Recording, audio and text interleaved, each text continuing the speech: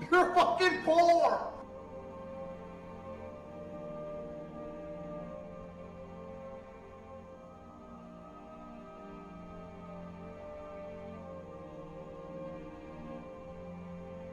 I can't afford this shit!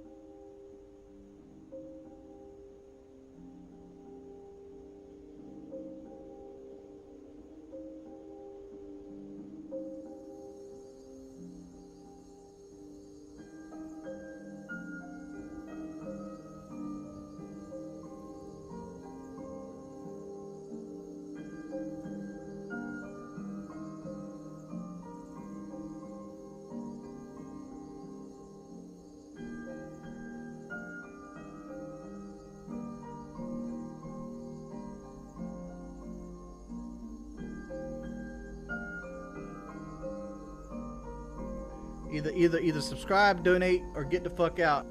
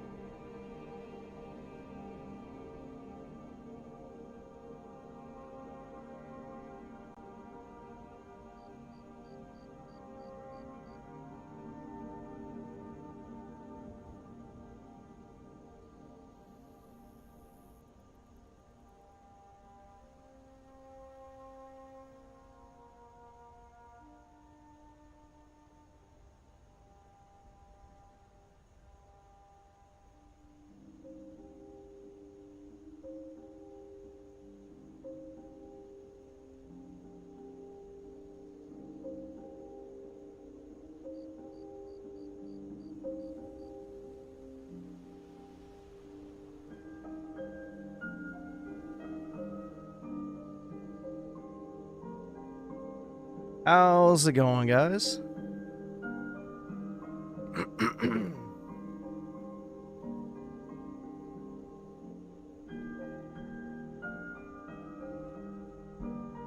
See, Tim Marco, the 279, the Steam Machine price is truly bonkers.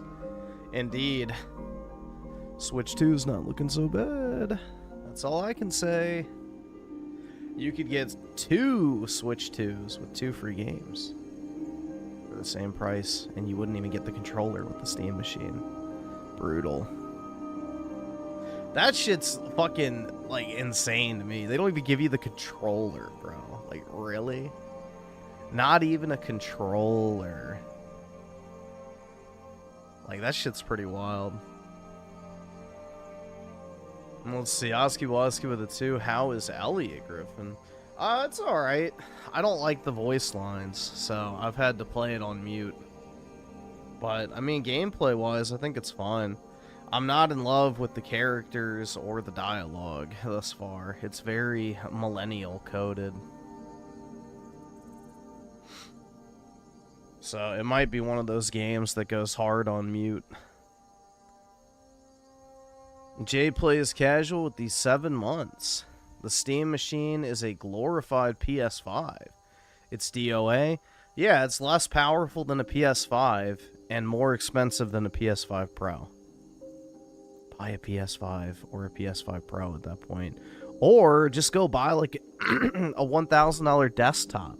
Like, you can literally find deals on $1,000 desktops that would absolutely fucking decimate the Steam Machine. So...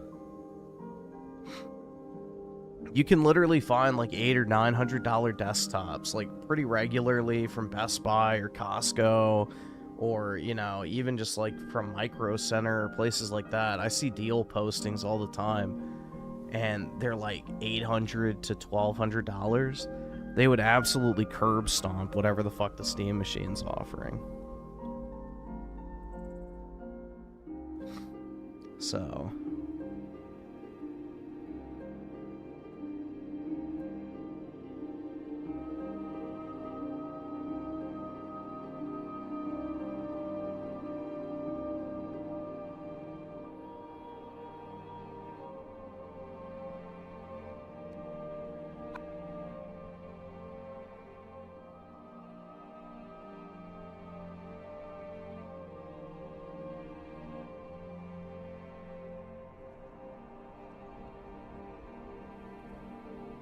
Costco RTX 5060 gaming PCs for $1,000? Yeah, that's probably better. Plus, it's upgradable, too. Steam Machine's not upgradable at all.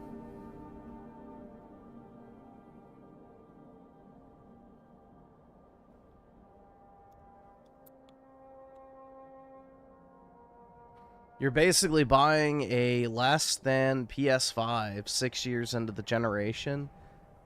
That's weaker.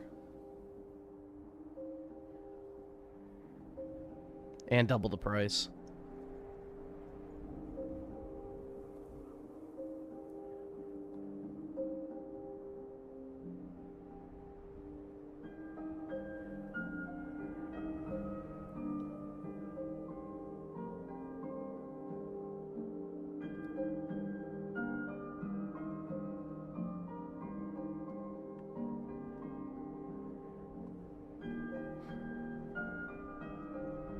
I think maybe in Asia it might be popular because they just don't like consoles, but even then the price is really pushing it. Like, what is it, 1,300 with the controller for 2 terabytes? That's really, like, just, that's wild.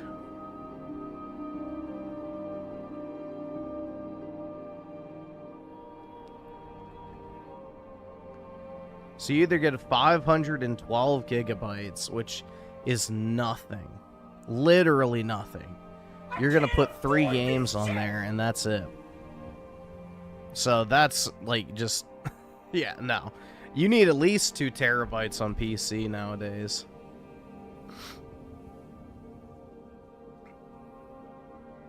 With the controller, it's almost 1,500. Yeah, that shit's... Nope. That is just a complete and total ripoff. You could get 3 PS5s.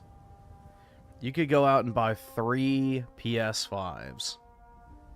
You could buy a PS5, Series X, and a Switch 2 for about the same price if you didn't mind buying, you know, the PS5 and Xbox pre-owned.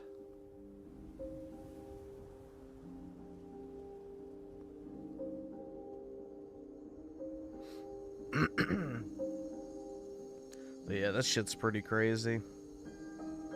I don't know what the hell. Like, I would have just canceled it at that point. I mean, maybe they just spent so much money on the development of the chipset or whatever. Like, the R&D cost was just so high. They're like, we'll release it and sell like a couple $100,000 at the very least. Recoup some of the money, and then that's it. But that shit's pretty wild, man.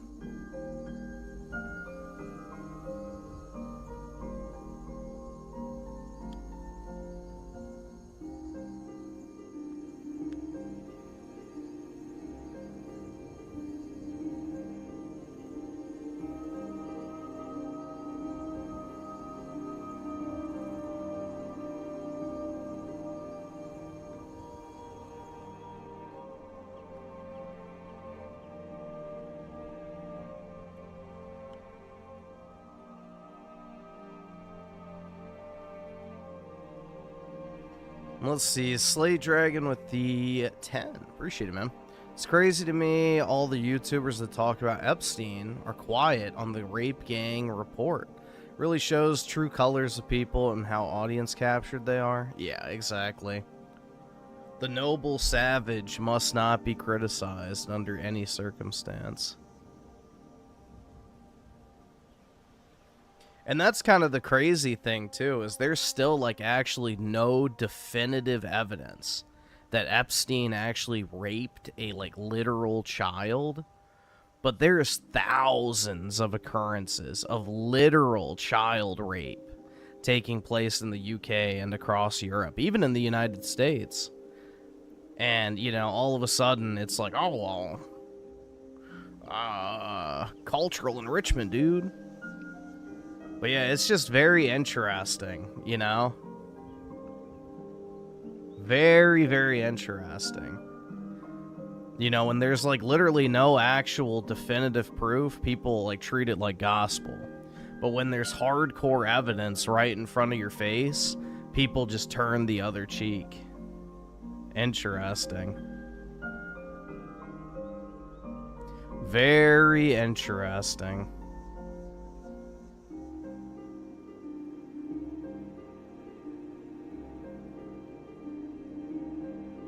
It's almost like they would rather chase a dragon that they know they'll never actually fucking catch.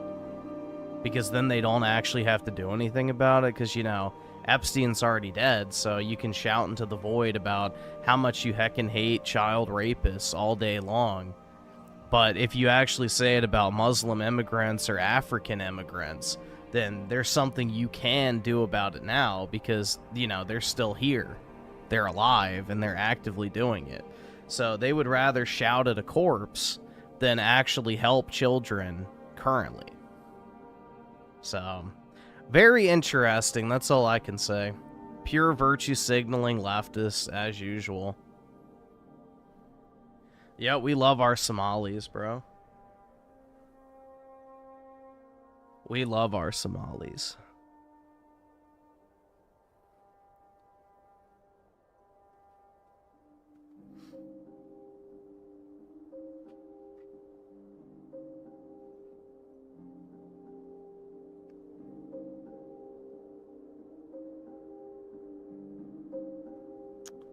Let's see. Daryl Zone with the 2.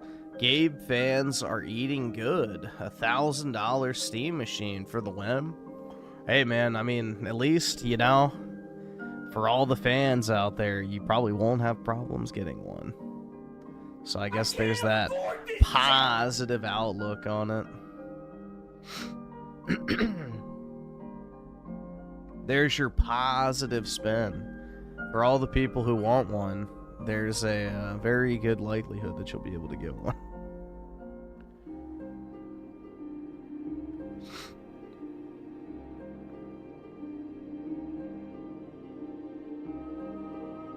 Let's see. Bud Sunny with the 2. I guess we can check it out.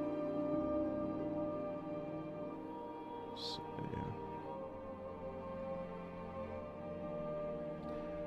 And let's see. Scotty drank the juice with the 5. I bet all the people complaining about the OG Switch 2 price feel really retarded right now. As they should, you know? Especially the ones that shilled the Steam Deck as an alternative, because the Steam Deck is almost double the price of the Switch 2 now. So, talk about peak irony. You know, a pre-owned Steam Deck costs more than a brand new Switch 2. Quite sad, isn't it? Quite sad. But yeah, pretty funny.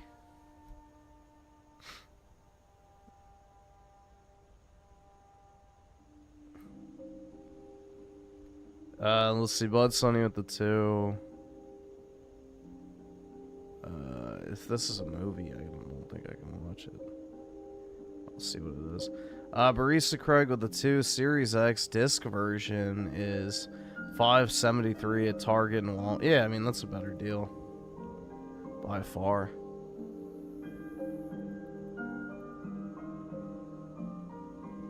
By far. I mean, you're better off just getting that. Because with the Series X, you can literally just, go in and, I think, put it in dev mode, and you can still emulate stuff. So.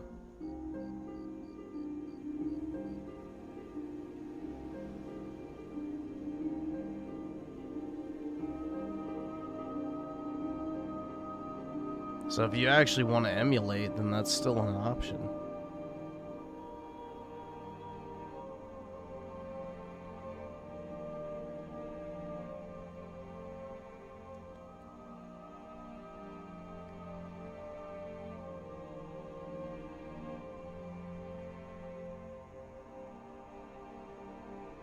Yeah, all the people shilling the Steam Deck and saying it was a way better value, you know, aren't looking too intelligent right now. All right, awesome. Thanks, nigga. All right. That was definitely not a evergreen take, that's for sure. That's for damn sure. The $980 Steam Deck OLED is not really living up to the value proposition that a lot of them proclaimed.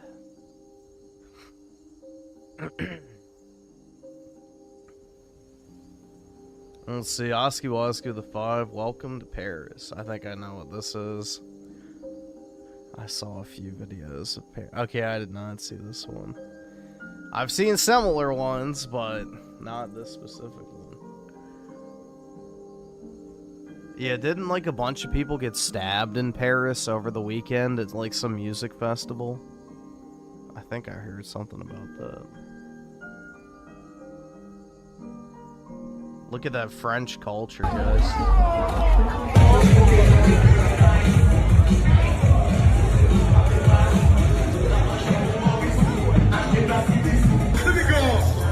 Senegal, we here. We Senegal, man. I see you, boy. Come on. I can't wait to go on vacation to Paris, man. See the Eiffel Tower, take in French culture. You know, doesn't this just look like a dream?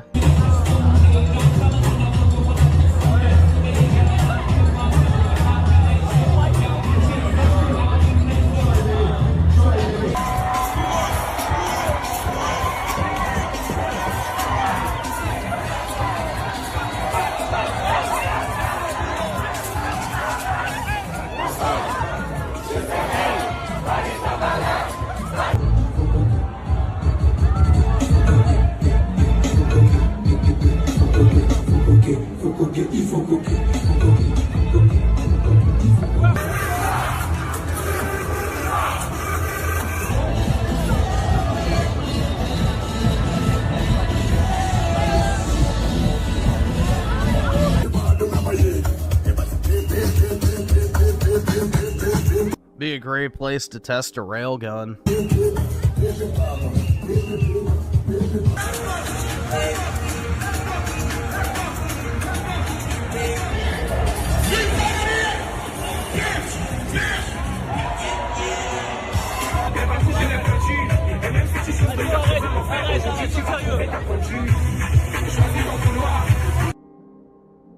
Jesus, bro. But hey, at least they're not speaking German, right?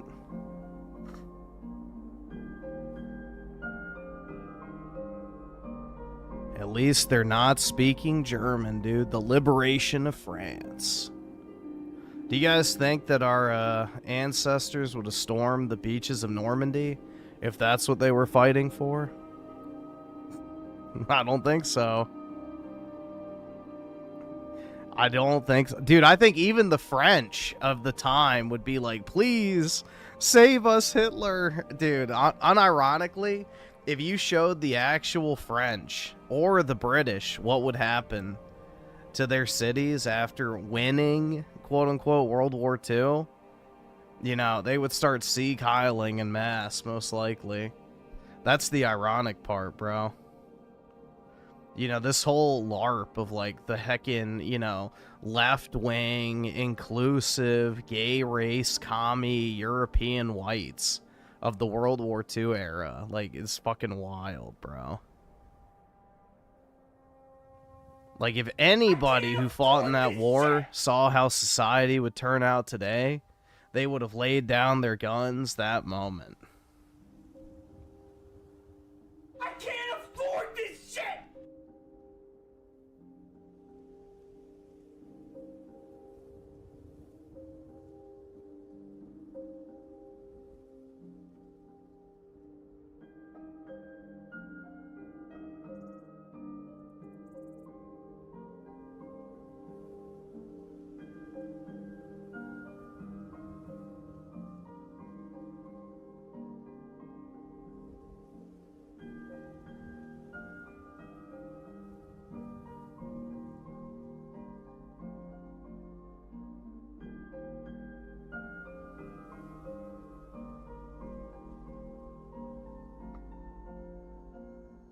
Show that to a Frenchman 100 years ago? Yeah. Exactly.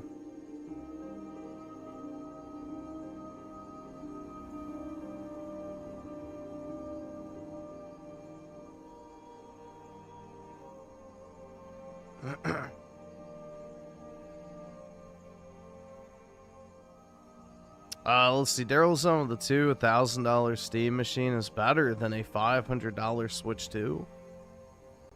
I mean, yeah, if you're into butt stuff, maybe. But otherwise, I don't know how. And let's see. Wotan with the 2. Germany predicted this for France, right as you... Yeah, like, it's literally that, that political cartoon I've pulled up before of, like, the French people in a zoo being looked at by Africans. And it's like, yup, it's pretty much modern day Paris. Modern day London, too. You shut the fuck! Don't you fucking tell me to my face to shut the fuck up!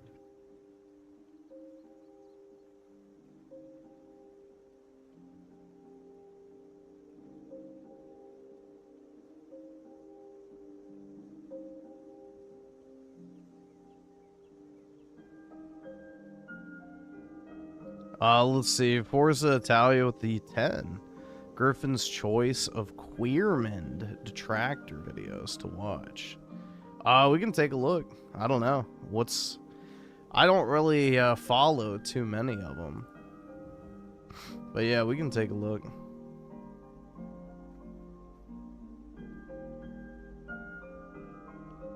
And Oski Woski with the 5. Here's another one. Let's see. Yeah, this is the one I saw. All right, awesome. Thanks, nigga. All right. I can't afford this shit!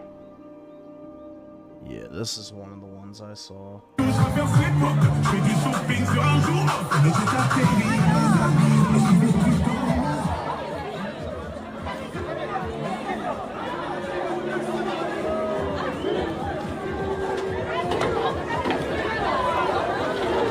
Guys, France. Do you think he cheered for the wrong sports ball team?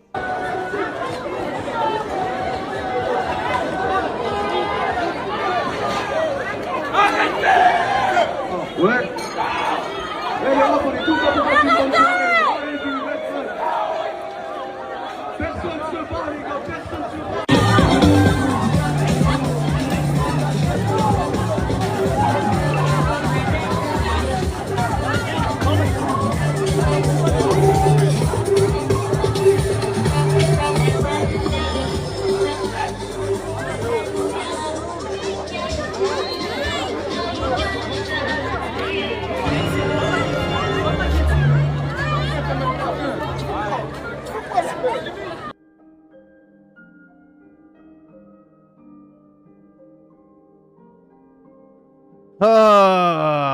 Man.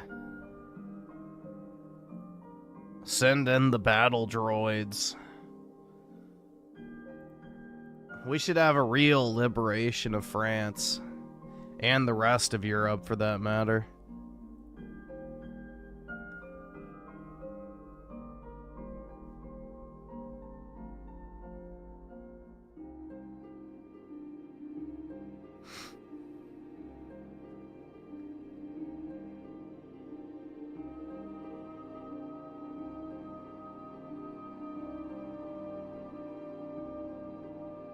No, it's not anywhere near that bad in my area. Paris is like a shithole nowadays, especially in... There's certain areas that are technically okay still in Paris, but very few and far between. So... very few and far between. I mean, the thing is, my area, yes, is very diverse, but it's nowhere near that bad. At least my immediate area. If I actually went, like, into downtown DC and shit like that, then yeah, it's bad. It's very fucking bad. But I'm on the Virginia side of the river, so... yeah, it's not anywhere near that bad. Now, if I lived in actual DC, yeah, it'd be that bad.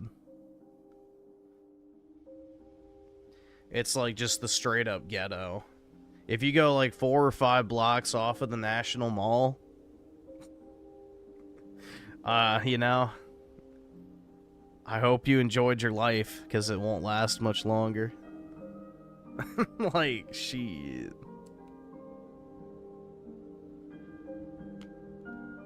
I love diversity. Absolutely, dude. It's my favorite thing. You know, kebab stands and taco trucks make it all worth it. And curry chicken, of course. The Piers Morgan special.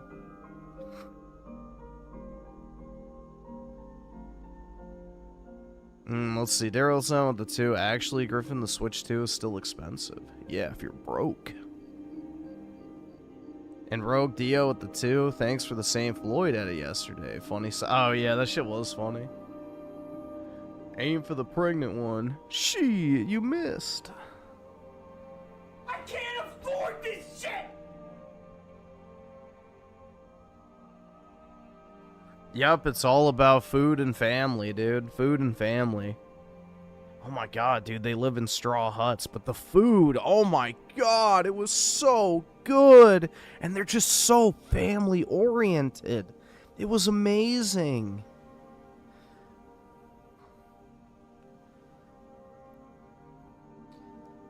Such a rich and valuable culture.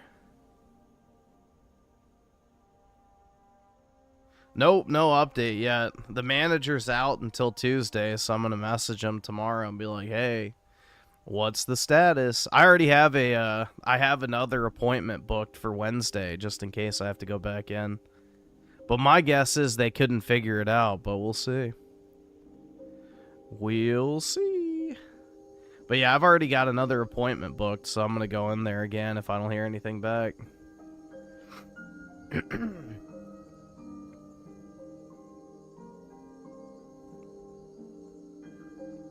And then maybe I'll call the corporate office too and say, hey, we got a problem.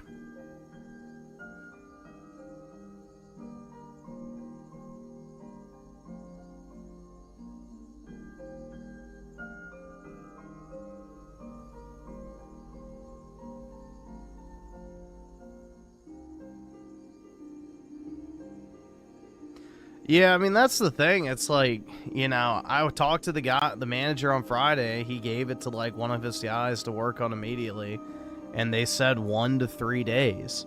You know, Friday, Saturday, Sunday, Monday. It's technically been 3 days, so we're going on 4, 5 technically, but I won't count the day that I went in because it was late in the afternoon. So, but yeah.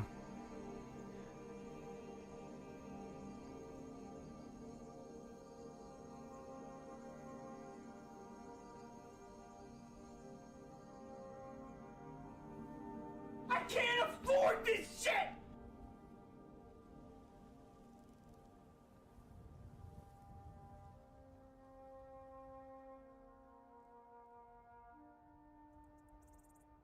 Stop breaking your PC, maybe? I haven't done anything. So, you know, this is all them at this point. Let's see. Genocide King revive with the 2. All this fatigue is inspiring me to play RoboCop. Yeah, we need RoboCops and we need Judge Dredds to just go around killing people, you know? Commit a crime, dead. On the spot. No trial, no appeal, no jail time. Just a swift strike of justice in the form of some hot lead between the eyes. But yeah, I wish, man. Deploy the fucking robots or Terminators or whatever. So I think it's kind of funny. People go like, oh, you want to live in a police state? I'm like, yeah, until shit gets fixed. Absolutely. Sorry, I'm not afraid of the cops. You know? Like, I don't think anyone should have any fear of the military or the cops unless you're, you know, human garbage. Like, why the fuck would you be afraid of, like, the military patrolling the streets? I mean, what reason would you actually have to fear that scenario? You wouldn't. Unless you're doing something wrong. So, it's like... Yeah. Forgive me for not being sympathetic to the plight of criminal scum, but... You know? Skill issue, bitch. And let's see. Rogue Dio with the 2. Yeah, we can check it out.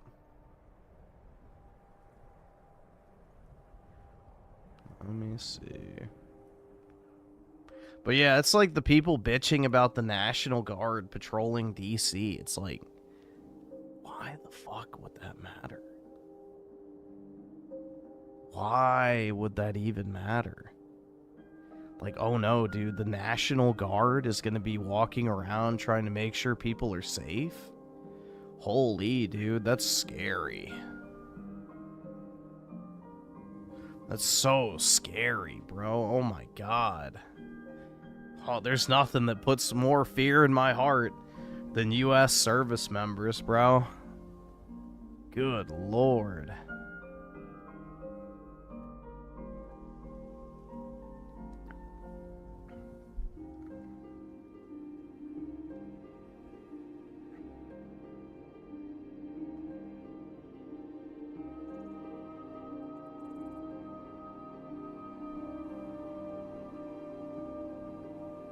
Yeah, exactly. I'd feel a lot safer if the military was out.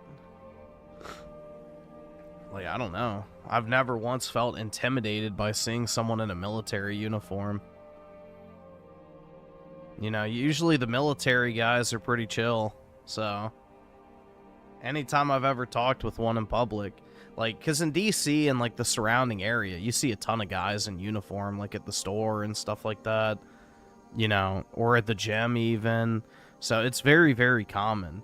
So it's like, dude, to act like that's some sort of like fucking spooky scenario. Like, oh my god, dude, he's wearing camouflage. He's literally gonna fucking kill me.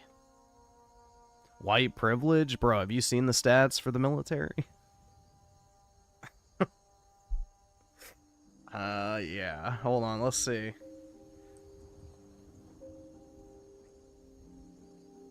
But that's the thing is, you know, it really do be your own people because, you know, it's the same thing as like the black cop phenomena. Black cops are way more likely to just shoot black people on the spot.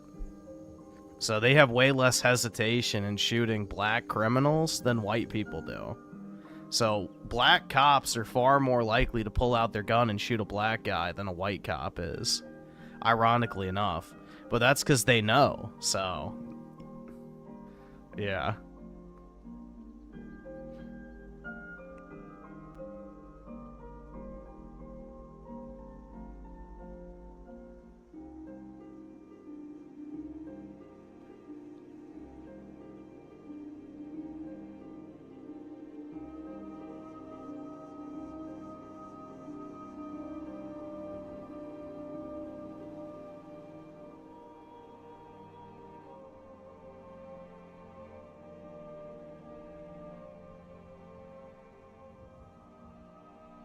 Yeah, the military is very diverse. So, I mean, that's the thing is I don't really think that's an issue at all. Like, I would much rather, you know, the brothers join the military than, you know, join a gang or something. I think that's a much more, you know, noble and constructive use of your time, so. I mean, that's the thing, bro. It's like most people back in the day even, it was pretty much expected that you would go into the military, so that has changed in recent years. You know, the military nowadays is seen as like a last resort, but you know, back in the days when the country was founded, up until like the early 1900s, it was like expected as you as a young professional male would join the military, become an officer, and then you would, you know, step down from your commission, it was called back in the day, and then you would enter the private sector or private life. Like, it was an expectation that especially high class or high society men would serve in the military. So it's recently become more of a last resort, like, oh, I don't know what the fuck I want to do with my life type situation. You know, that was not the case in the past. It was viewed as highly prestigious to be in the military.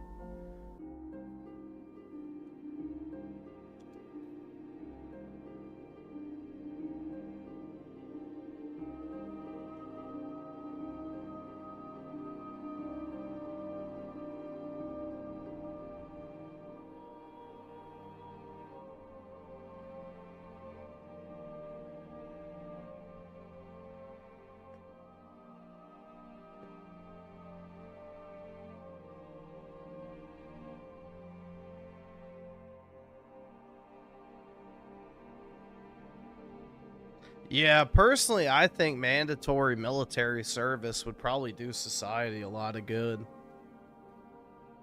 You know, I think there is, like, some actual merit to that, personally.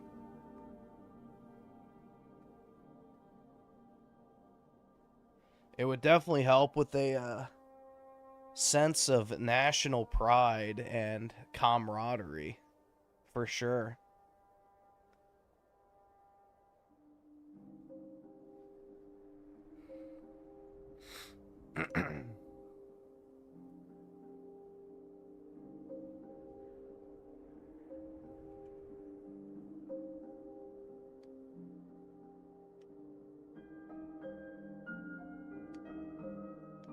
Nah, PK, we're sending you to Ukraine, bro. Forget Israel. That's in the past. You're going to Ukraine.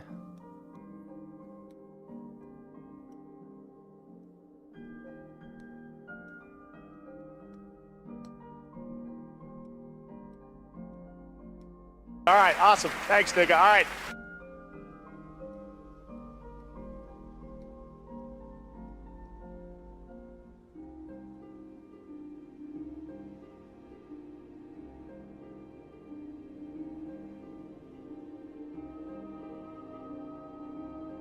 You're gonna help create the new Israel, PK. Israel's so 1947, bro. 2027, we're talking about Eastern Jerusalem. Ukraine, baby.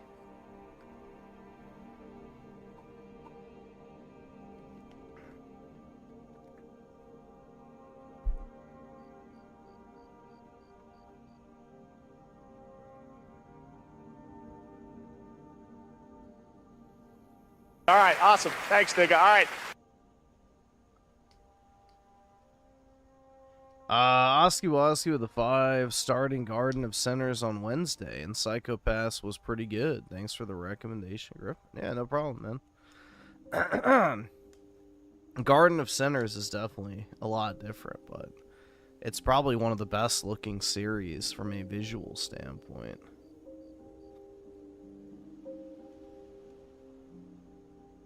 And Benji plays with the 5. Man, the Steam machine is literally a scam. I like Valve, but those prices are insane considering the PS5 Pro is cheaper and outperforms it. Yeah, the issue is Valve can't get volume pricing because they're not a big enough manufacturer. So, you know, a company like Sony or Microsoft to a degree, Nintendo, like, you know, they're selling tens of millions of consoles. So they're placing these massive orders. So they get economy of scale on a lot of this stuff. You know, the RAM manufacturers aren't going to burn a bridge by scalping Sony or Microsoft or Nintendo because, you know, they're buying tens of millions of SKUs every single year. In theory, not so much Microsoft, but you get the point. But, yeah, that's basically what it comes down to, is Valve is not going to sell too many of these things, regardless. Even if they were $800, I don't think they'd be flying off the shelf. So, I mean, compare the Steam Machine sales to all the other consoles. Like, the Steam Machines, or not Steam Machine, Steam Deck. It sold, like, 5 million units in, like, 4 years. So, it's not really flying off the shelves. So, Valve is not getting volume pricing whatsoever. They're basically probably having to pay retail for all the components. And as a result, you have exactly what we're looking at now, an overpriced, underpowered machine that's over double the price of the PS5 and weaker. So, yeah. Not worth.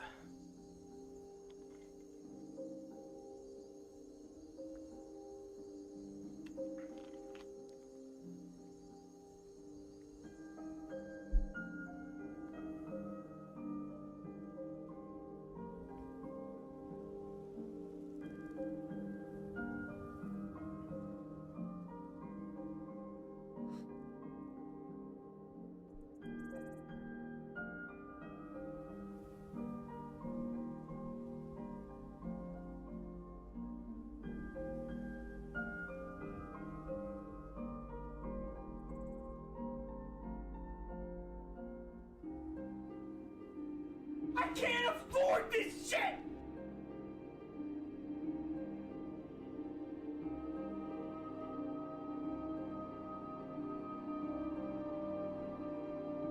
Let's see. Genocide King Revive with the 2. Just beat House of the Dead? Is that what that stands for? I don't know what HOTD is. About to start game number 80 of 26, RoboCop. Nice, man. The RoboCop games are fun. I liked both of them. I thought they were pretty enjoyable overall. So, definitely a fun first-person shooter.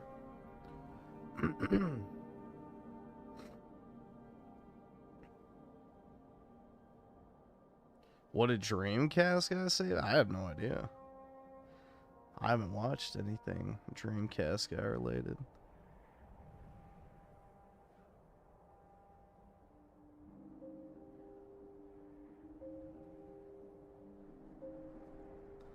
Eclipse with the 20 months. Switch 2 is the cheapest gaming option by default. Yeah, it's kind of ironic, isn't it? The thing that everyone was saying, drop the price, is now the most affordable place to play by a long shot. Nintendo W, as always. As always.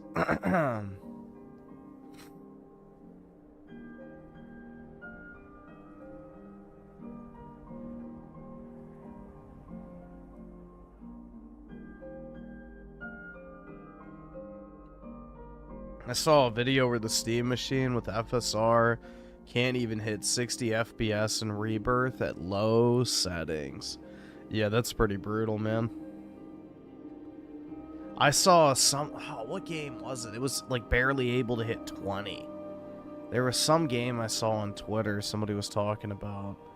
It was, like, at medium settings at, like, 1440p, and it was barely even hitting 20 FPS. So, yeah, it's a very underpowered. Yeah, it's pretty much a Counter-Strike 2 machine. I mean... Maybe it's cheaper than buying a computer in places like China or Taiwan or something. I don't know. Like, I really don't know who's going to buy this thing. Because in the developed world, consoles are way cheaper. And then on top of that, you can get a better spec'd computer for way less, too. So it's like... I don't know. Seems just kind of unnecessary at that point.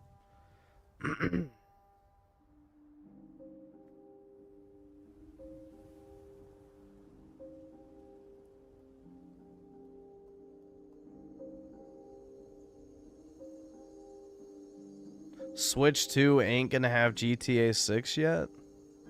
Series S will? Well, dude, I already have a Switch 2. You don't need to sell me on it more.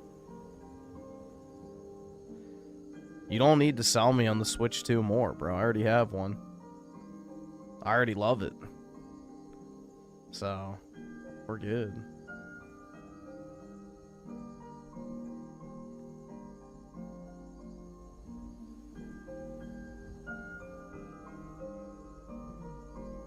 They don't even have the Steam machine on the front page of Steam itself. Oh, wait, no. There it is. Okay. Alright, I was about to say, really? It's pretty brutal if they didn't even have it up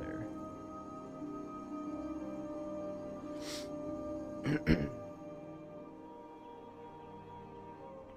Yeah, The Darkness 2 is a good game. It's one of those hidden gems from the 360 era.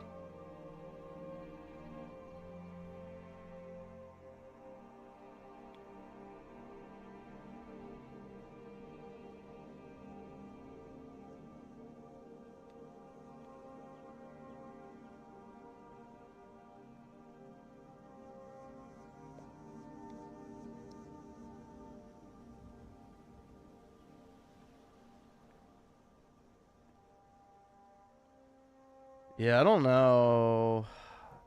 Wait, let's see. I don't think I have the picture saved anymore, but I have one of these graded, which is really cool.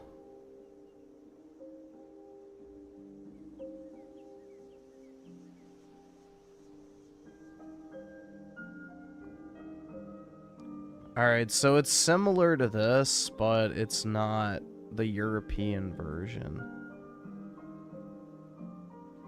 It's the Asian version, so it doesn't have,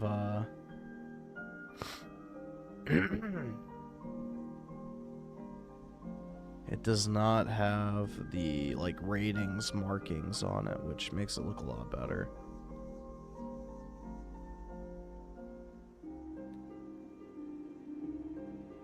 So I have this. I wish I had my WADA scans, but yeah, this is what it looks like.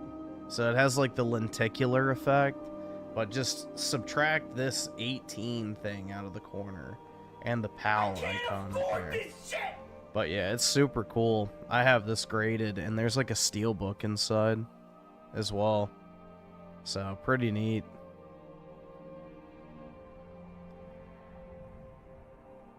Still emo, exactly. But yeah, I really like, you know, I tried to find like some unique versions of like 360 games and shit that I liked, and this was one of the ones I came across. I was like, oh shit, that's fucking cool.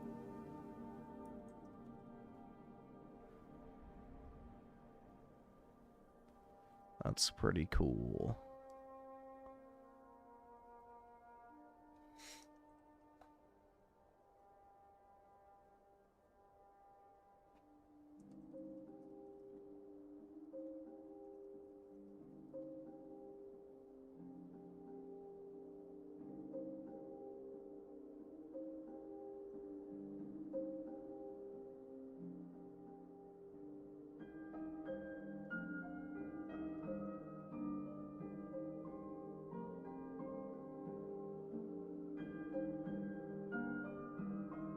Yeah, I don't think there's any listed on eBay. I was gonna see if there's a better picture, but I think they are all gone.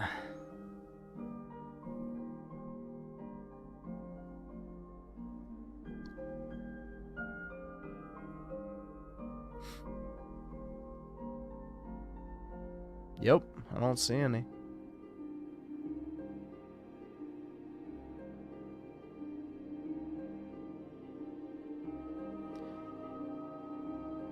Yeah, dude, I really like slip covers. You know, one of my favorite graded games I have is my BioShock 1 with the original slip cover. Like, that shit looks so cool.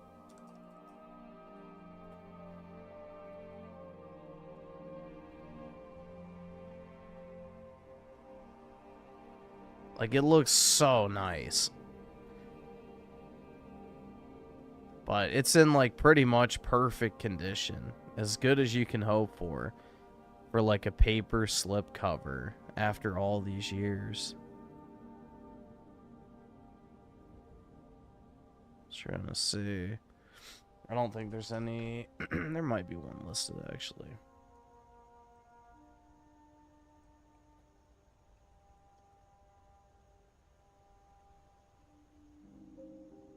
Somebody has a 9.2 listed for $860.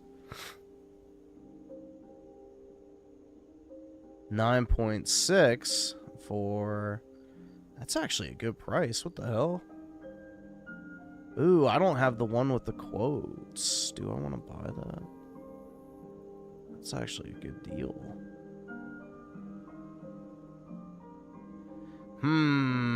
I might have to pick that up. What is the condition of the slipcover, actually?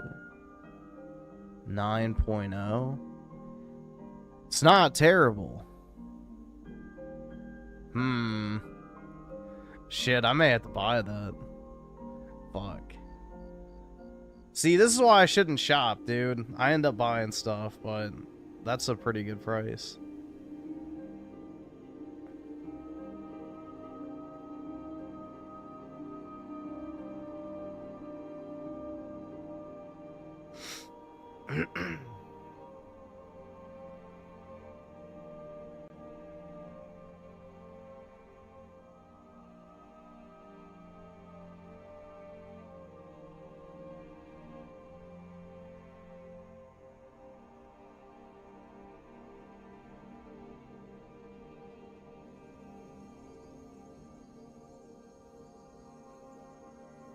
What is this boomer slop? What do you mean? You mean Edge Kino masterpiece? Oh, that's actually a really good price. Wow.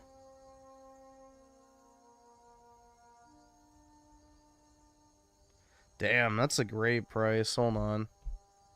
Here, I'll pull this up.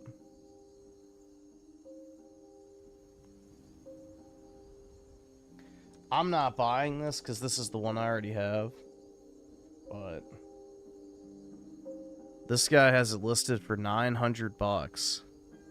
But it's a 9.8 A++.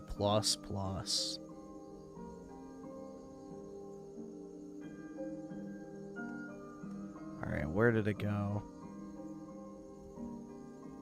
Yeah, here it is. This is one of the coolest games of all time, cover art wise. Like, the 3D, like, embossed effect. Oh, never mind, bro. That fucking slipcover's crunched. That got a 9.2? Jeez. But yeah, anyway, it looks sick as fuck, dude. I love these old, like, 360 sealed games. They just look so nice. Hold on, is this one better? Oh, this is with the quotes. I don't have the one with the quotes. Yeah, it's the same grade as my other one. Shit, $1,000. I don't know if I can swing that. Yeah, this is the other one with the quotes on the front. The one without the quotes looks better, but... yeah, this is the second printing. because it has like the review scores on it. This is the original print. So this is the one I have. But I really like these. And then of course there's you know, BioShock 2, which I have one of these as well. Again with like the cool embossed foil cover art. Beautiful. Absolutely beautiful, man. Love it. Like the glass has like a 3D effect. It's so cool. I don't know, dude. I love this shit. Personally.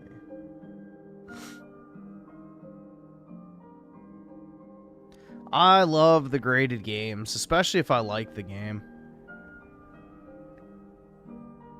Yeah, I have Skyrim graded. Premium map Wada. Let's see how much those are going for now. Holy shit, dude. The only one listed in good condition sealed, Wada-wise, is a 9.8 A++ for 15 grand. Whoa, buddy. But you have to get the one with the premium map. That's the first print of Skyrim. And it's super fucking hard to find sealed. I have a CGC 9.6 A++, I believe. So, technically it probably would cross to a WADA 9.8 or a PSA 9.8 if I sent it in, because PSA is a little more lenient on their video game grading than CGC is. CGC grades harder. So I might actually be able to cross it over to a 9.8, which maybe I should, given the value. If that actually sells for anything close to 15 grand, bro, that's wild. But yeah, I have this exact version of it with the premium map.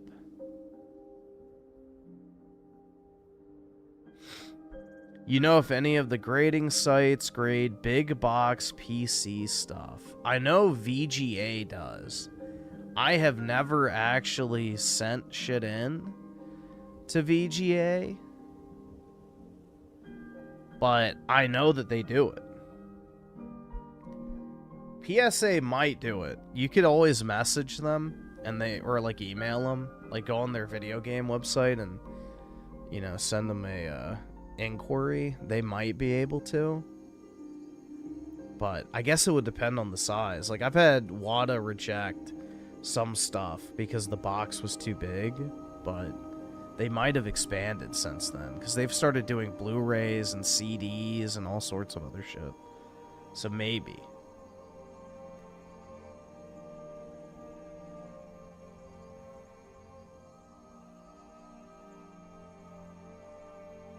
Oh, yep. WADA, now part of PSA grades big box PC. There you go. They do it.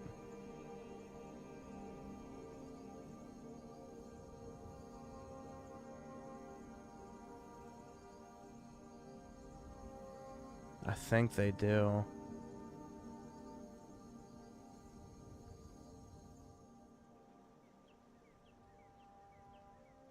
That's what Google says, but I would just message them and see. I've never dealt with big box PC, but possibly. They do like SNES and NES and, you know, N64 in box, so I don't think it's much bigger than that, right?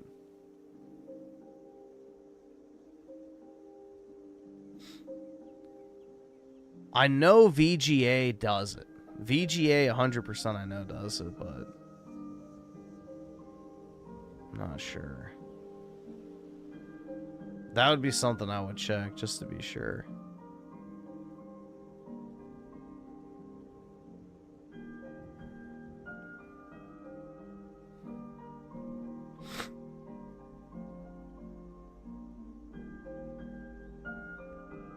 Size of a GPU box, then maybe not that. But VGA will absolutely do it. They do custom and caps. VGA will even grade consoles. Like, there are people who have sent in, like, the PS5 or the PS4 500 million edition, and they literally got the sealed console box graded and encapsulated. So, if WADA or PSA, whichever you want to call it, doesn't do it, VGA absolutely will do it.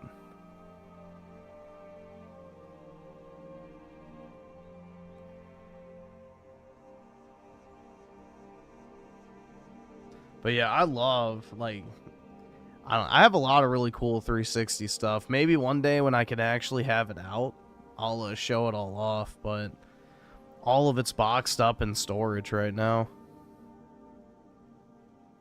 Oh, damn, this one's beautiful. Let's see.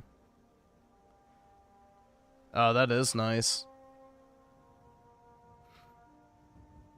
The mint trapezoid. Yeah, so that's a VGA slab. That's pretty cool. But yeah, they do custom encapsulation for whatever you send in, so they're definitely a good option for that type of stuff.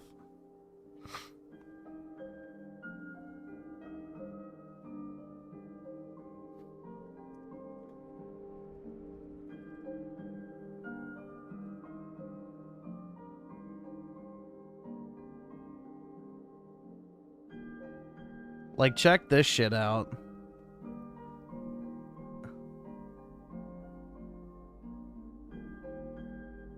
This is crazy, man. Somebody graded the 30th anniversary PS5.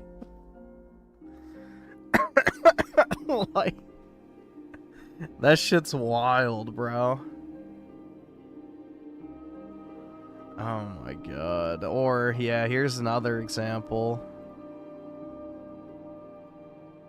Somebody graded an N64 gold Toys R Us limited edition. So they do like anything. They will grade anything you send in. Now, the pricing, I don't know if it's good or bad when you get into stuff that huge, but they do it. So if it's something you're interested in, you might want to, you know, pull the trigger and be like, yeah.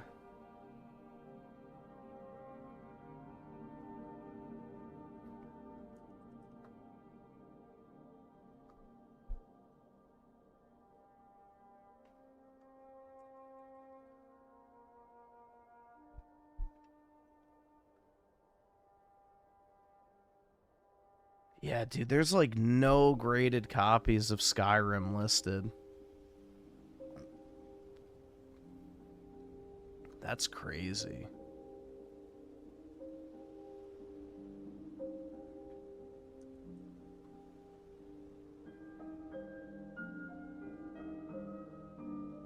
There's what? 1, 2, 3, 4. Yeah, 4 graded copies of Skyrim, like, Premium Map Edition. 2 of them are 8.0, which is terrible for 360 games. One of them is a 9.0, which is okay, not great. And then the other one is that 9.8, which is 15 grand, so... I think, hold on, let me see, am I still signed in on here? I might be. No, I'm not, shit. On my Instagram, I think I have a picture of Skyrim. Actually, let's see what the grade is.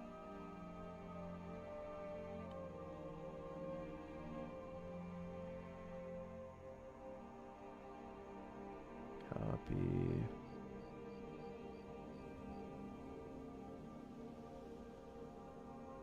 Fuck off, I'm not signing in.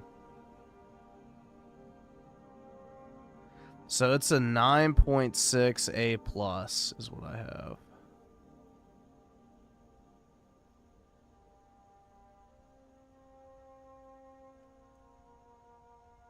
I can't afford this shit! Yeah, and then my BioShock is a 9.8 A++.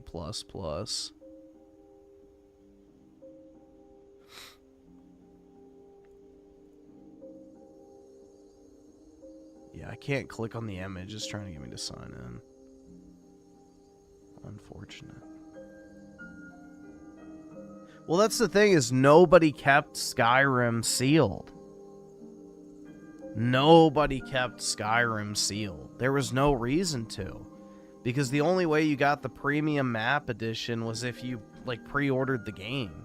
And everybody wanted to play Skyrim like crazy. So everyone bought the game, opened it up, and then, you know, as a result, there's very few copies sealed. So, I mean, pretty much everybody had the premium map version when they bought the game. But no one actually had the foresight to keep it sealed. Which, to be fair, 360 games, you know, not exactly known for their sealed value back in the day. But I don't know, man. It's pretty neat. But I have this in CGC, not PSA, which maybe I'll cross it. See what they give me.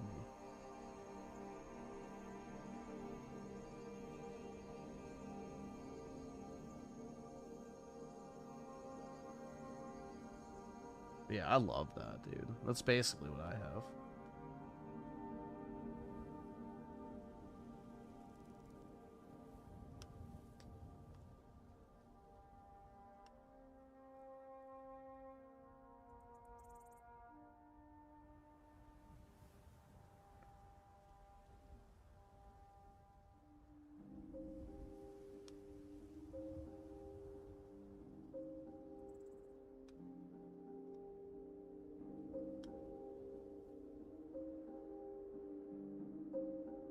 Let's see.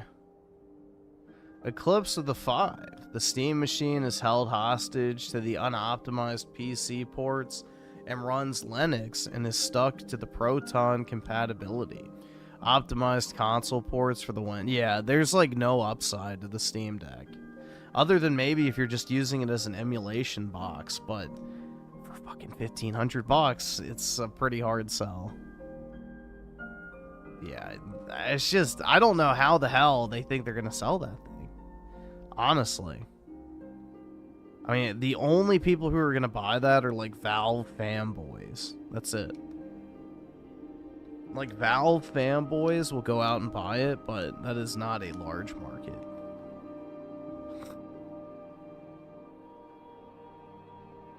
Let's see. Shit Ant with the 2.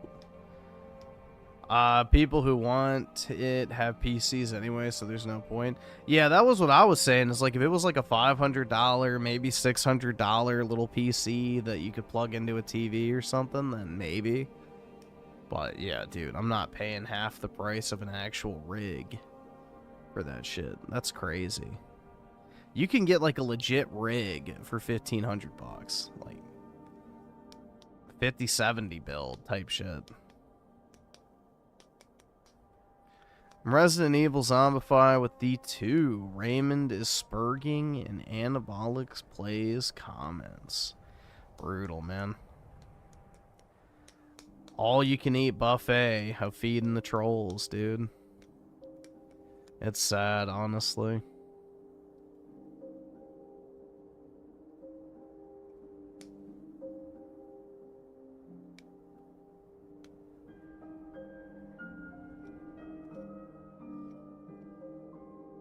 Reported to the cyber police. That's right.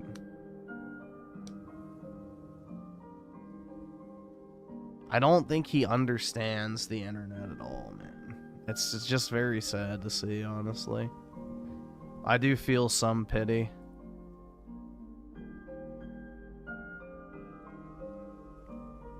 What is he?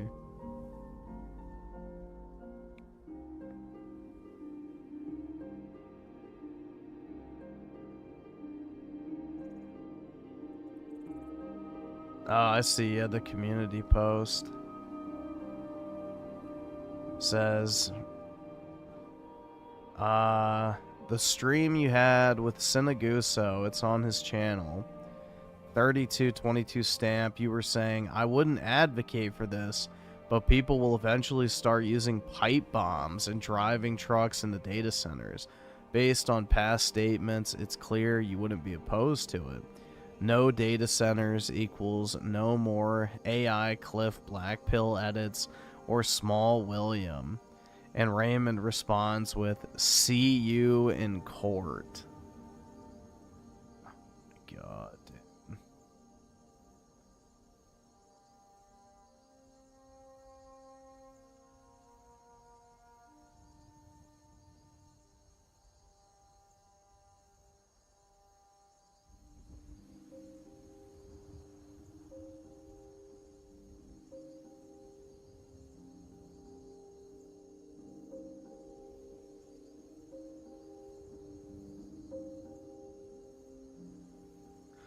Holy, dude, he's like replying to everyone on the fucking community post comments too.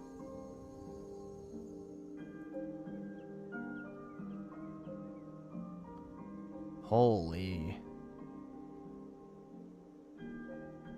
Here. I mean, this is just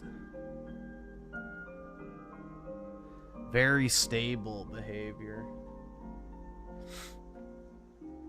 Section 230 protects you from publicly sharing. Yeah, I don't think Anabolic is sharing your social security number, bro. I'm pretty sure pretty much everybody across the board disavows that shit. Like, that's crazy, bro.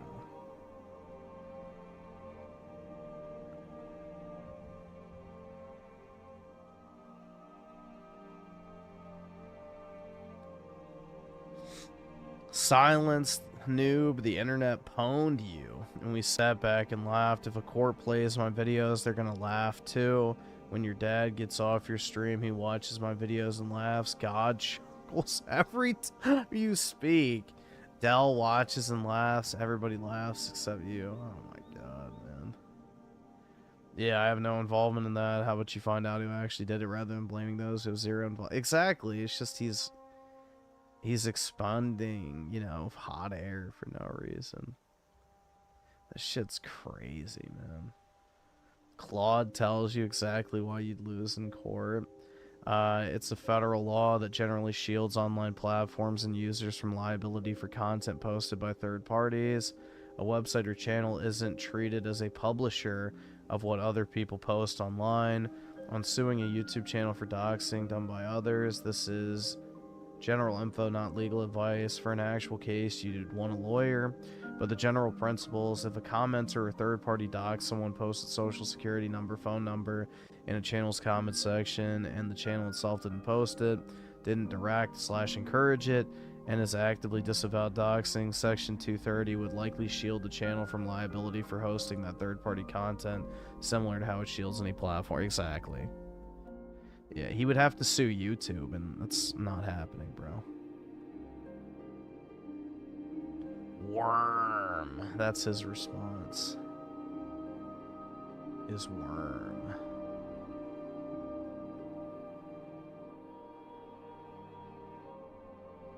I mean, that's the thing, bro. It's like nobody is actually out here encouraging anyone to fucking dox him and shit.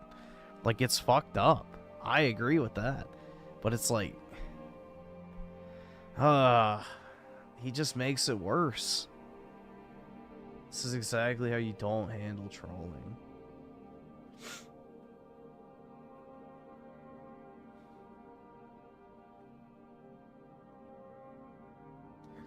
This is our safe space for us to laugh at Anabolic's transformative content. You're using the doxing as an excuse. Basically, everyone has disavowed dox. Exactly. Go sue Amanda. Her chat doxed you, worm. Oh, and I need $40 right now. Exactly. I don't know, man.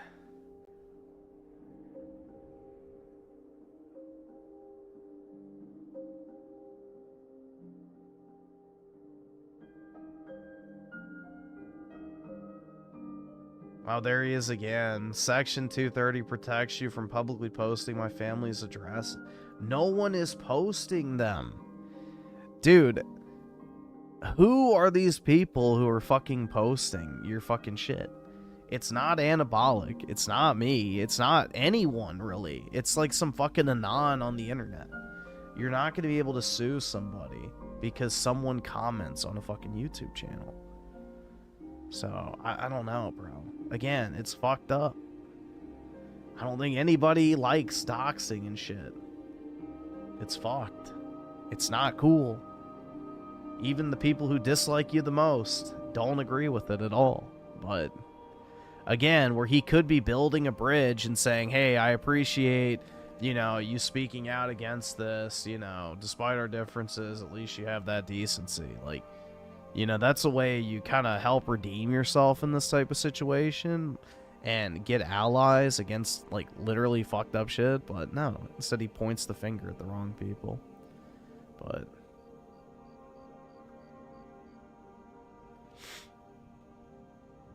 I don't know.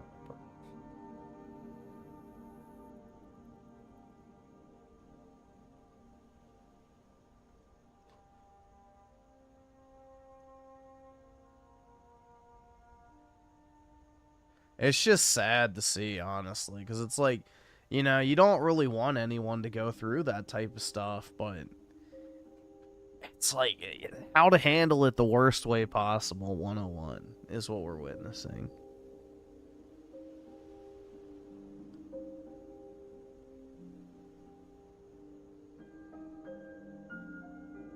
So, I don't know, dude.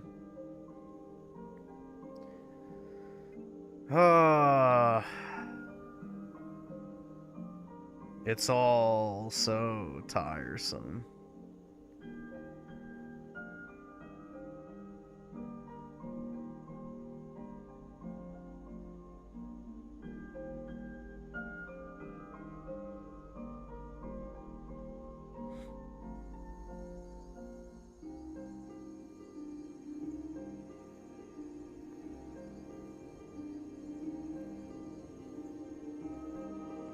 Stand back and stand by, exactly.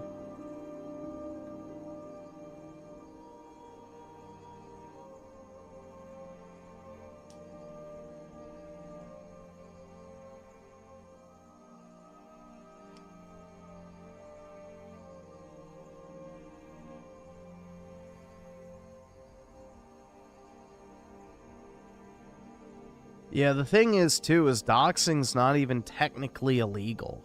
I mean, like, sharing social security numbers and stuff, that is.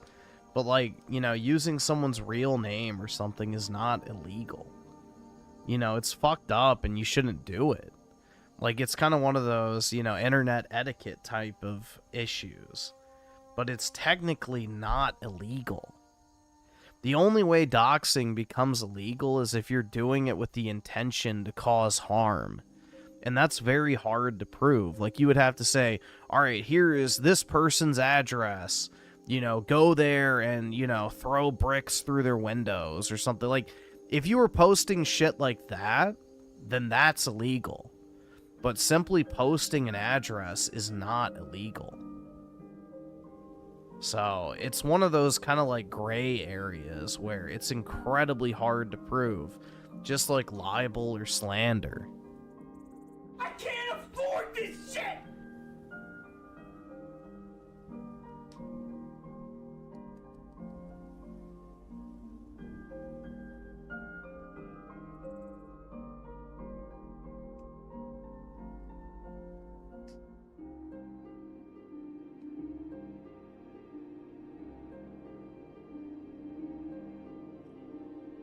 Let's see, Tim Marco, the 7. I don't get why he's always accusing everyone of being out to get him. It's schizo at this point. It is, bro. It really is. So he thinks like there's actually like some concerted, you know, NGO level, you know, gang stalking scheme against him. It's wild. It's like, that's not a way to live, man. Like, holy. That shit's pretty crazy.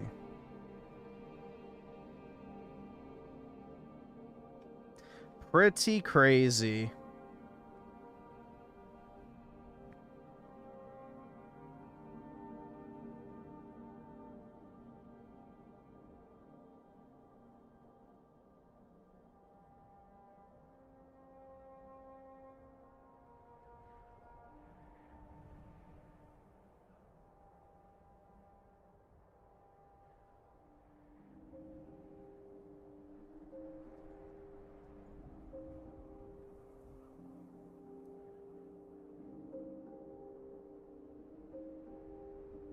All pitch in and get him a hooker. Oh yeah, dude, that's a great idea. It's a great idea. Oh, man.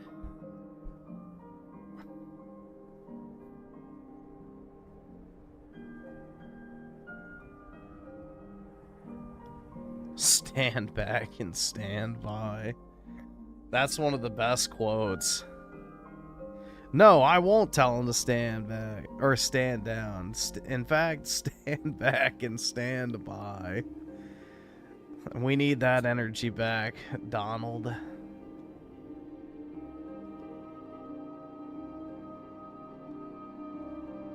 The worst thing you can do is mess with someone's cash flow, Griff.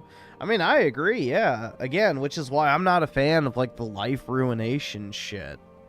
You know, let internet drama be internet drama. You don't need to try and ruin somebody's life over it or harass them in real life or whatever, you know?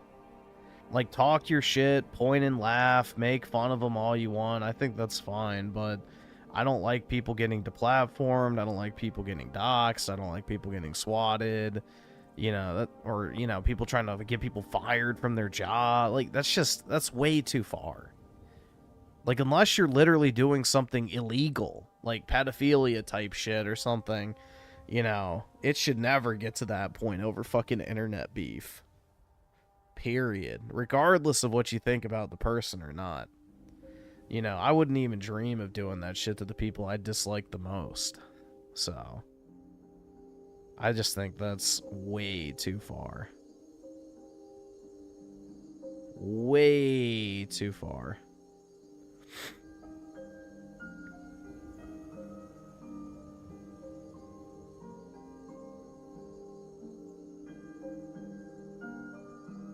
Raymond's dad gives soy cuck energy. He's probably a hippie, bro. Like most boomers.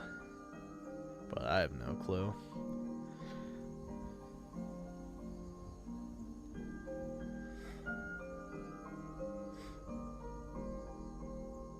No clue, dude.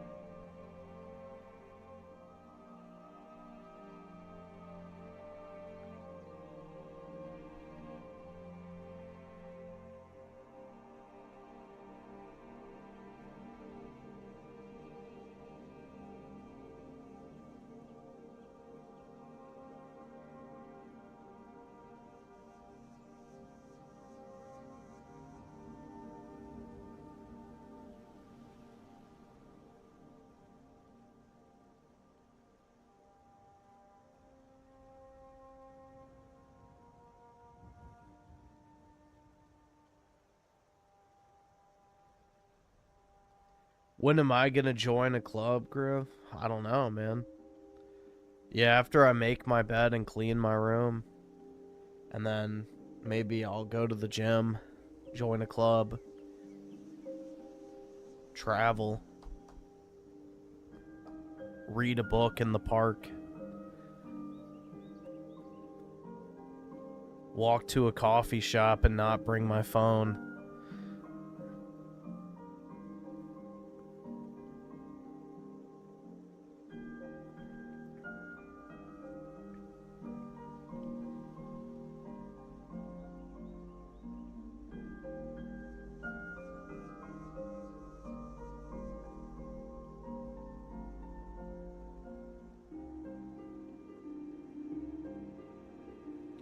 Going to a club to hook up with some mid out of 10 is Pete Goyam behavior, actually. No, dude, not like the club, like an actual, like, club of shared interests. That's what they're talking about. Not like a nightclub. But yeah, I mean, that is pretty much Goyam maxing, so yeah, not too far off.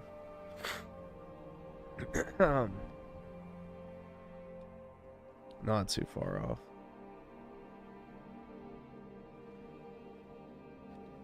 Dude, now I want to go shopping for more graded video games. Which I had to stop buying because I really don't have fucking room for that type of stuff.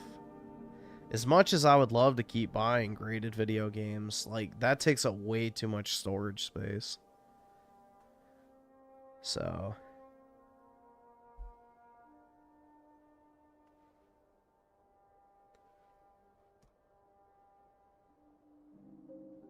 that's the issue with that passion.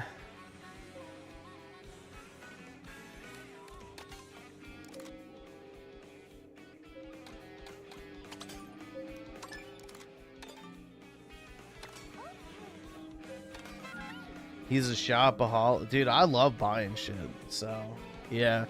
No, I mean, it's one of the few remaining dopamine hits I get nowadays, is like buying something online and anticipating opening the package. So, you know. Quite sad, isn't it?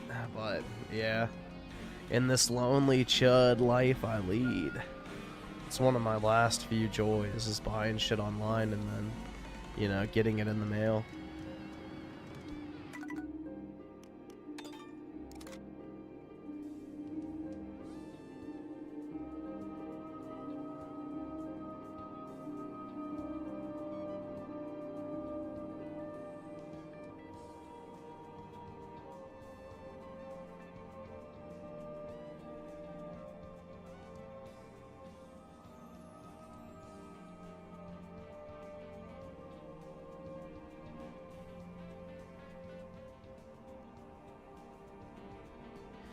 Let's see. Dr. Nefarious of the two watch just a... oh, dude, I remember that Just a Robot guy.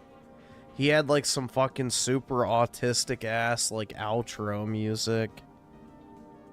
Of, like, the Battle Hymn of the Republic, I think it was.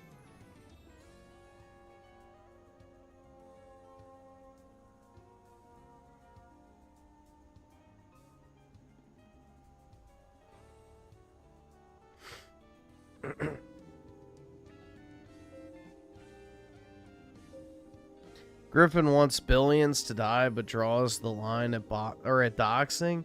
Yeah, I'm not an animal, PK. I'm not an animal.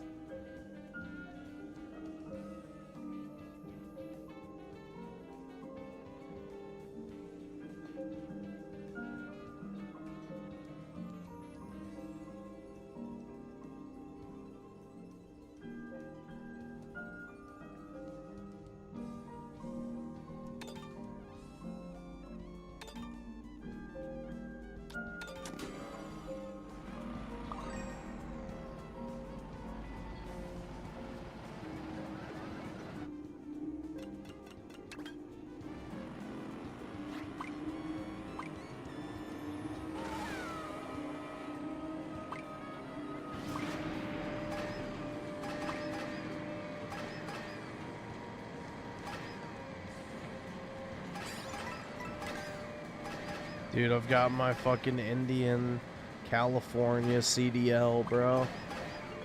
Hell yeah. Sorry, son!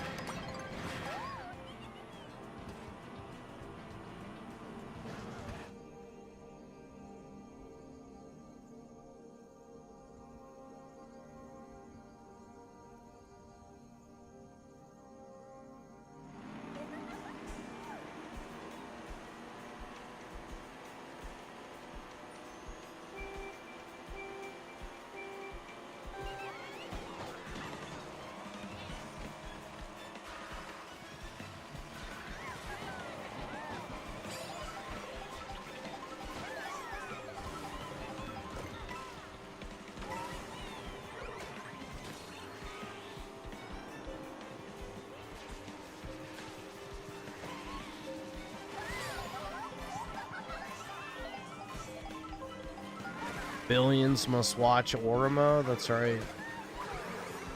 It's the only way to heal the heart of the nation.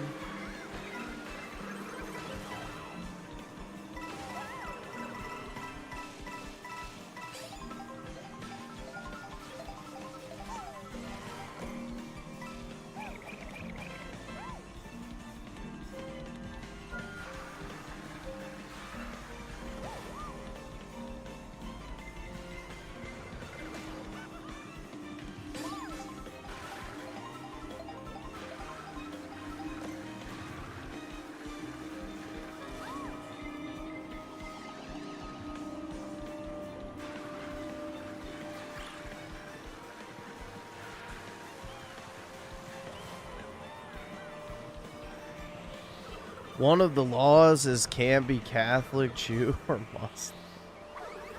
That's right, dude. We have to hail Odin instead. Hail Odin.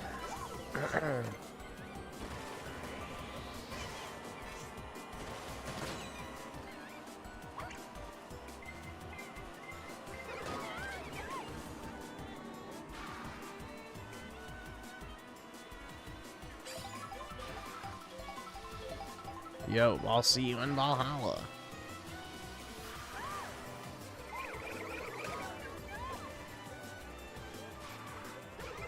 Yeah, it's either Odin or Sol Invictus, bro. The invincible, everlasting sun.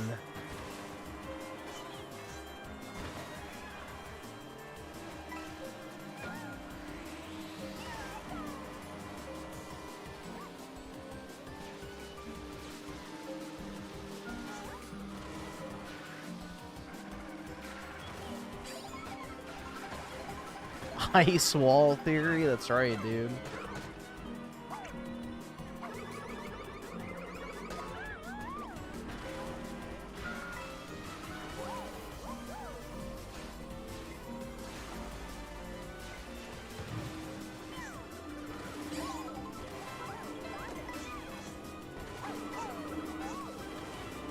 Yeah, maybe one day we can all go to the ice wall too. Once we ascend.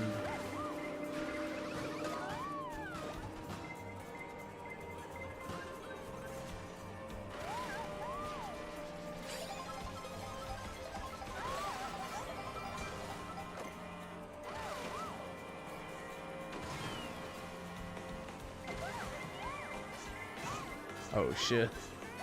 That was not optimal. It like flung me up instead of forward.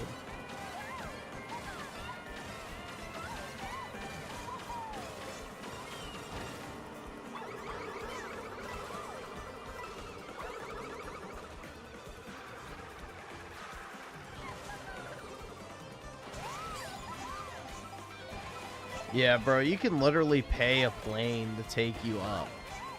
If you actually believe in that shit, you could literally charter a plane that can fly high enough to where you can literally see the curvature of the Earth and any potential ice wall you might think that exists.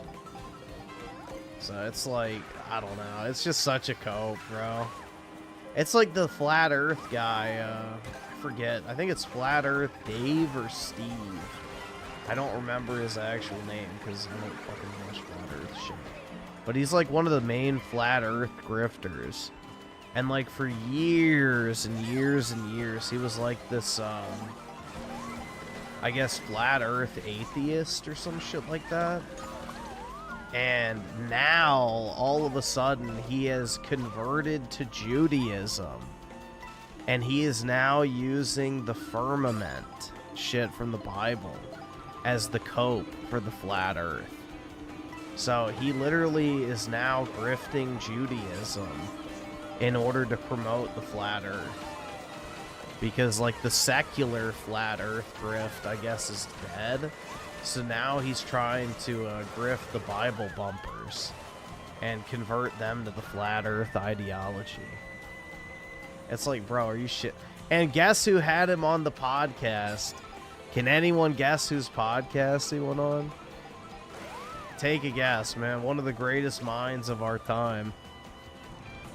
You know, it's very surprising that such a genius would attract another genius of such caliber. Yes, Jake Shields, bro. Jake Shields. Oh, man. Mr. Anti-Israel himself had a Flat Earth Jew on his podcast to promote literal Flat Earth Judaism.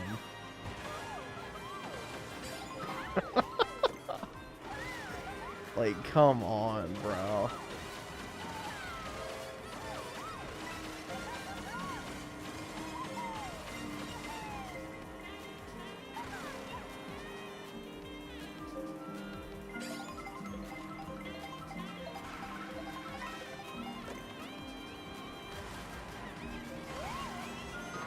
I don't know if Alex has had him on or not. He might have.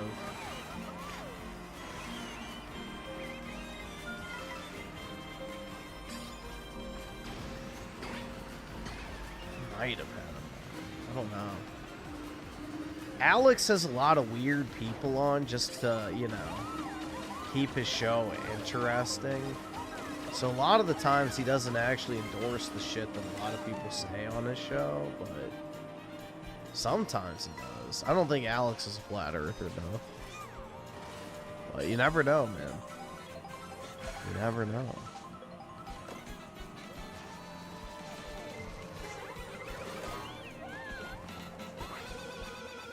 Just asking questions, dude. Just asking questions.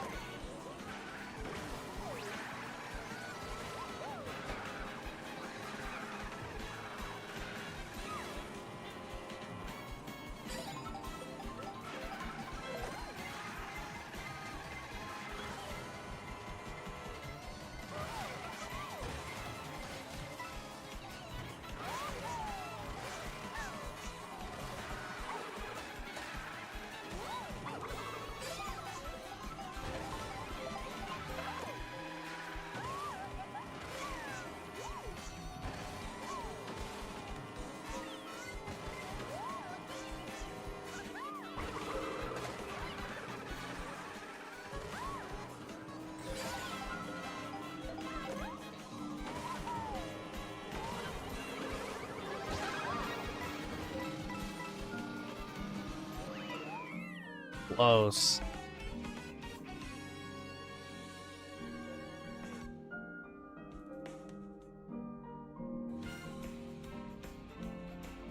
Hold on, let's see real quick.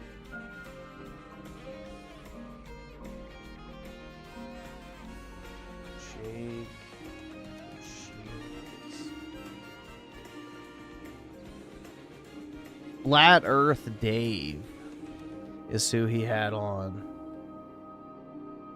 Flat Earth Dave exposes NASA, the globe psyop, and the truth they are hiding in Antarctica. Good lord, man.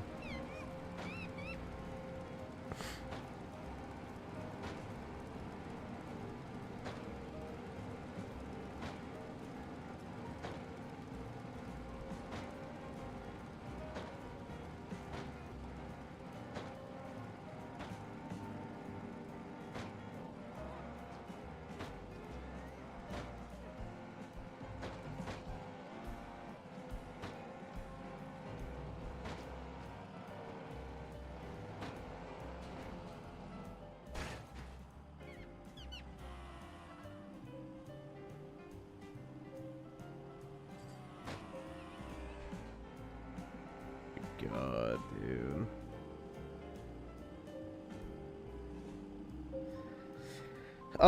There's like a bunch of comments that he liked of everyone thanking him for having the guy on. And it's like, oh my god, dude. Jake Shields probably does believe the earth is flat. You know, just like his fucking brain. It's squished.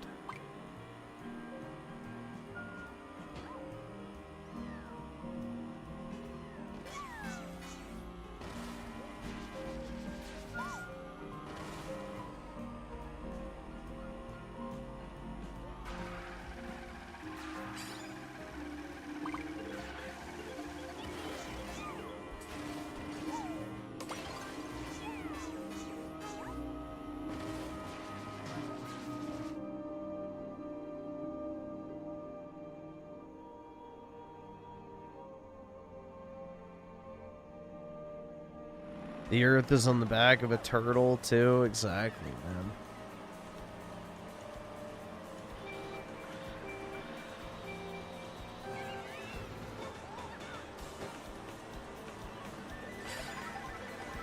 CTE is a hell of a drug, Griff. Yeah, that's true. All right, awesome. Thanks, nigga. All right. That is true. You know, Jake Shields really is one of the great minds of our time, let me tell you.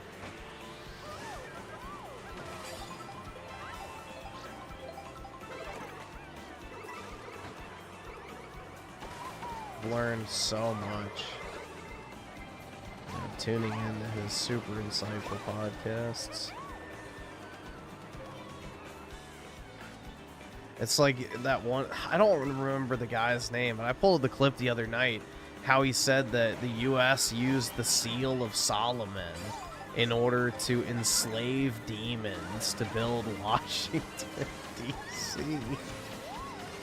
Oh my god, bro. Like, I swear to God, bro. It's just like, holy fuck, people are stupid. People are actually fucking stupid.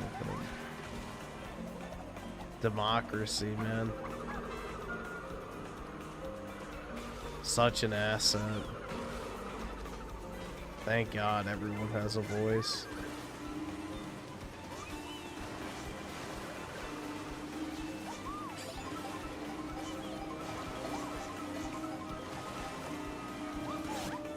Oops.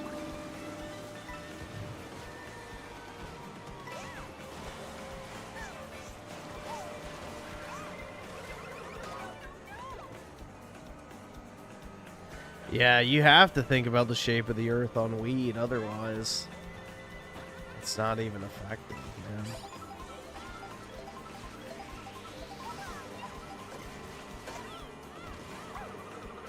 I still think it's funny, that guy who tried to claim that DC is shaped like the Seal of Solomon, which it's not. The architecture is a pentagram, which, you know, is extremely, it's an ancient Greek symbol. It's not even a satanic symbol. The ancient Greeks liked the pentagram. It was supposed to represent knowledge or whatever the fuck. But, yeah, like, he got the wrong fucking star. Like, he thought the pentagram was the Seal of Solomon, which is on the Israeli flag. Like, it's just so retarded, bro. It's, like, just chronic midwittery. Like, dude, it's a fucking star, man. That must be the Seal of Solomon to use the demons to build DC, bro. Freemasons. Oh my god. It's like, holy shit, bro.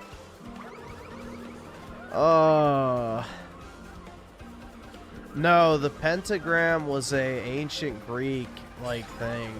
Because it contains the perfect ratio and things like that, so... And a pentagram, you can draw an infinite number of pentagrams inside of. So it was, like, supposed to represent, like, the, pursuit of, like, eternal... Or the eternal pursuit of knowledge and understanding. So, you know, the Greeks are the ones who, you know, pretty much popularized that. I mean, the Egyptians might have used it. I have no clue. The Egyptians and Greek, you know, civilizations were pretty closely intertwined. But...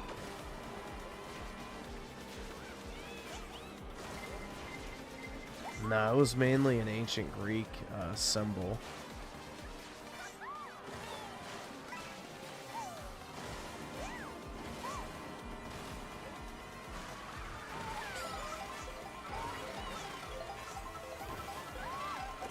But yeah, it's like a perfect geometric shape because there's an infinite number of pentagrams inside of a pentagram. So the Greeks believed in mathematical spirituality. Like, they thought mathematics were divine. So it's the reason why they were such autists when it came to, like, their architecture and having certain ratios in their buildings and things of that nature. It's the reason why classical architecture looks so nice, is because of the Greeks' obsession with, you know, perfect mathematical form. So they viewed math as like a insight into the divine, essentially. So that's the reason why, which is kind of cool, honestly, because there's a ton of mathematical patterns in nature that occur, you know, where you wouldn't expect it to. So it's kind of a neat premise, but yeah, that's what it's about. You don't know who Jake Shields is? Keep it that way, PK. You don't want to. You really don't want to.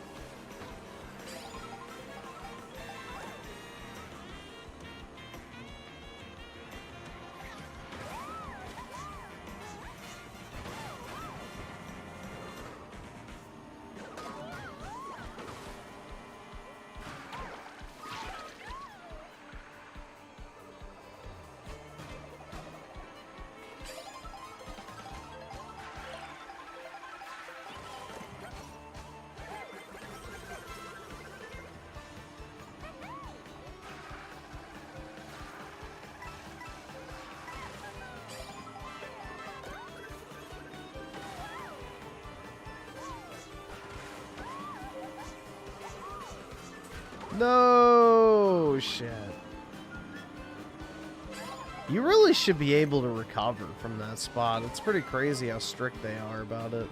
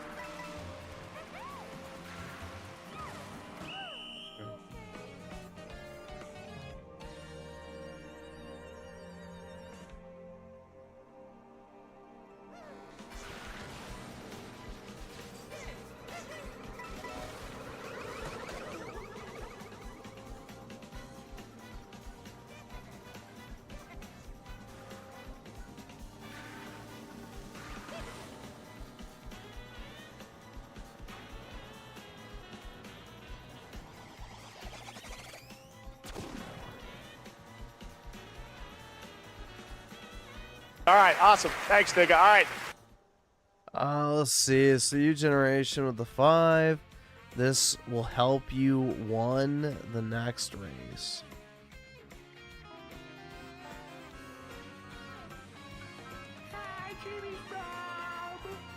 The fuck?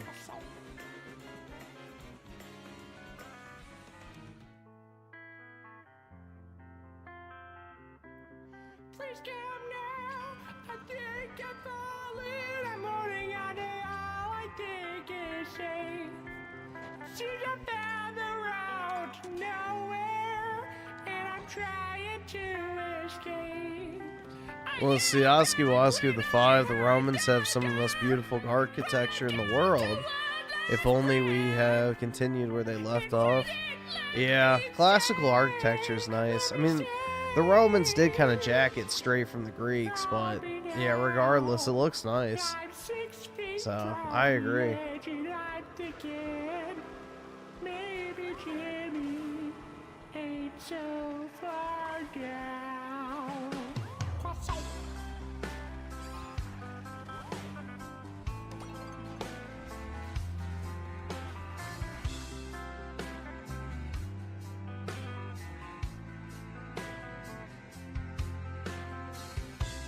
Yeah, I'm looking down, now that it's over, reflecting on all of my mistakes. I thought I found the road to somewhere in her grace.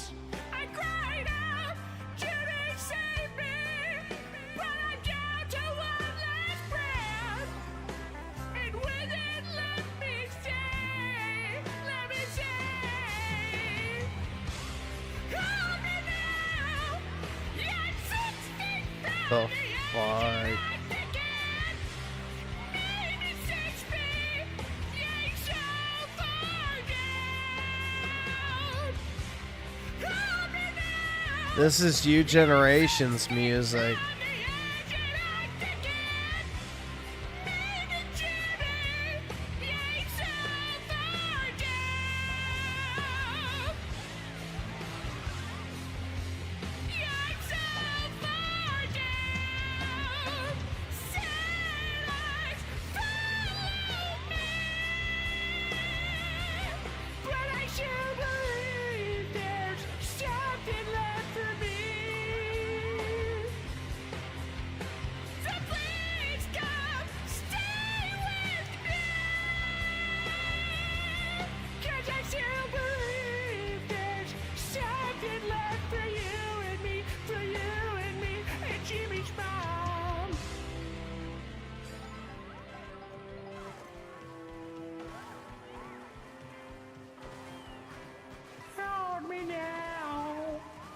I'm 6 feet from the edge and I begin.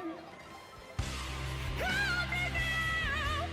Yeah, I'm 6 feet from the edge and I begin. My God. Maybe 6 feet, yeah, so far down. How long is this? Jeez.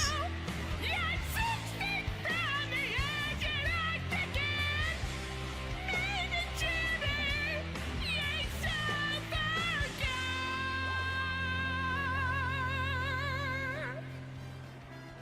Please come now.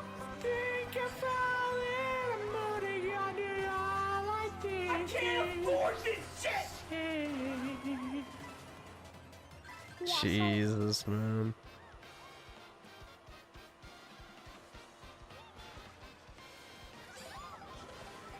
Makes me lose, exactly.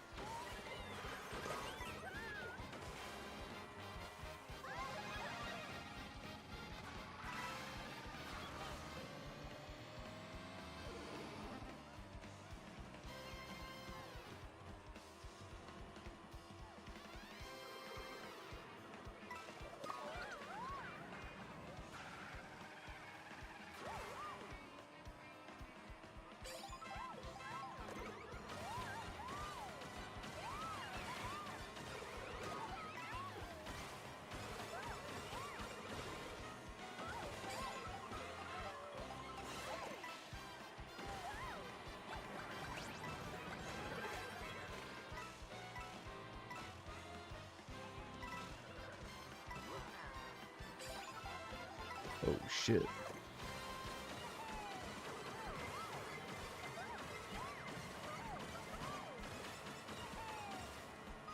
Fuck.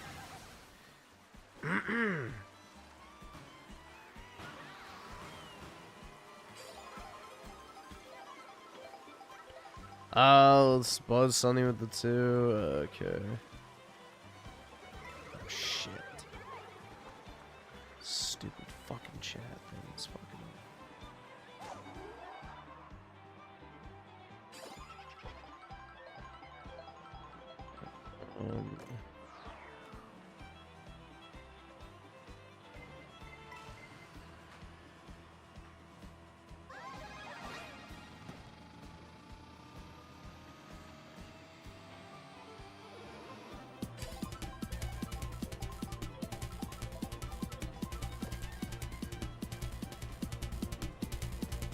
guessing that's it.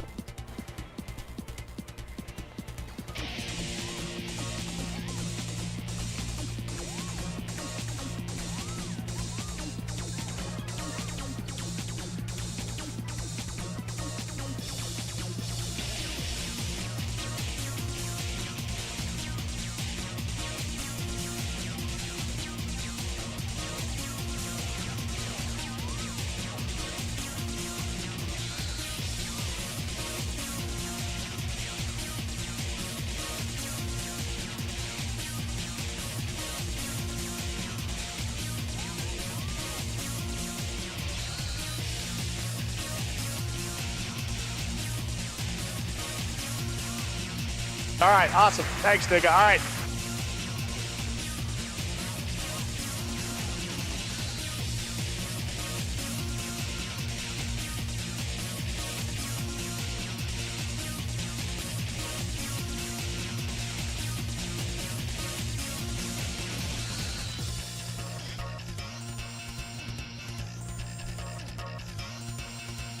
Ooh.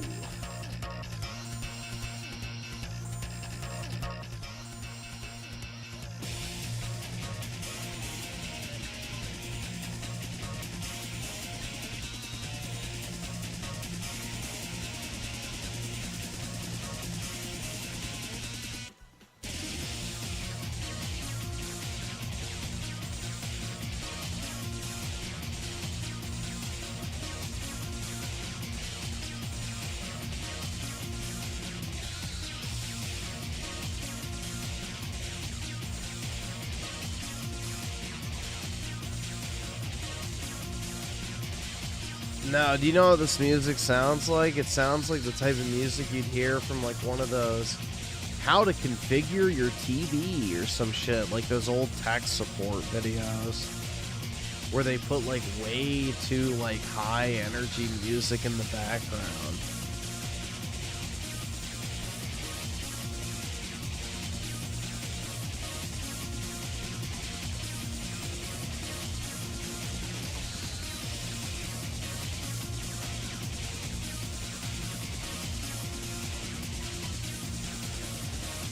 Like, how to configure your monitor settings on your new computer? Pirated game installers. Yeah, loud music, big subtitles. Exactly.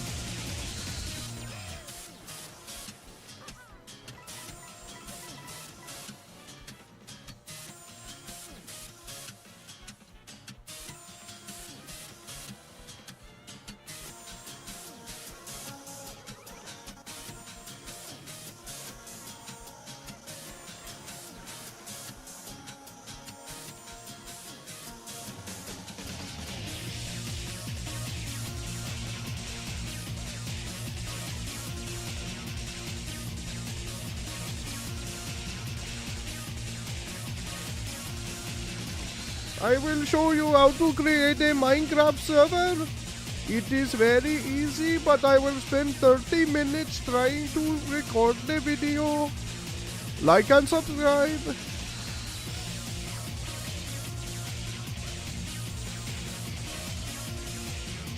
I can't afford this shit!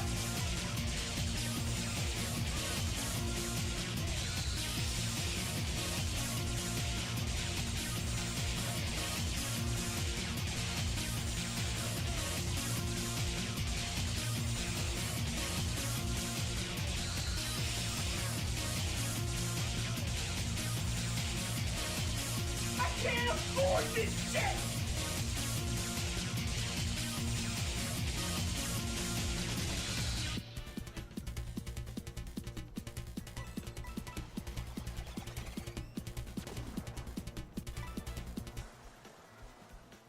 Alright, let's see. So, Oski Woski with the 5. We need real music after this. Okay, let's play this. Alright, well, let me do. I'll just get it going. We got individual stuff. So, SS frequency with the 2. Okay.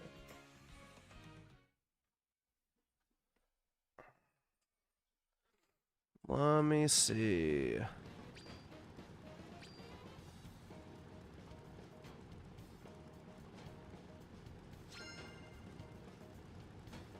My panties? The fuck?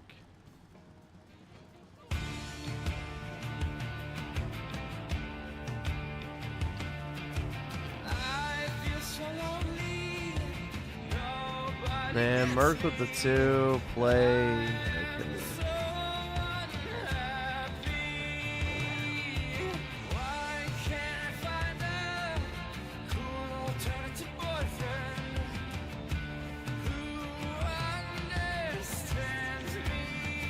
The fuck is this? I can't afford this shit!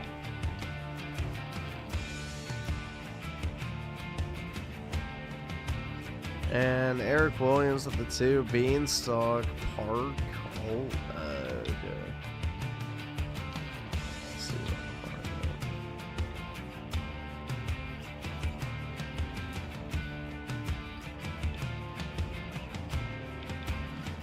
out. Still emo, exactly.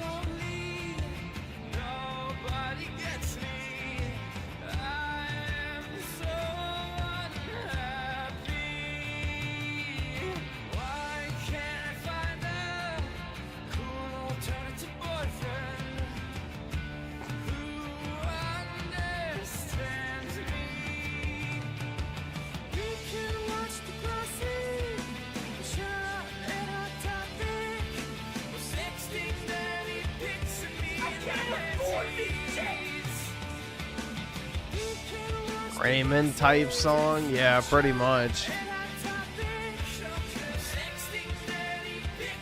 My Chemical Romance, dude.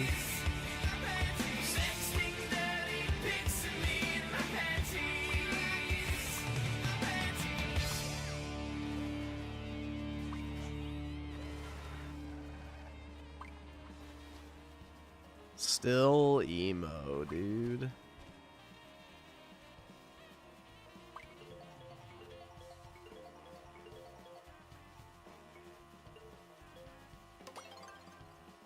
It's Rick on the beat. Not fucking playing around, Jenny. Get in the fucking house now, bitch. Better count your fucking days, mom. Fuck you all, bitch.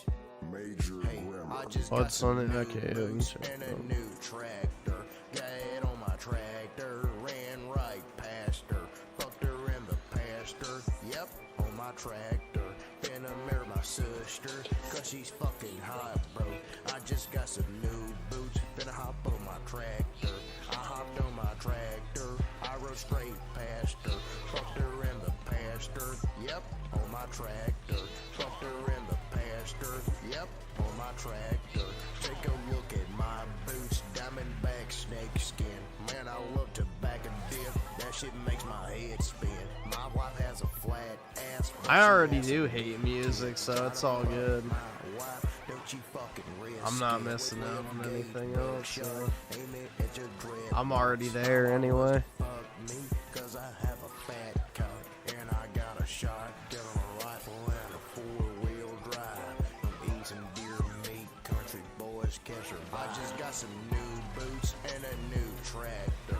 Got it on my tractor, ran right past her. Fucked her in the pasture, yep, on my tractor. Finna marry my sister, cause she's fucking hot, bro. I just got some new boots, finna hop on my tractor. I hopped on my tractor, I rode straight past her. Fucked her in the pasture, yep, on my tractor. Fucked her in the pasture, yep, on my tractor.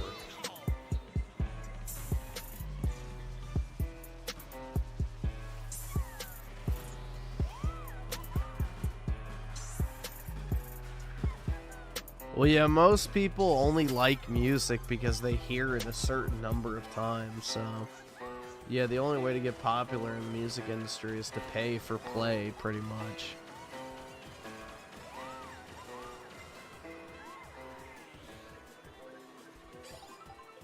You're broke! You're fucking poor!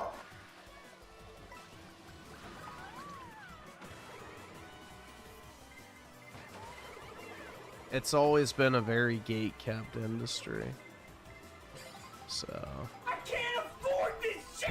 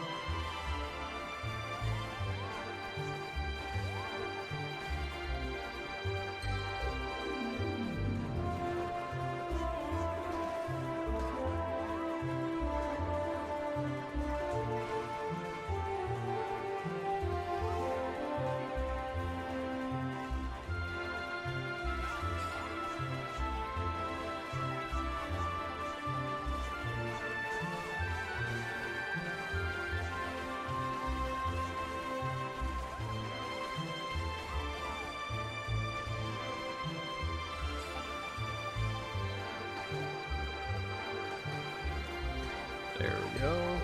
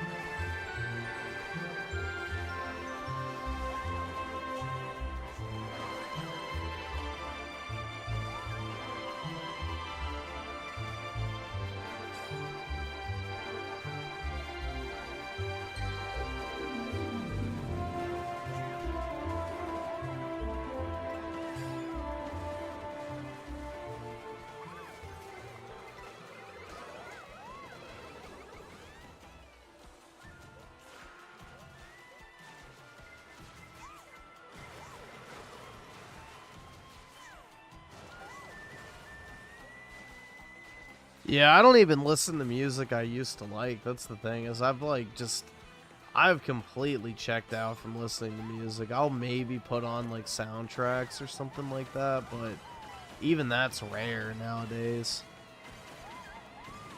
So I rarely will ever like just listen to music for the sake of listening to music. Yeah, pretty much on stream is 99% of the music I listen to. So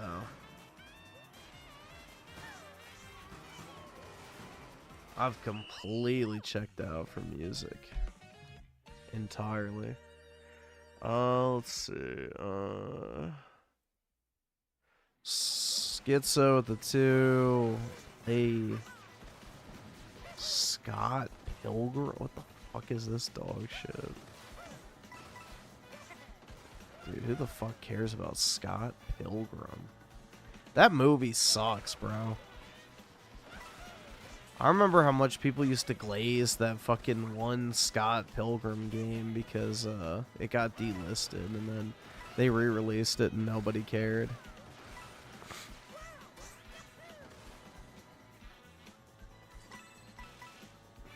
What the fuck is this shit? Alright, whatever. It's a song. Yeah, I see them now. Conceited with low self-esteem. She's a teenage dream if you hate yourself. Bright-dyed hair and obnoxious clothes, thinks communism is the way to go. She's a whore, a dime a dozen Jezebel. Fluoride mind and SSR. Chud song, I guess. I don't know, man. I hate indie rock. Well, I hate pretty much all rock, but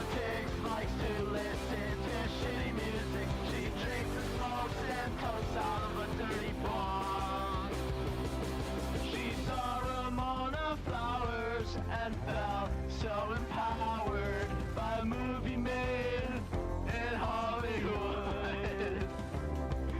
It's sad to think she's someone's daughter, like a lamb to the slaughter. But honestly, I'd still hit if I could.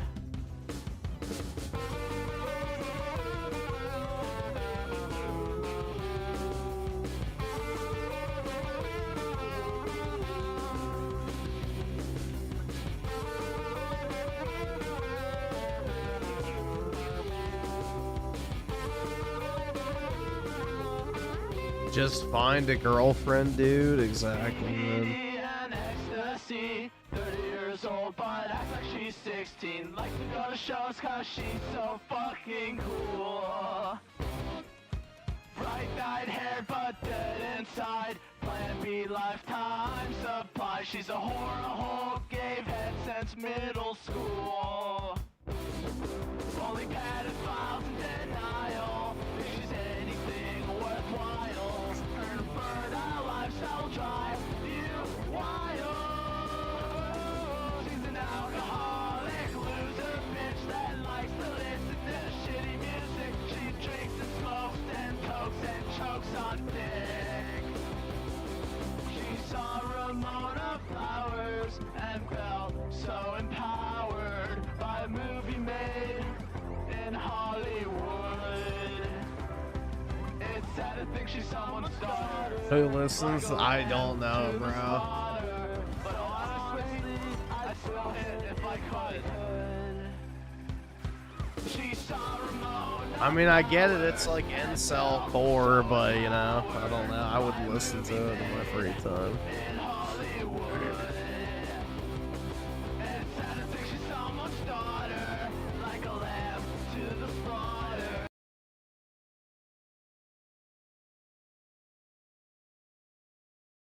But honestly, I'd still hit if I could.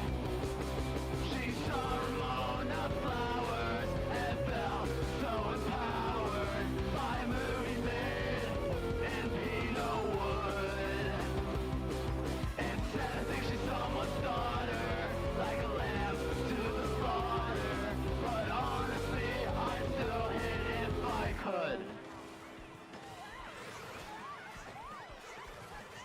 This is not an incel song. It absolutely is an incel song.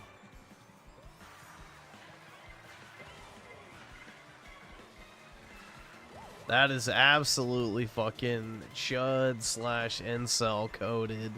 100%. It came from 4chan. Thank you. I rest my case. I rest my case.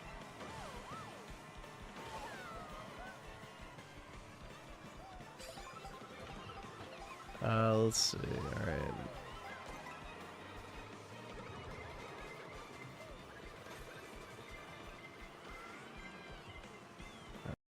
Alrighty, and then I'll put on. I'm trying to do this fucking one.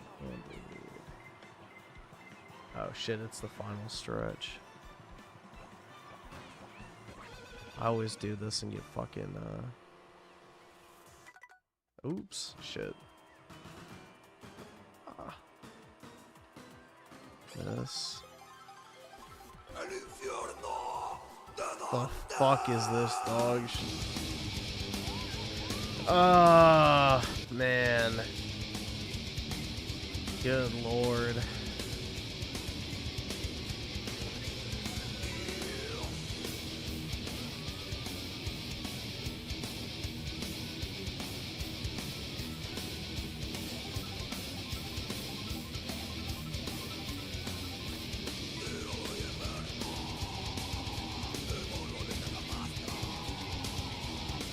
I don't understand how people listen to this shit, bro.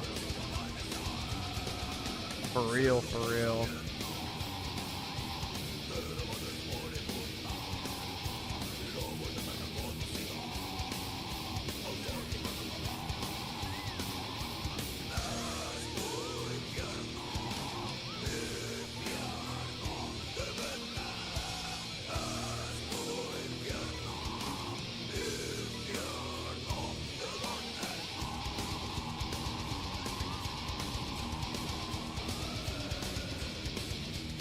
No, this is leather jackets that are 1 or 2 sizes too small type music.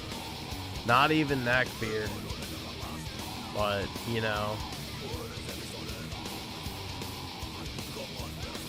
I swear I didn't get fatter. The jacket shrunk.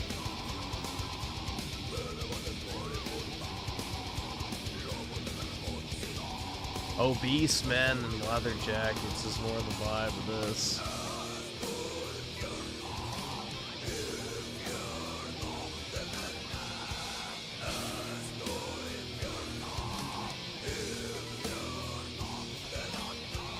Fingerless gloves.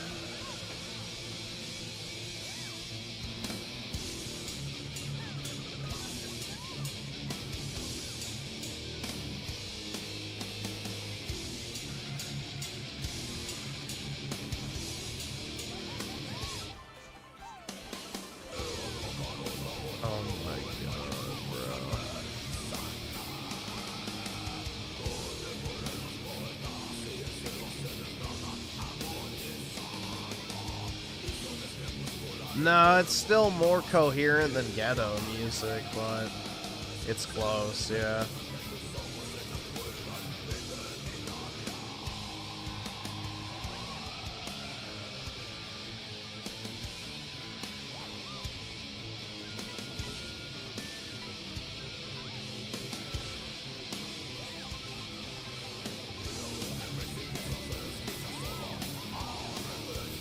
It's in Spanish. I couldn't even tell. All I hear is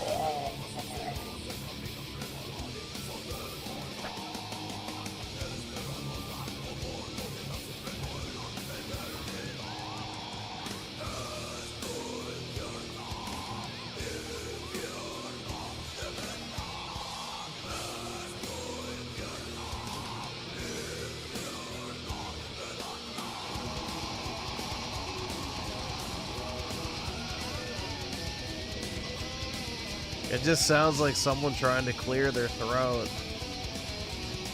I don't fucking know, dude.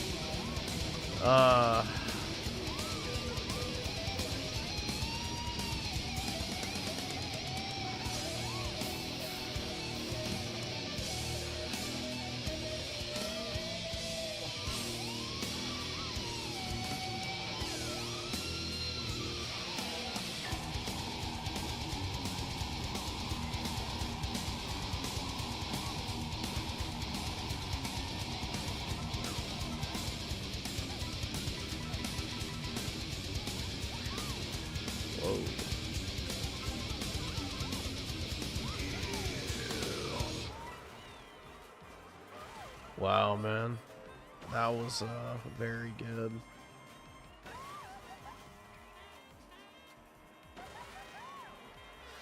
You know, I think I'm gonna add that to my playlist of music I don't listen to. Holy man. Yeah. I don't know. Every day I get more and more vindicated on my take on metal. I don't fucking like it. I've yet to hear a single metal song that has ever, you know, appealed to me at all. But hey, to each their own, right? Alright, I'll play some of this now.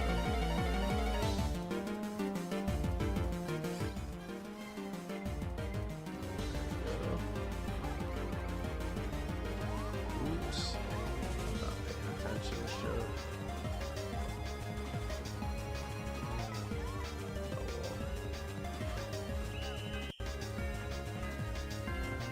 Oh, let's see. 16-bit key. Okay, yeah, that's fine. All right, awesome. Thanks, nigga. All right. Of course, my throat's starting to get sore now, bro. Let's see. U generation with the 5. What's this? Oh wait.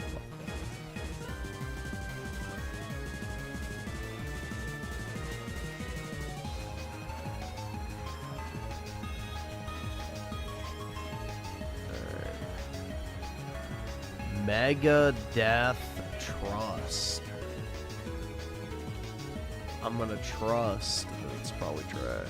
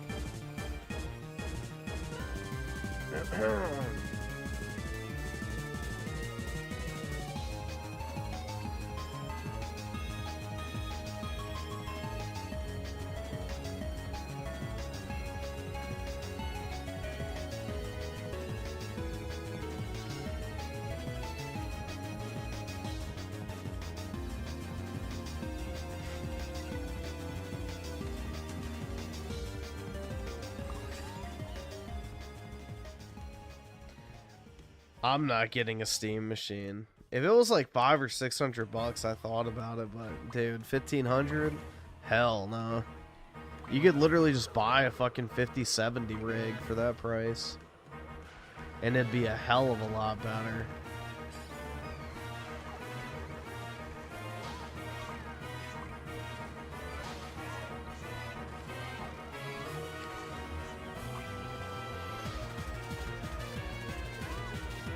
That shit's a ripoff, bro.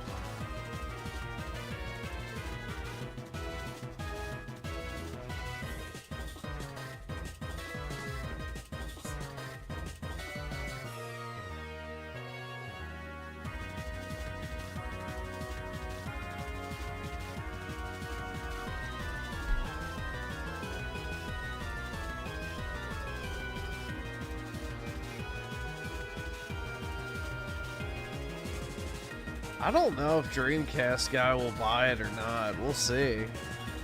He is a consumer, so it's entirely possible.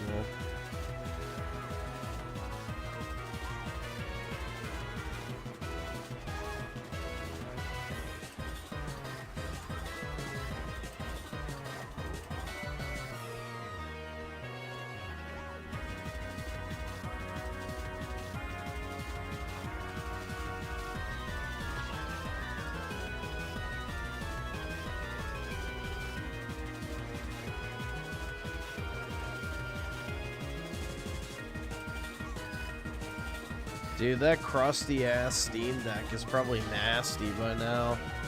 I don't know if anybody would want to buy it.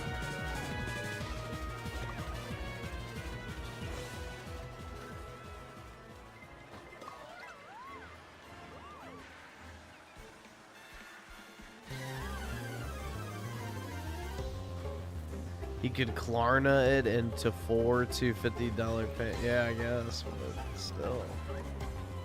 That's not the high storage capacity model, dude.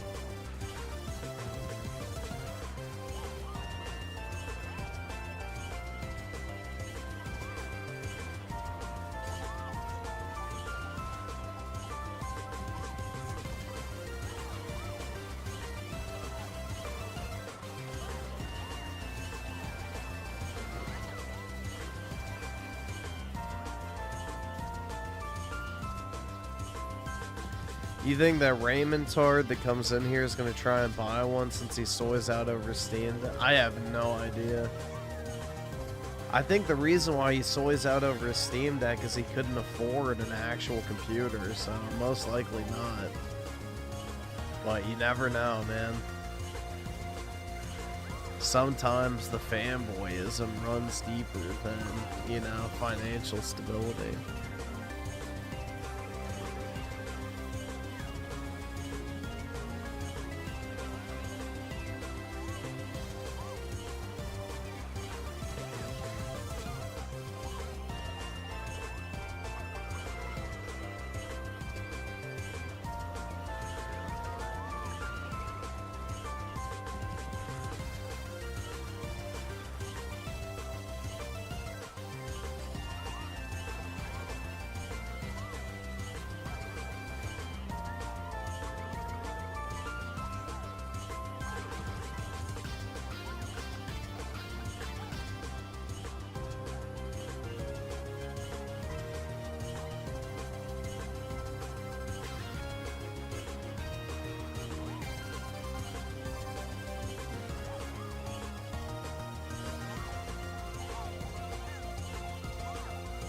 Well, I bought my Switch too because I actually wanted it. Same with the PS5 Pro. I actually wanted those.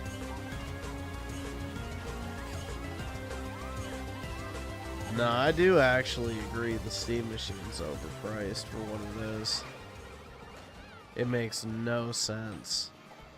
You can literally get better spec'd PCs for that price.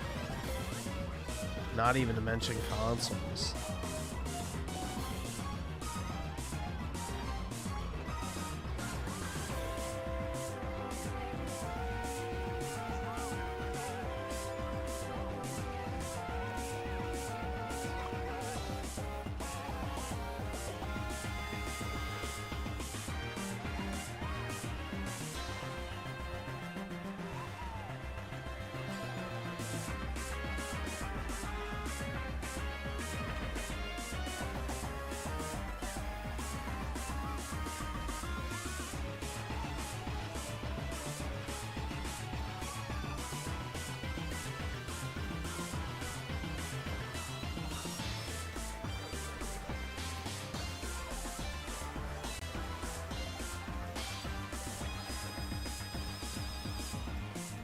I mean, personally, I would rather have a PS5 Pro than a Steam machine.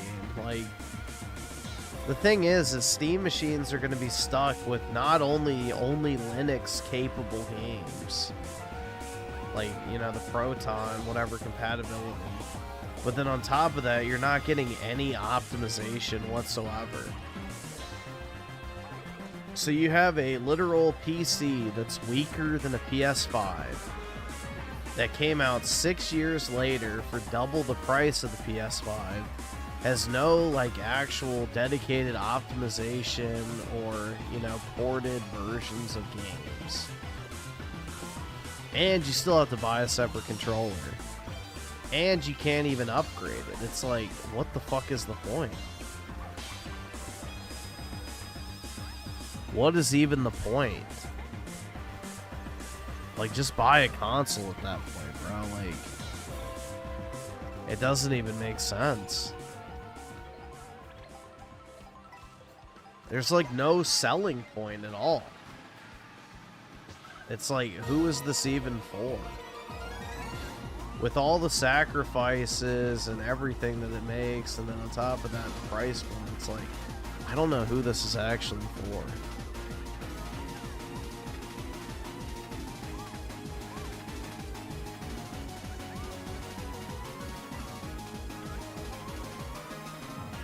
Well, I mean, console users didn't even buy a $400 Steam Deck. That's the thing.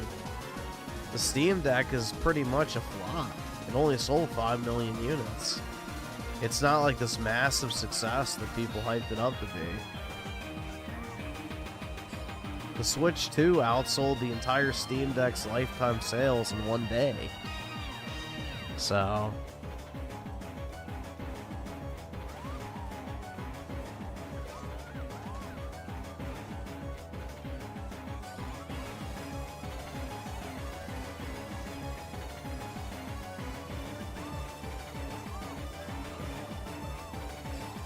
that device is going to be nicher than niche, man. It gave me a fucking banana. Are you shitting me?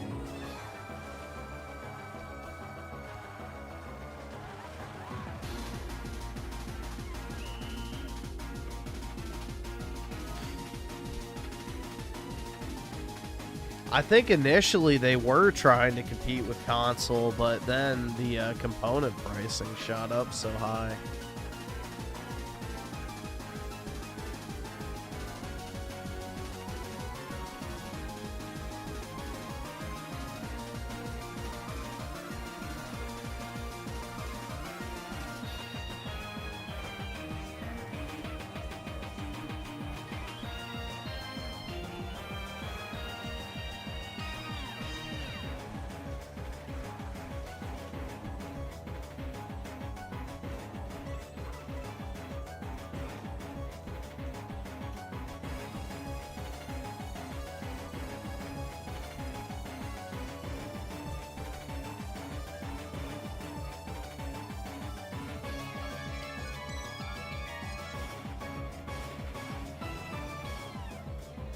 Well, the problem is it's such a low-spec device that eventually it's going to be outdated technologically speaking. So...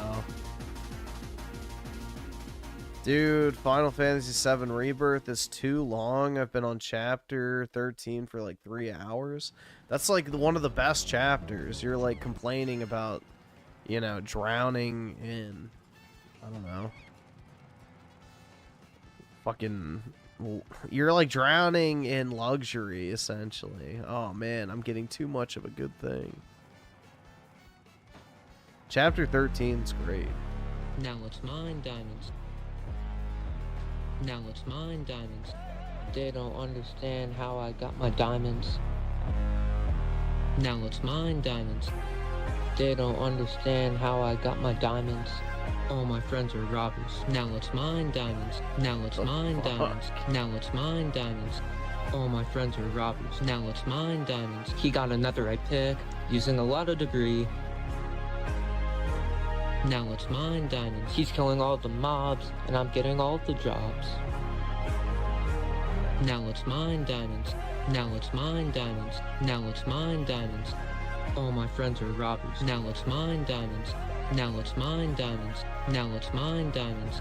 All my friends are robbers. Now let's mine diamonds. Now let's mine diamonds.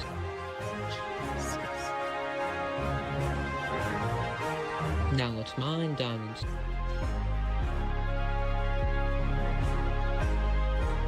Now let's mine diamonds.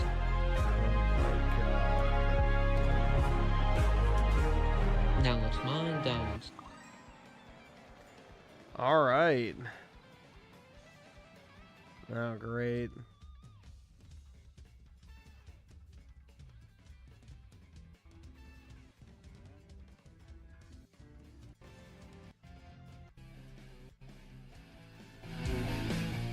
Oh, the volume was just so low.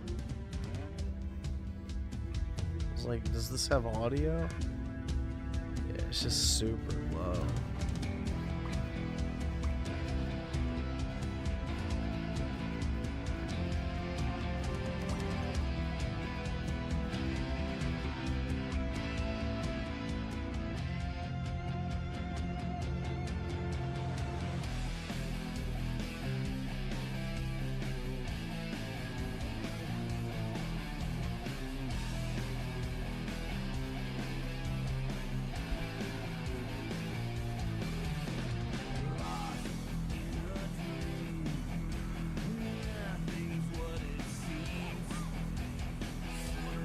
Did you see the director of Rebirth bragging about how happy he was? He put gay NPCs in the game? They put you in, bro? Nice.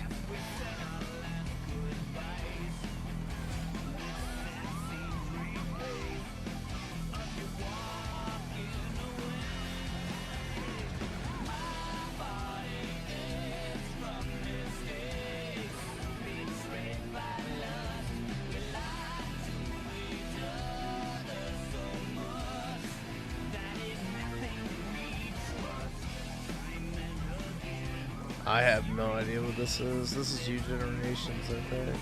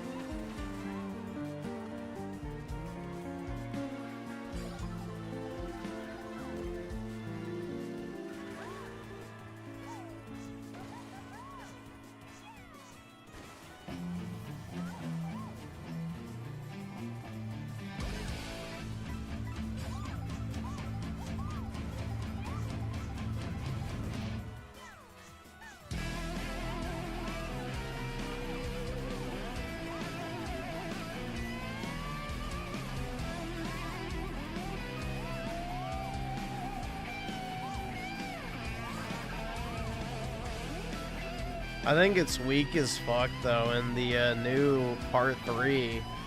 From the very beginning of the game, apparently you can put Tifa in her bikini. So you can play through the entire game with Tifa's tits out. Which is pretty funny, bro.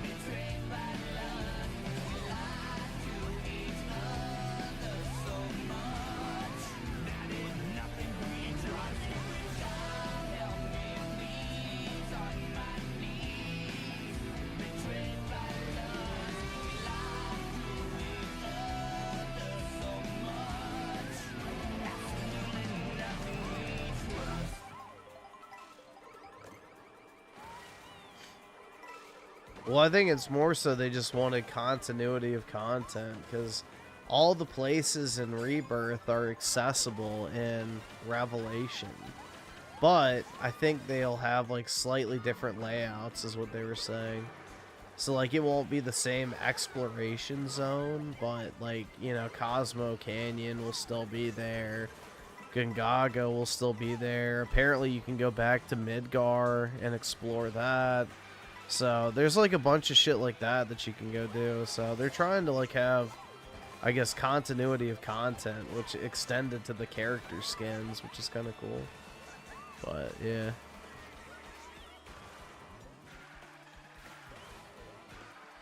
We shall see.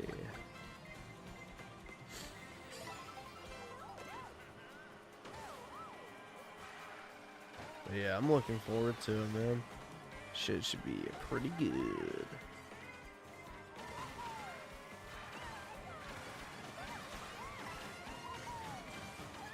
It's like the last game I'm excited for.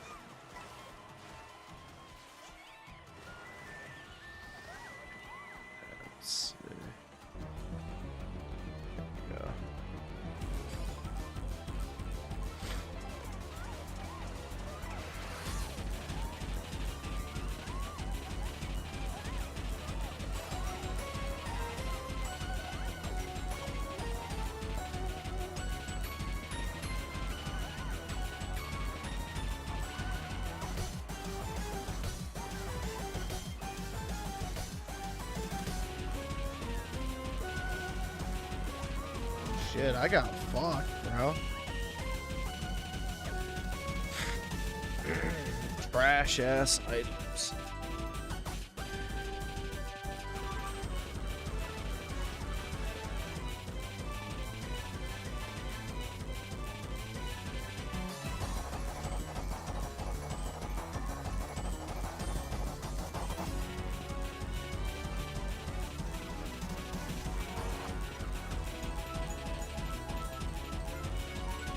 Will they remove the mural of the girl from the Highwind? No, it's still there.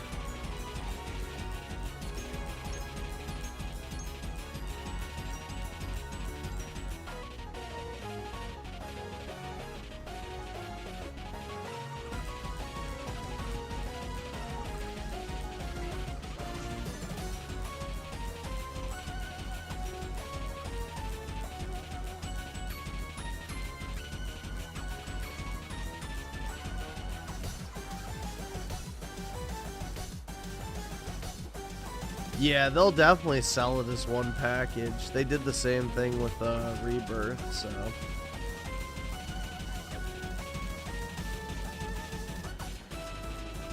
Yeah, the slap fight is a mini game, so they included it.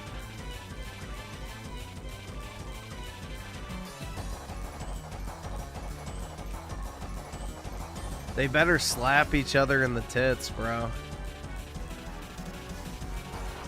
I don't want hand on face. I want them to call each other, you know, lustful cows.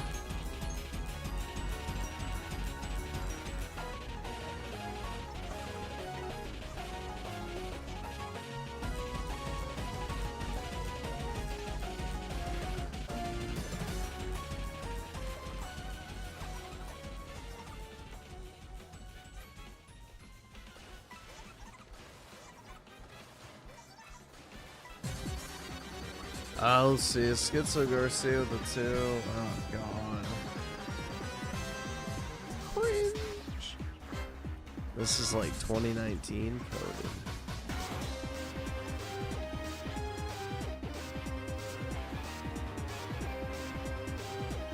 Oh, it literally is 2019.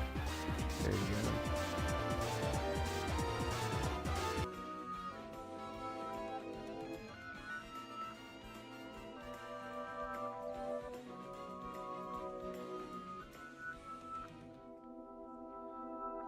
We got a #1 victory royale. Yeah, Fortnite, we bout to get down. 10 kills on the board right now. Just wiped out Tomato Town. My friend has gone down. I revived him. Now we're heading southbound. Now we're in the Pleasant Park streets. Look at the map. Go to the marked sheet. Take me to your Xbox to play Fortnite today. You can take me Lusty Meyer, but not Loot Lake. I really love to chug jug with you. We can be pro Fortnite gamers. He said, hey broski, you got some heals in the shield pot? I need healing and I am only at 1 HP. I don't know if the Rizzler was even born when this came out. This is old, bro. It's like 7 years old at this point, so. There's a chest that's just down there. The storm is coming fast and you need heals to prepare. I've got V-Bucks that I'll spend more than you can contend. I'm a cool This pro was Fortnite pre-COVID. gamer. Cool pro Fortnite. Take me to your Xbox to play Fortnite today. You can take me Lusty Meyer, but not Loot Lake. I really love to chug jug with you. We can be pro Fortnite gamers. La la la la la, la la la la la. No Johnny Rebel, because then I'll want to sing along. Will you be my pro Fortnite gamer? Pro Fortnite gamer. Can we get a win this weekend? Take me to Loot Lake. Let's change the game mode and we can just go dominate. Let's hop in an ATK. Take me to the zone. I'm running kind of low on mats. I need to break some stone. Roast in all his fancy clothes. He's got Renegade Raider and he's probably a pro. Just and I attack. I just got a victory royale. A victory royale. Take me to your Xbox to play Fortnite today. You can take me to Mushy Meyer, but No, this is late. pre-COVID. I really love to. This is like 2018, 2019. We can be pro Fortnite gamers.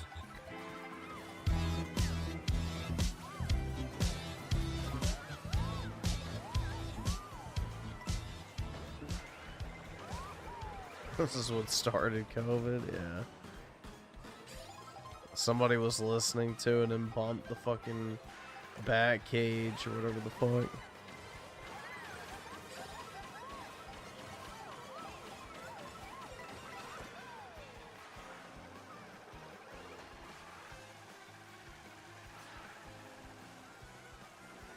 Yeah, I keep seeing those Johnny Rebel remixes of the anime girl singing it. That shit's all over my fucking Twitter page and shit now. See it all the time. That surf account is the one that keeps posting them.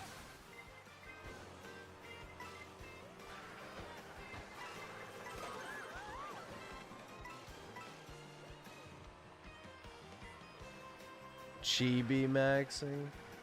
Well, it's not even that. It's, you know, I don't know. Maybe Chibi is based like that. I never know.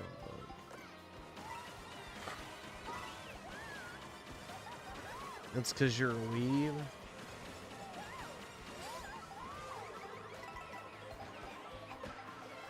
Who the fuck is Johnny Rebel? Here, I guess we can play one, but only one.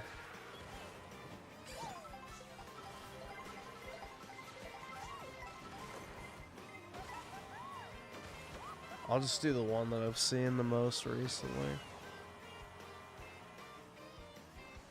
Let's see.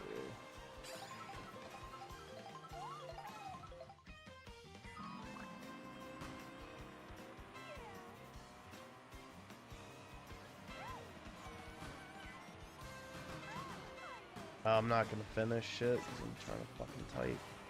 Brutal.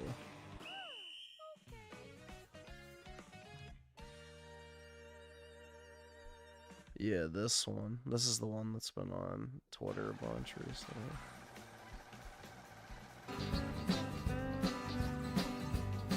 We ought to send them all back to Africa. We ought to send them all back to Africa. We ought to send them all back to Africa where they belong. We ought to send them all back to Africa. We ought to send them all back to Africa. They ought to get the hell out of America and leave the white man alone. They don't like this, they don't like that. They're never satisfied, and that's the fact. The more we give, the more they take. The more we fix, the more they break. The country's in an awful mess with a whole lot of civil unrest. I got one thing to suggest. They ought to leave and get gone. Gather up all the niggers and go back home. We ought to send them all back to Africa. We ought to send them all back to Africa. We ought to send them all back to Africa where they belong. We ought to send them all back to Africa. We ought to send them all back to Africa. They ought to get the hell out of America and leave the white man alone. They want their way, it ain't no doubt. They just keep pushing, they never stop. If they don't like the way things are done, they ought to go back to where they come from. So white people, I'm asking you, let's buy us a boat or two. And here's what we need to do to help them pack and be kind. Make sure we don't leave one nigger behind and send them all back to Africa. We ought to send them all back to Africa. But yeah, there you go. Send them all back to Africa where they belong. These are old songs too. These are not like new. They ought to get the hell out of America and leave the white man alone. Life in America would be so great. without niggers here to demonstrate about this and that and that and this and you and me and getting things free. Won't you listen to me? Let's send them all back to Africa. Send them all back to Africa. We ought to send them all back to Africa where they belong. We ought to send them all back to Africa. We ought to send them all back to Africa. I don't know exactly how old this one is. And leave the white man alone. They ought to get the hell out of America and leave the white man alone.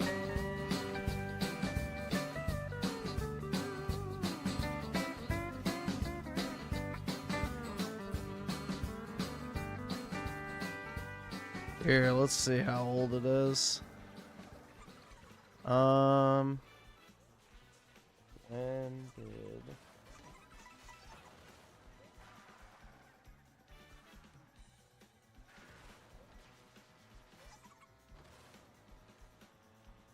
Let's see.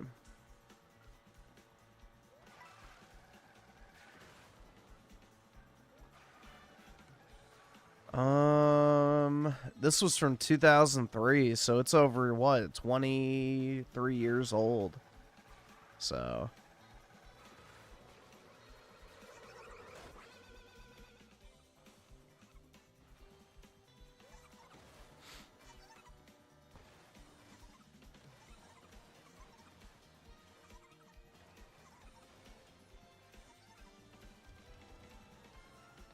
Yeah, I mean, most of his stuff, I think, is what?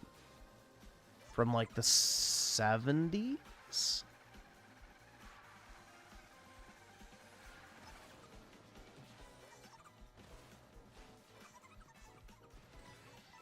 Let's see.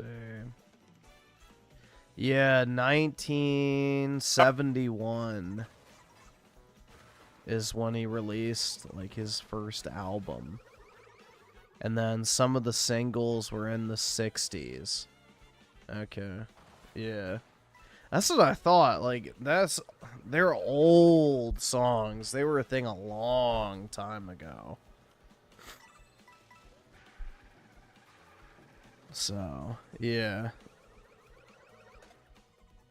But yeah, there you go. If you're not familiar with Johnny Rebel, that's what it is. There's a lot of shit like that.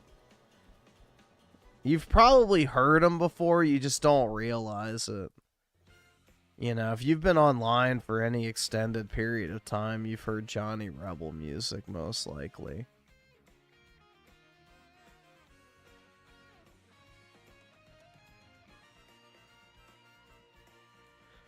Let's see. Bud Sunny with the 2 snips. No.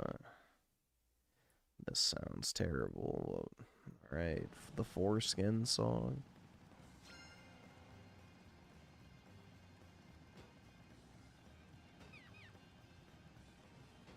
Never knew he existed. Really? Dude. I don't know. I was aware of Johnny Rebel when I was like a child. Like young.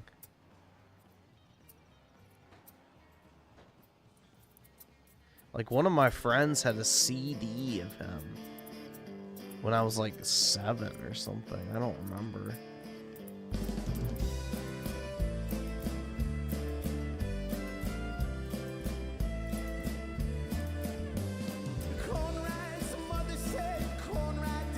Genocide King Revive with the 5. I remember when my friend played Enwa Hate Me in the dining room of Burger King. In 2016, right after he died, they nuked all his music off YouTube. Yeah. Yep, and after Trump won, too. After Trump won, too, that's when they did all the crackdown of the racist shit. Because, you know, they couldn't let another candidate like Trump win, and, you know, all the funny meme music and shit got nuked.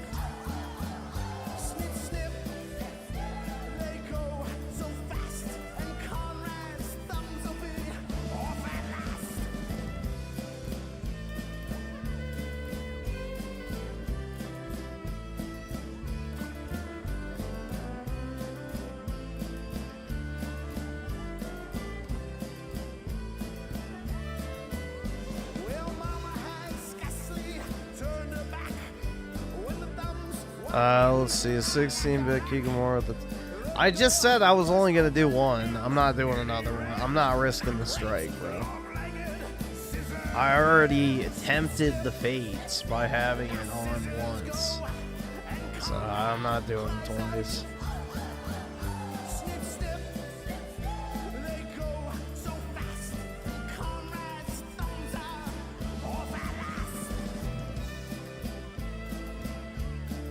Oh yeah, the censorship will be back and then some.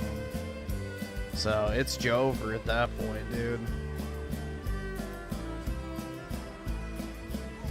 It'll be absolutely Jover at that point.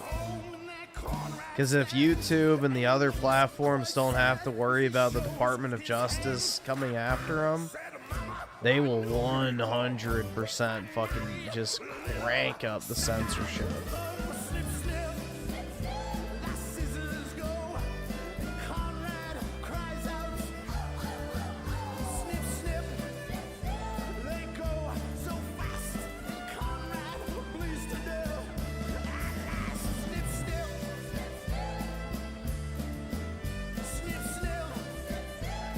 Is this about foreskins?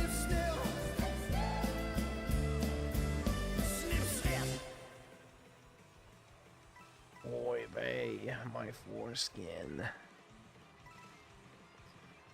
Did you know that Griffin's actually from Yemen? That's right, dude. Indeed.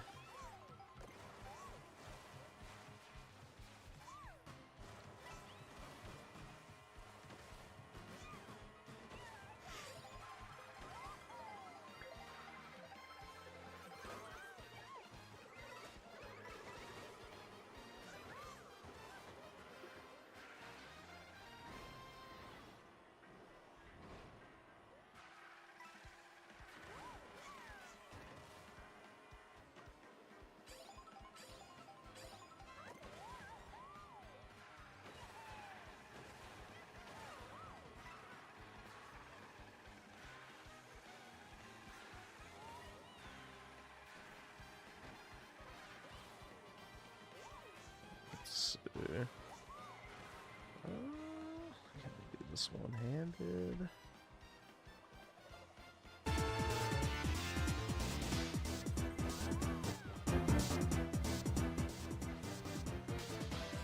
Alright, there we go.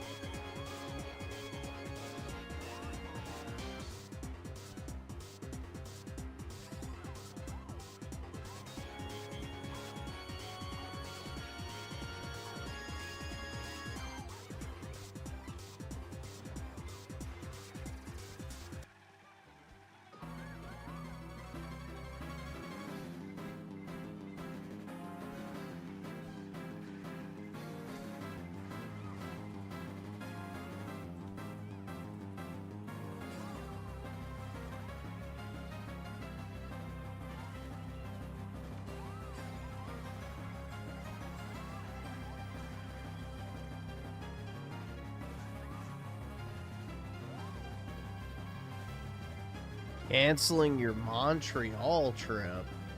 Why the hell were you going to Montreal?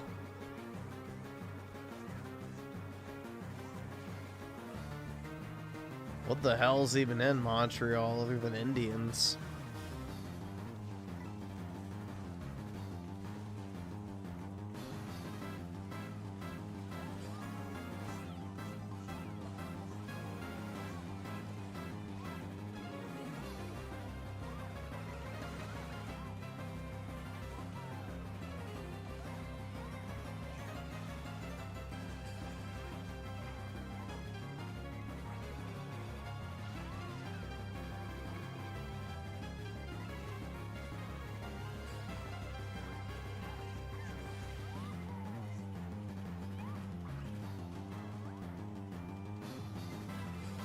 Nope.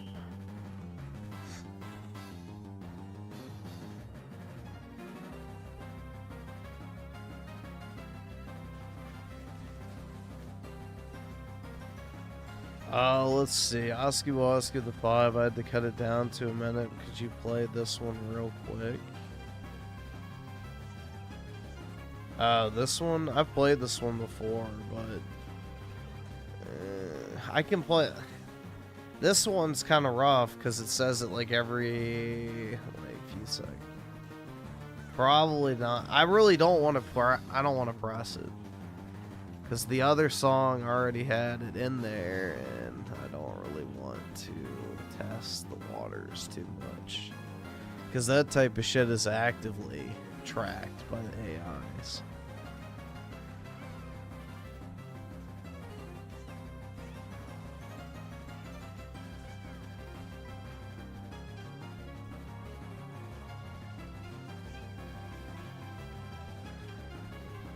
Is it true that you have visible stink lines like in cartoons?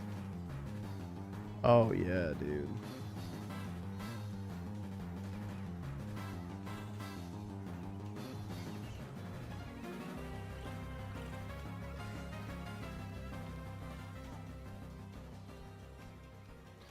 The last time I got some box, it's been 85 years.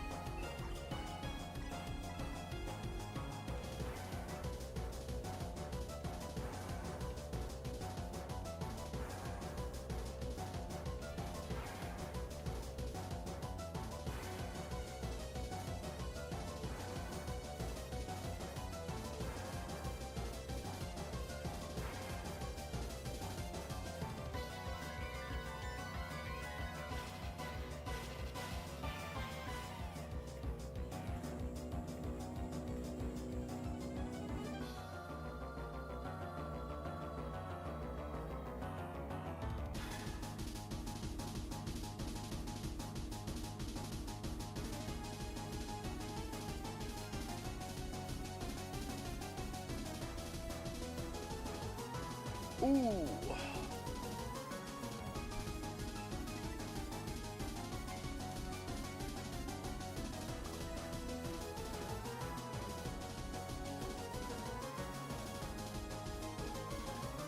Soyman Thoughts of Mind.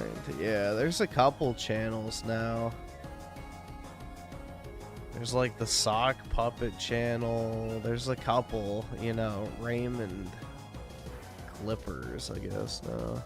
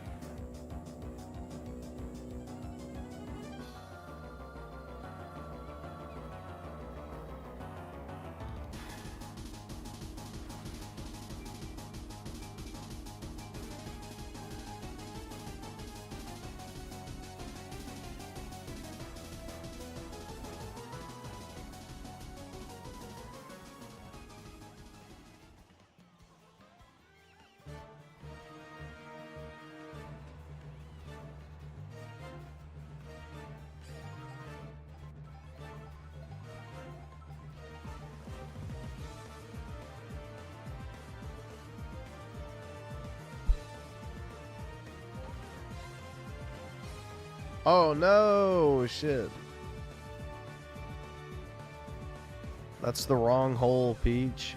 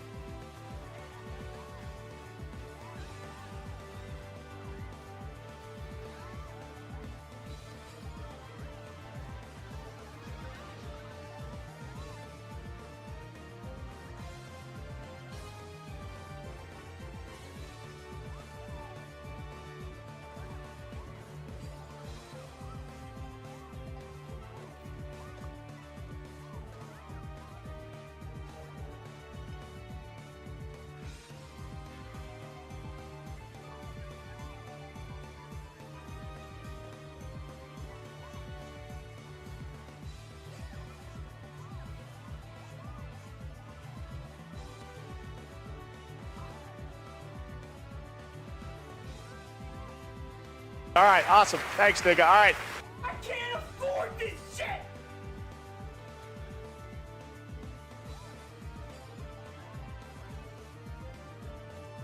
I can't afford this shit!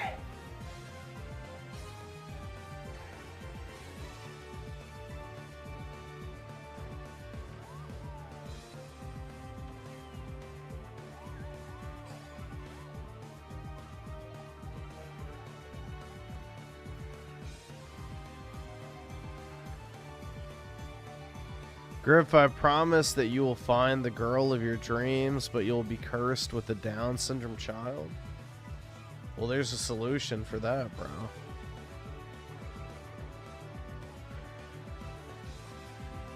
Oh my god, it was a freak hunting accident. Or SIDS. There you go. SIDS.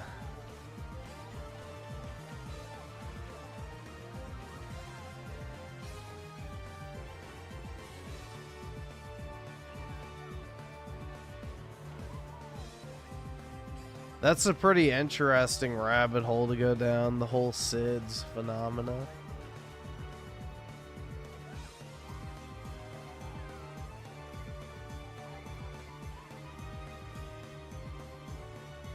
Griffin gonna make Juggernuggets his child? Maybe.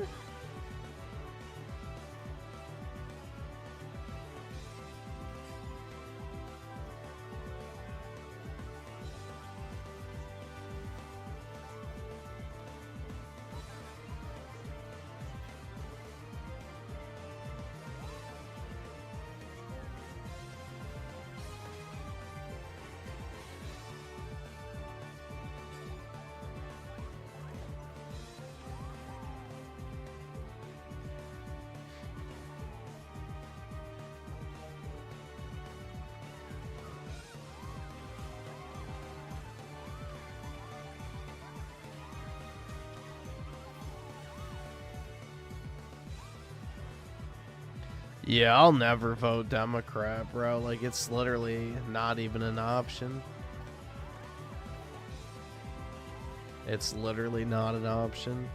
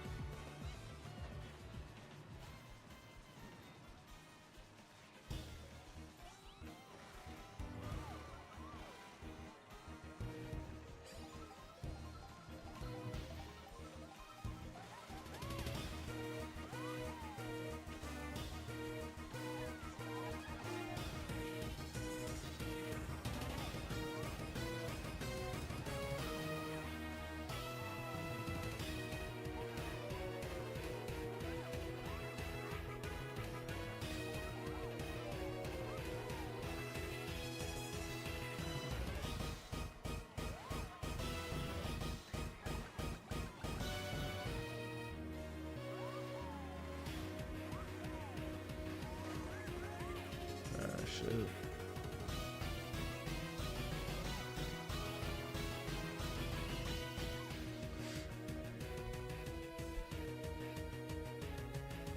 We need to talk about Downeygate more. I don't really care, to be honest. Like, you know, eugenics and shit has been going on since the dawn of human history.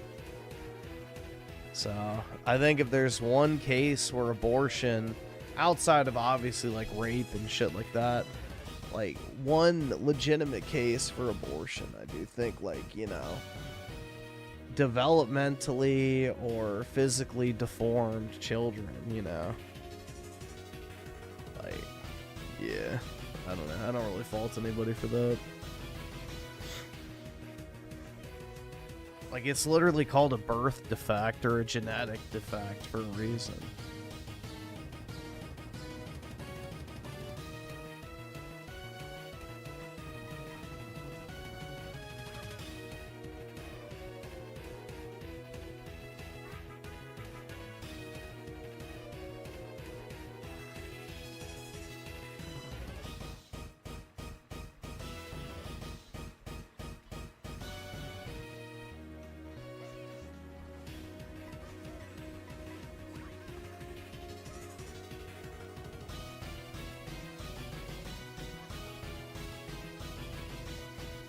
It's better to pray than to vote?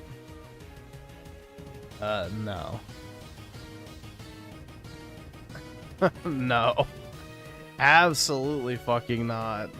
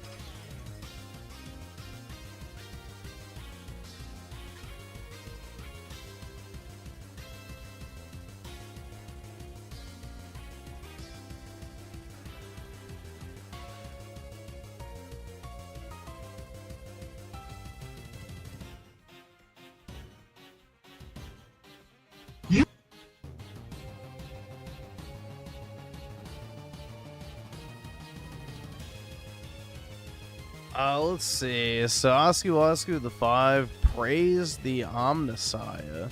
Soon will return to Atoma and fight against the forces of heresy with the new class soon to be released. Praise the Omnissiah. Nice, bro. In what, Space Marine 2? I know they were adding another class, but I didn't see when it was getting added.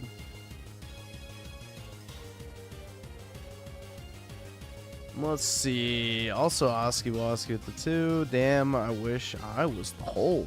Pause. Hold up. And then also at the 2. What's this music? Oh, no, it's. Okay. Oh, okay. Dark Tide. Alright, there we go. Let's see. Anna Mars. Hopefully I said that right. I don't think it's Anna. With the NOK 119. Let's see. Hala Gamers. Thank you for the Mario Kart World lobbies as a Mario Kart 8 Deluxe Pro and a semi Mario Kart World Pro. This game is way better than Mario Kart 8. I agree. As a filthy casual. Also, if you've seen a Mars Mads with the Mario PFP that isn't me, that's why I changed to Mars. Okay, yeah, that's what I thought. You were from Norway. That's what I thought originally. You know, the fake one was saying Germany, so that makes sense.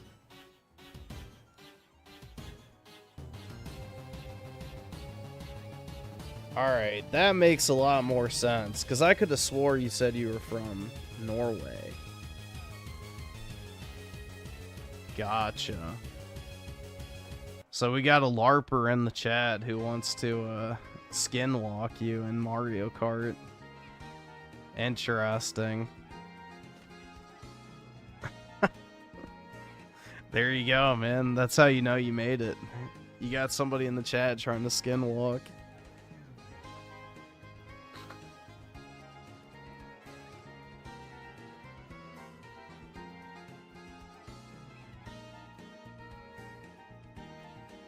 Although I think the other guy actually had a channel. I don't know.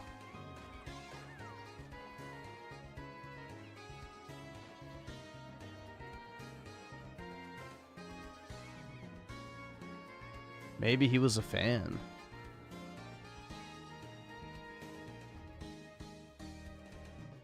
Interesting.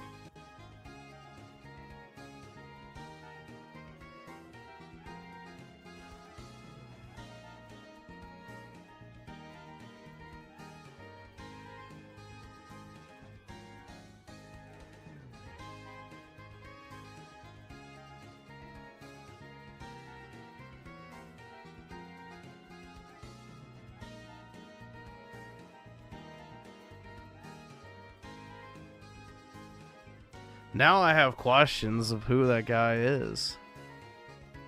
Alright, well now I know for sure, so I appreciate you clearing it up. I know for a fact now that we have a skinwalker in the chat. Interesting.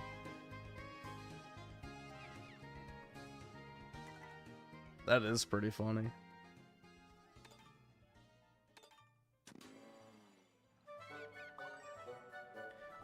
Hold on, wait a second. Now I have to wonder. So, Mars, do you change characters ever, or are you always either Mario or the Bat? Because somebody was in here playing as Toadette, so I'm wondering if that guy is now skinwalking you on Switch Online as well.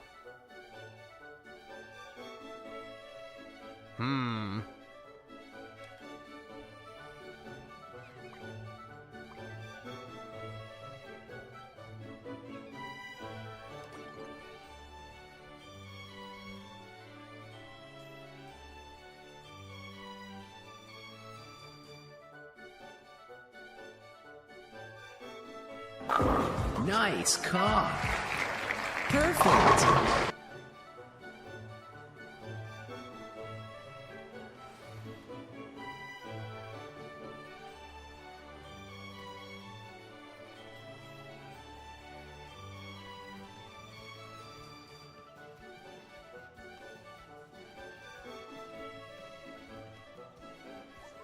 Yep, there's a fake Mars in the chat now.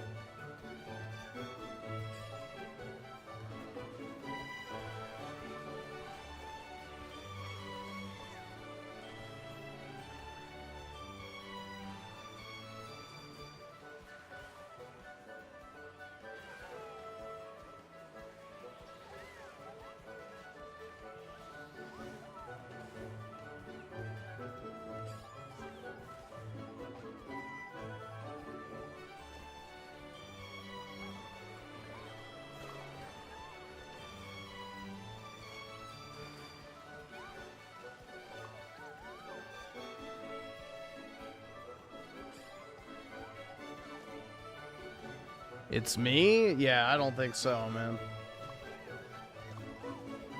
If there's one person who could not pass, it's me.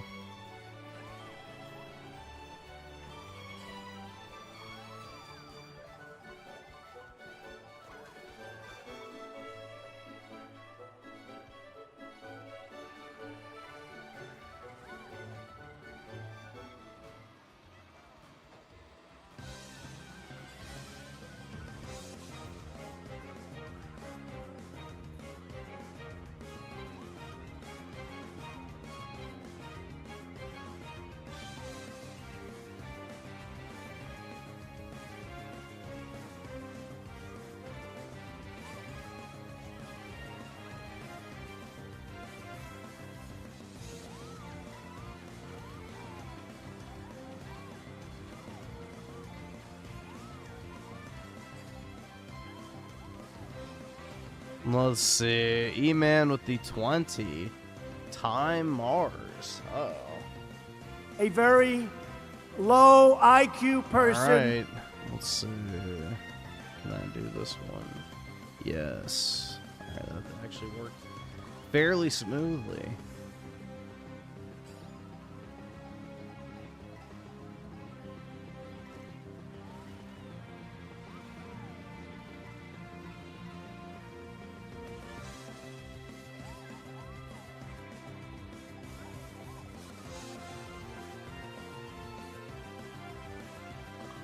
That's really weird that somebody's skinwalking, though. Somebody wanted the Mario Kart clout.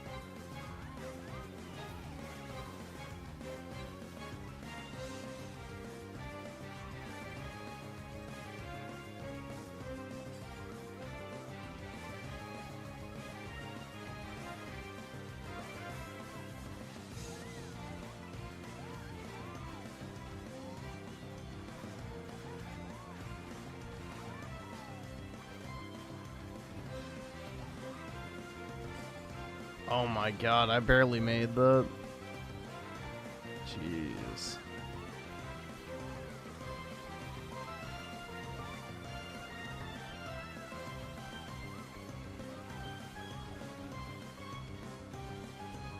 Nah, cause that fake Mars account has like a video of him on the Autobahn.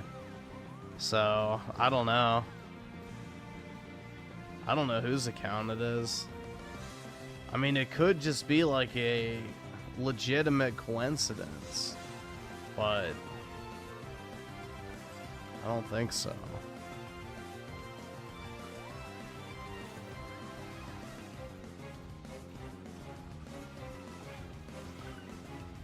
I think somebody's trying to steal the clout.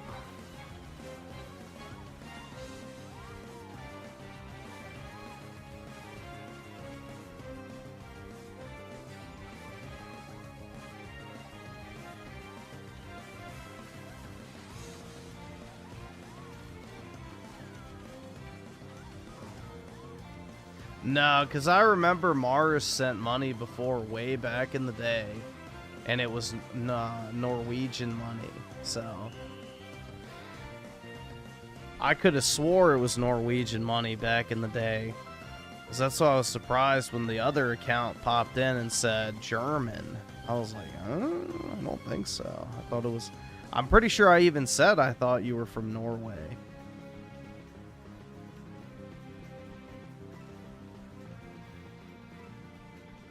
Well, let's see how old the other account is. Let's see. At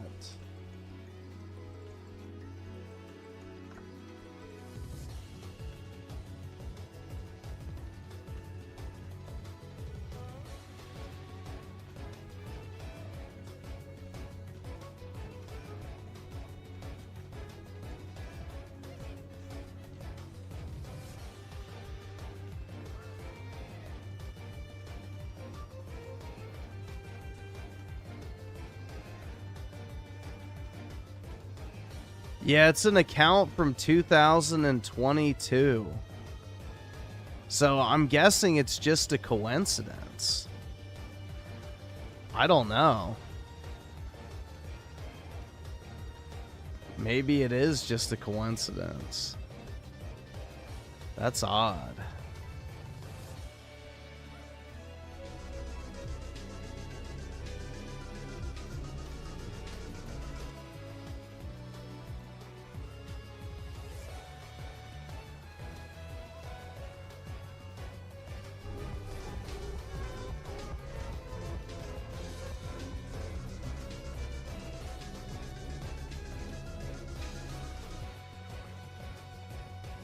I mean, yeah, you could just change your name, but still, it seems unlikely. Like, he even has, like, channel art for his banner. Like, custom channel art. So, it seems a little too intricate for it to just be like, oh yeah, I'm gonna change my name. Like, look. He's got, like, a custom banner and everything.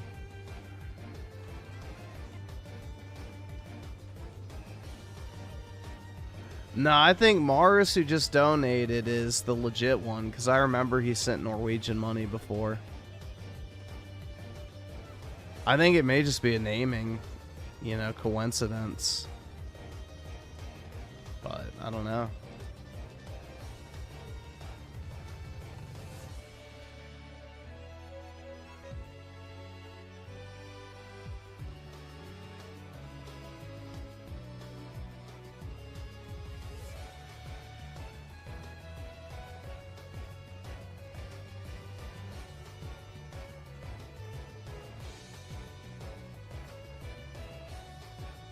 Interesting, though.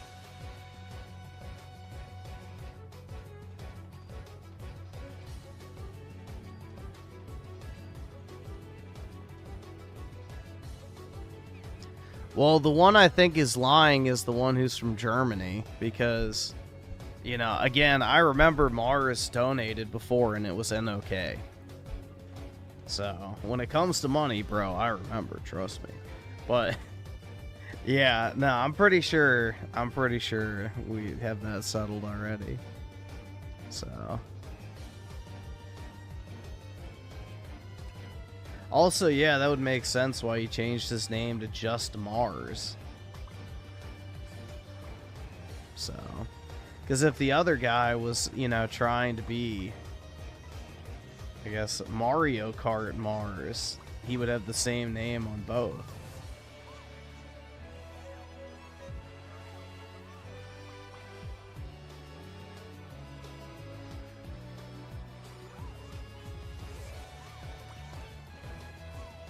I don't know, man. It's an interesting situation we find ourselves in.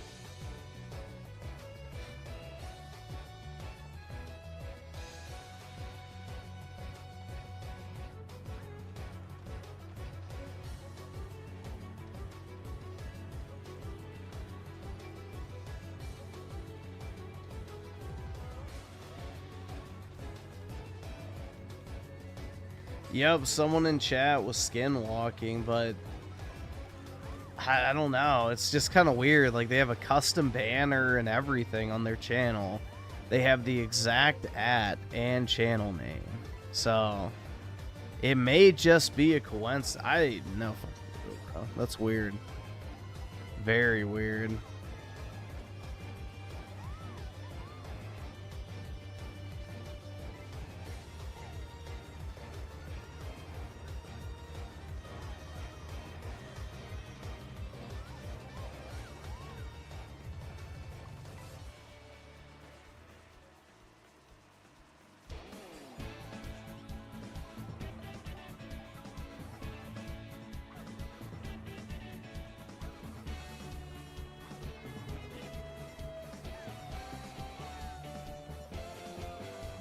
Can't afford this shit!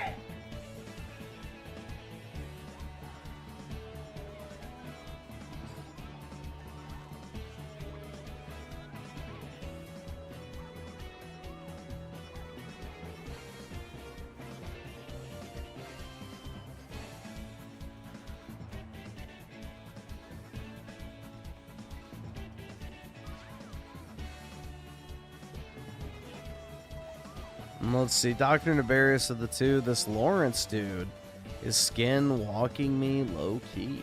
Brutal, man. I hope you make a full recovery.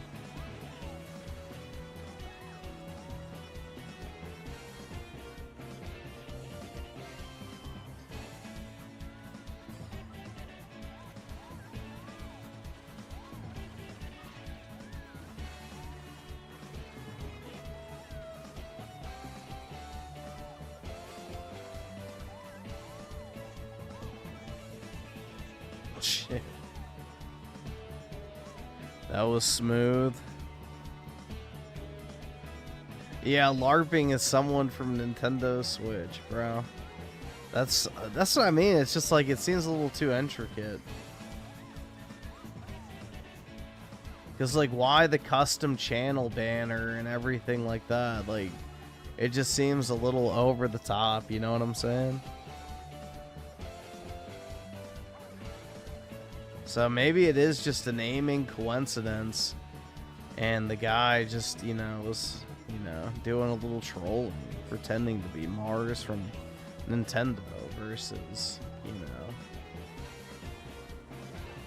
just having a similar name.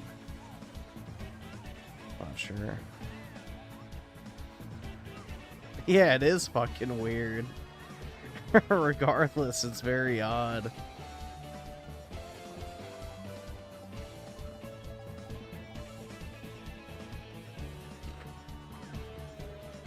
It is very odd, regardless.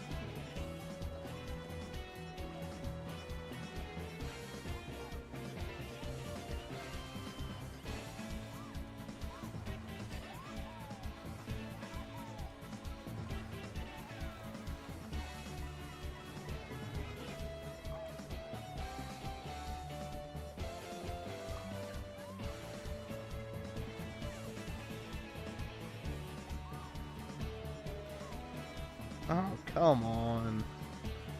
Brutal, man.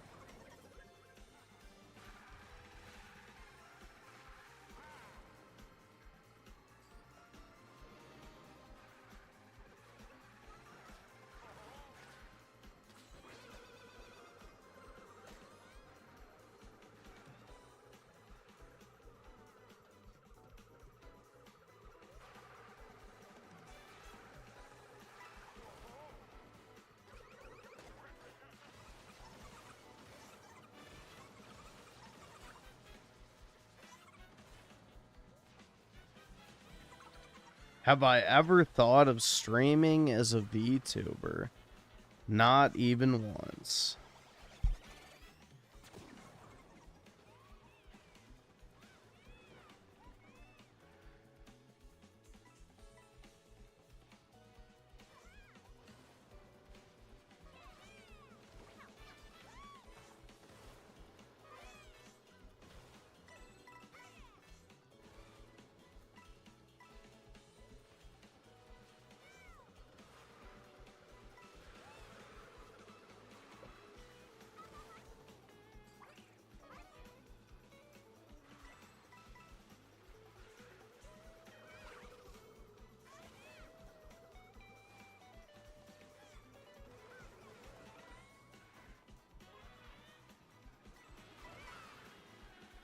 Let's see.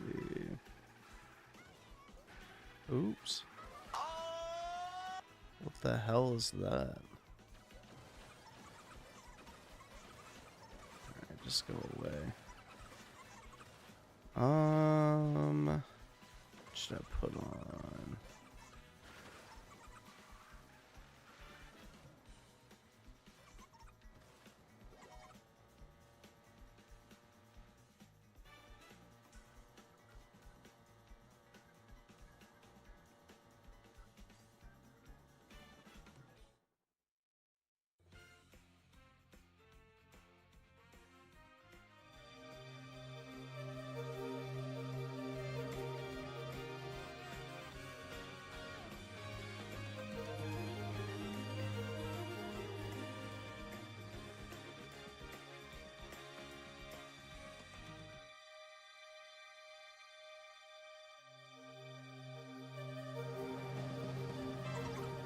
Oh.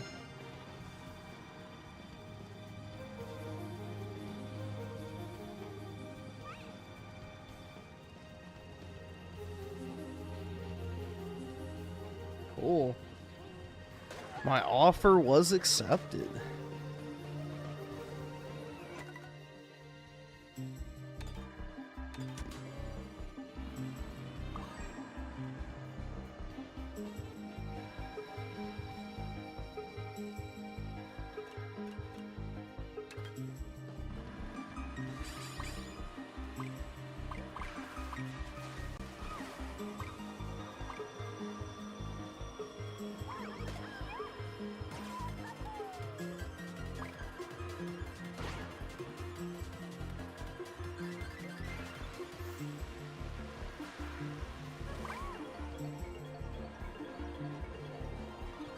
Why am I so bad? Because one, I get distracted while playing because I look at the chat.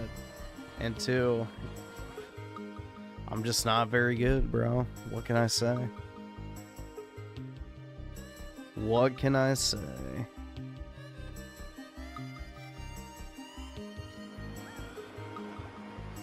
Do you believe hot take Helix will be a better value than the Steam machine? I don't think the Helix is going to have the PC storefronts anymore. So that apparently is the word on the street from the Xbox rumor mill is they are getting rid of the multi-storefront business plan. So no Steam, no Epic Games Store, no other launchers, just the Xbox Store. So my guess is with the potential loss in revenue from paid online as well as selling other people's games, it was not worth it. So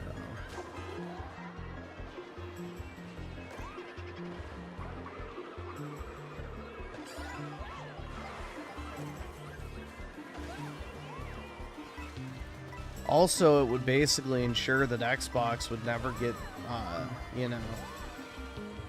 dedicated ports ever again because they would just do the PC port.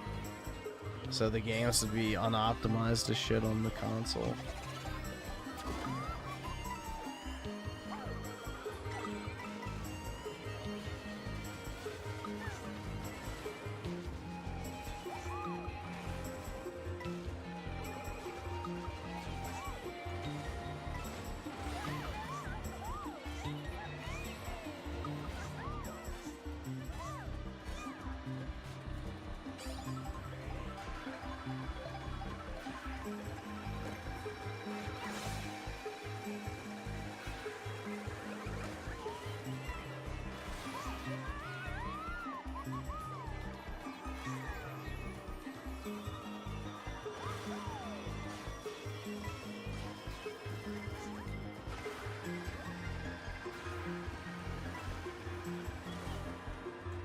Yeah, but apparently Microsoft's business plan now is shifting towards hardware subscriptions.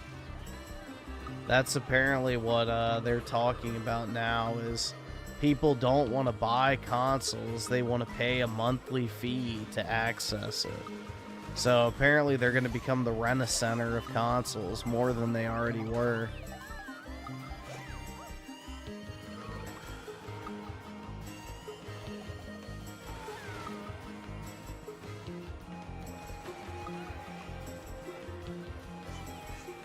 You're tired as fuck. Join the club, bro. I'm always tired.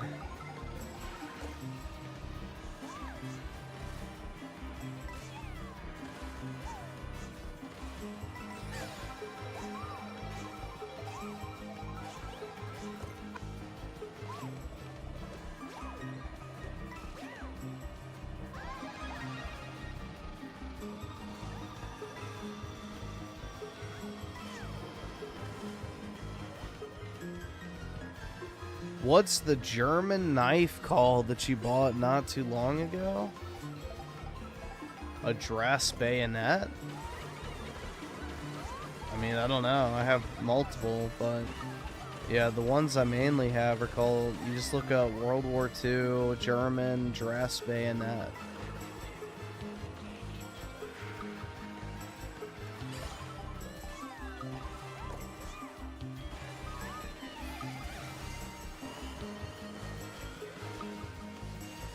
Play Mario Party. Oh my god.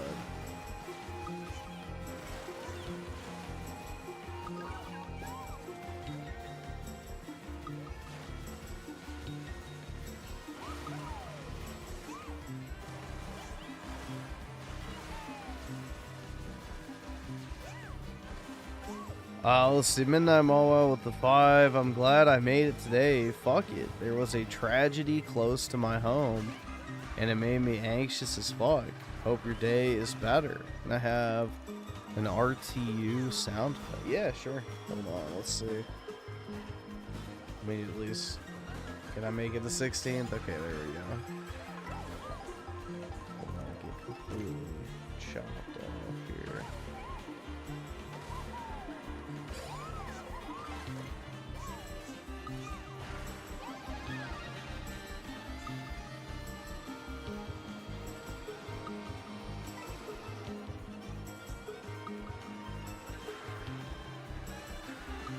All right, awesome. Thanks, nigga. All right.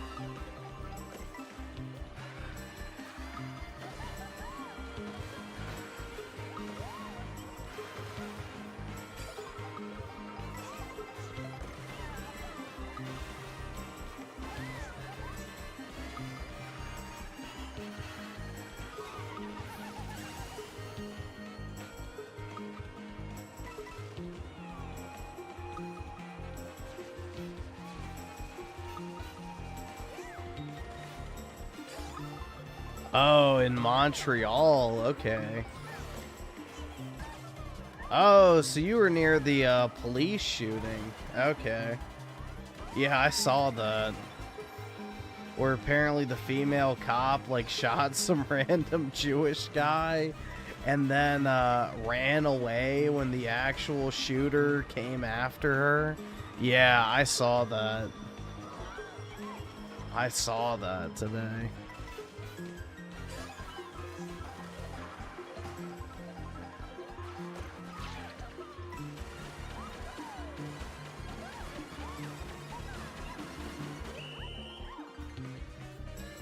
Let's see. Hold on. Let me press the soundboard. Oh, there's one team stuff. I guess we could do this one. Well, Griffin Gaming is an incel. No one his age. What is he, like 30? No, he's not saving. There's no one that acts like he does on stream and can be unbearably fucking a dickhead, but he stops at the fact that he won't stick his dick in a pussy. That is an incel.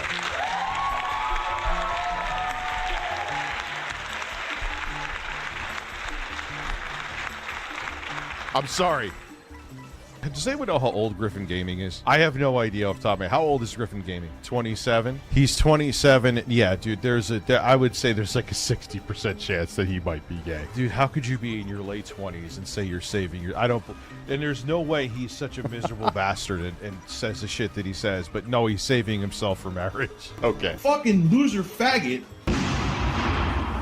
Sexually frustrated edgelords like Griffin Gaming love it. Hey Griffin, you're pushing 30 and saving yourself for marriage? You know what I call that? You're a fucking incel who just can't get any. Griffin Gaming. Yeah. He's saving him. The guy who fucking talks so much shit all of a sudden has morality for marriage. You know who says that? People who can't have sex. Oh my god, bro. Not once has the words "I'm saving myself for marriage" ever come out of my mouth referring to me. I don't know where the fuck he got that idea from. That I am this, you know, chaste, God-fearing chud who is afraid of, you know, bedding a woman before his wedding night. Shit's crazy, man.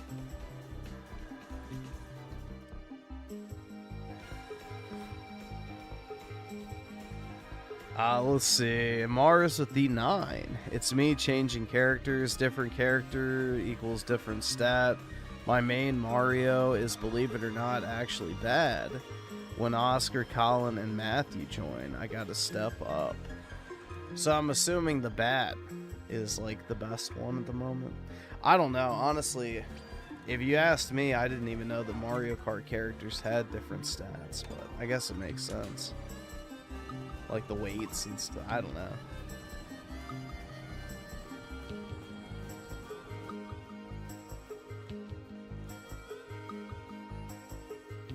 Interesting. So that account is pretty much just skinwalking you on YouTube, not on Mario Kart. Yeah, that's really odd. I don't know. That's really fucking weird.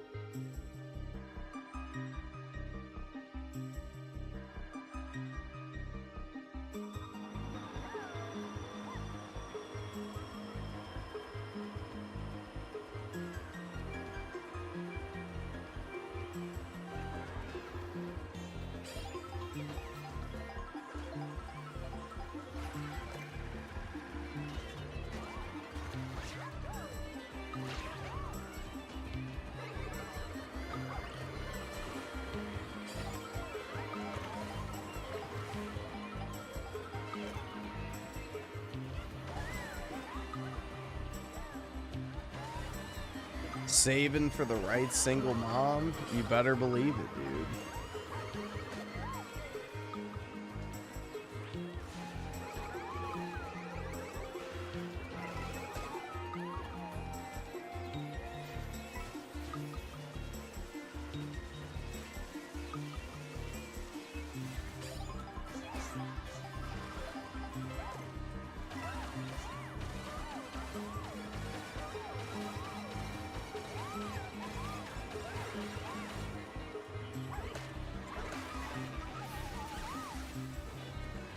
Asking me if I want more Tippy is like asking me if I want, like, you know, chronic diarrhea or hemorrhoids. Of course not. Does anyone actually want more Tippy? Or any Tippy at all?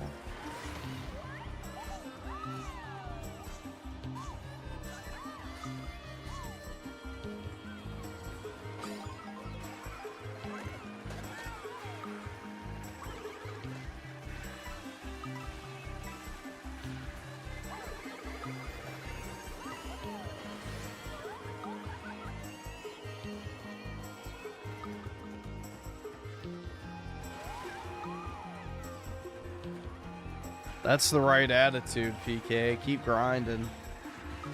I can't afford this shit! That's right, Chuds. Keep grinding. Our wives haven't been born yet.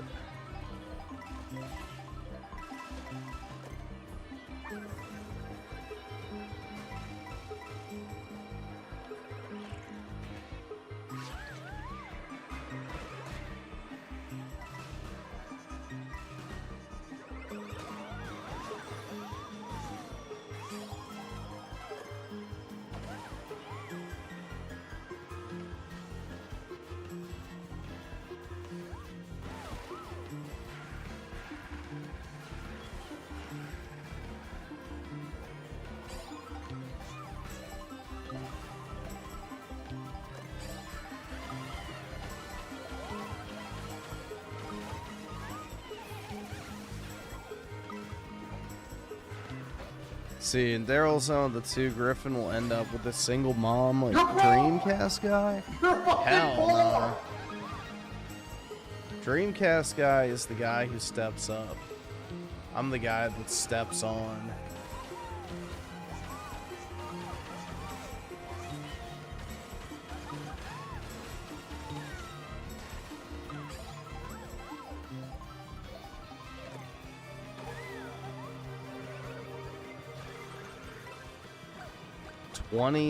Oh wait, Yogi Bear the 27 divided by 2 plus 7 equals 20.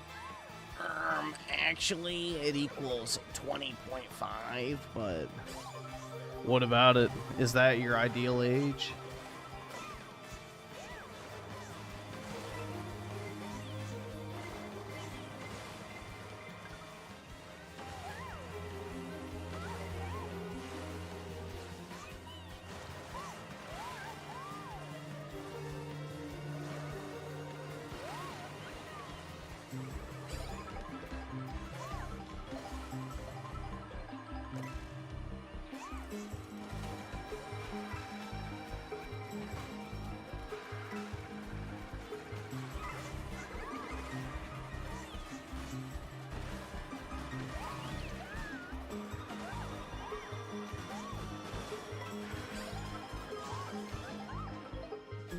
Uh-oh. She burned alive.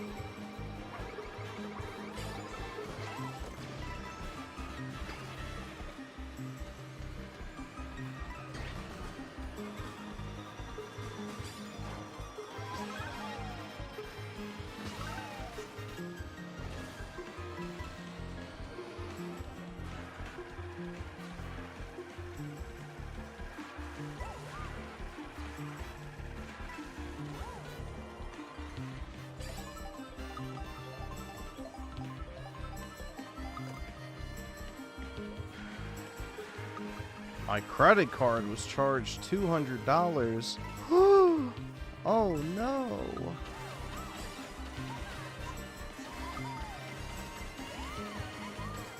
Yikes.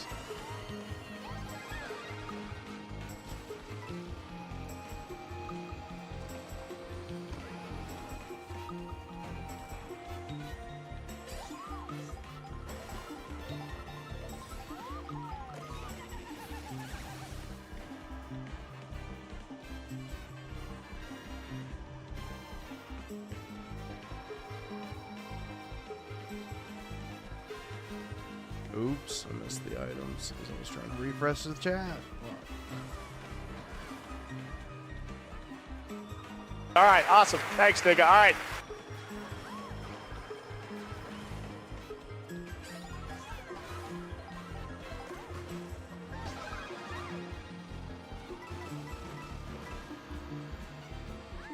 Oh shit.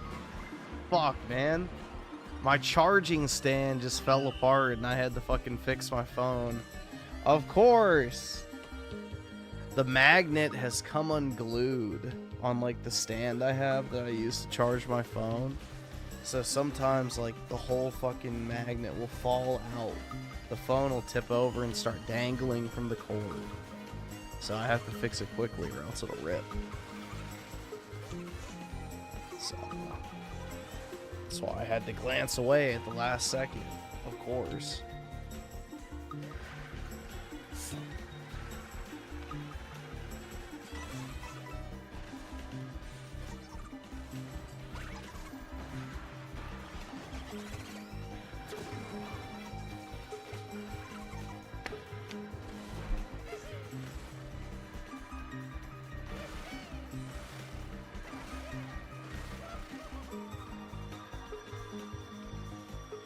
Let's see. Daryl's on with the 5. Griffin will sell his Switch 2 to his single mother. Wait, his single mom GF for 500 so he can pay the difference to get a Steam machine, just like Dreamcast guy. That's right.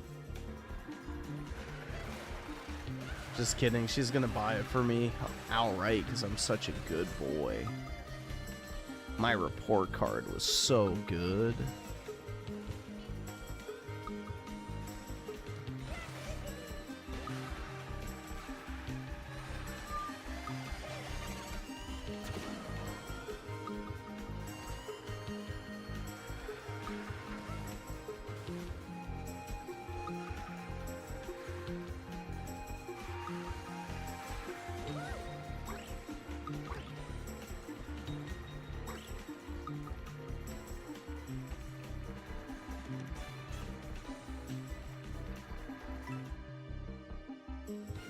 Yeah, exactly, bro. Let me get a sugar mama. She.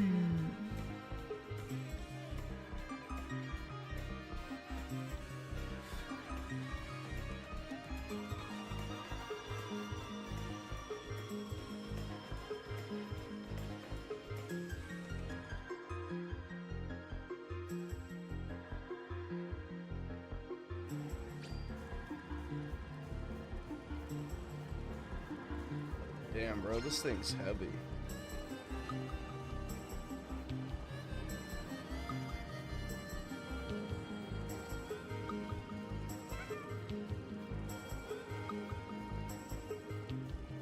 I won an auction for like this silver necklace thing, and it weighs like over 2 ounces, and I had it on, because why not? And bro, that shit's actually kind of starting to hurt my fucking neck. I don't know why motherfuckers want to be wearing like, you know, 1 pound gold chains and shit. That shit's not comfortable at all. Ugh. My dainty little neck can't handle it.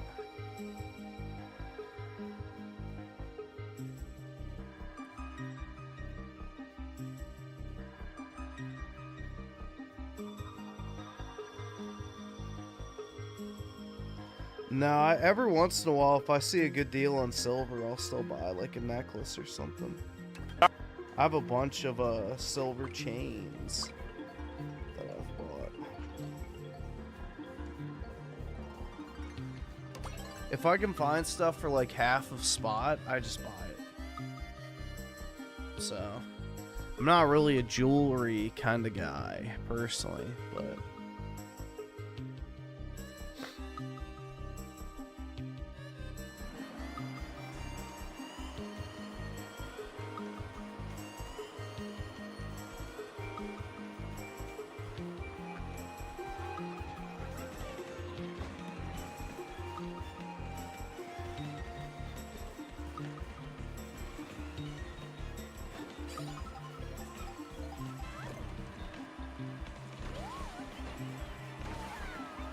I should buy one of those Thor's hammers, bro. Then I can Viking Max and put it on my silver chain.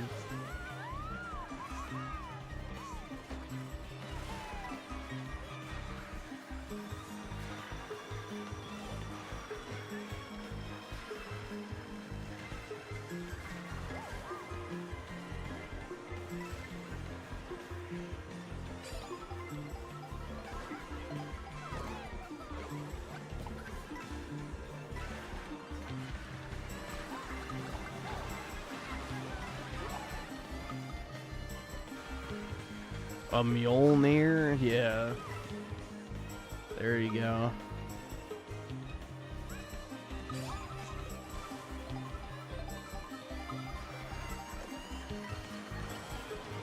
Griffin ain't the man single moms are looking for. That's right.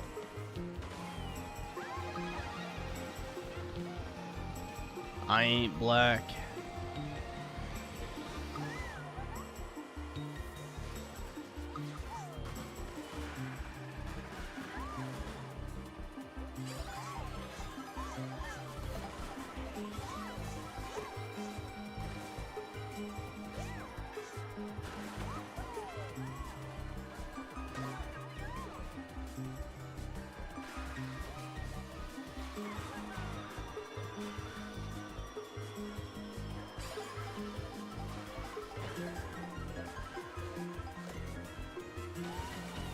Someone with a fat wallet?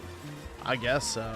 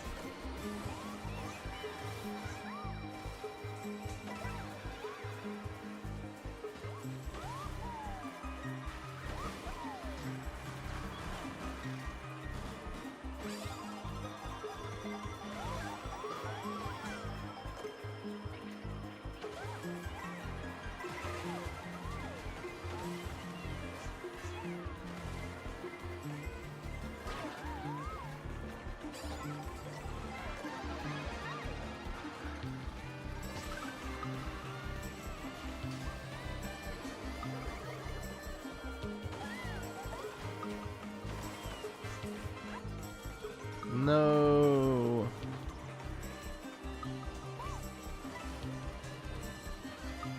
Yeah, Tipster does look like an overweight, middle-aged Hispanic woman. Just not for the reason he thinks he does.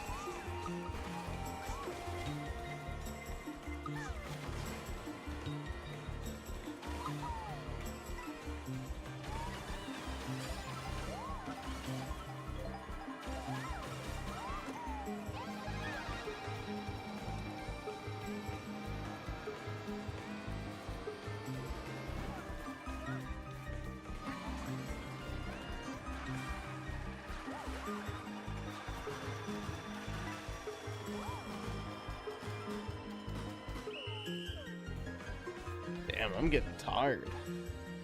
Might be time.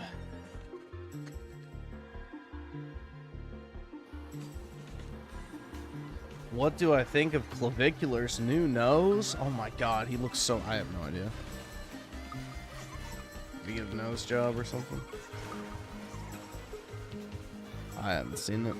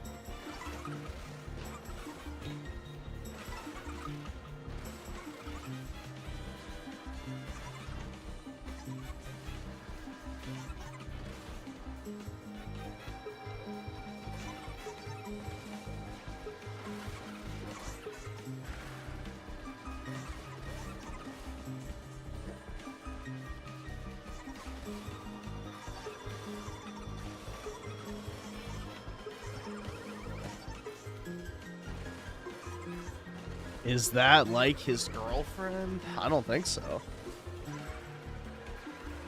It could be, dude. Let's see. I'm just looking at stuff real quick here.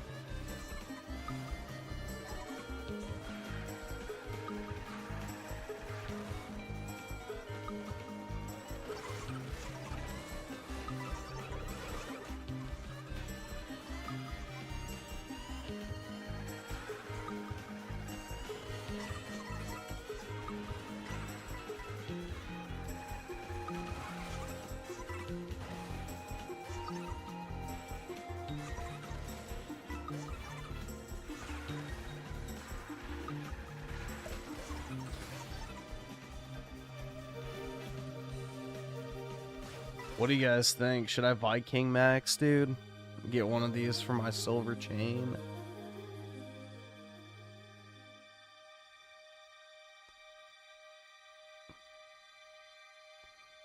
These things are kind of expensive, honestly.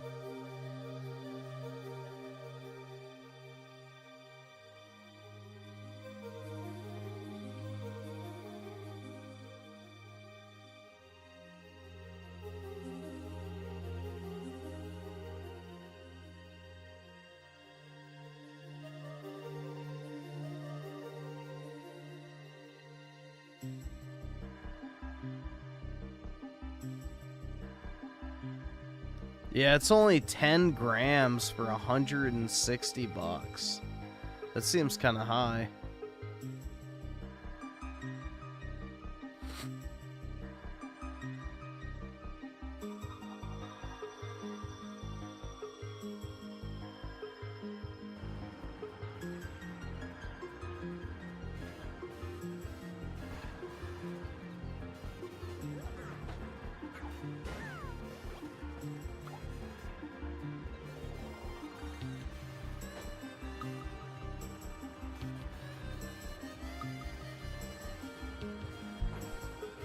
All right, awesome. Thanks, nigga. All right. See, U generation with the 5. What is this? So, chat, big news in the gaming world. Oh, great. My favorite things. Trannies in GTA 6. Wow, thank you for that, U-Generation. Noski Woski with the 5. I like it when Mars hops on Mario Kart World. I also have, as a friend, you know, one of 4 friends I have on Switch. Also another W for Mars. I think I have Mars added. I'm not sure.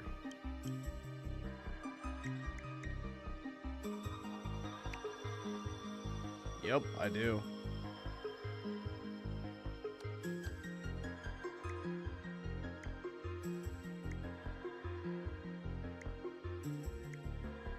How many people we got? What? Can I count? 5, 9 people on my friends list playing. There we go. Whee! Whole squad, yeah.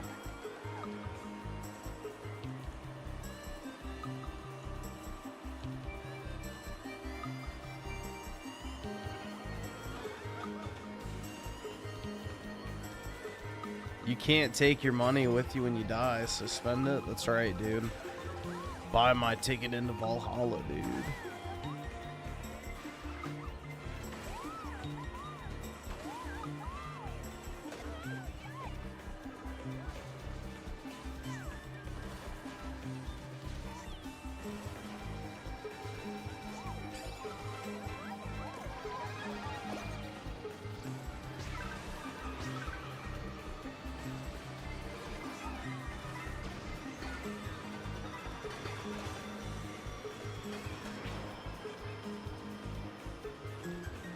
I have tapeworms? Why? Wouldn't that make me skinny? Maybe that's a good idea, dude.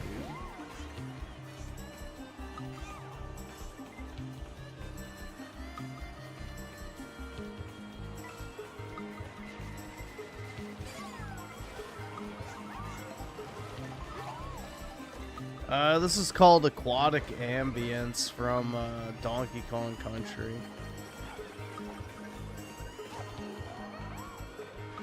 Or Ambiance. I don't... Is it Ambience or Ambiance? I guess it's probably more like Ambiance. But it's like it's supposed to be ambient music. So I don't know.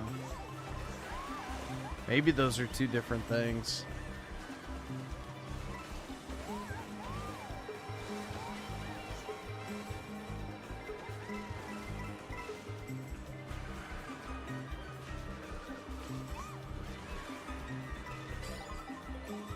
Well, PK, we know why you're anti-GGG, bro. The Nazis have organized a special task force called You Ain't White. GGG. The GGG was established to help Hitler succeed. You would betray everything that you love.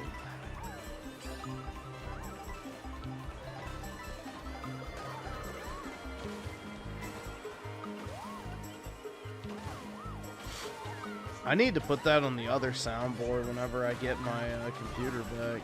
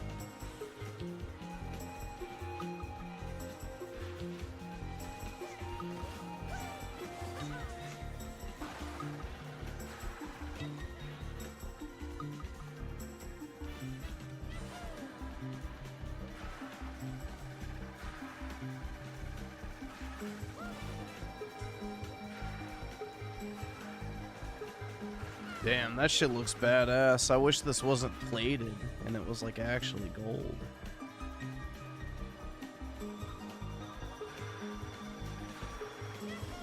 This shit looks fire, man.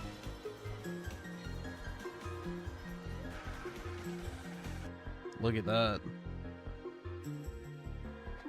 But it's plated, so it'll rub off. What a shame. That actually looks sick as fuck. I'd buy that. But it'd have to be solid gold, which it's not.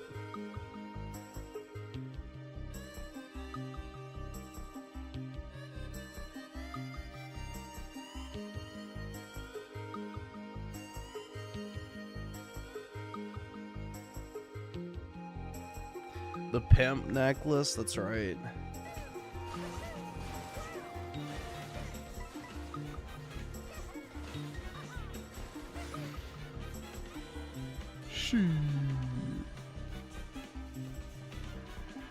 But it's plated, so the gold will, rub off over time.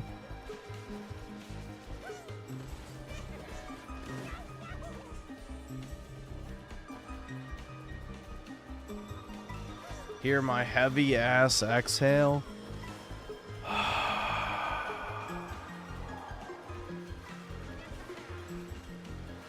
What was that?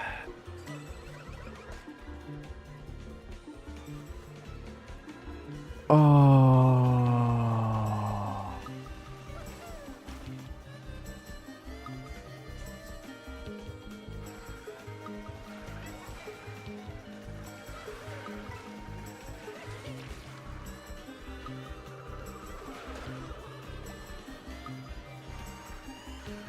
Griffin is scared of Odin and his marble. That's right. I need the hammer to crack Odin's marble, dude.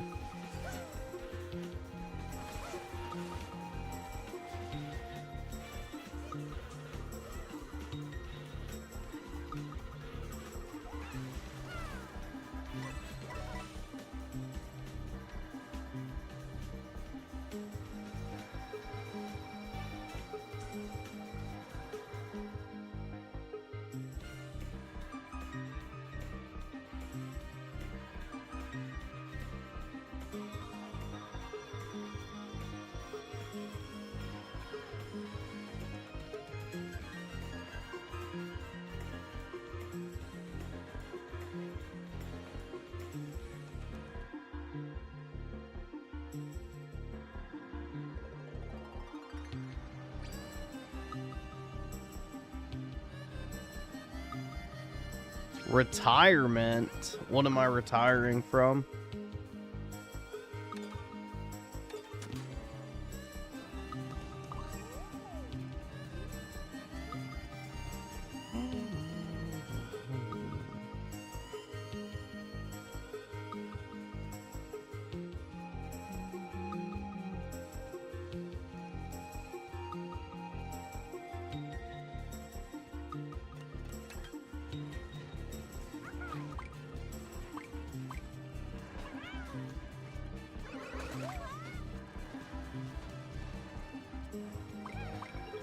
The hell is this?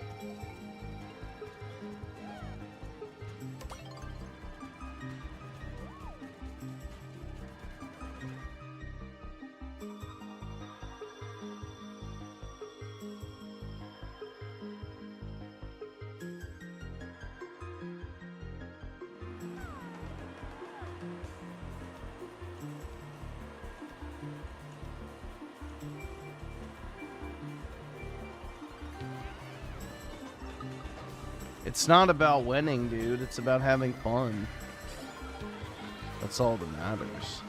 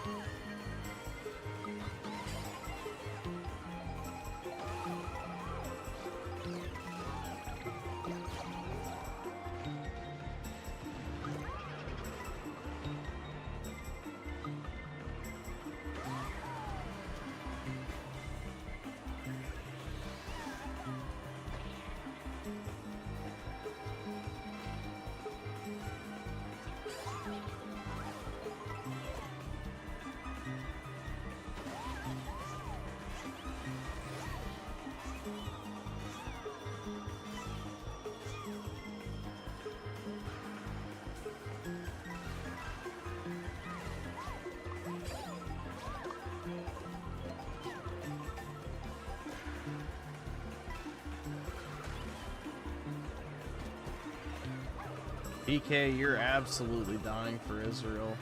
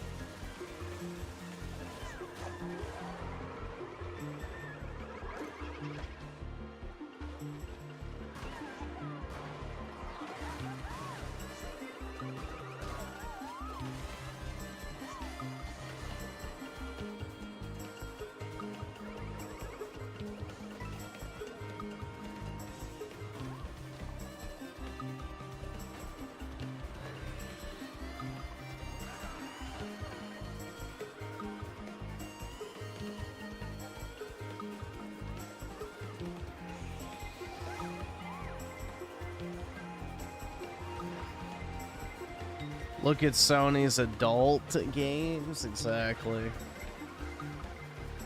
I'd take Nintendo's kiddie sheet, personally. You know, give me stuff like Mario Kart over Spider-Man any day, personally. But to each their own.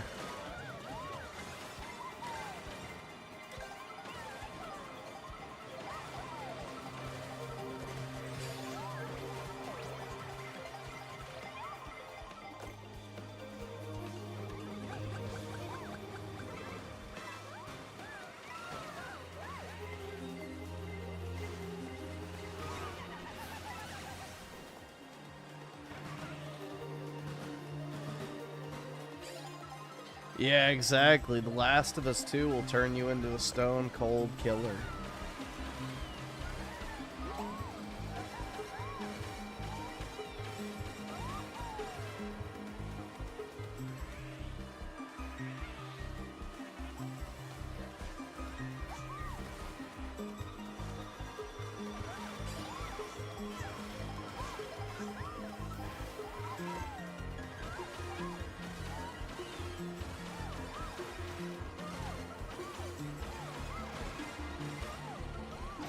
Go! Please! Here we go. I actually made the cut.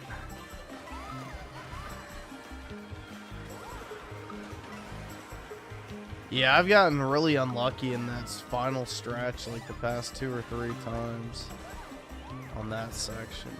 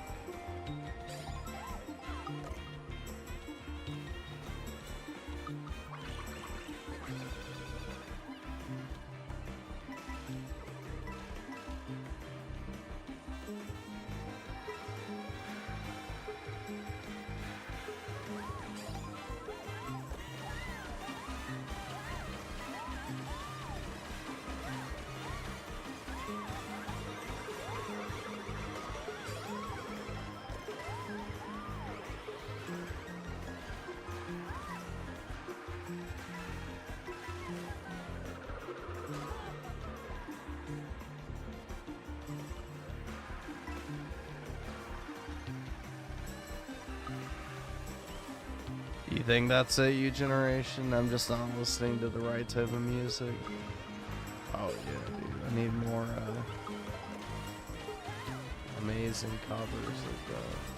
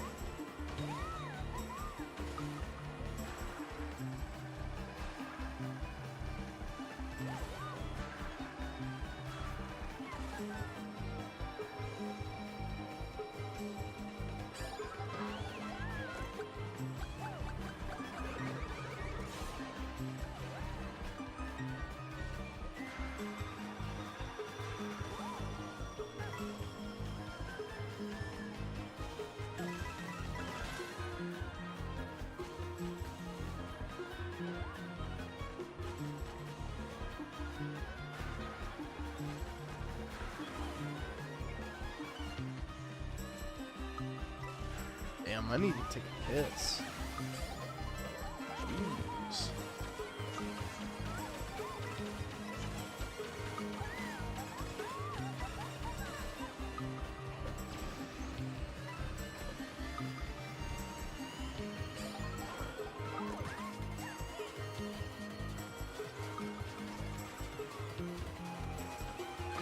All right, awesome. Thanks, nigga. All right.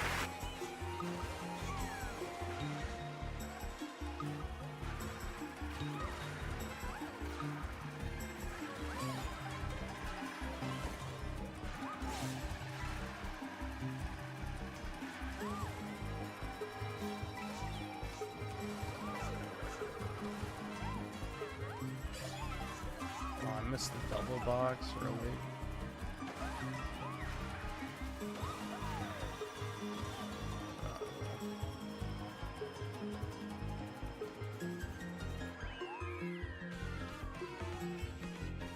You just piss in the bag? That's right, dude.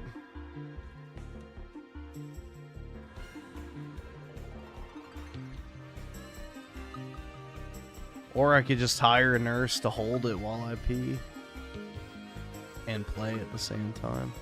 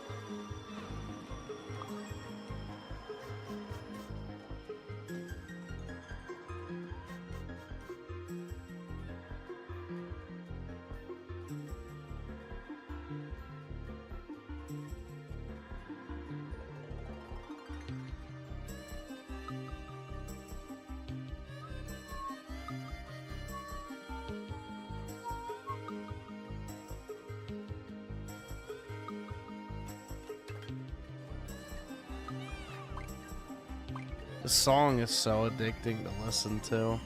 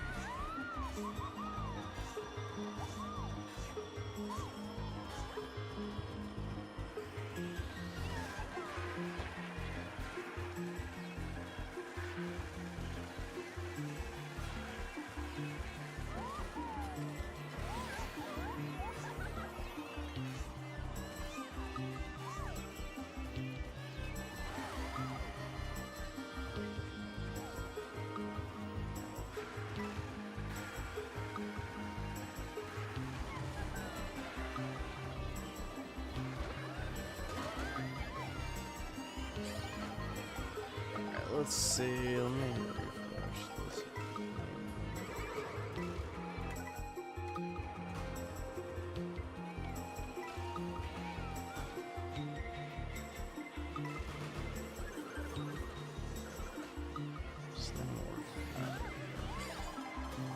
Let's see. Generation with the 5. This will help. Let's see. What is it?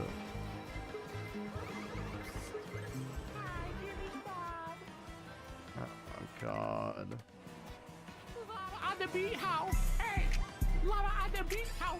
Bro, any rap, we just hear free throw. Man down, calling Neverland, till him breathe, bro. Now we just get across, we walk around like teams. So what's up with these jabroni ass? We just trying to see cop. The industry can hate me, fuck 'em all and they mama. How many outs you really got? I mean, it's too many ounces. I'm finna pass on this body, I'm trying to shock you. Jesus. Beat your ass and hide the Bible if God watching. Sometimes you gotta pop out and show he's a certified boogeyman. I'm the one that up the score with him. Walking down the whole time, I know he got some hoe in him. Ball on him. Unironically, this might sound better than Kendrick Lamar. You better ever go to cell block 1. Do any bit of talk to him and they involved. Just make sure you hide your little sister problem. They tell me she's the only one that gets your hand-me down. And got her at the party playing with his nose out. And bro, I got a weird case. Why is he around? Certified lover boy, certified pedophile. Wop, wop, wop, wop, wop, girl, fuck him up. Wop, wop, wop, wop, wop. I'ma do my stuff. Why you trolling like a bitch? Is you tired? Trying to strike a chord and it's probably A minor.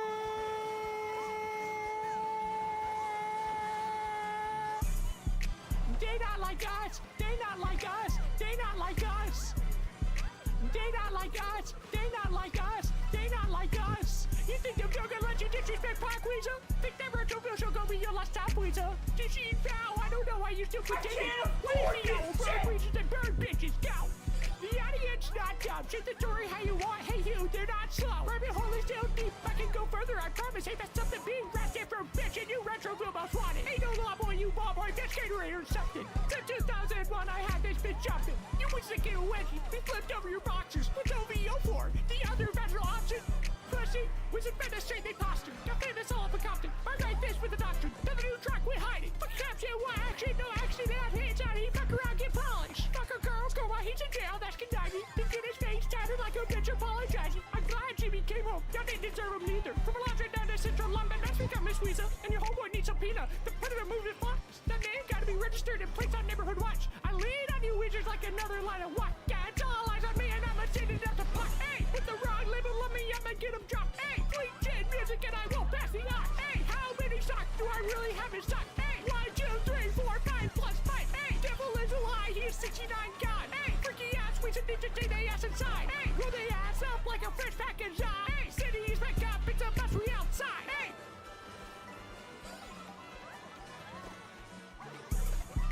They not like us. They not like us. They not like us. They not like us. They not like us. They not like us. Once upon a time, all of us was in chains. Homie still doubled down, calling us some slaves. Retroville was the mecca building railroads and trains. Been with me for a second, let me put y'all on game. The new tribes was easy town, folk to make them richer. Fast forward 2024, you got the same agenda. You run to Retroville when you need a check balance. Let me break it down for you, that's a real reason challenge. You got Jimmy when you didn't see the cloud. Hey, what Miss Fowl helped you get your lingo out? Why Jimmy's mom give you false street cred? She made you feel like you was slime in your head. Hey, why Bobby said you could be from your side? Why Robot said you good but he lied? You run to Retroville when you need a few dollars. No, you not Judy's man, you a fucking colonizer. Family Matter and the truth of the matter, it was Scott playing to show y'all the liar. Yeah. Yeah, yeah, he a fan, he a fan, he a fan, he a fan, he a fan, he a freaky ass, we should hear 69 God, freaky ass, we should hear 69 God, hey, hey, hey, hey, run for your life, hey, hey, hey, hey, run for your life, freaky ass, we should hear 69 God, freaky ass, we should hear 69 God, hey, hey, hey, hey, run for your life, hey, hey, hey, hey, run for your life. Let me hear you say, fuck you, Hugh, fuck you, Hugh, fuck you, Hugh, fuck you, Hugh. Then stab this way, stab that way, then stab this way, stab that way. Are you my friend? Are we locked in? Then stab this way, stab that way, then stab this way, stab that way. Yeah. gonna finish that croissant?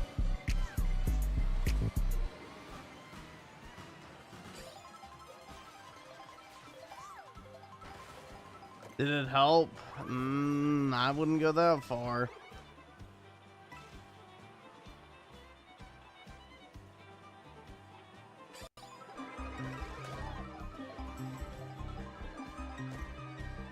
It helped me remember why I hate Kendrick Lamar. But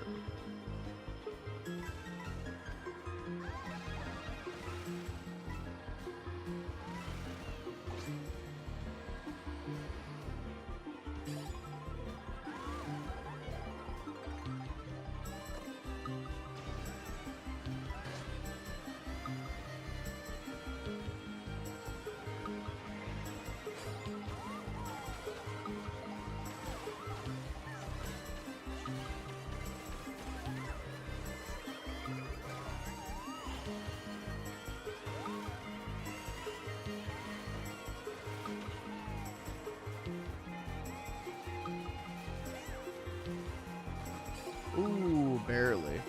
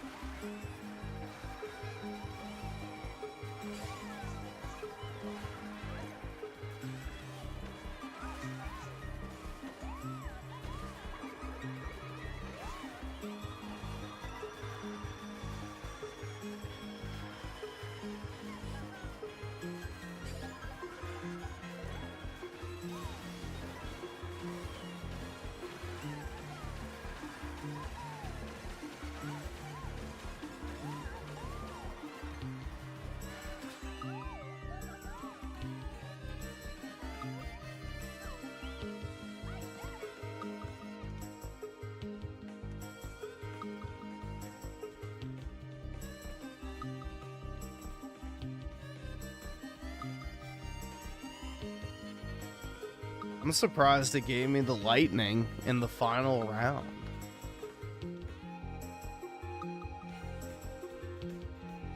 I actually got good RNG for once.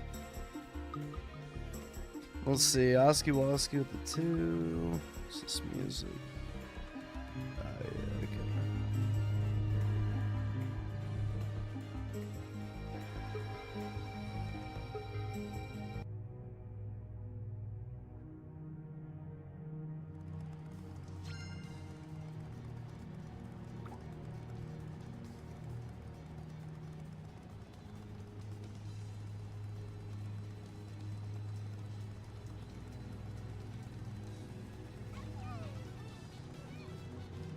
It's about all I have is luck when it comes to these games, so it's not skill, that's for sure.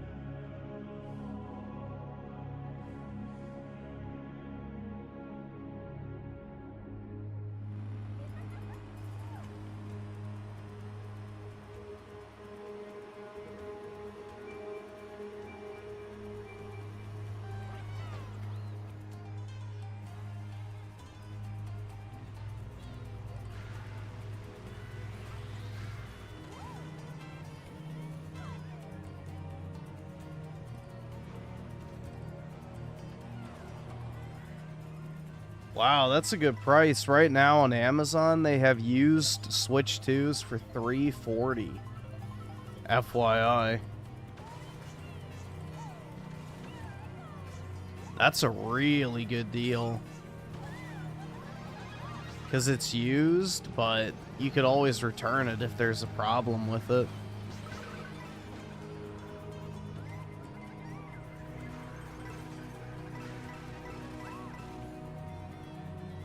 Do I still have a triple chin, or have you gone up in numbers?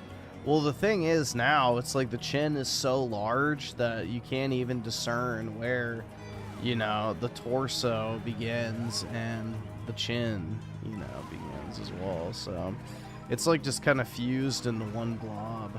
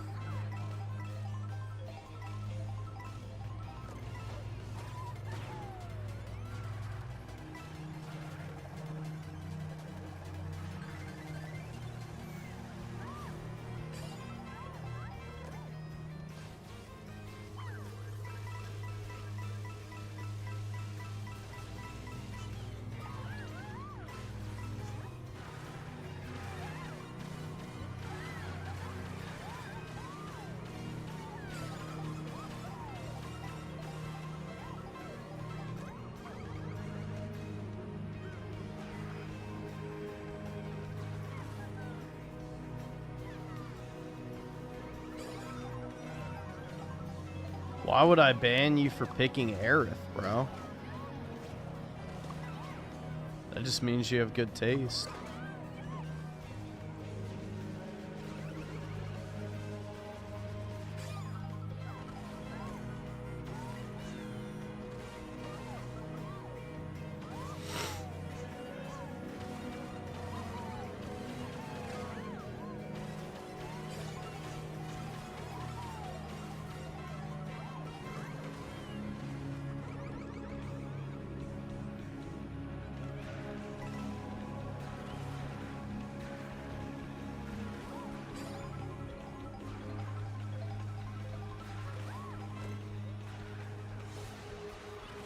I don't think Trump's very happy with Italy right now.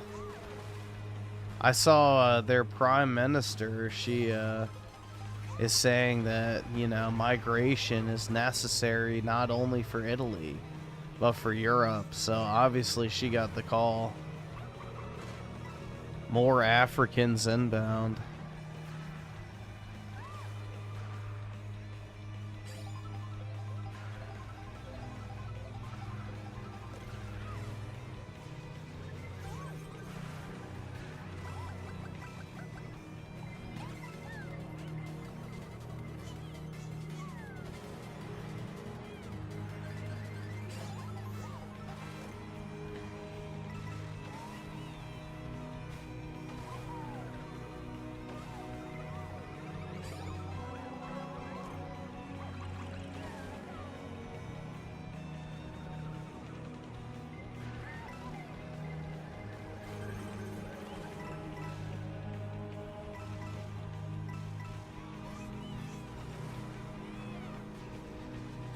Yeah, she wouldn't let a U.S. aircraft land on the bases, so...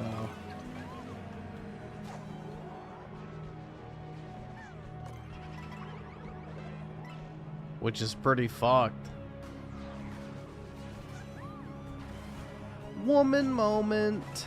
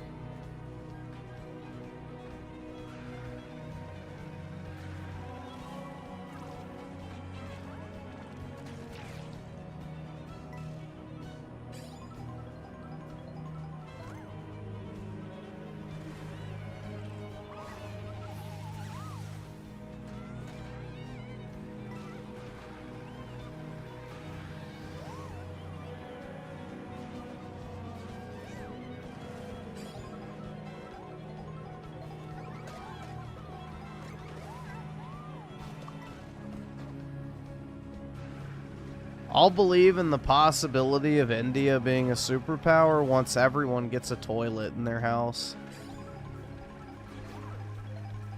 But until that day, keep dreaming.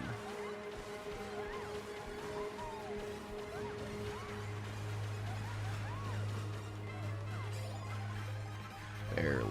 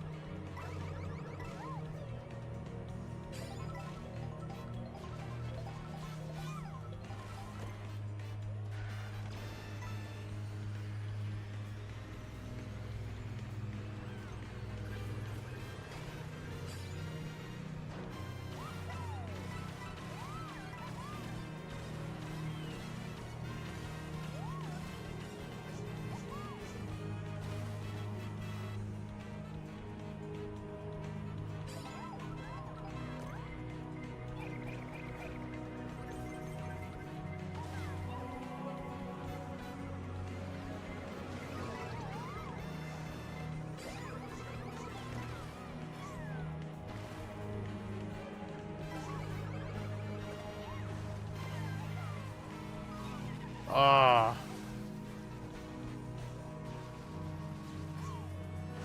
Fuck. Well, it's over.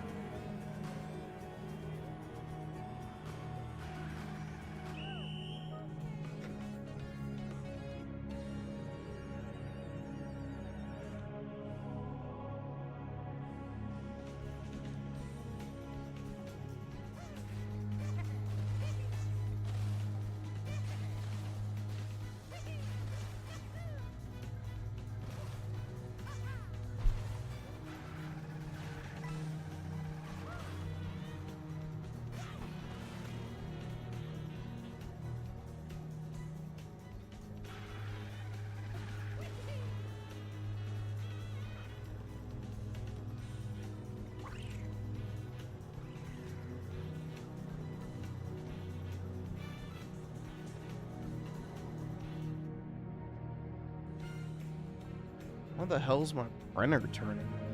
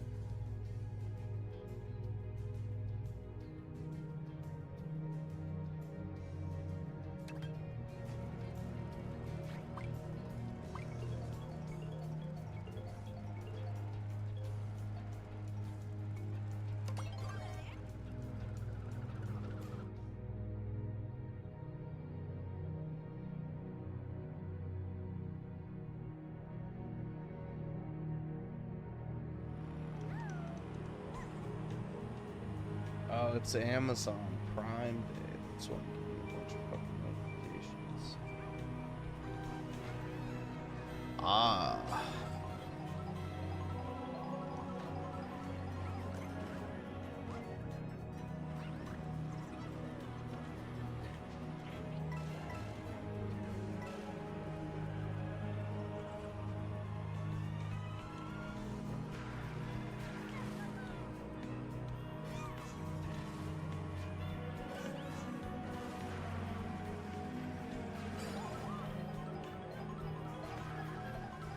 Half the man JFK was? You don't know anything about JFK if that's your stance, bro.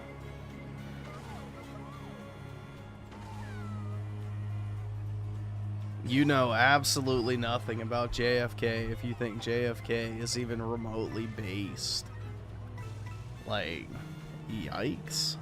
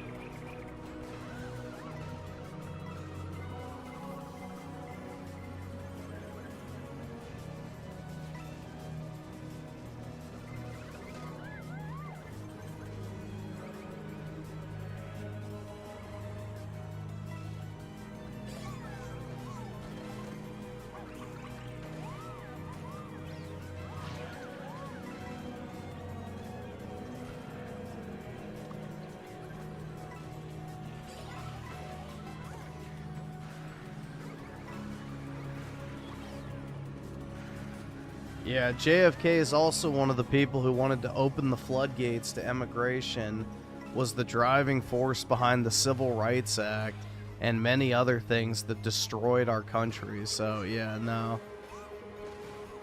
Sorry, bro. That's a hell of a revisionist history.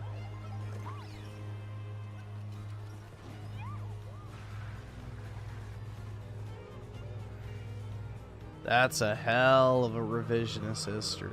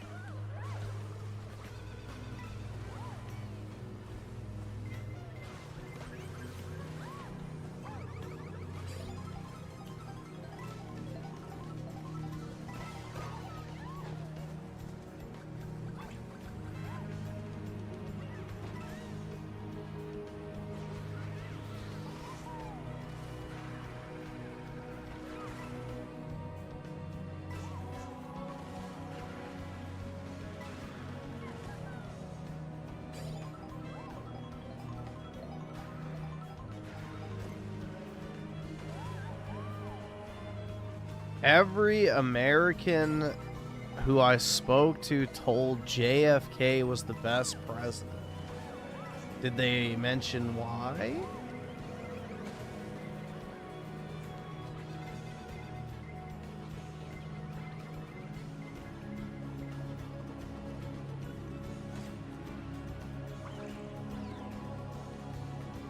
People say the same thing about Obama. Who fucking cares?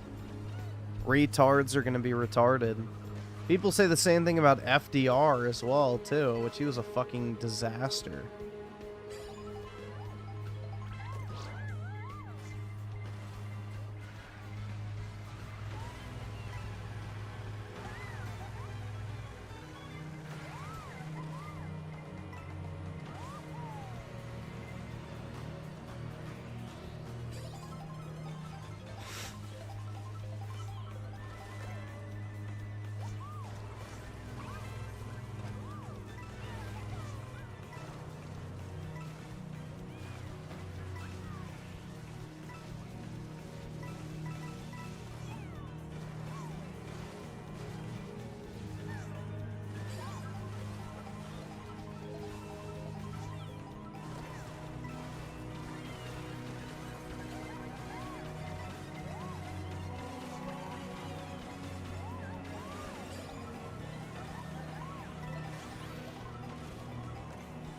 Hard Seller and Civil Rights Act ruined America, period. Well, you can thank JFK for both of those. You know, LBJ might have finished the job, but JFK is the one who laid the groundwork for both of those beautiful bills. So...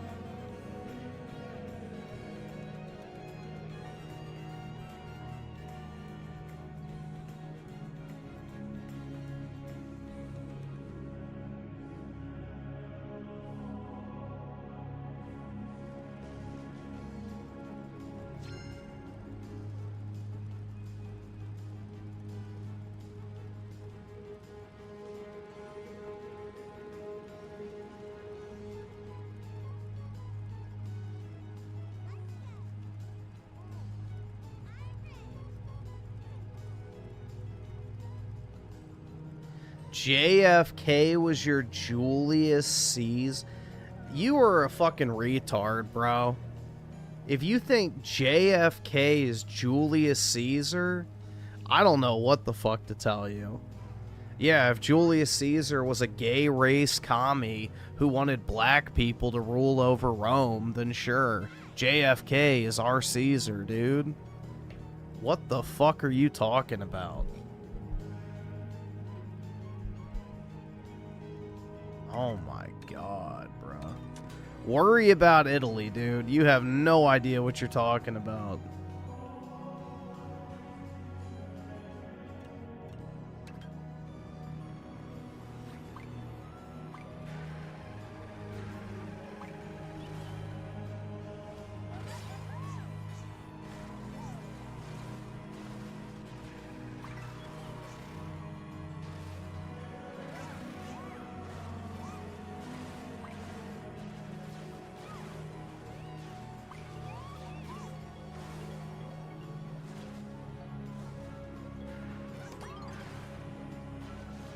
My guy, the U.S. is older than Italy, so I don't know if I'd be too quick to talk about age.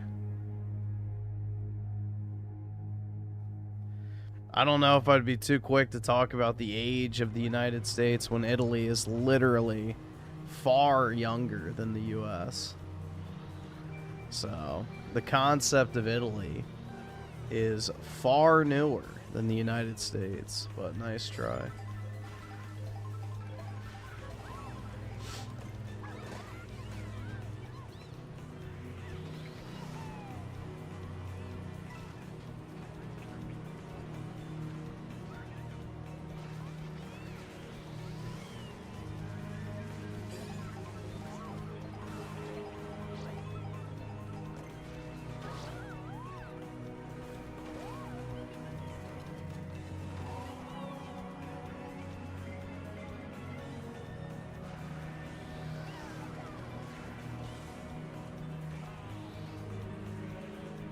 Dude, I honestly should ban him for comparing JFK to Caesar, bro. What a joke. Holy. That is a ban-worthy offense. Like, good lord. That's crazy, bro. Yeah, the guy who introduced the Civil Rights Act laid the foundation for Hart-Celler. Literally outsourced U.S. power to the fucking third world, and, you know, was a servant of our greatest ally. You know, that's our Caesar, guys. Oy vey.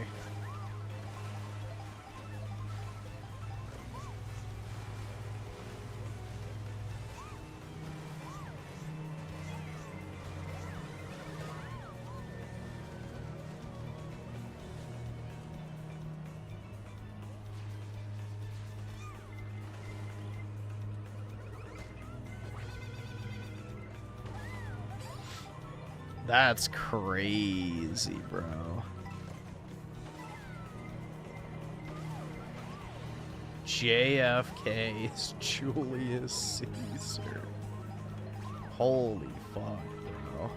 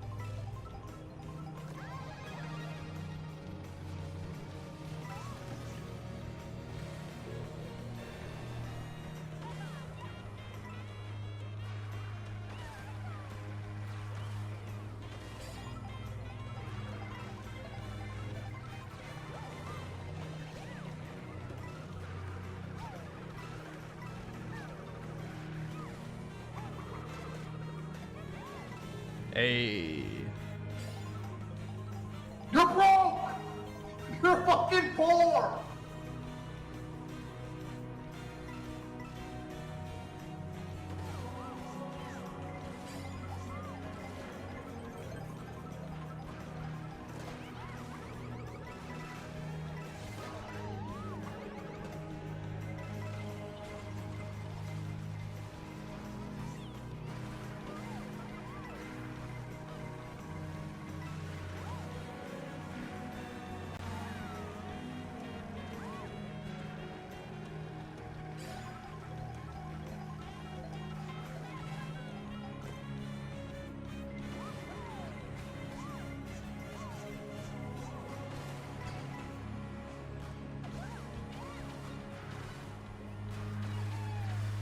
Nope. I fucked it up. Damn.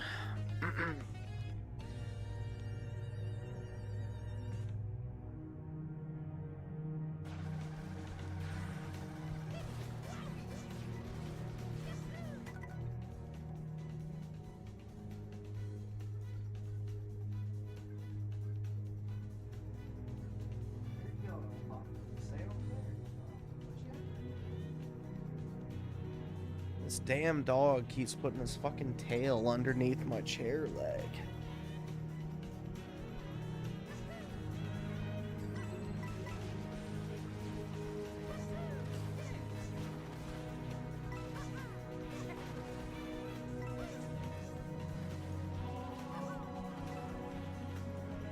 Let's see. Infamous 1 J Mini Pro 2 with 39 months. They're twins. The fuck? Let's see. Schizo Garcia with the 2. Do a poll. Let the real people decide. Painter's mate. Nah, I'm not gonna ban him, but I should. Comparing Caesar to JFK is like wild, bro. That is a crazy comparison. Like, what the fuck?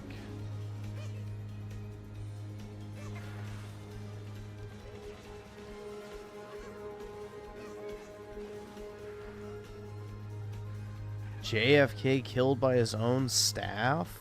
What the fuck? No! What are you talking about, bro? You know nothing of what you speak.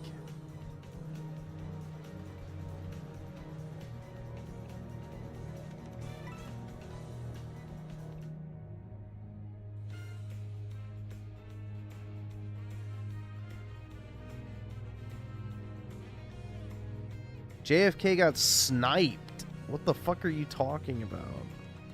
Killed by his own staff? No, he got shot in the head from a fucking window while he was in a motorcade in a convertible.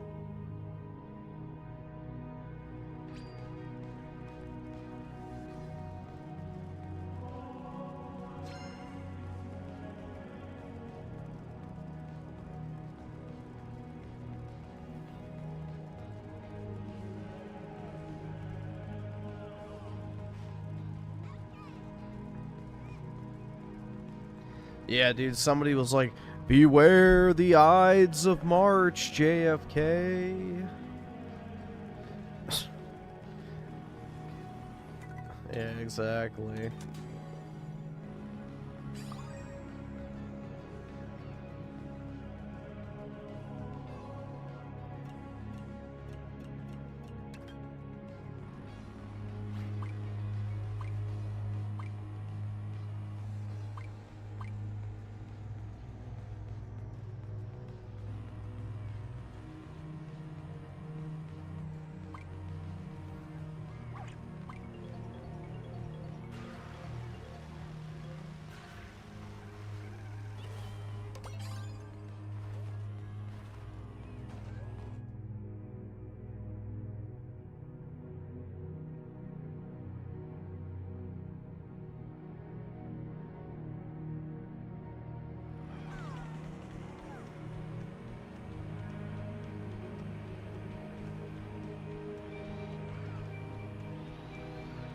Don't LARP is a fake alpha. When have I ever claimed to be an alpha? The fuck? I think I just give off the energy and you assume that. So it's okay, bro. It's fine to acknowledge your superior. It's the natural order of things.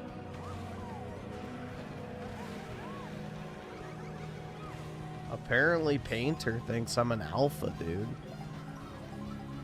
That was the vibe he got from me, is an alpha. So...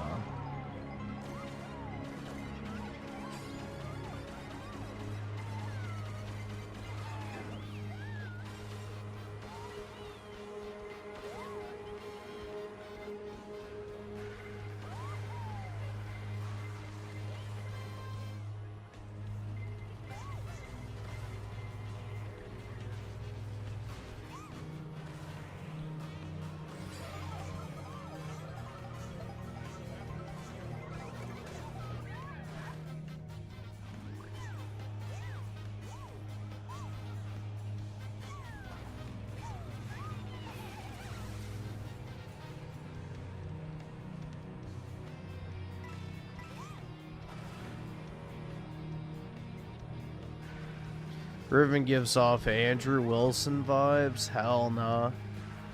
I'm not that based in Christ pill, dude. I'm not the man that steps up.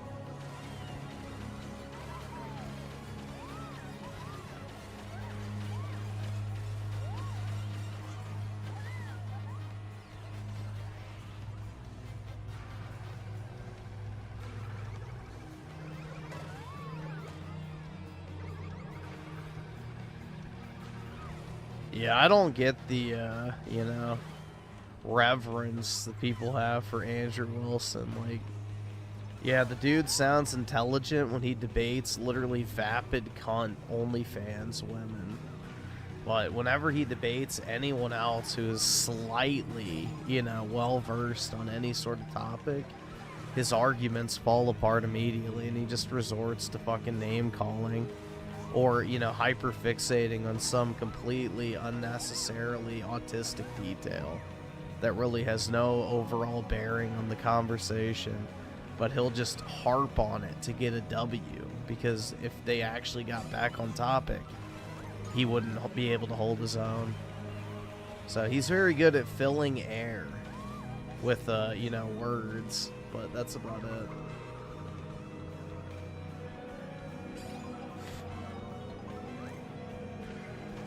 He's not very smart.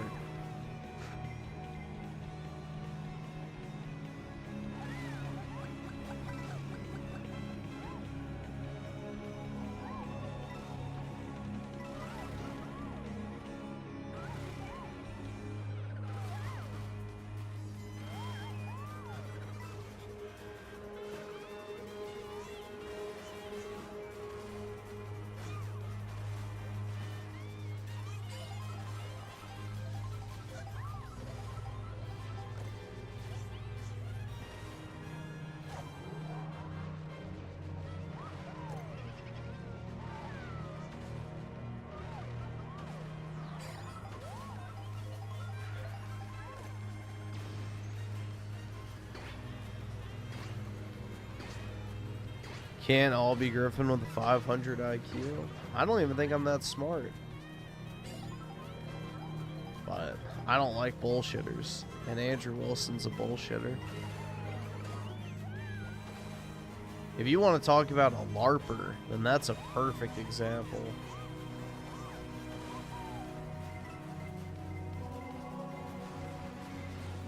Dude lives probably one of the most untraditional lifestyles imaginable.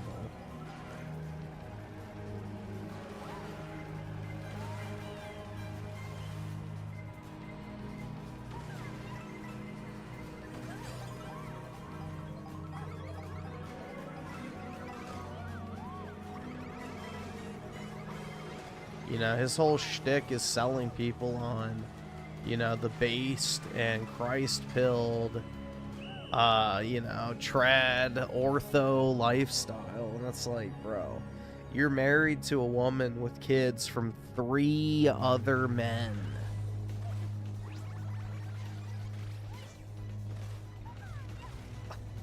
Like, good lord, bro. Not 1, not 2, 3.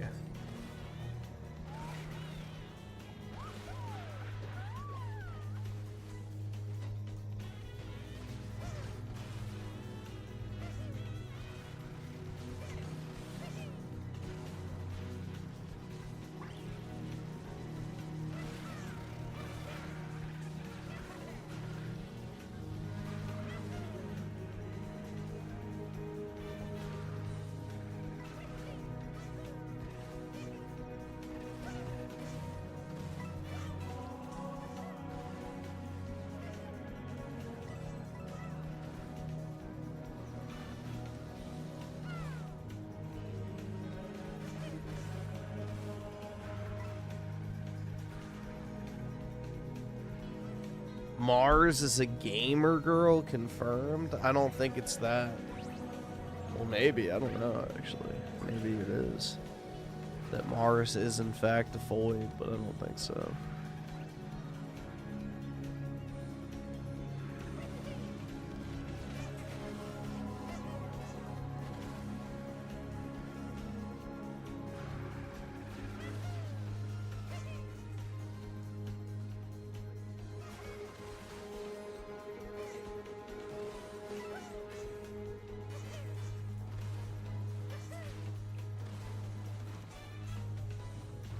Girls usually play Kart. You never know.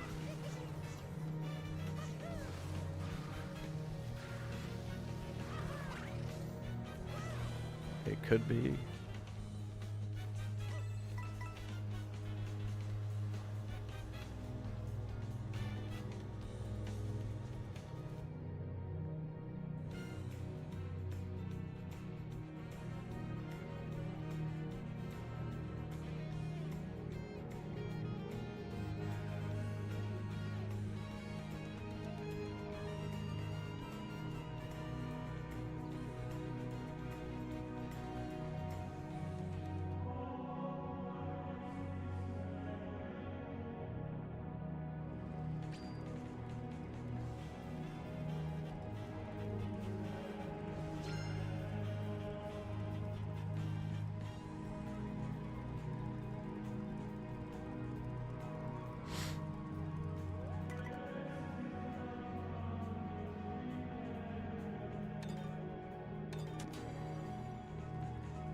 Alright, we'll do one more race, and then I guess we'll do videos and shit. We don't have too much to watch, but... actually, it's a decent amount.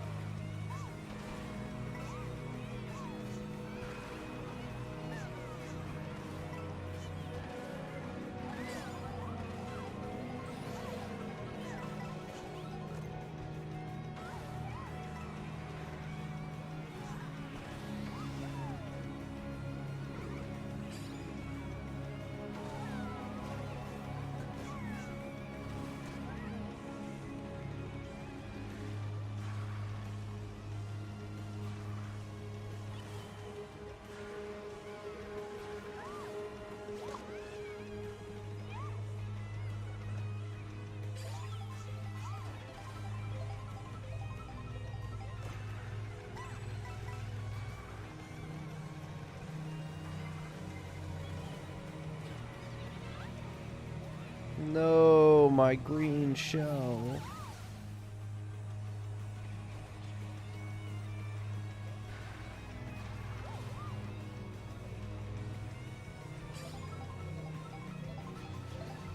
Yeah, you're right about Andrew Wilson. Just uses niche debate techniques to an obtuse extent. Yeah, he's obnoxious to listen to. I don't know, bro. Like, I remember, I forgot where it was I heard somebody was, like, saying what a great debater he was, and I watched one of his debates, and it was like, dude, this guy fucking sucks. I don't know. I've never been a fan of Andrew Wilson. I see why he sticks to OnlyFans chicks. It's the only people he can, like, you know, have a semblance of a chance against. Because anyone who's intelligent can call him on his bullshit of, you know, hyper-fixating on a retarded detail that has no real bearing on the overall topic. But because most people get stuck in those details, instead of just moving on and conceding and saying, okay, that's fine, let's get back to the point. You know, they'll just sit there and argue it, and it's like, all he wants to do is burn time. That's why he likes structured debates, because it limits, you know, the other person's ability to, you know, call him on his bullshit. So he's very good at filling air. That's it.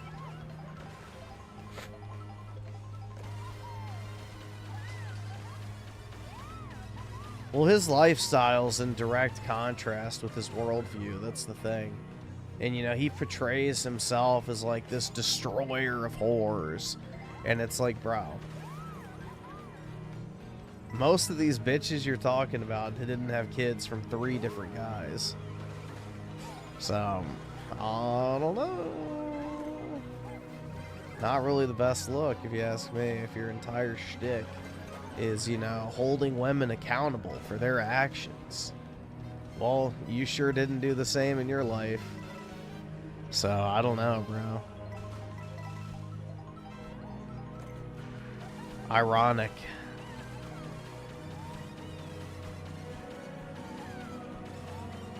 No, that's a different Andrew Wilson. That's the guy from EA.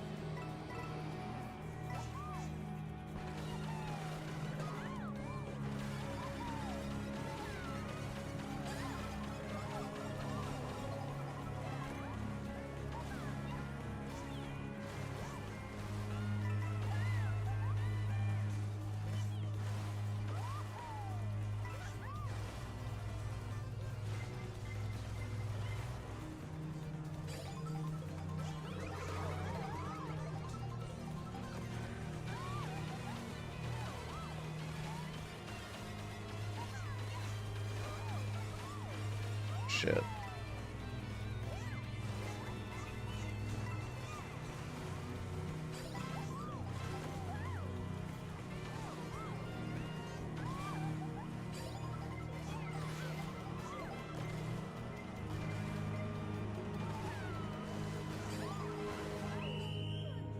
Brutal.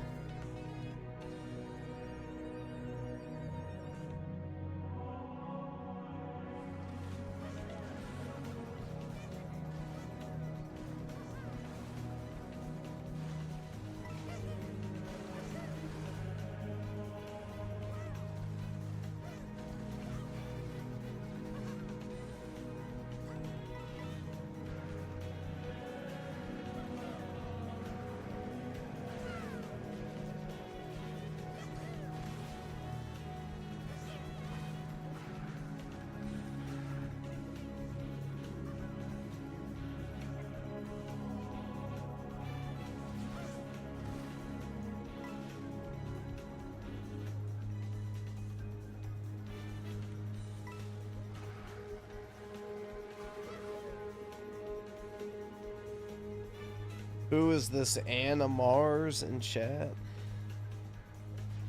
Well, he was in chat earlier. So.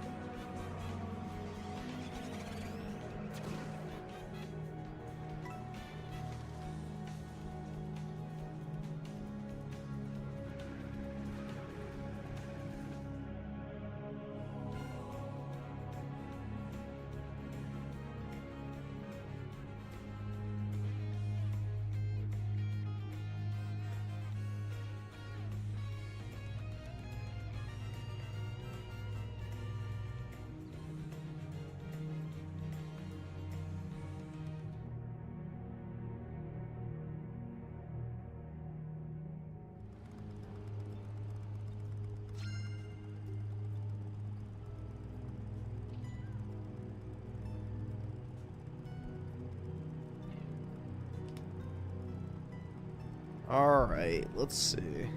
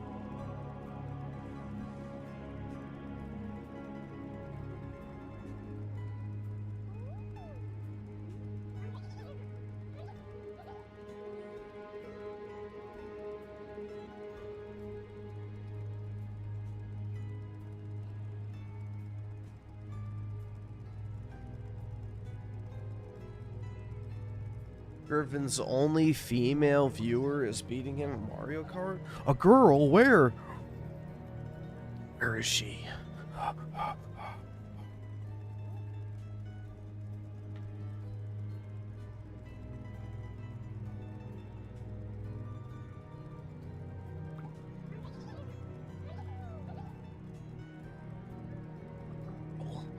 Plays video games.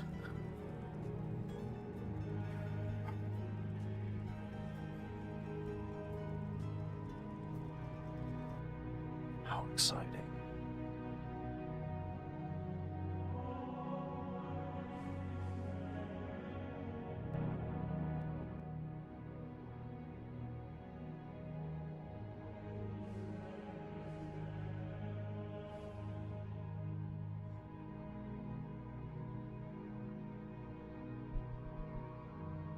Britt works now, so Britt usually shows up at like 7 or 8 a.m. if I'm still on.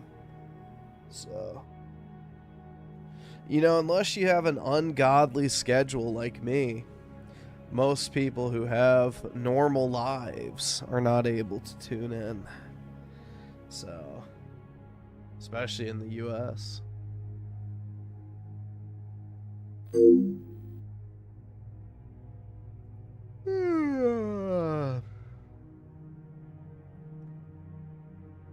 Let's see.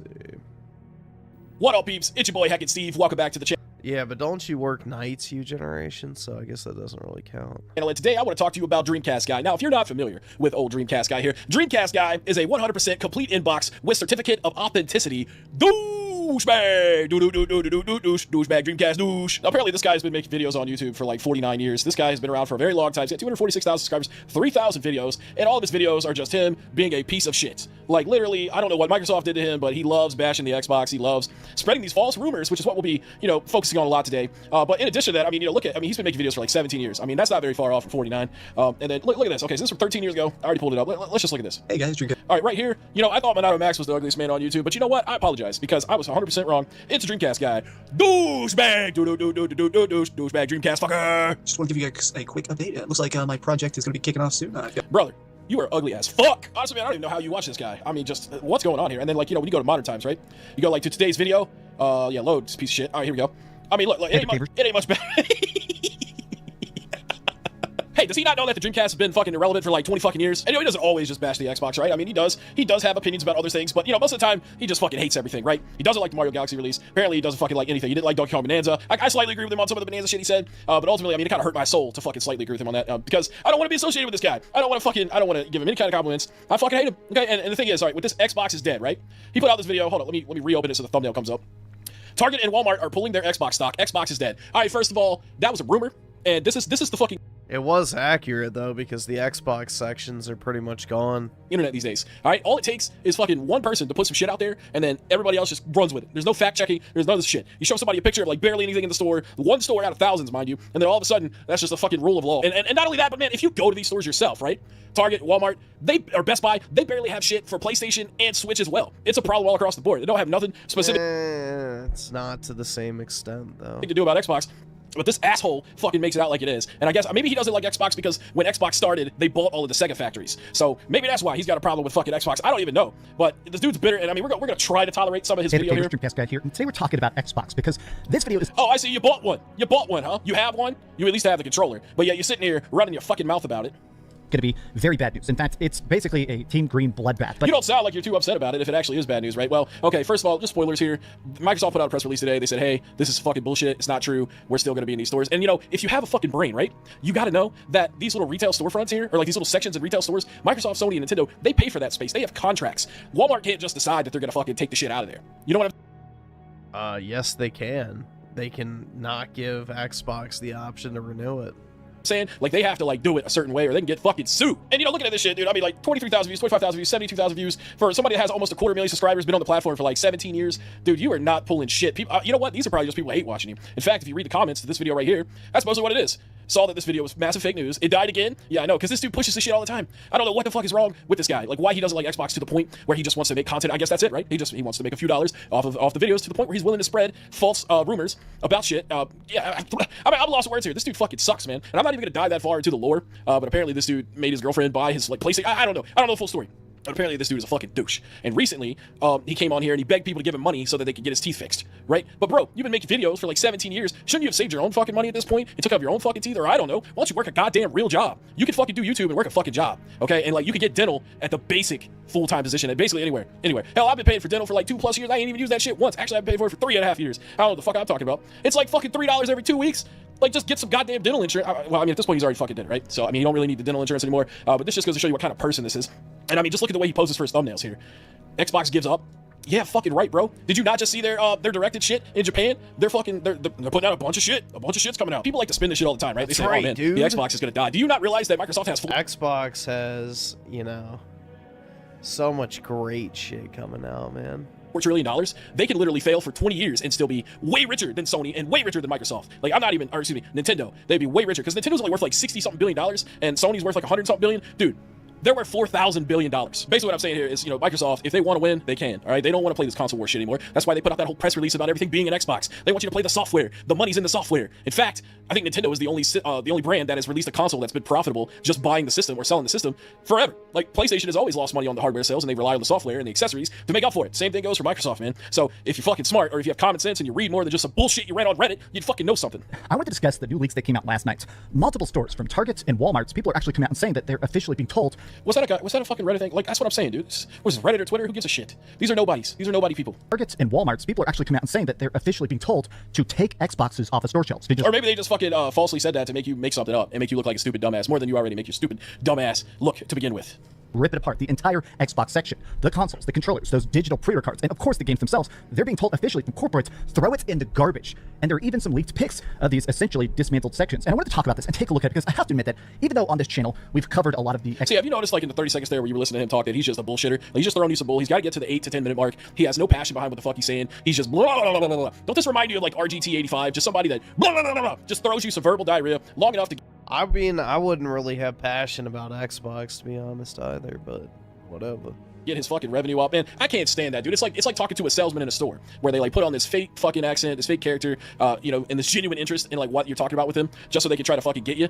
That's exactly how I feel when I watch YouTube channels like this, dude. You should not be a YouTuber for 17 years. You need to fucking move on and go do something else, man. Because you can't be creative that long. You cannot be creative that long. You know what ends up happening? This right here. Shit talking Xbox. Shit talking Xbox. Hate the fucking Mario Galaxy. You knew exactly what the fuck it was gonna be. You bunghole. You dick. You fucking douchebag. You ugly ass son of a bitch. I don't know how people can see like a remaster come out and be like, oh, I was disappointed with it. Really? It's just the same fucking game you played fucking 15 years ago with a better resolution and frame rate on a new console. How could you be disappointed with that? They told you what it was going to be. Hell, even with this, he took a play out of Phoenix Resale's book and he said, my brutally honest review of Ghost of Yote. Their price increases, how much they've messed up Game Pass, their studio closures. The hardware increase, bro, let me just go ahead and nick that in the bud right quick. $650 for an Xbox Series X. Yes, that fucking sucks, right? But, I mean, the shit is manufactured overseas. We got tariffs going on. What did you expect, man? They're already losing money selling the bitch at $499. They're not going to lose more money. That's fucking retarded. All right? It sucks that it's happening, but that's what it is, okay? Now, let me remind you that the PS3 was $600 in 2006 when it came out, and if you equate that to what that would be worth these days, that's $930. So, an Xbox Series X, which is a way more powerful machine than a fucking PS3 was, is cheaper still. Anyways, I know that doesn't make it much better, right? Being $650. I mean, $650, $650, no matter what way you cut it. But either way, I mean, yeah, I mean, just think about that. I went to Walmart recently and they only had 4 physical Xbox games still left. Yeah, that's the thing. It's a massive cope. All the Xbox sections are pretty much stripped. So my Best Buy, they got rid of it. They have literally an end stand with like Madden, NCAA, NBA 2K, and GTA 5. Like, that's literally it. So they moved all the controllers and shit to the PC section. Think about how many people bought PS3s for basically $930 back then, and now you buy an Xbox Series X for $650. And they say the Xbox doesn't have any games, right? Well, I got like a fucking whole wall full of damn Xbox games, bro. I don't know, you know, I'm not here to argue that shit. I'm just saying this dude does not like Microsoft. I don't know if Bill Gates broke in his house one night and stuck his fucking penis in his asshole or what, but he just does not like Microsoft. It's still weird to just see the true depth of Xbox. I mean, if this stuff is legit, I truly cannot imagine there's actually a next gen. I mean, Microsoft currently is... Dude, they've already confirmed that shit, bro. They have the ROG Ally shit coming out, bro, in like a month or 2 months. It's not the next gen. Coming out. There's more shit coming. You're just fucking stupid. Why are you refusing to believe what Microsoft tells you, but you're totally okay with believing some dude on Reddit or Twitter?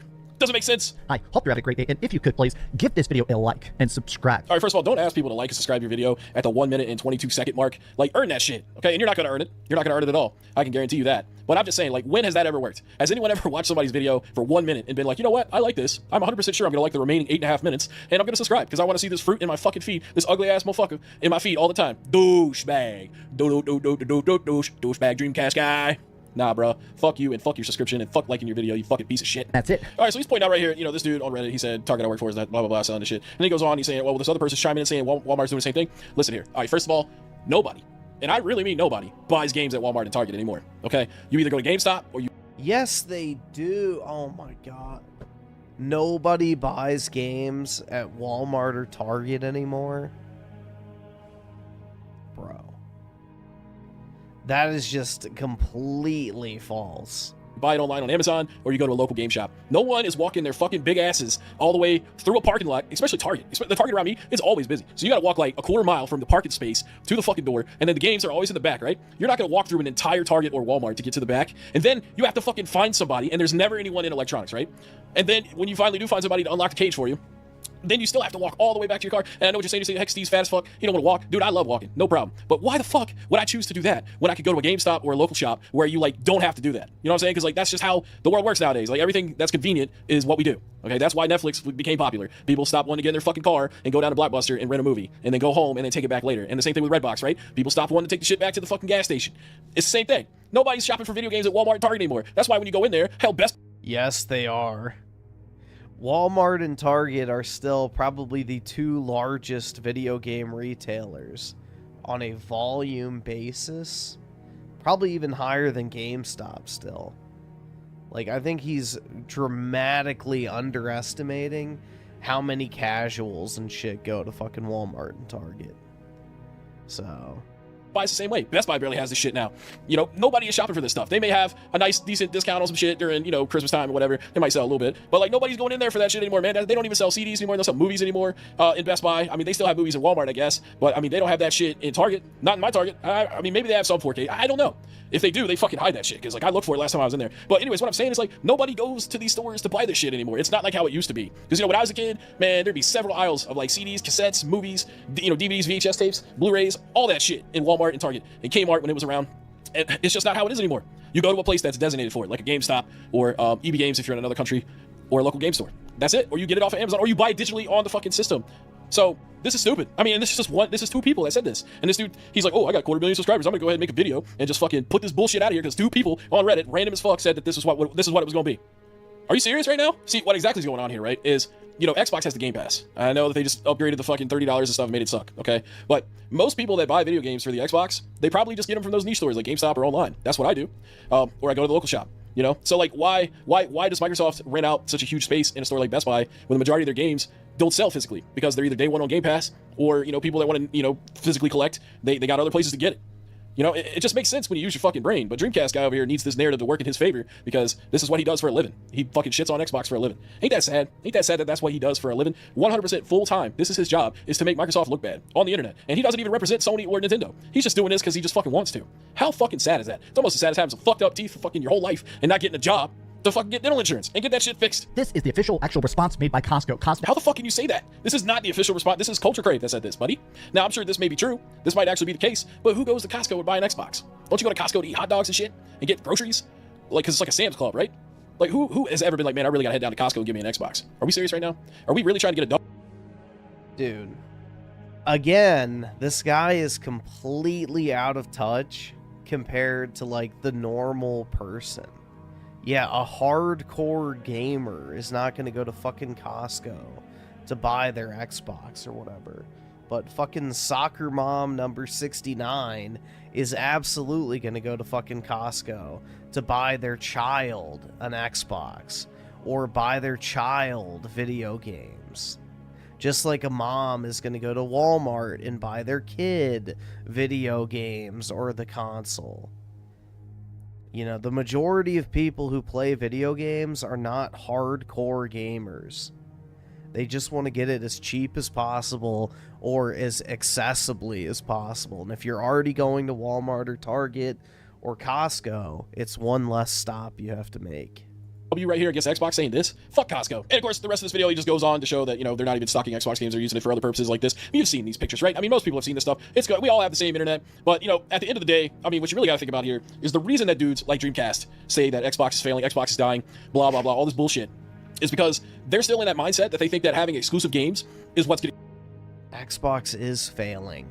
And Xbox is now walking back the no exclusive thing. Dude, this aged terribly. Keep your system alive. That may be the case for certain, you know, like Nintendo, for example. If you can play Mario on PlayStation, you'd never buy a fucking Switch 2 again. In fact, they'd have to actually make a powerful... Is this guy like an Xbox fan or something? Because even Xbox is walking back this narrative now. Console to actually make you want to play it on their system. But of course, you don't even really need that with Mario, right? But they're still, you know, fanboys of PlayStation and Nintendo that shit on Xbox, like Mr. Dreamcast guy here. You know, they always fall down, or they fall back on that exclusive argument. The exclusives, blah, blah, blah. Dude, PC is an Xbox. The X in Xbox stands for DirectX, which is how games are made on a computer. And Xbox is just a computer. So now, basically, you're saying that PC is failing. You're saying that PC is failing because PC is basically an Xbox. You can hit Windows key and G on your keyboard and it'll pull up some Xbox shit, bro. You fucking synchronize an Xbox controller to your computer and every game you play will basically pop up with Xbox controls, exactly like your controller lays it out. And, you know, if you really want to get down to the exclusive argument, right? Microsoft owns Bethesda. Microsoft owns Activision. So tomorrow they could be like, hey, we're only doing Call of Duty on Xbox now and PC, and we're only doing Elder Scrolls games on Xbox and PC, and no more Flight Simulator, no more Gears of War, none of that shit. We're taking all that off PlayStation. You can only play that shit on Xbox. And there'd be tons of people that would be fucking pissed about it. First of all, they'd be pissed. But second of all, they'd be like, okay, well, I guess now Xbox gave me a reason to buy their system. See, the thing is, they don't need to strong arm you into buying their shit. Buy it or don't. Play it on whatever platform. They're literally walking this shit back now. You want. At the end of the day, you're playing Microsoft products, and that's what they give a fuck about. Anyways, guys, I'm gonna go ahead and end the video right there. Thank you so much for watching. Fuck Dreamcast guy. Make sure. Yeah, that did not age very well. That did not age very well. Yeah, they're already trying to walk back the no exclusive strategy, so. Yep. I still remember the first time someone used white man as an insult directed against me rather than a descriptor. I was in college at the time, having a friendly debate with a friend who happened to be a liberal. The topic was about international relations, but I honestly can't remember the details because what happened next shocked me so much. One of her even more liberal friends interjected and said my entire argument was invalid because I was a white man. And at the time, I was blindsided. To me, this was a total non sequitur. I mean, what did my race or sex have to do with the merits of my argument? Little did I know what was about to happen. And at some point in the last dozen years, you've likely had a similar experience that caught you completely off guard too. What I didn't understand at the time, and what took me years to fully work out, was that this exchange hadn't been a coincidence. Something changed, obviously. We all know what to call it today, the Great Awakening. But many people still can't fully explain what exactly wokeism was, or why it happened in the first place. I mean, doesn't it seem define woke, dude? Strange that virtually every major institution in America, the media, academia, government agencies, Hollywood, Silicon Valley, Wall Street, corporate America, even the military, all of them seem to just wake up one day and start parroting the exact same thing. Gee, I wonder why. Now, the explanation we've usually been given, that this was just a spontaneous grassroots movement of 20-something-year-old activists who demanded change and that our institutions simply responded, has quite frankly never made any sense. Grassroots movements, comprised largely of college-aged women, don't take over Wall Street investment firms or major Hollywood studios in just a few years, let alone every other institution in the country all at once. Why would the military care what your local Starbucks barista thinks about pretty much anything? That's like asking your grandparents who their favorite VTuber is. So what exactly happened, and why? To answer that, we have to first ask a question that sounds almost too simple to be worth asking. Who actually runs this country? Or for that matter, any country? Well, according to Aristotle, there are three forms of government: the rule of one, the rule of the few, and the rule of the many. Monarchy, aristocracy, and democracy. This is the basic framework for how people have thought about politics for over 2,000 years. And if you ask most people today, especially in a Western country like America, they'll tell you that we've settled this question. After centuries of conflict and experimentation, we've arrived at the final answer. Liberal democracy, the rule of the people. That's the democratic part, mediated by institutions that temper their passions but which protect their rights in turn. The liberal part. This is the system we believe we live under. But there's just one problem. It's a lie. The very premise of democracy is a sham. Elites are the only ones who ever truly rule a society. That's why they're called elites in the first place. Now, sometimes they're open about it and call that arrangement a monarchy or an aristocracy. And sometimes they obscure it and call it democracy. But all of these labels are just different names for the same system of politics that has been with us since the dawn of civilization, which is that a small minority of people make decisions everyone else has to live with. The fact is that all societies have a ruling class. We, the people, have never ruled. And we know this because the very document that begins with these words was written by just 55 men in a strictly closed-door meeting in Philadelphia in 1787. Now, none of this is an argument that elites are inherently evil, or that having a ruling class is itself the problem. The founders who wrote that document in secret were among the most capable, principled, and patriotic ruling classes in history. They built something truly incredible. That's my entire point, though. Ruling classes are like fire. It can heat your home or burn it down, but it's an essential part of life all the same. The moment politics begins, elites aren't far behind. The question is simply what kind of elites will exist, and whether they're actually good for the people they govern. And from the perspective of the elites themselves, there's perhaps a third question, which might be the most important of them all. How do we legitimize our status at the top of the social hierarchy? How do we justify our rule? What is the explanation we tell ourselves and everyone else for why we find ourselves in the position we're currently in, rather than someone else? Power alone isn't enough. There's never been a regime in history, no matter how tyrannical or authoritarian it might be, that has ever declared its own existence to be a brute fact. In all places and at all times, every elite that has ever existed justified its position by appealing to something higher than themselves. And when you look at history, you can see examples of this all over the place. Alexander the Great and his companions ruled Macedon because they were the ones who personally led armies into battle and conquered the Persian Empire. Medieval kings claimed a divine right to rule, and Chinese emperors had something similar with the mandate of heaven. The northern...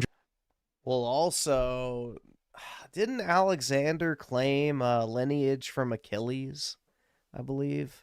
German princes in the Holy Roman Empire could point to their role in preserving the Protestant Reformation. During the English Civil War, Parliament defeated the monarchists and claimed the sovereign right to rule for itself. The Founding Fathers ran America for the first generation of the country's independence because they were the ones who organized, directed, and ultimately won the Revolutionary War. Napoleon and his generals claimed to be the culmination of the French Revolution. Bismarck... No, Alexander didn't claim to be a son of Zeus. Achilles was a son of Zeus, I believe, right? Hold on. Let's look this up. Let's look this up real quick. I don't think Alexander claimed himself to be a son of Zeus, because he was the son of Philip. Let's see. Did Alexander consider himself a descendant of Achilles? Yes, he firmly believed he was a direct descendant of Achilles. He inherited this legendary lineage through his mother, Queen Olympias, her royal Epirote family. The Molossians traced their bloodline back to Neoptolemus, bro. I don't know how to say. So, the son of Achilles himself. There you go. There you go. So, yeah. That's what I thought. It wasn't he was the son of Zeus. He was the son of Achilles. Basically. Prussian Junkers ruled Germany because they were the ones who unified it. The robber barons in the 19th century pointed to their role in kickstarting the Industrial Revolution and all the huge philanthropy projects they built as a result of their wealth. The Marxists in Russia claimed to represent the dictatorship of the proletariat, who themselves were supposed to be the world's final ruling class after all the monarchs, aristocrats, and bourgeois capitalists were to be overthrown. The fascists in Italy claimed to be the spiritual embodiment of the nation. I can go on and on with more examples, but you get the point. A ruling class always exists, and only by virtue of a story that justifies why they occupy the... Alexander often referred to Zeus Ammon as his true father. I don't think he meant that literally, man. It's more so. Because you got to remember is that Zeus was basically considered the father deity, so... You know, like, you know how Christians refer to God as the Father, right? It's the same thing. Top of the social hierarchy instead of someone else. And obviously, the more convincing the story, the safer their position is. Ruling classes that build their legitimacy on a complete lie might have a hard time making anything good happen. But ones who build their legitimacy on a story that absolutely no one buys don't tend to remain in power for long. That means that while it would obviously be a good thing for both the story to be true and for people to easily believe it, it's actually more important for the ruling class for people to believe in it than it is for the story itself to actually work out in practice. And by the way, this same principle applies to any political structure. It doesn't have to just be nations or empires. Political parties and HOAs have ruling classes too. All institutions do. Which brings us back to America. Because our ruling elite aren't industrialists who built factories or military leaders who won wars. They're not even elected politicians in the traditional sense. They're the people who... They're stockholders. ...occupy all the institutions I mentioned at the start of this video. They are, essentially, a class of credentialed technocrats, managers, and so-called experts who derive their power from essentially gatekeeping the flow of information and money and access to careers that we typically associate with the upper crust of society. But what great empire did the HR departments carve out for the American people? Did the managerial class tame the Western frontier? Do we have queer theory to thank for the Industrial Revolution? Did the sociology department at Cal Berkeley give us the Transcontinental Railroad or the iPhone? Did DEI help get us to the moon or win us the Cold War? Of course it did. Of course not. These people have never What do you mean, dude? Black women are the only reason we went to the moon, dude. contributed anything to society, except sow division and foster endless agitation for no other reason than to create chaos. Gee. The phenotype. But there's a cost to chaos. And if one were to look back at the last 50 years, they might conclude that deindustrialization hollowed out the working class, that the traditional nuclear family imploded, that hyperfinancialization enriched asset-holding elites over workers, that our inner cities either look like Berlin after the war or have Zillow listings with sticker prices like this. And last, but certainly not least, that globalization turned America's ruling class into tourists in their own country. This is a damning indictment against our current ruling elite. They're essentially a bunch of parasitic leeches with no national loyalty and little productive capacity Oy vey. who simply got rich by looting this Be careful, curb that anti-Semitism. country. So how do you keep that going? Remember, all ruling classes need a moral justification to explain why they're in charge. And our weak Well, like a leech, they'll just cling on to the next host. phobic elites are no exception. In fact, they're in dire need of a legitimizing mythos more than perhaps any other ruling class in history. At least previous elites saw themselves as being tied to the country they ruled over.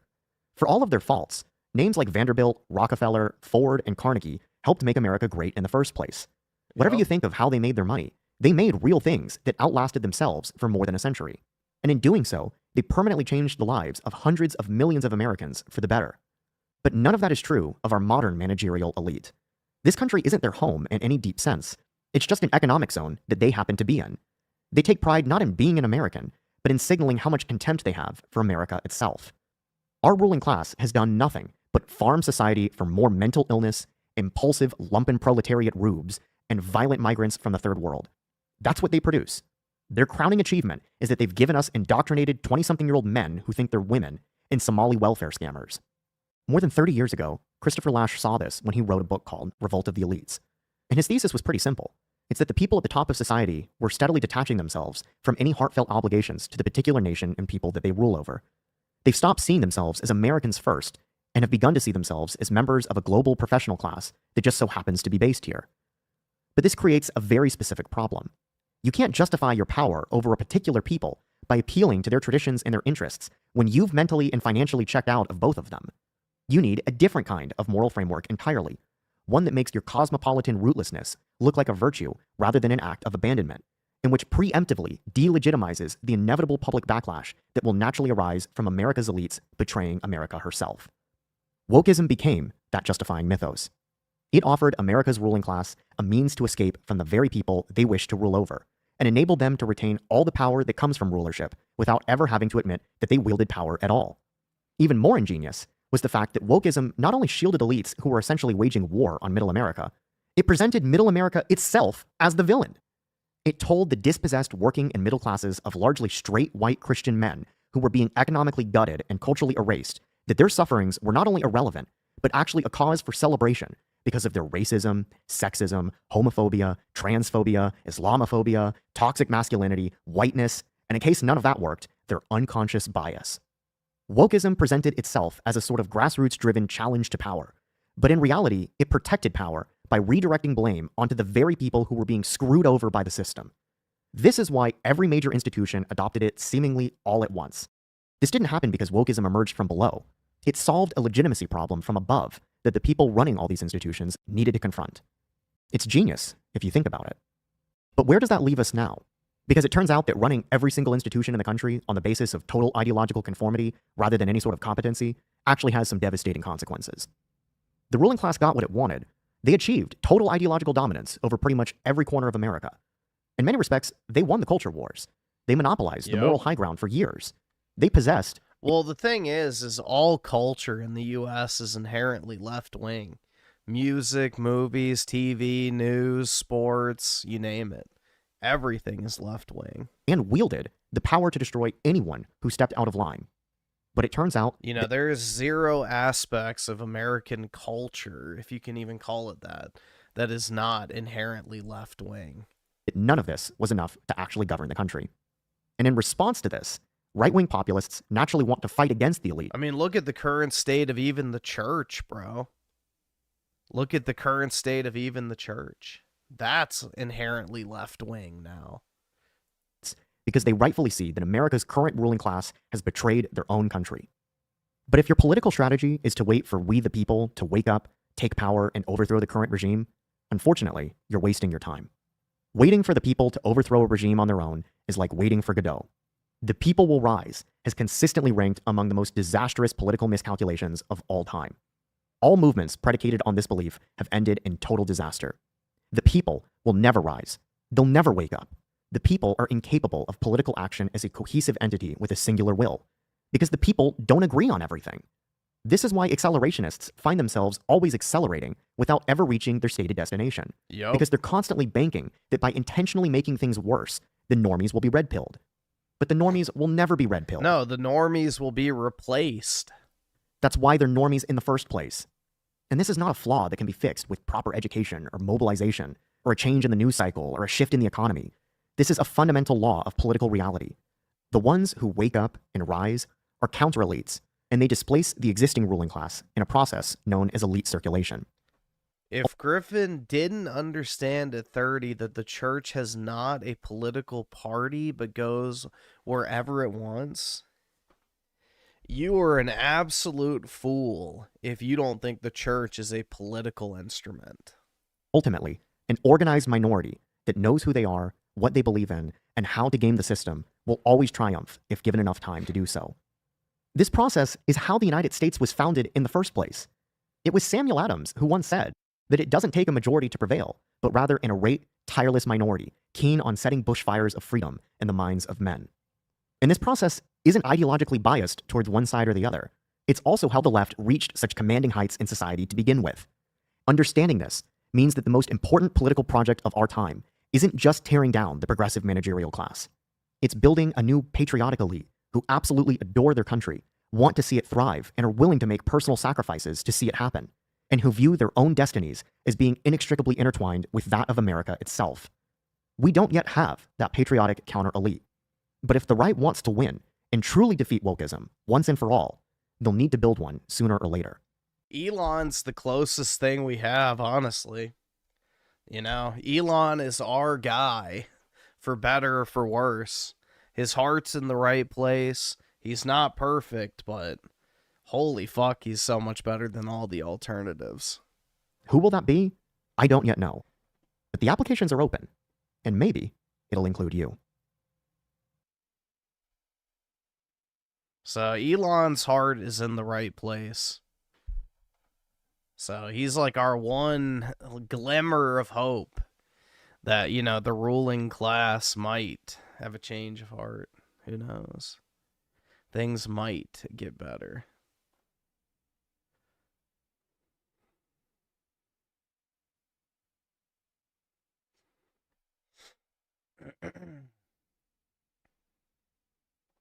All right. I'm going to go take a piss real quick. And then I'm going to go refill my drink too because I'm out and my throat is starting to hurt. So give me a few minutes and I'll be back and then we'll continue on with videos and shit.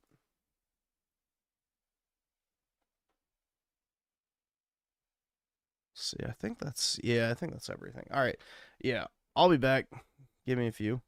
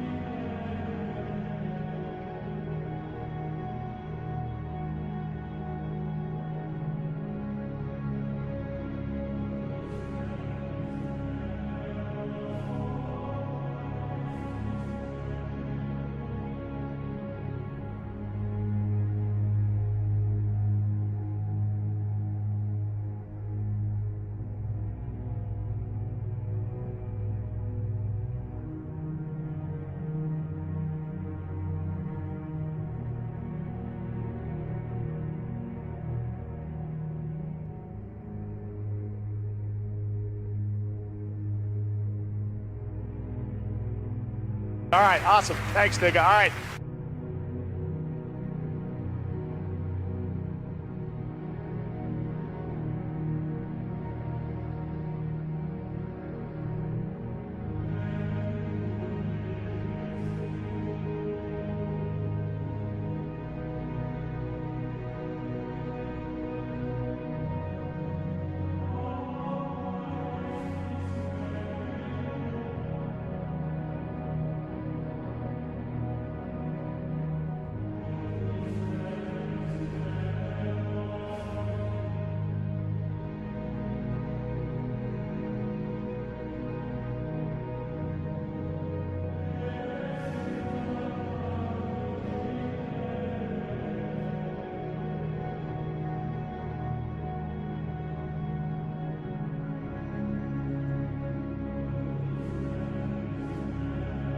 I can't afford this shit!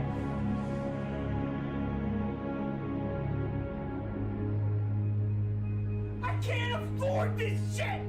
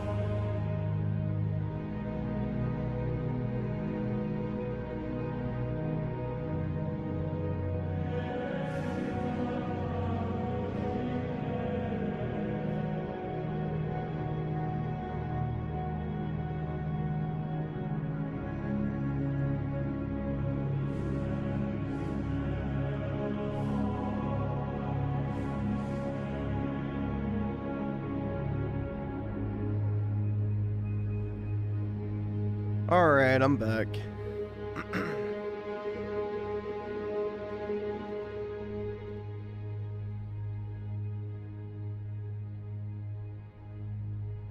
Let's see. So, Yogi Bear with the 10. Appreciate it, man. Buy a new plunger. Surely you broke another one by now. I don't think I've... maybe I've used it once or twice, but... I don't even remember the last time I've used a plunger.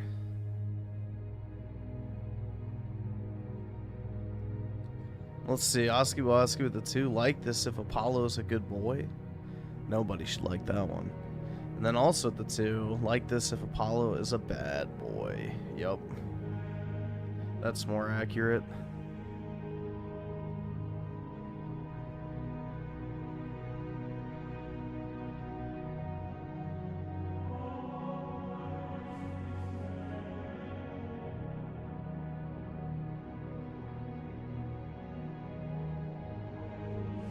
Let's see. So next up.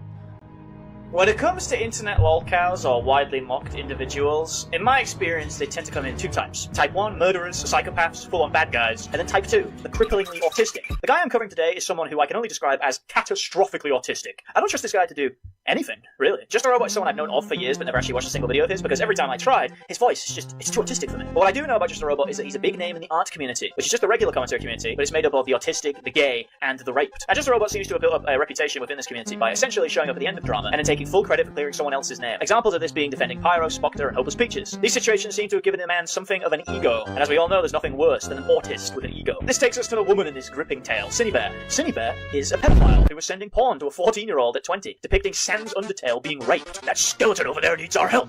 He is being raped! The guy who initially exposed Cinnybear wrote a 111-page document about the allegation, and for the sake of transparency, a 111-page document. Seek employment immediately.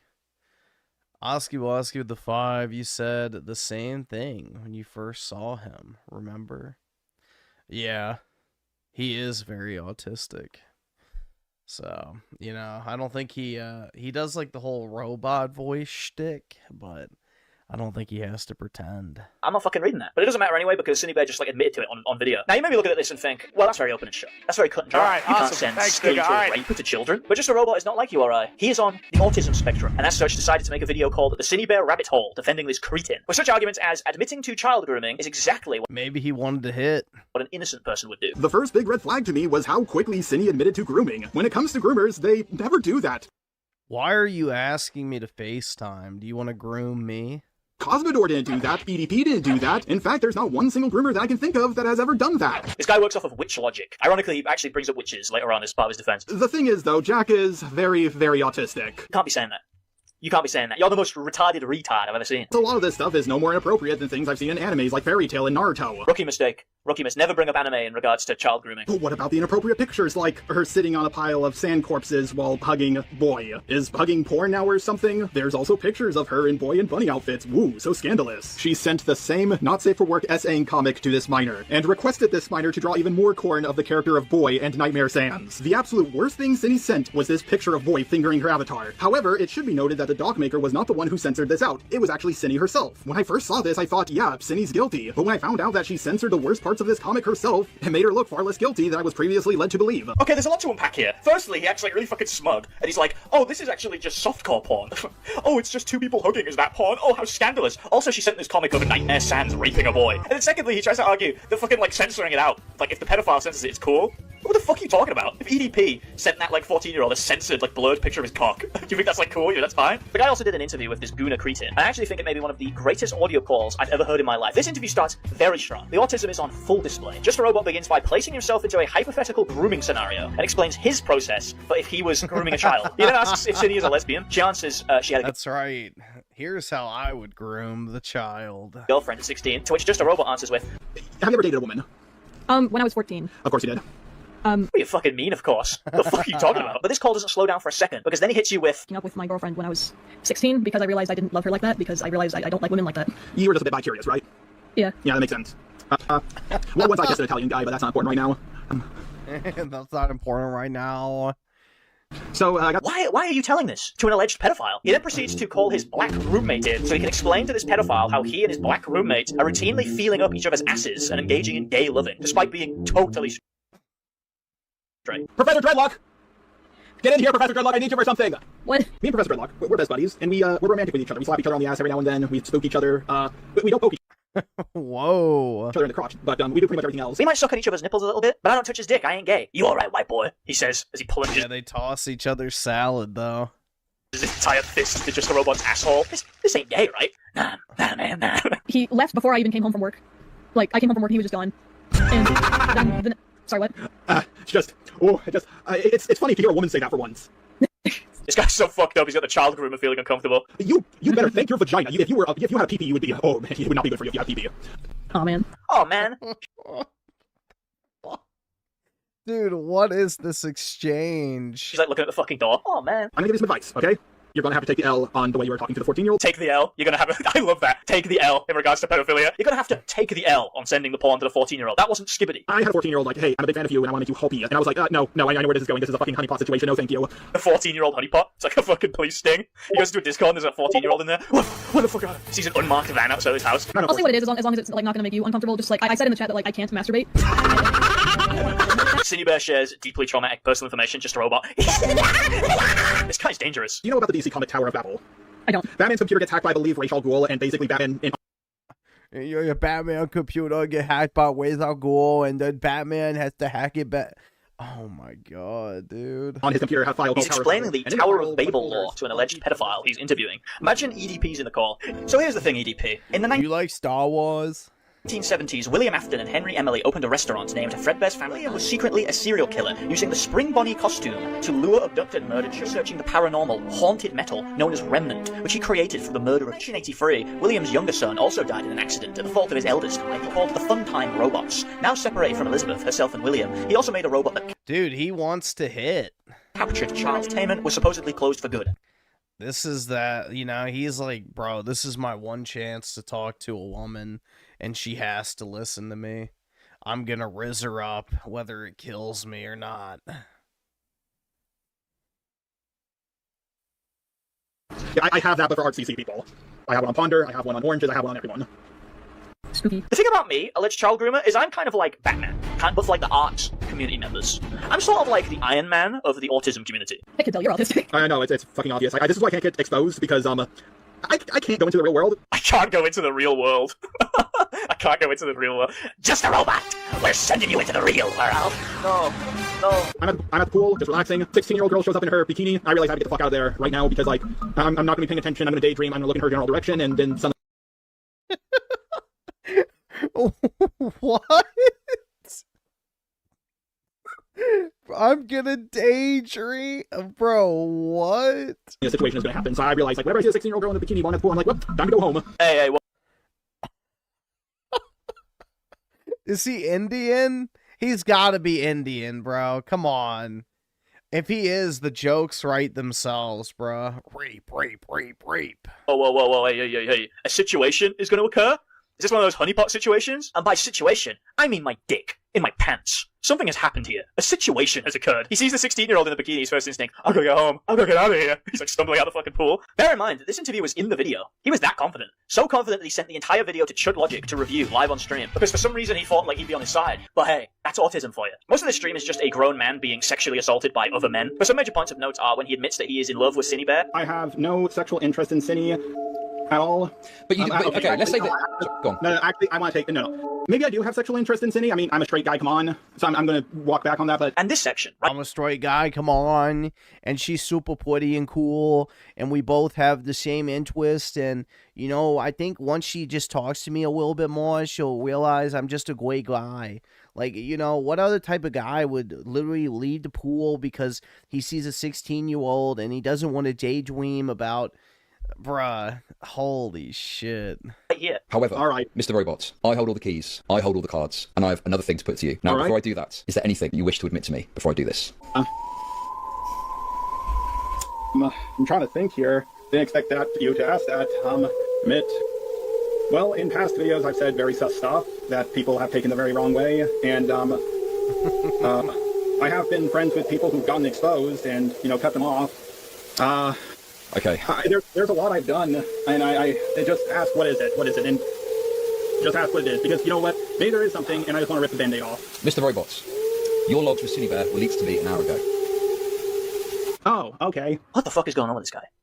This guy's been doing something. So all his DMs with the pedophile got leaked, which includes classics such as "Wanna see my cock?" and a message where Just a Robot requests the alleged pedophile that he's interviewing for a video to sit in a call with him whilst he lies in bed and whisper sweet nothings.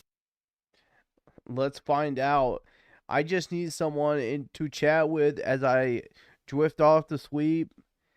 You can just say no. I'll take that as a no, Dole. We weren't going to chat about anything important. Oh my god, bro. I just like talking with anyone as I pass out. What a fucking freak. To him until he falls asleep. Imagine Colossal is crazy doing that with Lion Maker. That's the like level an audio nightlight. we're at here. This guy shouldn't be allowed to live. I have a girlfriend. This guy does not have a girlfriend. This guy's girlfriend is a science experiment. Then FPS Diesel shows up and hits him with He's this probably got a body pillow. audio. Yeah. What a cute little pussy. Tell me when you guys are done with the clip. I think we heard it from your end, Jar. Oh, you did? Now, this would be the point, for me, personally, where I would have fully committed to killing myself. That would have been it. Within reason, I think my autism is not what's holding me back. It's me being stupid. Like, no, it's the autism. It's the autism is why you're stupid. Like, I knew that the way I joked around would eventually catch up to me. This is why I can't hold down a job, to be honest. And yep, this is finally out there. What are you fucking insane to say that? What are you talking about? You know what? This is the part. The other part I was lying before. This is the part where I would kill myself. Then Queeman comes into the call and starts inquiring into Just a Robot's nighttime activities. I was not choking my chicken to her voice or anything like that. I was not even. Yes, he was. Yes, he was. He was absolutely jerking off to her voice. Suggesting that. I was not even implying that. Men, women, he'll do it with anyone. It's not a unique thing. Imagine Just a Robot calls you late at night and asks you to talk to him until he gets to sleep. And you think, okay, that's a bit weird, but I'll do it. And then you start talking, and then you hear, what's that noise? What noise? I can't hear anything. Okay, so anyway, and it's getting louder and faster. Don't stop. Keep going. Oh yeah, let me get the peanut butter. One of the things I respect about these autists is their durability. They have an unshakable mental state. Because if this shit happened to me, I would quit. I would never make a video again. But Just a Robot, he comes back for another interview. He's coming in for seconds. He comes back for thirds. He comes in for a third interview. It doesn't break him. Nothing will. Every lolcow thinks that they're always one Twitter ratio away from total success. It's called the lolcow fallacy. So the reason why Just a Robot goes after Cinebear so hard appears to be due to the fact that he has been rejected by pretty much every single woman in the art community. So he looked at this pedophile and thought, hey, if a 14-year-old's got a shot, then so do I. And then he didn't. Just a Robot seems to have a predilection for making overly sexual comments to women, to the point where he claims he can't hold down a job over it. I've actually lost, what's wrong with me? What am I doing wrong? We're going to VidCon 2023. He DM'd a girl asking her to come to his hotel room. LOL. And then when she turns him down, he responds, I won't be like, bitch. You were too scared to come in VC, and now you have nowhere to run, and I've got a gun. This guy's got Jeffrey Dahmer Riz. Women from the art community created a sort of like early warning system, the Just a Robot early warning system, to warn them if Just a Robot was in a 20-mile radius. Apparently they had like lookouts searching for Just a Robot, so they go escape if they spotted him. There's a story though, some of these women told, they said that they were walking through VidCon, and they spotted Just a Robot like creeping through the bushes, coming after them. And then they go, oh, we really need to get to that panel, and just start fucking running. But despite their best efforts, Just a Robot had managed to track down one unassuming woman. Thunder would be approached by Jar, who she did not recognize. They'd have a quick conversation, during which he mentioned he was also a YouTuber. When she asked, oh, what's your channel? He responded, Just a Robot, gripped her hand tightly, and then laughed manically while walking away. But it doesn't end here for Just a Robot, because it turns out that Just a Robot has a fart fetish, and he allegedly sent fart fetish art to a 15-year-old, which appears to depict a woman in a bikini farting into a box, which contains... What the fuck?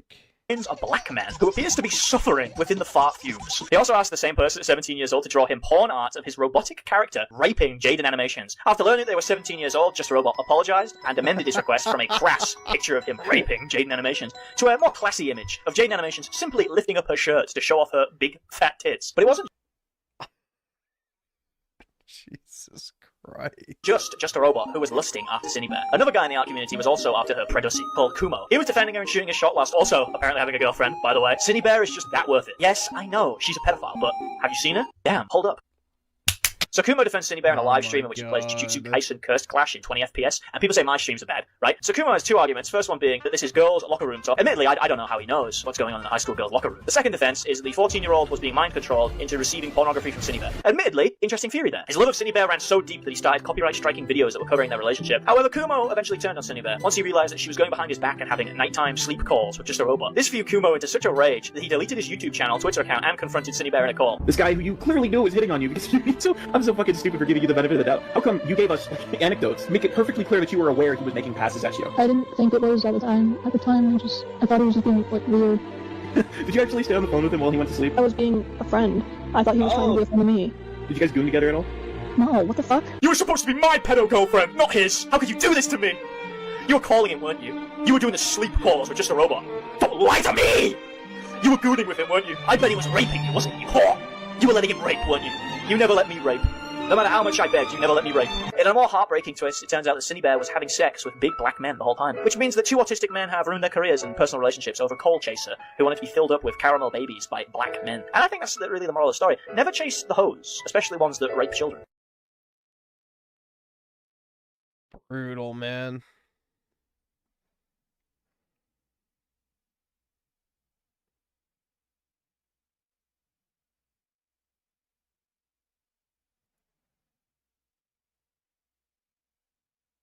Tainted by the BBC. Yeah, pretty much. Is he actually Indian or what? I'm wondering now. It would explain a lot.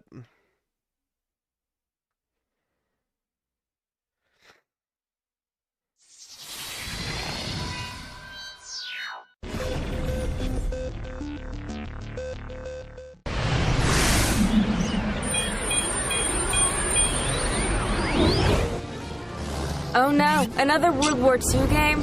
Another World War II strategy game? And it's turn-based? Oh, Atlas, why you gotta make me hit you?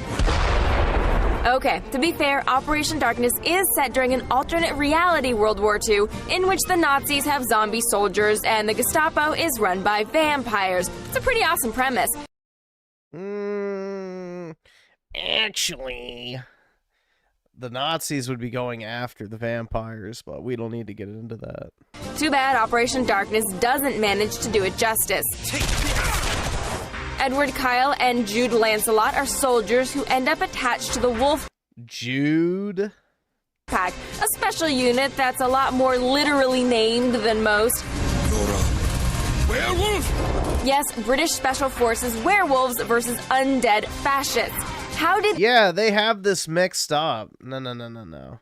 The Nazis would be the werewolves, and Jude would be the vampire. This game not turn out to be the best thing ever.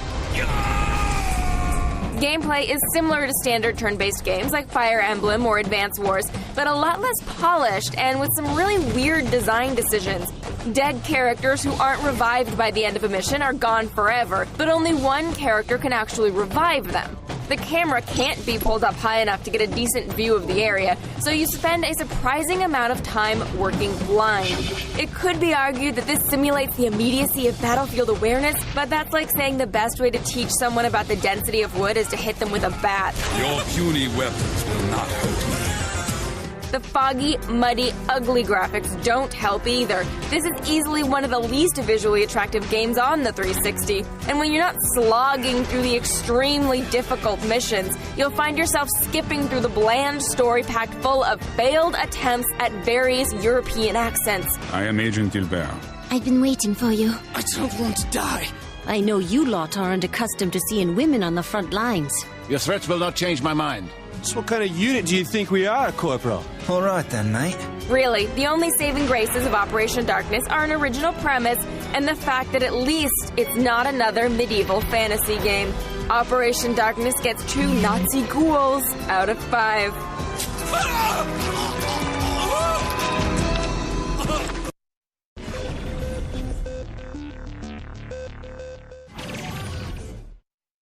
Alright, there we go.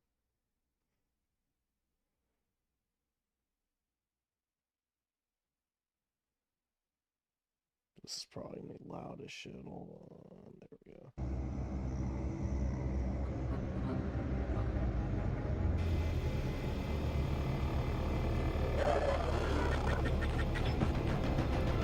What is the meaning of this? A message from Branks Minor. A miner? Curious.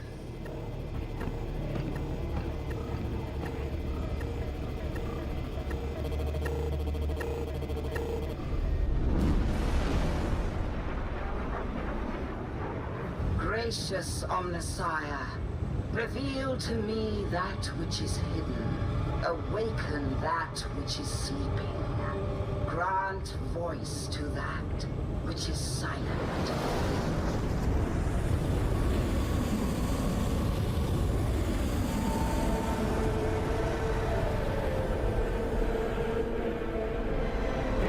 I'm picking up all specs contacts in your area.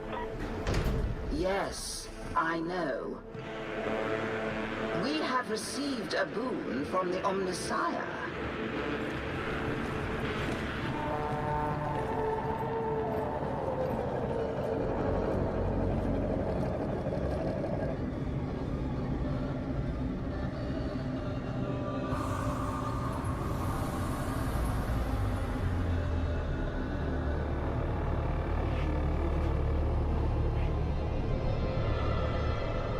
Omnissiah be praised, an Alpha Primus shrine.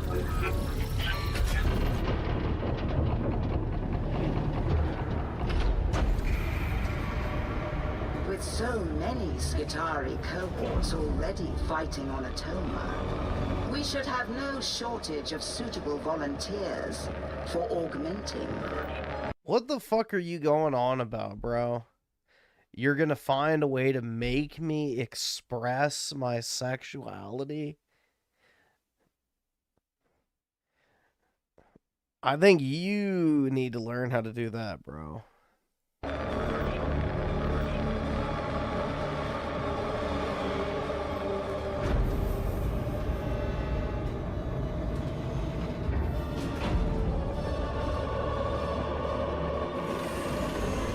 You need to learn to express your own sexuality instead of worrying about mine.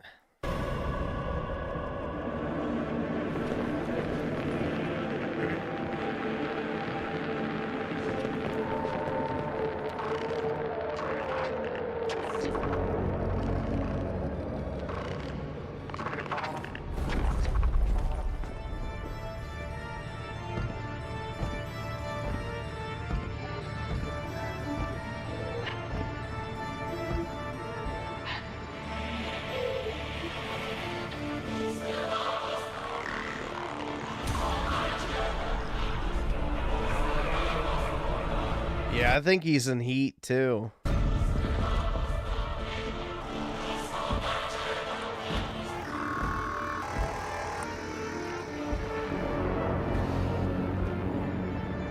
Let the mysteries unfold.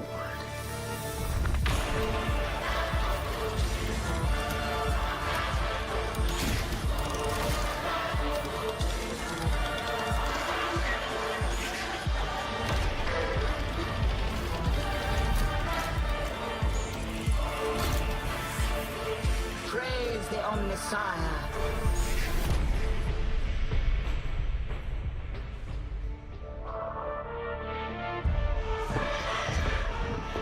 Welcome to the Warband.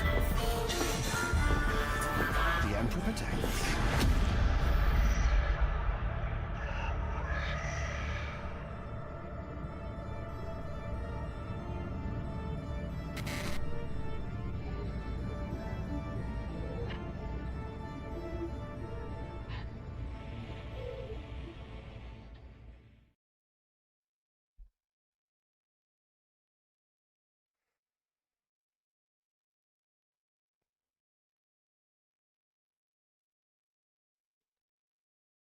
Right. Oh boy. A true freak show. I think this is Painter's type, personally. As you know, a lot of people have been eagerly awaiting the next installment in the Grand Theft Auto series, Grand Theft Auto 6. I'm not. It's the return to Vice City, which I think is awesome. When it comes to like the older PS2 era Grand Theft Auto games, one of my personal favorites was definitely Vice City. Vice City is a fantastic game. If you've never played Grand Theft Auto Vice City, highly recommend it. Or Vice City rather, I highly recommend it. It's really good. So the fact that the new one is returning to Vice City is pretty appealing. And it's been a while since we got a new Grand Theft Auto. Was it 2013 that Grand Theft Auto 5 came out? I believe it was 2013. Somebody correct me in chat if I got that wrong. I remember pre-ordering it, and I got that collector's edition that came with the Los Santos hat. And then someone stole the hat from me, which I'm really sad about because I actually like wearing that hat and it was awesome. But in any case, they announced the cover art for the new game recently. As you can see here, it's going to show in a second. This is going to be the cover art for Grand Theft Auto 6. And, it's very, similar to previous designs. You've got the panels with various different scenes from, the environment and the characters and stuff like that. And it's got that sort of like comic book-esque painting style. It's really awesome. And I've always liked the look of the cover art for the Grand Theft Auto games. But, as is typical with the anti-woke crowd, they always have to find some reason. GTA 5 was September 17, 2013. Thank you, Death Knighter. So I was right, it was 2013. So it's been a while since we've had a new Grand Theft Auto game. They've just been re-releasing 5 all these years until now. But, I've always liked the cover art of the Grand Theft Auto games, but of course, the anti-woke crowd has to find some reason to bitch about the game. I mean, it never fails. Every video game just about that gets released, they always find some reason to complain about it and claim it's gone woke, and that's what's happening here. So what could they possibly find to call woke about Grand Theft Auto, of all things? Well, as you guys know, we recently talked about Smash JT and his little theory on bisexual lighting in video games and how they're trying to turn us all trans through the bisexual lighting. I don't know what the original post was here because it's been deleted, but he responded with, no surprise, they went with a heavy pastel bisexual lighting. So he's referring to the cover art of the game and claiming that, it features bisexual lighting. And dear Lord, has this guy never played a Grand Theft Auto game before? Like, is he really that fucking stupid? Like, don't I think, hold on a second, chat. I think I have a copy of Vice City that we can look at, because this art style and this color palette is not new to Grand Theft Auto. One second, chat. Let me see if I can find my copy of Vice City. So I went ahead and I grabbed my box set copy of the PS2 collection of the Grand Theft Auto trilogy, right? And if we look at Vice City here, the bisexual lighting, this man. Dude, I really wish it wasn't fucking zoomed in. Shit he's talking about. It's been very prevalent in Grand Theft Auto for ages. When did Vice City come out? I'm sure somebody in the chat can figure it out, but this contains the infamous bisexual lighting. So, like, I feel like a lot of these, like, anti-woke weirdos, when they talk about this stuff, I don't think they're actual gamers. Yeah, they're the weirdos. They're the weirdos. Actually give a shit about this stuff. Because if you're going to complain about this type of pastel lighting in a Grand Theft Auto game, that just tells me you've never played a Grand Theft Auto game before. That's not even talking about, like... Yeah, he's not wrong about the color scheme, but Miami has always had that color scheme because, you know, Miami is Little Israel 2.0, and if you know anything about, you know, that demographic, they love their troons and gays because there's 6 genders in the Talmud. The Ballad of Gay Tony, the add-on for Grand Theft Auto 4, right? Because, like, that also featured bisexual lighting in it as well. Like, this is just silly talk. This is just a dumb excuse to find a reason to be angry with this shit, which is exactly what these grifters do. But then he goes on to post this. This is something he was, like, raging about, like, the other day. Apparently, at some point, Rockstar had handed out these pride pins to their employees. And so he's like, is this going to be a pre-order bonus for GTA 6? To be honest, as outraged as he is by this, I'm over here wondering, yo, how can I get one of those? Can one of those employees at Rockstar throw one of these on eBay or something? I want one. I think it looks super cute. But anyway, if they hate bisexual lighting, they must hate anything retro wave. That's what I'm talking about. So I talked about this before. Where, like, the bisexual lighting thing, at least I do hate retro wave. I think it's super gay. It's like just literally nostalgia pilling. Understanding of it, I became most aware of it when it became like a thing that people would say about streaming setups. Like, look at my streaming setup, right? I have what some would call bisexual lighting in the background, which I know some of my lighting's not even on. Let me go ahead and turn that on. Boom, look at that shit.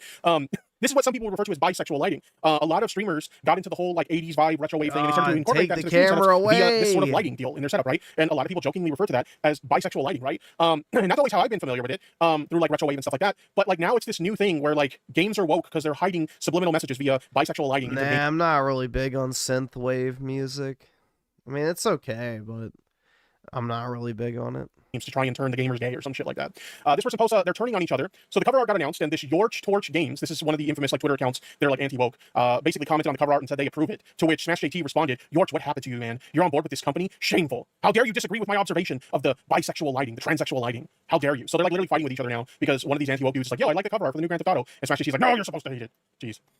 He goes on to say pattern recognition and point out, you know, his original observation was that this purple streak of light in the sky is bisexual lighting hidden in Halo as a subliminal message. And I love, by the way, I love how much the internet has, like, turned Smash JT into a lolcow and is, like, literally mocking him for this. I can't begin to tell you how many people have been making a mockery out of Smash JT, even though he already was one, to be fair. But how many people have been mocking Smash JT over this dog shit take? But yeah, he's trying to say that, like, Grand Theft Auto now is woke because it has the bisexual lighting in it. It's pretty hilarious. I wanted to point this out. I actually spotted this when I was looking through his Twitter account. I said bisexual lighting is bad unless Trump does it. We have this tweet by the White House. We know, ever since Trump took over the official White House account, they like to post memes. They try to be trendy and stuff, and they post this AI garbage slop. So they did a Grand Theft Auto style meme, Make America Great Again, 47. We really saved America before GTA 6. I would like to ask, define saved. What exactly do you mean by you saved America? Because I would beg to differ. In a lot of ways, America seems pretty fucked right now. But the reason I point this out, the reason I say bisexual lighting is bad unless Trump does it, is look who retweeted it, chat. Look who retweeted it. Smash JT. So it's bad when Rockstar Games does bisexual lighting. Yeah, I don't know. I've never liked Smash JQ. Like, Smash JQ has always been a shameless grifter, if you ask me. When I first learned about him through the Intellivision Amico, it was pretty obvious what was going on there. But when it's Donald Trump, it's A-okay. Interesting. Then we have this here. Some of these people are trying to, like, whitewash the game. One of the panels features, a woman of color, very, attractive woman of color, let's be honest. And they, like, edited it to be a white blonde girl. So, like, they don't even want to see, like, people of color. This is just racism, by the way. They don't even want to see people. I don't either. People of color in their video game. They're like, no, we can't have this black girl right here. We gotta turn her into a blonde white girl. Like, what the fuck? Like, I approve. We should do that, but in real life. What is wrong with that, right? Like, the only thing that comes to mind is if you decide, hey, we're gonna turn the black girl white because we don't want to see the black girl. Like, that's just racism. I'm sorry, it just is. What else we got here? White Peter doesn't Yeah, Tipster, preference is racism. Does that mean you not wanting to be a man is sexist? Because, you prefer to be whatever the fuck you are now? Strong female lead, go figure. So they're not only mad about the fact that it's woke, they're also mad about the fact that it's got a female lead. Strong female lead, pride parades. Is that a thing? Are they going to feature pride parades in the new Grand Theft Auto? Because if they are, to be honest, that sounds pretty fucking based. Bisexual coloring. So this guy's on board with Smash JT. Yeah, it'll be based if you can fucking roll a tank right through it, crushing every single one of them. But it'll probably be a non-interactable event. He feels the bisexual lighting vibe. Okay. It's not Grand Theft Auto, let's be honest. It's woke slop auto. And he, like, photoshopped a bunch of, like, pride flags into it. Like, your point doesn't really make fucking sense when you have to Photoshop pride flags into the image to make it make sense. Like, that's just pathetic. Anyway, same person says, I don't know why people are simping for GTA 6 when we already know there's going to be a pride parade and a strong female lead. What is wrong with having a strong female lead? Strong female leads have existed in video games, very successful video games, for a long time. Look at the Tomb Raider series, right? Very successful franchise over the years. Yeah, but she's hot. Strong female lead. Look at the Metroid series. Literally Samus Aran, right? Yeah, again, Samus is hot. Female lead. So we've had plenty of female leads in video games over the years. Why is it a problem now? It seems like these people just hate women, right? They hate queer people, they hate women, and they hate people of color. Whoa.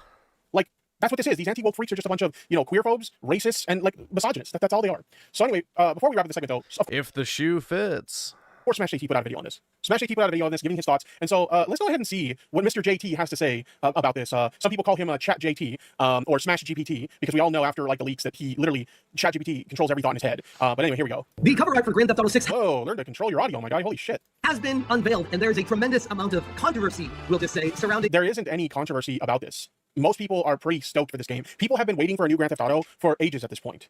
And so most people are pretty excited about this. The only people that think that there's a controversy are people like you who have to find some stupid reason to nitpick about it. Stupid grifters like yourself. Certain aspects. Yeah, exactly. As Mitch Moistures in the chat says, there's a made-up controversy. It's literally fabricated. I don't even think they actually care about this. Again, like the whole point of these grifters is to farm outrage and to come up with stupid reasons as to why something is gone woke so they have an excuse to shit on it. And this is the reason they chose with Grand Theft Auto. It features a woman, it features people of color, and bisexual lighting. Like, this. I think JT just did this for clicks and views. Not only is he a bigot, but he's a disingenuous. But yeah, exactly. 100%. I'm going to run the entire gamut of it in this video. I'm going to talk about both sides of it and let you guys decide what you think about pre-orders starting on June 25th for the cover art of Grand Theft Auto 6. And you know what? If you've been playing the series for a long time, this might fall right in line with what your expectations were for it. And overall... I mean, literally, like, just regarding the lighting that you're talking about. Again, let me point to Vice City. Let me go full cam here. No! Nobody was complaining about bisexual lighting when this game came out. Nobody was complaining about bisexual lighting when this game came out. This game is revered as an all-time classic.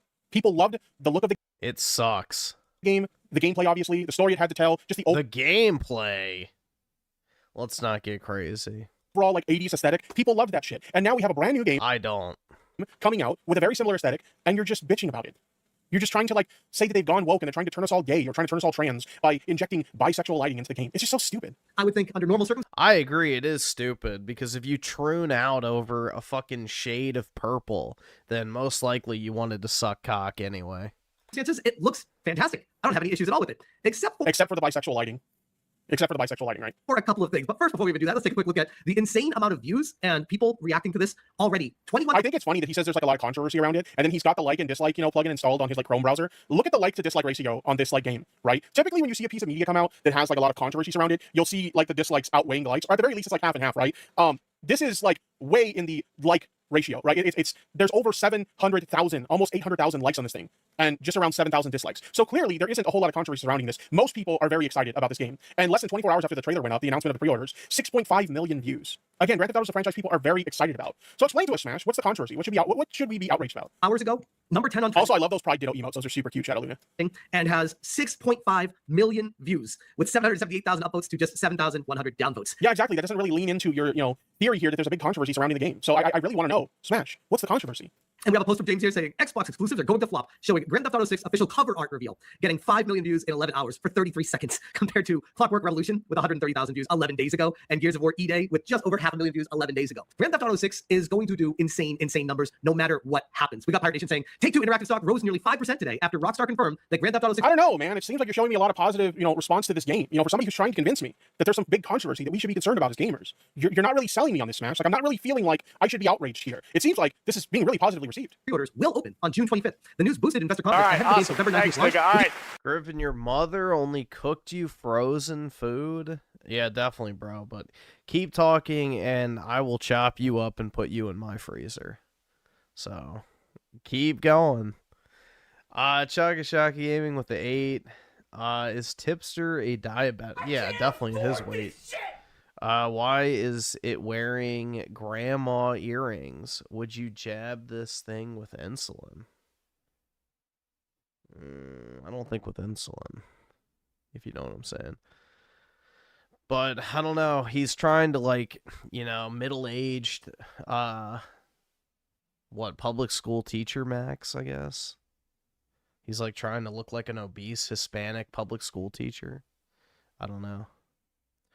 And Pothead Investor with the 2, just getting here. What the fuck is that? This is what happened to Tipster after he trooned out. is expected to be one of the biggest releases in gaming history. Yeah, if like it performs as well as like any other Grand Theft Auto game has performed in the past, this game will perform very well. Like the Grand Theft Auto series always does extremely well. So yeah, this is gonna move numbers for sure. Dare I say the biggest release in gaming history, but not without some controversy, because with any big game comes some sort of other side of things. I posted Grand Theft Auto 6 pre-orders open June 25th, and a screenshot of a situation that I covered just a few weeks ago on Take-Two Interactive, parent company of Rockstar, posting on LinkedIn, being seen is just the beginning. On International Transgender Day of Visibility, we honor the courage and individual. Oh, is this why we should be mad? Is this why we should be mad? Because Take-Two Interactive is doing some rainbow capitalism and supporting trans people? Is that why we should be mad? Is that why we should hate the game? Never mind the fact that, realistically speaking, this has absolutely nothing to do with the game. But like, is this why we should be outraged about Grand Theft Auto 6?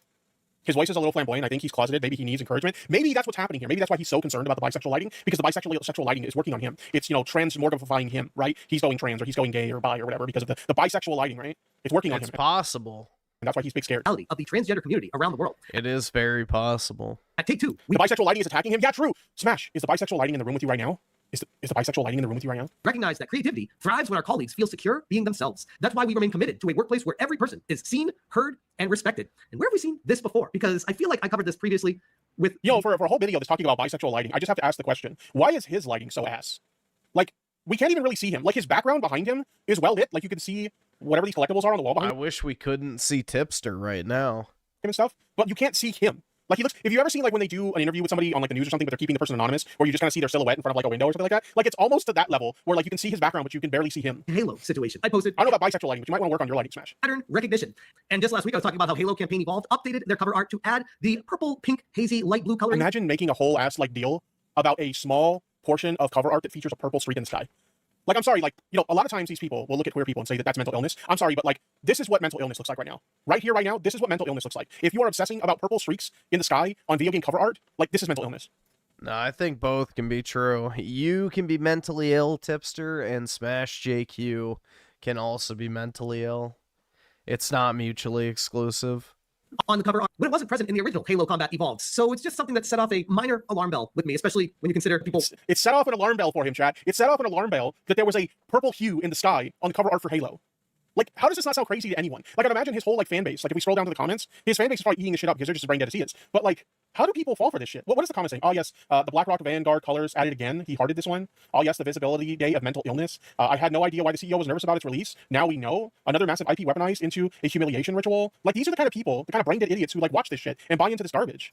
Jeez. Working at Halo Studios and what they've been pushing on propaganda on social media as of late. And then we have Grand Theft Auto 6, which everyone keeps saying, it's Vice City, it's supposed to have that synthwave vibe of the purple and blue and yellow, and that's the style. Yeah, exactly. As we pointed out earlier, like, that's literally the aesthetic, my guy. Like, have you never played it? Like, look at those screenshots on the back of the game. I know they're a little blurry because the camera doesn't focus in on them very well, but, like, have you never played a Grand Theft Auto game before, dude? Like, I'm assuming, like, you've actually played Grand Theft I wish I could say I have never played a GTA game. Auto before, and you know that, like, this is pretty commonplace in the franchise. Like, what is this? What is this stupid argument? Going forward, I totally understand that. I'm not trying. Who cares if it's mental illness anyway? Being trans does not hurt anyone. If people are happy being their authentic self, leave them be. How hard is it to stop obsessing over the genitals of strangers? Yeah, exactly. I mean, like, I don't think it's mental illness to begin with. At the end of the day, it's just people expressing themselves the way they feel most comfortable, right? I mean, it's a little bit more complex than that, but on its base level, that's what it is. People expressing themselves the way they feel most comfortable. And, like, yeah, you're totally right. Like, it doesn't fucking matter. Like, I will never understand how these people will go on the internet and call us degenerates, right? But, like, they're constantly obsessing about, like, the genitals of trans people and what people do in their own private life and stuff like that. Like, if you ask me, that's pretty degenerate to me, but that's not the way they see it.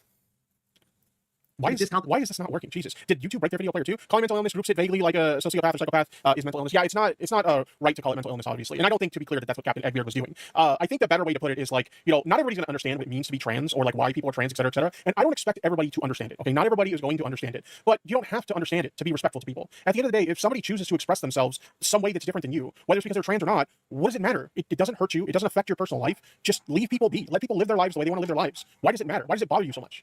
I don't know. It's that is weird. A possibility. But when you add the context in with what they're posting on social media, I can't help but... Jesus, what is he streaming on? Like a potato? You see how laggy it is just to change images on this, like, screen? Like, what the fuck kind of computer is he running here? Jeez. Ask, is this something more than what they are trying to make it look like? He's running it on an Intellivision Amico, dude. Initially, we got Nib saying, I hope the snowflakes keep the same energy with Grand Theft Auto 6, lol, showcasing the cover art, comparing it to... I think that's the craziest thing about it, right? Is, like, Smash JT came up with this crazy theory about bisexual lighting, and, like, the entire internet is still mocking him for this. And yet somehow, some way, all these other anti-woke idiots saw the mockery that's happening with Smash JT. And rather than say, you know what? This, like, we come up with some crazy theories as to why something's woke and stuff like that, but this one might be a little too far even for us. We're going to steer clear of that. No, they jumped right on board with him. This is just literal insane levels of idiocy. Bisexual lighting color palette, which, yeah, it's basically a 1-for-1 on that, to which I replied, yes, ignore your lying eyes. Because they don't want to see what Take-Two Interactive is pushing out there, because that flies directly in the face of what they're trying to say. And Nib replied, OMG, they celebrated Trans Day? How could they? Lol, the color scheme has been associated with Miami Vice and Synthwave for literal decades, not to mention was featured heavily in Vice City 2. Yeah, exactly. like these pieces of media that you're referring to literally inspired Vice City and the overall aesthetic of that game. So like, why are we surprised that this aesthetic is featured in the new game, which also takes place in Vice City? This is so dumb. Which, yes, I played. It's literally like, we need to find some reason to call this game woke, but like everybody loves this game. So how are we going to find a reason to call it woke and find an excuse to shit on it and farm outrage and farm clicks? I got it. Bisexual lighting. City, I would argue is probably my favorite. Is Smash 18 not familiar with GTA? It has all kinds of LGBT and edgy jokes everywhere in the game. Yeah, clearly, yeah. Grand Theft Auto game that exists. Wait. This motherfucker did not just say Vice City's his favorite game, but he's not going to acknowledge the bisexual lighting in that game, but he will in this one. To mention, was featured heavily in Vice City 2, which, yes, I played Vice City, and I would argue is probably my favorite Grand Theft Auto game that exists. But that took place in the 80s, when this was something that was very prevalent. Grand Theft Auto 6 is more modern day, and they're still doing that with it. And while under normal... Have you ever seen the general aesthetic of, like, Florida, though? Like, because, again, like, Vice City is supposed to simulate, like, Miami Beach, Florida. Like, that's kind of like the vibe that they're going for, right? If you've ever seen pictures or video or you've ever visited like Miami Beach, Florida, that aesthetic is still very much alive and well in that area. So it's not surprising to me that they would still feature that color palette in the new game. Again, this is just like, this isn't rationale that's like making sense, okay? Yeah, sure, it doesn't take place in the 80s. Does it matter? I don't think it does. Circumstances, I'd say, yeah, that's cool. It's a throwback to what it used to be in the 80s. Based off of what we've been seeing around the gaming industry as of late, I can't help but at least question it. And I think it's fair to at least question it. I said, you're forgetting a little thing called context. It matters quite heavily in cases like this. Here's something that actually applies directly to the concern, in addition to what I already shared. Does this mean the game will be terrible propaganda? No idea. But it's important to inform customers of what they're supporting. I find it very fascinating just by merely bringing this up. The funny thing is like, okay, even hypothetically speaking, if this was like woke, right? Let's say that for some reason this game is extremely woke. The majority of people don't care about this shit. There's a reason why all these games that these anti-woke weirdos complain about still do well and still move numbers. Because the average... Like what? What are these games, Tipster, that still do great? Because most games are not doing great these days. You know, yeah, GTA is like Goyim maxing to the highest degree, so yeah, it'll do fine, but there's plenty of other games that have done absolutely fucking terrible that are extremely woke. So what are these games that have been, you know, very woke that have done so well? I would love to know. Most games aren't doing well across the board right now, and deservedly so. I wouldn't even say Baldur's Gate necessarily is that woke. It's more so degenerate as fuck. Chaka Shaka Gaming with the 3 is Tipster Jabba the Hutt's wife. Holy diabetes. He probably wishes so. Gamer doesn't care about this shit. What does the average gamer want out of a video game? They want it to be fun to play, right? And so as long as a game is fun to play, it's entertaining, they feel like they're getting their money's worth out of it. Final Fantasy is not gay the way Cloud looks. Dude, if a blonde man in fucking black clothing is gay to you, then you have some soul searching to do, bro. They're going to fucking buy it, regardless. I don't think Cloud's the gay one in that situation. So whether it's woke or not, because the average gamer doesn't give a fuck about this shit. It's really that plain and simple. I always laugh when I see them predict that these games are going to fail because they've gone woke, and then they cope about the numbers and stuff like that. And it's like, are you living in like an alternate reality where good sales equals bad? Because that's not how the real world works. So many of these things that they claim, you know, is a get woke, go broke situation, it ends up doing fine. Like every Marvel movie that they say is going woke ends up, you know, killing it in the box office. And every video game they say is going to fail ends up doing just fine, with the exception of a few because of like bad business decisions or whatever. Like not every video game is going to be a success. But so many, like this example right here, Grand Theft Auto 6 is going to sell like gangbusters. Like, I'm sorry, nobody gives a fuck about your woke garbage. People are trying to shout me down, call me an idiot, call me stupid, instead of just saying, okay, that's more information. Good to know. Thanks for letting me know about that. I mean, because you are an idiot. Like, complaining about bisexual lighting in video games makes you look like a clown. People just want only... Your whole narrative here is that they're trying to, like, push queer agendas through subliminal messages via bisexual lighting in video games. And you think you don't sound like a fucking crazy person? Yeah, I just think it's an ugly aesthetic, personally. I don't think looking at purple in a video game is going to make you want to, you know, troon out, personally, but maybe there is some science to it. Who knows? You sound insane. They don't want any of the other stuff. They don't want to hear... I just think it looks ugly. Oh, but wait, it may have been a studio co-opted by an ideology because no, I really want to play this game, so I'm going to stick my fingers in my ear and go la la la and just pretend everything's fine, hunky-dory. No, it's just, nobody cares about this shit, dude. That's why. That's why everybody's pointing and laughing at you, because nobody gives a fuck about this shit. Only you, because you're a bigoted piece of garbage. What the fuck? The only way GTA 6 would fail is if they turned into MAGA propaganda. I mean, yeah, probably. Because unlike, you know, the kind of shit that they bitch about, like the literal MAGA propaganda, that shit's insufferable. Like, people are tired of hearing about that shit. The only kind of people who aren't tired of hearing about that shit are the people who are sucked into the MAGA cult. Like, literally. This was quoting Madden Savvy, who said, want to know who could possibly influence Rockstar Games and GTA? I'm sure you all remember the articles floating around about GTA 5 randomly removing transphobic content, but of course, leaving an other harmful joke about everything else. But did you ever wonder who actually triggered the change? It's a group called OMG, Out Making Games. This is directly connected to UK. Also, this is their new, what was that company that they were like calling out and trying to do like Gamergate version 2.0 with? Sweet Baby Inc. or some shit like that. So now, the Sweet Baby Inc. thing didn't really take off and nobody really cared about it. So now they're going after this like OMG, Out Making Games company or whatever. Okay, so this is why we should be outraged. All right. Jeez. So it's not the bisexual lighting? A middleman Or no, it's the bisexual lighting too. between government policy and entertainment. If you want to do business and possibly have a voice in parliament, and you have a UK location, you are practically forced to work with these individuals. James Dodd runs UKIE's DEI sector, works on OMG. Oh, it's DEI, Chad. It's DEI. You know, anytime you hear the term DEI, that's just their way of like saying they're racist and bigoted and like hateful towards women and stuff like that, but they just don't want to Well, two things can be true, but admit it. You know, so they use the term DEI as sort of like a dog whistle to what they're actually saying.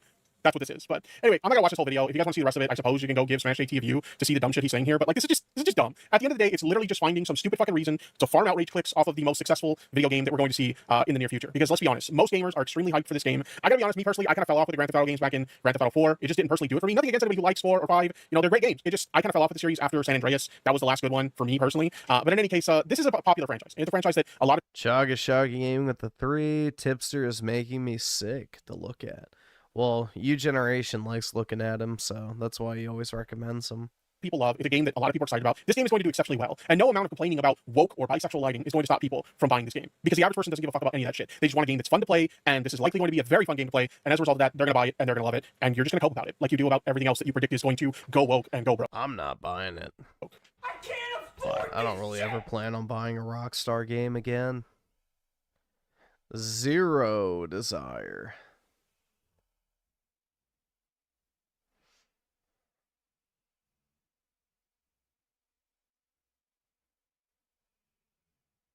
Alright, so we have,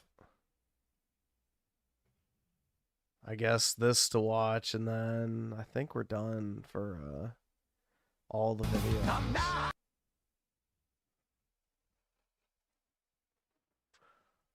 Alrighty.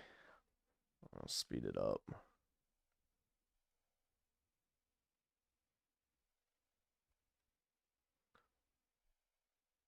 You know, U-Generation, I would love to believe you, but I don't.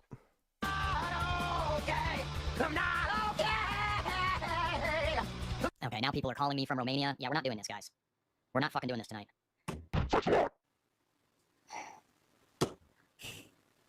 Alright, now I'm getting mass calls from Romania, and I can't even fucking get my phone to fucking stop long enough so that I can block this person. Guys! Ah! Leave me the fuck alone! I'm not okay! I'm not okay! Like, what is wrong with you? Like, what did I fucking do to you? Nothing. Holy fucking God! Leave me the fuck alone! Like, what is actually wrong with you? Like what the hell? It's a different channel, so they're probably just using a similar clip. Just beyond they have no lives. They are torturing me. What's next? What's next? What's next? Oh God, I've been so bloody naughty. Oh, I need to be taught a lesson and you're the one to do it. Thank you! Thanks a lot! For no fucking reason. Bruh. Everything I do, they ruin. Please go look for a job. I don't want to go back to a non-internet life. Spam my fucking social in her chat. They spam my fucking phone number in their chat. They spam my personal info everywhere. Holy fucking God. What do you fucking, like, leave me the fuck alone. I make YouTube videos. I wouldn't fucking hurt anybody. Cats up with holy shit. Druzel, Heckin Games with 5 subs. Thank you. We got $10 from Bird Flu in the PayPal. Thank you. We got Sarah with 500 kids. Thank you, Sarah. Ray. Doom and gloom on her channel. Fuck off, fat ass. Should probably delete the stream. It'll probably end up deleted tomorrow. That's how that's gonna go.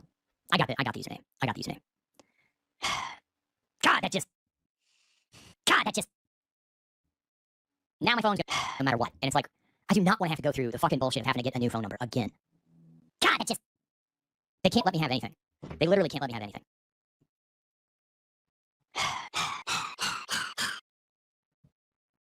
I do not understand what I did. I legitimately do not understand what I did.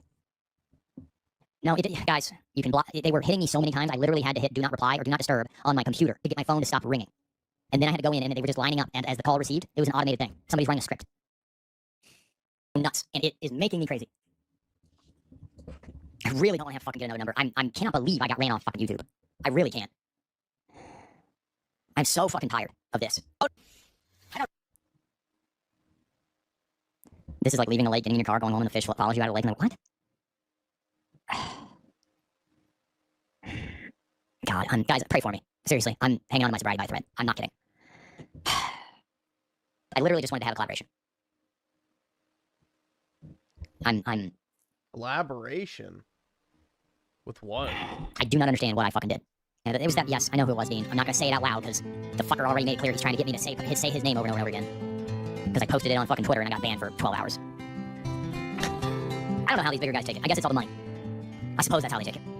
I guess Andrew Wilson makes like $4 grand this live stream. I tried to move.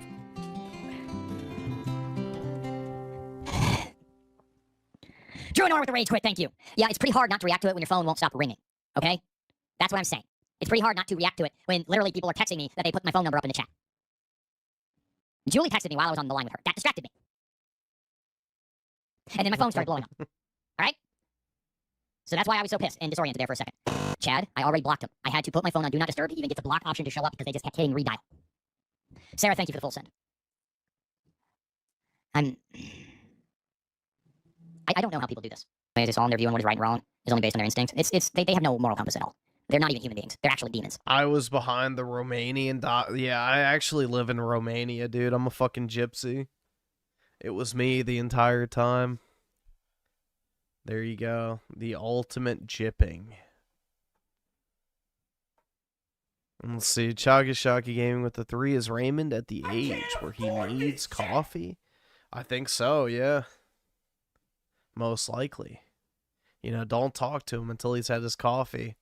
They have no actual morals at all in any capacity. These are the people that drive people to do that, you know, the final solution on camera. That's ultimately what they're wishing for. Somehow I've ended up as the target of this, like, demonic torture ring that wants me eliminated. And they hide behind anonymity, and they escalate and escalate and escalate, and I literally, like, I wanted to sit here and have a post-analysis of that conversation, and then maybe watch 1 or 2 other videos. Maybe this bitch. Maybe this bitch. You know, I wanted to maybe watch this video that somebody sent me. You know, it doesn't help that Seneguso is literally instigating the shit in his chat. Literally instigating it by housing all these doctors and all these bad faith actors and sitting there smug as a fucking bug in his bald cap and his stupid fedora and his fucking stupid ass Blues Brothers hat glasses. This shit-eating grin. This stupid ass Nuka-Cola thing. Raymond's audience is even more pathetic than him, but logically it must be true. It comes from fake accounts. God. It's a revenge for people doxing him, yet Raymond blames us for it. No, it's very clearly Seneguso. And all of the people in his chat. You are coping and seething. Oh, they're making an example of me to dissuade people like me from I did not need to be reminded that that fucking song existed, man. wanting to ever make content. That's exactly what it is. Channel is on its deathbed and swarmed by trolls on a daily basis. I'm not happy about it, but in a war, all sides experience losses. I will try different things, and while it will whack with it, what? I will try different things with it while rebuilding a new and better revenge star. I could be whining and saying that the Illuminati sent bots and agents to attack, but it's the kind of pathetic and also don't have precautionary delusions. At least not yet. We'll be uploading and keeping you updated. God. It's just a mass hate campaign against everyone. I'm being targeted by an evil underground organization. Those NHK bastards set me up. It's a conspiracy. Oh, God. Yes, I know the Amanda interview was fine. I was distracted as hell by all of it. Dude, that's honestly, that's a pretty apt comparison. Holy shit. Dude, that anime is literally Raymond. Holy fuck. Okay, I really wanted to focus on Oh my, yeah, dude, that's actually a great comparison. Did that song and dance filibuster, and then fucking, oh, look at this fag, Brian Waller. I called the crash out after. $50. So I called the crash out after. Dude. Look at this And guy, what he's does still he end up doing at the end of the anime? Working construction. Ellen.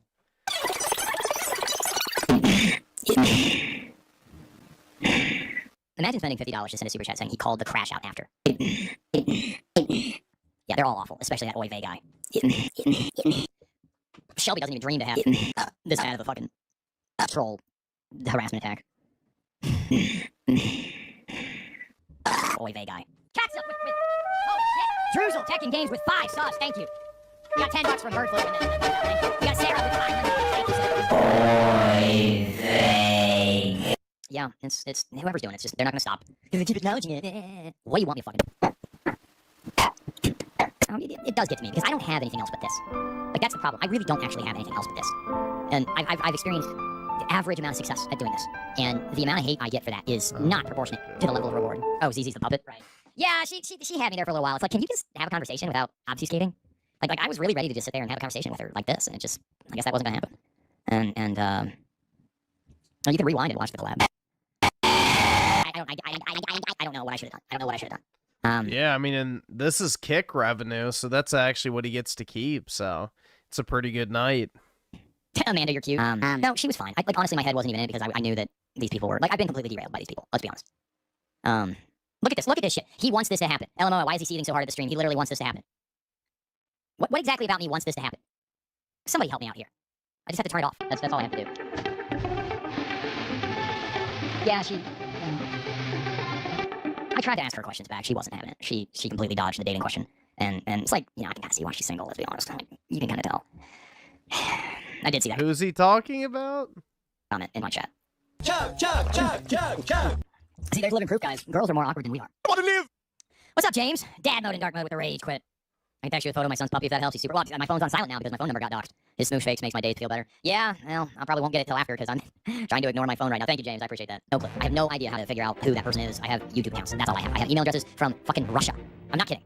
And fucking Proton mail. So I have nothing. I have screenshots and I have usernames. If I get swatted, that's what I'll give to the fucking cops. Well, it was a Romanian number that sent it to me, and it's for the Romanian number that was spamming my fucking. And then some fucking 260 number started spamming me with loser and all this other shit. I literally just made YouTube videos. That's all I did. Nice wig, queer boy. Man, that's great. Thanks. Bulldog mindsets dealt with stress before. You might want to reach out to him or spam them back. I should just send him pictures of my dick. Someone that watches Guso and Yugi, he wasn't telling you what to do. Yeah, that's what they all hide behind. That's damn sock puppets, anabolics, Griffin. They all hide behind the whole, well, we disavow this. We definitely disavow this. But I cannot. That's not hiding behind it. None of us are actively fucking doxing you, bro. So, I mean, that's all we can do is disavow it. I mean, I've gone as far as to say is if people try to do it in my chat, I'll just ban them.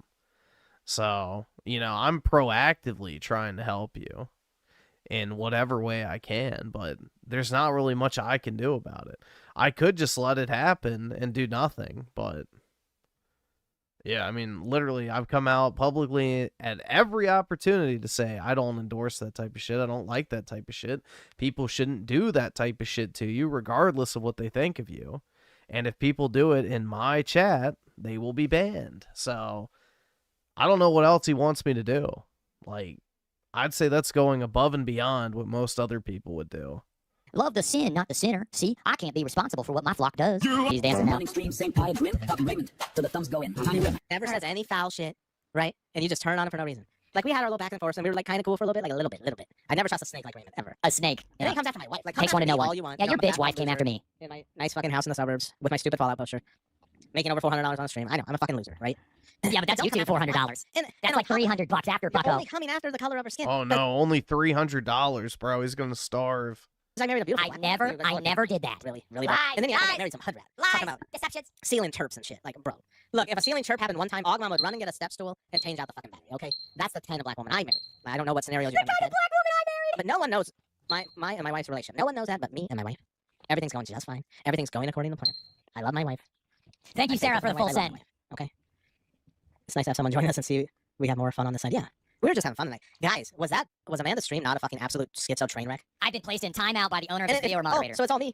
So it's all me. It was Amanda's chat that was spamming Ray's fucking phone number, not mine. So if you want to yell at her, yell at that Bibsy. Don't fucking make me the fucking villain. I'm just over here streaming, chilling, doing my thing. Having laughs at your expense. They hide behind a little anonymous fucking whatever. You have done nothing close. Keep coping, Bucko. You're just a lolcow to what I did to you and your audience. You have done nothing close to what I did to you and your audience. I knew he was a fucking alien. They're terrible people. And, yes, we're all terrible guys. You know, hold on. My trust in people has lowered significantly after getting doxxed by Griffin's mod. Fuck Griffin. Fuck that. He needs to get his dance. I guarantee you this dude just, like, trusted in... Type design. You don't put what you want to read at the top and the bottom, then in the fucking middle, you moron. I guarantee you this dude trusted incels with his information, just like our good lolcow here. Chat. In line. And he needs to stop making content about people. Goddamn, Raging Boar. I'm sorry, dude. I was wondering where you were. Okay, I'm not watching this. He's ignoring my chat. Right tonight, now it's Griffin. But I thought it was Revenge Star. I don't know who else it's reading. The other lords of Playground. Alright, see, he's got that guy in his fucking chat here right now, not doing a thing about him.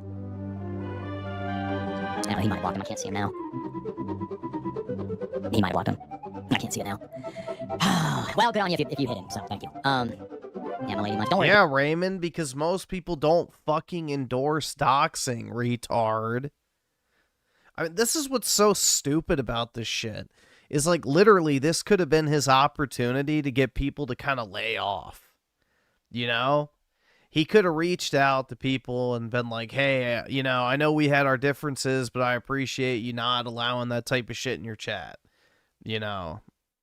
It doesn't go on, like, he could do a small symbol of, like, you know, trying to, I guess, you know, turn a new leaf, but no, he accuses everyone of being out to get him when it's just objectively not the case. So, yeah, just a corrosive personality type. He has a wife. How many levels of derivative? I don't give a shit if it's derivative content. Just like $850 between you two tonight, that's nuts. Oh, don't lump me in with this joker. He's on Sorrow's payroll. Well, he's got Jonathan Agent Scott's money tonight. I'm actually surprised he didn't pop into Amanda's stream and give her a bunch of money. He needs to pay for spell check. Doing his thing, he restreaming Raymond every night. Every night, exactly. Yeah, he's hitting that button like a fucking, like if you're with a single mom and she has like a bastard annoying fucking son, that's how he's acting right now. For every year. And it's to really drill it. What? Give me $100 Don't have to Meow. Yeah. Hello, children. That was actually pretty funny. That was good. That was good. That was funny. That was funny. That made me laugh. That made me laugh. All right. That made me laugh. Okay. Whoops! I tripped and fell on his dick. He's gonna need $20,000 to $30,000. I've seen through Raymond's bullshit. I was donating super chats because I was genuinely trying to help him. Bullshit. Build a channel to help change his life for the better. Shaking my head, but I realized there's no helping. Raymond fucking loves me and he refuses to admit it. Dude, that's the cycle that everyone goes through. That is the cycle that everyone fucking goes through. Is they start watching Raymond, they're like, oh, I feel bad for him. I want to help him. You know, I want to offer him some advice. I want to let him know that I appreciate what he's doing and blah, blah, blah. But then over time, you start to wake up to the reality that even if you offer him the best advice, even if you try to do your best to help him or be positive or whatever, he will turn on you in a fucking instant. The second you slightly aggravate him. And on top of that, no matter how much good advice he gets, he never executes on anything. So as a man, that is extremely annoying to deal with for a prolonged period of time. Guys put up with it from women because they want to have sex with them. But when you see another man just want to sit there and vent and rage on the internet and complain about his feelings, there's just something very, very disgusting about that.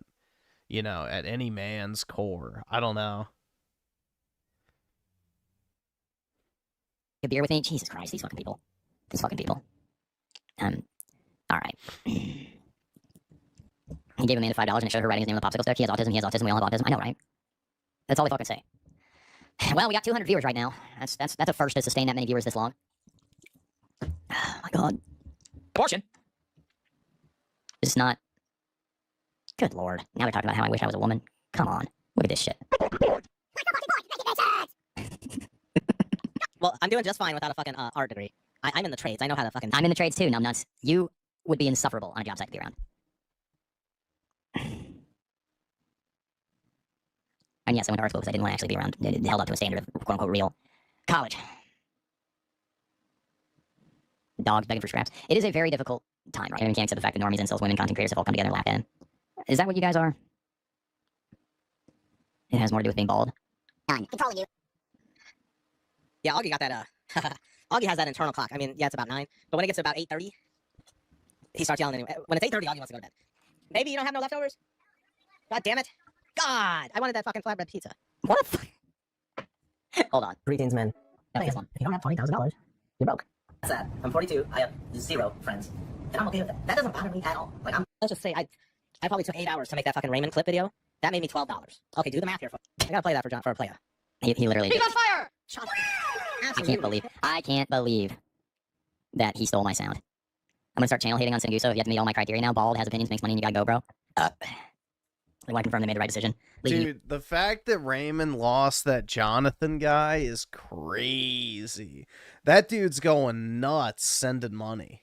Like, that's fucking wild. He must be like some multi-millionaire or some shit. Yeah. Yeah, I fell for it. My other ex, she literally told me that if I contacted her, she would call the cops. Like, that's wild amounts of money being sent. She hated me so much. My first girl, my first long term, she hated me so much at the end of it all. And she, like, sent me this dossier, like, all these text messages and shit, and all these emails and stuff from, like, her family, how they all hated me and my family. And I was like, horrible, heinous, like, fuck it. She hated me. And it was whatever. She was, what, 19 at the time? She hated me. It is fine. Fine. We dated for 2 years. It's like 20. I really do appreciate you guys. I don't know how to say it enough. I'll see you next time. That's what I was trying to talk about with this mass campaign against me. They are trying to get me to stop doing this. That's the point. And I think that whether it's associated with random people who don't have to meet forever, whether it's one of these women that is eternally pissed off for existing, whether it's Tom White's crowd, whether it's whatever, whoever it is, it's very obvious that there is apparently a deeper network of YouTube A-loggers and doxers that exist in the bowels of YouTube. Oh yeah, that's what I was gonna say. There's I've seen multiple channels now that literally just is my first name, middle initial, and last name with my address afterward. YouTube doing nothing about it. I submit a privacy complaint. They're like, no, this is not a privacy complaint. They're using images that they pulled from 2013, a 2013 Redfin listing of my house on their thumbnails. They're pulling anything they can to get at me as hard as possible. A 27,000 subscriber YouTube channel, computing power to simulate worlds and worlds and worlds and worlds. They can actually bring forth the God from the machine. This is agnostic, Illuminati, Freemasonic, old Rosicrucianism, old school, old world, old bloodline, Solomonic temple, Kabbalic magic stuff. This is Jew magic. From the deep magic. This is from the deep secret societies. It is about recreating God's creation in the machine. Absolutely. And for all intents and purposes, they already have a simulation built. We don't exist otherwise than online. You know what I mean? That's right, dude. The magical Jews are gonna use the data centers to create the magic of God. The fuck are you talking about? All they talk about is building the digital consciousness and uploading their brains into the machine. They they have black cube magic, satanic magic. They can't explain that hexagonal storm on Saturn, but they worship it. You know, the Abrahamic religions worship the black cube. Black soil. But it is about recreating God in their image. It's Gnostic. It's Gnosticism. This was warned about multiple times in scriptures, and you're witnessing it play out. And for all intents and purposes, they already have the digital control grid, the Matrix exists because we all communicate based on cameras and screens and microphones. We don't exist in the real world. I mean, Who does he think wrote the scriptures? When What? He's complaining about Abrahamic religions worshiping the black cube, and then says, oh, it was warned about in the scriptures. Bro, wait till you realize who wrote the fucking scriptures. It's gonna blow your mind. I leave my house, I'm barely tuned into what's going on around me. Because everybody else exists just in their car, or behind their phone. When was the last time you actually interacted with somebody in the real world aside from the transaction? And even those transactions have atomized down to the point where it's just point of sale, or it's just a swipe of the app in the Aldi line and a self-checkout line. And that's one of the biggest things that people gave me shit for over and over again was I said I liked to go through the person checkout line because I liked the human contact. And to this day, my detractor channels, my mockery channels, the people that hate me, they bring that up every day in those comments. That shit is weird, bro. Like, that's just oversharing, like, to the nth degree. You did not need to tell a single soul that you go to the checkout lanes with the attractive young women so that you can pay with cash, so they're forced to touch your hand. Like, you couldn't get that out of me if somebody had a gun to my head, bro. And you just, like, surrendered that with zero pressure. That is weird. That's not normal behavior. And even if you did do it, why are you telling people about it? You don't have to share everything, bro. Just some critic with a 5. Yeah, we can check it out, I guess.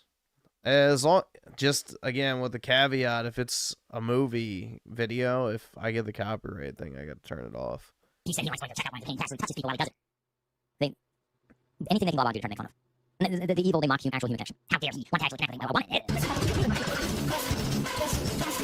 Yeah, you think you can fucking shame me or embarrass me or make fun of me? I was blasting that shit, 16 fucking years old. Cutting off Madison. Her name was literally Madison. The half-Asian, fucking Asian persuasion babe that everybody was fucking in love with in high school. Cutting her and her dad was a goddamn architect who designed Kelsey's house that I built. Fucking cutting her off in the fucking parking lot in her brand new Volkswagen, fucking 2004 Volkswagen Beetle. She got bought for her on her fucking 16th birthday. You think you can put me in hell? I grew up in hell. I fucking grew up in hell. You think you can ruin my life? He grew up in hell. My life was really far out from the born. Are you fucking kidding me? I grew up in hell. You think you can drag me through the layers of Hades, Dante's Inferno, the mud racking of your river Styx that you want to waterboard me in? You think you can fucking shame me into oblivion? I grew up in the pain. I grew up in the sun. You don't understand the shit I've been through. And I mean that. I'm not making that shit up. You do not understand. I'm done with Sonic Quest. I'm done with Sonic Quest. You don't understand the fucking shit I've been through. You want to fucking try to shame me for shit? You don't know who you're fucking dealing with. Okay? I've lost all this shit. I've come through the abyss. I've come through the abyss. Alright? You need to get that through. The abyss? Dude, you grew up in a fucking white American household where both of your parents were at home and present.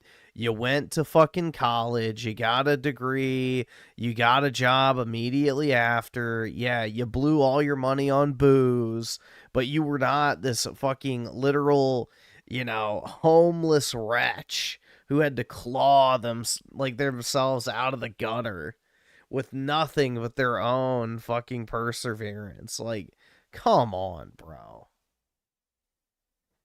Like, he did not live this life of suffering. Fucking thick skull. These fucking people have no fucking idea what they're talking about. They have no fucking idea what they're doing. They have no fucking idea. They have no fucking clue. The hell I have come through. To be sitting in front of you sober, clear-minded, Everything I say, I say. Fucking idiots. I'm winning. Fuck you. Try to dox me, post my social security numbers, email me at my addresses, make videos with thumbnails where you literally use my house, make YouTube channels with my full fucking name and address as the fucking title of the YouTube channel. Fuck you. Fuck you. That's not free speech. That's harassment. It's illegal. And you know it is. That's why you hide behind anonymity. That's why you fucking behave like junkyard dogs. Abortion. Abortion. Abortion. Abortion. All they do is escalate. You don't know. You have no idea. I read your fucking comment sections. I know exactly what you fucking losers are saying about me. You have no, you're all clueless. And I mean that, you are clueless. You have no idea what you're talking about. And you need to understand that. Alright? Antagonizing anybody, bird flu, or wolf. Owl. I'm not antagonizing. I really get tired of being told what to do. I am being threatened into submission, and it really pisses me off. Like, it pisses me off more than anything to be threatened into submission. Which is what has happened. It just pisses me off. And now I gotta figure out how to set up this damn... I got just... Fuck. I'm not antagonizing. Like, I literally have done nothing to these fucking people. There's been no antagonizing happening. Ow. I watch videos on the internet. I make $108. How is that antagonizing? This is the one thing I do not understand what I fucking did to these people. I really don't. Ow. And you never will, which is why you need to stop talking about them. Oh my god, dude. It's just... Bro. For someone who watches DSP troll content, which he does, he should know how not to respond to these types of people. You constantly, like, dwelling on it is exactly what they want. That's it. They don't care about you. They don't care about your house. They don't care about any of that other shit. They just want the reaction. And that's it. You don't give them the reaction, they move the fuck on. But I was dying from a lack of, like, external validation. I was dying from just sitting there answering Teams messages and fucking emails from cam girls. I was dying from a lack of external validation. Holy fuck, dude. Woman moment. I don't want to talk to you on the phone, let alone a video conference ever. And he was just, you had to be on call all the time. You had to just sit there. You had to just fucking sit there and wait for him to email you. Be like, I need this thing right now. It's like, okay, I've been sitting here all day. You know, and then I renovated the house while I was working for a year and a half. I mean, it was while I was working. You know, I had a stand up at 10 and I had nothing else to do all day because, like, the job was fucking easy. And I started, like, going to bike ride after 10 and I come back at 11 and I started working on my house for like 5 hours. And I did that for a year and a half. It was great. And I mean, let's be honest. The last couple of nights I've had really good takes. Thank you guys, by the way. But tonight is going to be like $300. I've had well over 100 people watching the entire time. The KBP is going to be at least $100. And then there was a lot of time there where, you know, actually, you know, once I really, here's the thing, like, I made it clear, it's like, I need money to be able to keep doing this. And people stepped up to it. It was like, I said it and then it happened. It was wild. It was like one of those manifesting things. It was like, I need a certain dollar amount, and I just basically streamed every night until I got that, and then it just kept happening. And I thought for sure streaming every day would be, people would hate it. They'd get sick of it. You wouldn't make, people say, oh, don't stream every day, you won't make as much money in the long term. It's like, I don't know about that. All right, I'm gonna go, we'll talk later. Peace.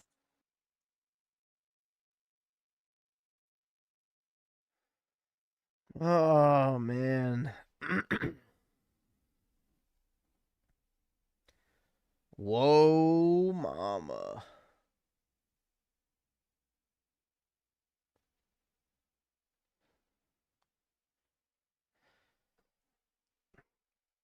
I just can't imagine, like, I was dying from a lack of external validation. Like, what the fuck, dude? So gay. Who the fuck cares? Do you know how many times I get told in a day, you're doing such a great job? 0. Do you know what I still do every single fucking day? I get on fucking work, do my job, collect my paycheck, and keep it fucking moving. Because I don't care, bro. Like, I don't know. That's just, like, so womanly. Like, I need to feel seen. Like, that's such a woman mentality, bro. I don't know. Like, that's something women care about.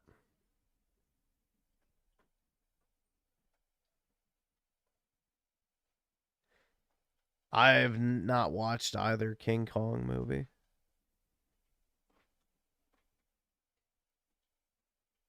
Mulan is a fun movie that has a lot of things going for it. It has a likable cast of characters and an imposing villain that didn't end up being a tragic hero. This is probably just another warning. This is probably gonna get claimed.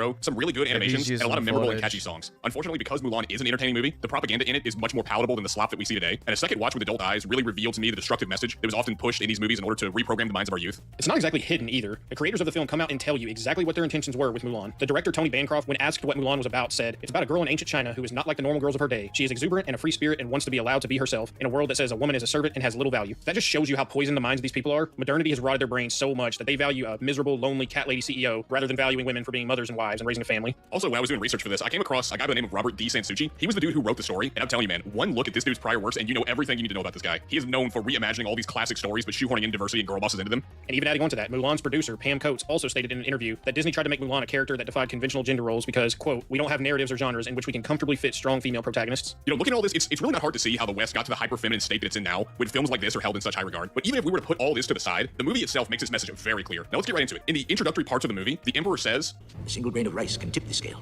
One man may be the difference between victory and defeat." Now, after this line, the movie immediately cuts to Mulan, foreshadowing exactly where the plot is headed. Now, when we're introduced to Mulan, we see her preparing to meet with the village matchmaker. Now, Mulan's role is supposed to be a good wife to her future husband, thereby bringing honor to her family. Because when Mulan is running late, her mother says, "Of all days to be late, I should have prayed to the ancestors for luck." Mulan's grandmother then responds, "How lucky can they be? They're dead. Besides, I've got all the luck we'll need." She then pulls out a lucky cricket and blindly crosses the street to prove the luck of the cricket. How much signal I need to cut across 8 lane? None? I turn now. Good luck, everybody else.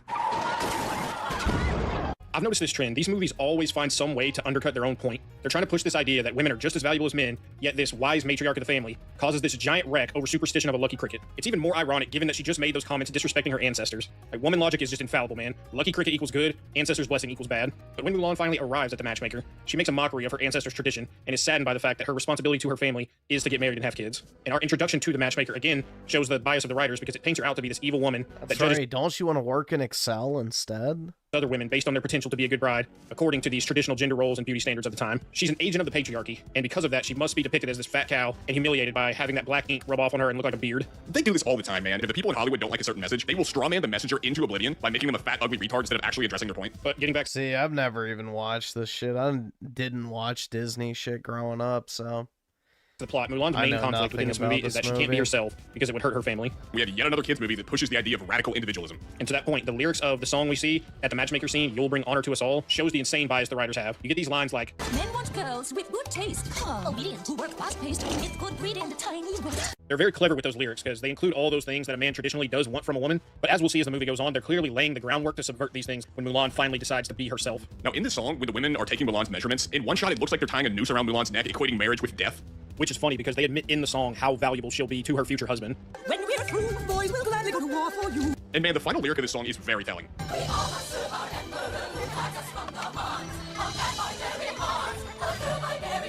Well, it's actually insane. They act as if bearing a child isn't core to needing to maintain a society. They equate a woman fulfilling her natural role in the family to her being a slave that is basically just a breeding bot. It's ironic that bearing a child makes a woman a slave, but men get the distinct privilege of dying in a war. But after the whole disaster with the matchmaker, Mulan stares at her reflection in the water and sings another song. The lyrics in this song try and sell us on the idea that Mulan is oppressed simply for being herself and society not being accepting of that identity. Now fast forward a little bit in the movie. You have a man by the name of Chifu who rides into town and announces that the Huns have invaded China and that the Emperor has commanded that one man from every family must serve in the Imperial Army. Now Mulan hears this and rushes to plead for her father to be exempt from joining the army because he's a crippled war veteran. "Please, sir, my father has already fought for Silence! You would do well to teach your daughter to hold her tongue in a man's presence." I mean, this line by him demonstrates that Mulan is what she is because her father enables her to be so. When we know his backstory enough to know he was brave and honorable enough to go to war for his village, yet disciplining his daughter is just a bridge too far. When they get back home, they argue about this even further. Mulan tells her father, "There are plenty of young men to fight for China." And he responds, "It is an honor to protect my country and my family." Mulan questions him again and says, "So you'll die for honor?" To which he responds, "I will die doing what's right. But if I know my place. It is time you learned yours." Mulan's essentially inviting her father here to break away from the patriarchy with her and defy his traditional gender role. Now, the movie paints this as her dad being stubborn, when in reality this is extremely honorable. He knows he's going to die, but he's willing to in order to protect his family. And because her father refuses to help her smash the patriarchy, she runs away to sulk. When she returns, she sees her mother and father embracing, but she sees her mother recoil in protest to her father leaving. And seeing this emboldens her to steal her father's armor, run away, and pretend to be her father's son to take his place in the war. And this yet again demonstrates that her father is totally out of control of his household. And I want to make something really... This kind of proves my theory about Asian women with short hair, huh? Clear. There's nothing heroic I don't about what know. Mulan's doing. I might have been onto something, guys.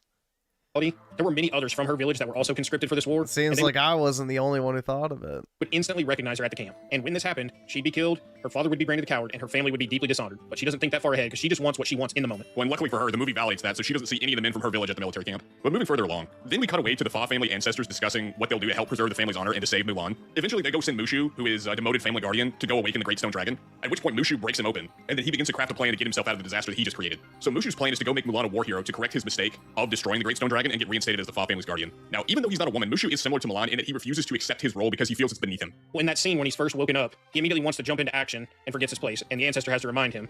These are the family guardians. They protect the family. And you, O demoted one.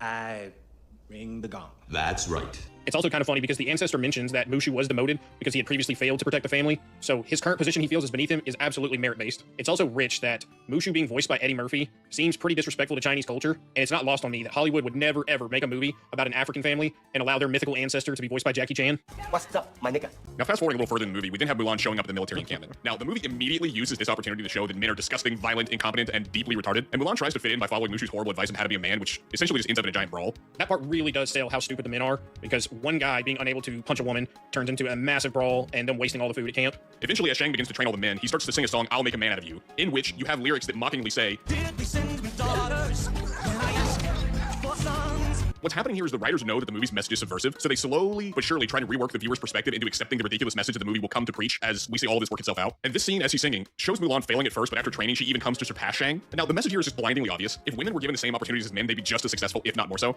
Well, yeah, what it's saying is the only thing that's holding women back from reaching their true potential is the patriarchy. And this is demonstrated in the song, because at the end of the song, Shang sends Mulan home because she physically cannot keep up with the other men. She breaks down while carrying the sandbags, and Shang has to take hers and carry on without her. But the next morning, he awakens to her having retrieved the arrow that he planted at the top of the post, and she's done so with her outside-the-box thinking by tying the two weights together and using them as a counterweight for leverage to get up the pole. Now, the movie paints this as she's using this smart, out-of-the-box thinking, and it shows that what she lacks in physical strength, she makes up for with her intellect. Now, the framing of the scene is pretty dishonest because earlier, when Shang was explaining this challenge to the men, he told them, "This represents discipline, and this represents strength." And from what we see, most of the men's inability to get up the pole was because of the weights specifically. So Mulan completely circumvented the actual challenge, and yet they still celebrate her for it. Is Mulan a member of the tribe? I mean, I noticed these weights don't have any ridges. Did she clip the edges to make them lighter? I mean, what's going on here? To even further undercut their point that her intellect is what accomplished this feat, in the Pothead Investor with the 2. Even a man's death has to be about her? Of course, dude. Of course. After all, that's the only reason men exist, right? Is to serve women. The very next scene, she is now carrying the sandbags, which she physically couldn't do earlier. And she's actually at the front of the pack ahead of all the men. So not only did her cunning and intellect get her past that challenge, she is now actually stronger than all the men. Later on in the movie, after the training scene, we see that Mushu writes a fake letter to get Mulan's company sent to the front line because Chifu doesn't think they're ready for it. And in the course of them going to be on the front line, they sing a song about a girl worth fighting for, which has a line. How about a girl who's got a brain, who always speaks her mind? Nah. Now, the men are singing about how women are so incredibly valuable that they're worth fighting and even dying for, and yet somehow Mulan still feels underappreciated because she wants to be the main character and do things her way. Well, this is feminism 101. They don't want equality, they want submission. That entire song is about how they're willing to give their lives for a good woman, and she still can't handle it because it's not all about her. There's no give and take here, she just wants it all. Also, my boy Chanpo is the only real one of the group. He's the only one smart enough to realize that a woman with good cooking is far more valuable than a beautiful woman. A true type 2 soldier. The cooking will be there far after the beauty fades. But when they finally arrive at their destination, they come to a village that's been burned down, and they discover that the Chinese army was killed by the Huns, including Shang's father. Now, at this point, they had a great opportunity to show some strong character growth for Mulan, because if you remember back to being at the camp with the men... Yeah, exactly. It is a message for both conservatives and leftists, because trad-con women are some of the most feminist women on the face of the earth. She was trying to blend in. She had that line. I mean, sorry you had to see that, but you know how it is when you get those manly urges, and you just gotta kill something. Now here, she's seeing Shang mourn his father firsthand, and this should have shown her the burden of actually being a man, but instead she continues to delude herself into thinking she's doing the right thing by pretending to be a man. Right, this moment should have taught her, oh, this is real, this isn't a game. It really goes to show these things that she's built up in her head as privileges for men, like war and service, it really shows the dark reality of it that she's never considered. But as they leave the village and they're going through the pass, Mushu accidentally sets off a firework which alerts the Huns, and they descend upon the Chinese army. But luckily, Mulan, through quick thinking and decisive action, saves the day. You know, 2 things that women are known for being great at. Yeah, as we've seen many times in the real world. A 26-year veteran police officer mistakenly firing her gun into right, believing instead that she had pulled her taser. Shang gives the order to fire the final shot. Or today, where the, female cop shot the Jewish rabbi. Directly at the Huns leader. Oy vey. that they were completely outmanned and were going to die regardless. But Mulan, being smarter and more decisive than all the men, steals the cannon and hits a near impossible shot, which conveniently causes an avalanche to bury the Huns in snow. Now, as Mulan and Shang are being engulfed in the snow, the men shoot them an arrow on a rope to save them. But of course, since all men are retards in this movie, none of the men hold on to the end of the rope. But luckily, Mulan is able to grab the arrow and nail the shot perfectly while falling off a cliff backwards on horseback to even further push this facade that women are far smarter and more capable than men. Now, after that, all the men celebrate Mulan's victory until they find out she's a woman. And the Chifu rightly accuses Mulan of high treason and orders Shang to kill her in accordance with the law, but he refuses because she just previously saved his life, and then he leaves. Now, it's at this point that Mulan finally reveals her true motivations when she says this. Maybe I didn't go for my father. Maybe what I really wanted was to prove I could do things right. So when I looked in the mirror, I'd see someone worthwhile. Now let that sink in. She was willing to risk her life and her family's honor so that she would feel like she's someone worthwhile. And I gotta admit, I hate the insinuation here. Is the insinuation that it's not worthwhile to be happily married and raise kids that will love you and carry on your family's legacy? I mean, I have to conclude that the answer from the movie is a resounding no. Well, traditional feminine roles are oppressive and meant to hold women back from outdoing their male counterparts. That's what we're told with this movie. Yeah, the only reason why women aren't allowed in male sports is because they'd be too dominant. And keep in mind that quote you mentioned earlier where she says, maybe I didn't go for my father. This was after she'd faced great loss, so this was truly a moment of sobriety where the film really does screw up by letting us see she isn't this selfless person doing all this for her father. This was about her. And what makes it even worse, Mushu tries to cheer Mulan up by lying to her. The truth is, we're both frauds. Your ancestors never said me. They don't even like me. I mean, you wish you like to help people you love. I wish you like to help myself. At least you had good intentions. Let me decode that for you. Mushu basically tells Mulan, I only did this for personal gain, but you're better than me because you also did it for personal gain. As Mulan is about to head home, she sees that the Huns are still alive and goes to warn the Emperor. Now, when she arrives in the Imperial City, she approaches Shang and tells him about the Huns being in the city. He asks her, why should I trust you? To which she responds, You said you trust Ping. Why is Mulan any different? What an absolutely insane question. You just spent the entire movie lying to all of these people, and now you're demanding trust. And pulling the it's because I'm a woman card when they don't trust you because you're a known liar. Yeah, this is such a stupid line. It's pretending like the only reason why men don't listen to women is because all men are misogynist pigs who only listen to other men, which, man, if only people were that based. You disgust. Exactly. We wouldn't be in the problems we're in right now. Me. Well, I mean, this sentiments continue whenever Mulan tries to warn other people in the city that the Huns are there, but no if only one listens because she's a woman. Hey, you're a girl again, remember? Now, when the men realize that their plan to reach the Emperor isn't working after he gets abducted by the Huns, they abandon Shang and follow Mulan's lead. Now, as all of this is happening, out of all the songs that could be playing, the music for Be a Man starts playing, indicating that the only way for us to be real men is to listen to women or even become women if necessary. And the reason you say that is because the men then proceed to cross-dress and overtake the guards protecting the way to the Emperor in these disguises. And let's keep something in mind. Them scaling the wall and entering the temple from a higher floor already gave them the element of surprise. Them cross-dressing was not included because it was some clever plan to get the jump on the Huns. This scene exists solely to continue building upon the message that men and women are the same, and that the only constraints holding back women are societal. Well, yeah, that, it's also an excuse for the PDFs in Hollywood to include cross-dressing in a kid's movie because Baphomet demands it. You gotta make the Dark Lord happy, man. Mulan then defeats the leader of the Huns when Li Shang can't because she is just better than him in every way. And this is not an exaggeration. The strongest soldiers in all of China, including Li Shang, could not beat him, but a tiny woman with no weapon handily beats him in hand-to-hand combat. And this just shows the message must come first, so the logic of the writing suffers as a result. It's also funny that despite somehow getting the upper hand on him in combat, Mushu ultimately is the one who strikes the killing blow on him with the fireworks. So as these movies tend to do, they undercut their own message by still having a man save the woman. And by the way, Mushu didn't get the credit Mulan did. Shut up. But after she defeats him, everyone in China, including the Emperor, then bows to Mulan and thanks her for saving the city. Let me repeat that. The Emperor of China bows to a random peasant girl. He even commands Shifu to make Mulan a member of his council and even offers her Yeah, he wouldn't even talk to her. Oh my god. Shifu's council spot. Like we saw earlier with the matchmaker, Shifu is repeatedly painted out to be a bad guy throughout the whole film. The Emperor was literally a god back in those days. You would only talk to the Emperor through the proxy of one of the eunuchs. You would never even face the Emperor. He's the only one speaking any level of sense. I mean, he's portrayed as an ugly little gremlin that only got his position by brown-nosing his superiors. And let me tell you this in case this isn't clear enough. Shifu is what the writers of the movie think you are if you disagree with the message of this film. Isn't it funny one of the major themes of the movie is be yourself, yet that's never applied to the antagonist? That really is what it is. He's the only one with any sense. He wants to uphold laws and traditions, and because of that, they have to make him this little cretin that everyone laughs at. There's even a line in the A Girl Worth Fighting For song where they ridicule him. I'm a girl back home who's unlike any other. Yeah, the only girl who'd love him is his mother. But Mulan declines to take his position because she says she's been away from home for too long. And as she's leaving, the Emperor looks over at Shang and tells him, you need to go pursue a relationship with Mulan because you don't meet a girl like that every dynasty. So despite her being a woman who spits in the face of tradition, she is worth pursuing because she is competent and always speaks her mind. Just what all of us want. Well, that's what's amazing to me, is not only do women want to redefine their gender roles, they also want to redefine what men should want in women, which is crazy. They want rights without responsibility. That's what they want. They want to have their cake and eat it too. This is feminist propaganda and it's nonsense. And to add on to that message, when Mulan returns home, her father validates all of her reckless behavior, and Shang even takes the Emperor's advice and comes to Mulan's home, at which point Mulan asks him to dinner because says every tradition has to be defied to make sure women get exactly what they want. Would you like to stay for dinner? Mulan's the go-getter here. She wouldn't dare be asked on a date by a man. That's sexist. And her ancestors, who we saw earlier in the film denouncing her, now celebrate her. And they dance to a song that the movie ends on called Be True to Your Heart. I don't think you have to look very deep to see that ending the movie on that song really does paint the message. Always do what feels right to you, not what some silly, outdated tradition tells you to do. We're shown repeatedly that if women were just given the same opportunities as men, rather than being enslaved by the chains of childbirth, that they'd make better soldiers and leaders than we ever could. Hey, if they want to go, I'm not stopping them. You kind of mentioned this in the intro, but Mulan is a fun movie. It's entertaining, it has fun characters, but it really is poison that set the groundwork for all the nonsense we see today. And I've noticed many films like it get a pass purely because we have nostalgia for them, since our first viewing of them was when we were kids. I mean, that's one of the main reasons why I like this movie, is because I saw it when I was a kid, and it has a place in my heart, but it is nothing but poison. That's what it is. Hollywood convincing women to shun having families in favor of being a soldier or a CEO has been going on for much longer than most people realize. It's almost as if strong nuclear families might instill values in young women that don't lead to the collapse of society. And obviously we can't have that. I deliver a message. Shut it.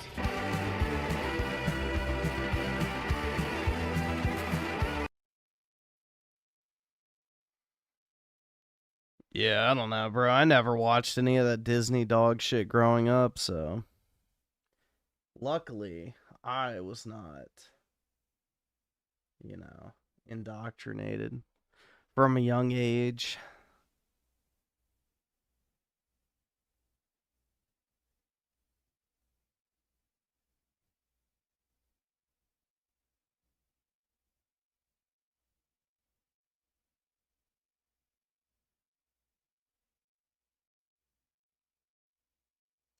Prince of Egypt is good. What, the magical Jew Moses? Yeah, I don't know. I've never seen that one either.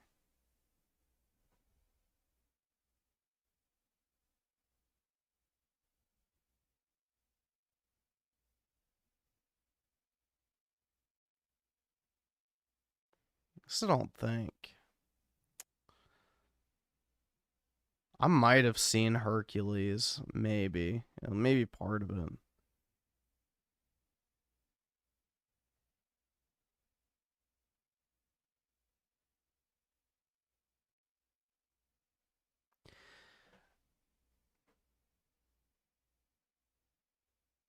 I don't know. I don't know if I have seen Hercules. I may have seen part of it at one point, but yeah, I don't know. I don't know. I don't think so. The only Disney movies I know for a fact I've seen is I watched, I think, the Cinderella movie, like the really old one.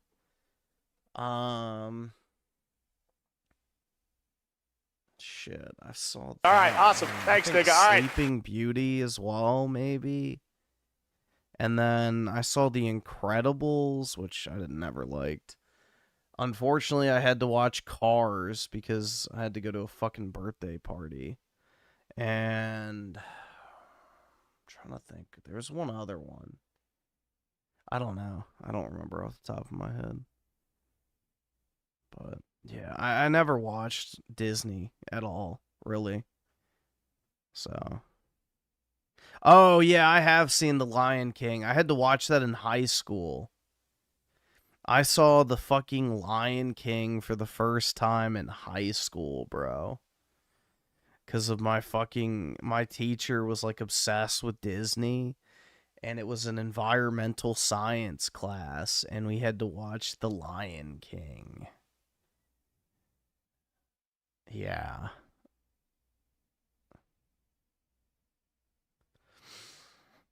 So, yeah, I don't know. I think that's it.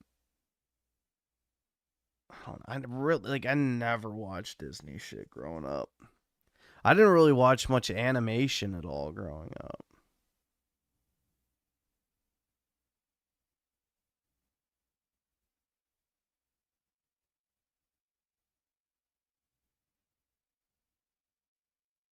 No, I've never seen Toy Story. Never seen Toy Story.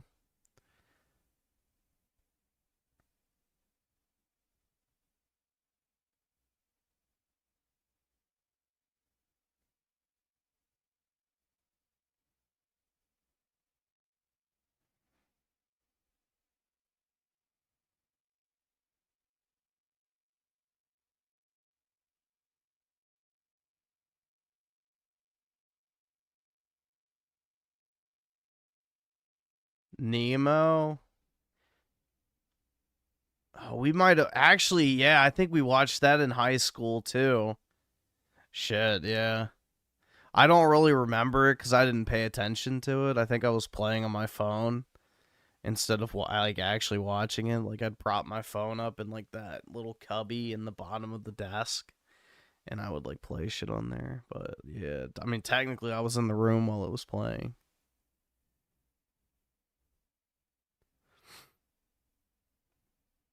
But yeah, I don't know, dude. I never watched like Disney movies growing up.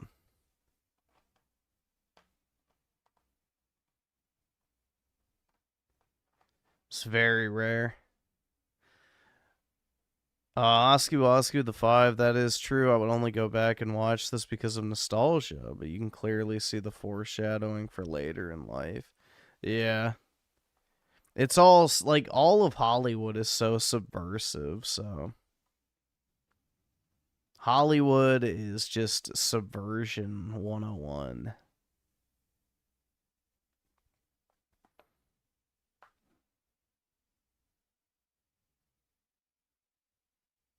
Did my dad hate them? I don't think my dad ever watched them, so. I didn't watch much TV as a kid, so.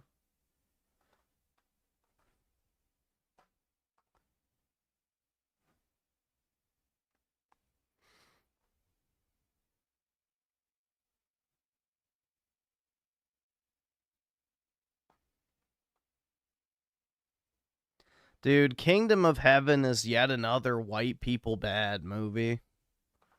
I don't understand why people like that shit. The noble, savage Muslim horde, you know, is so honorable, kind, and charitable. They have humanity, and the evil white Europeans are the vicious killers that need to be removed from the Holy Land in order to preserve its truly Judeo roots.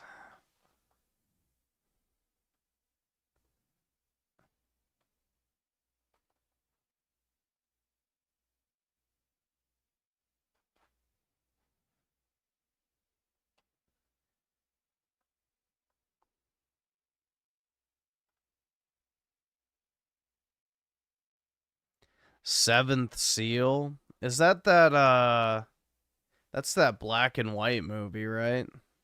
I think I know what you're talking about. I think I've seen that.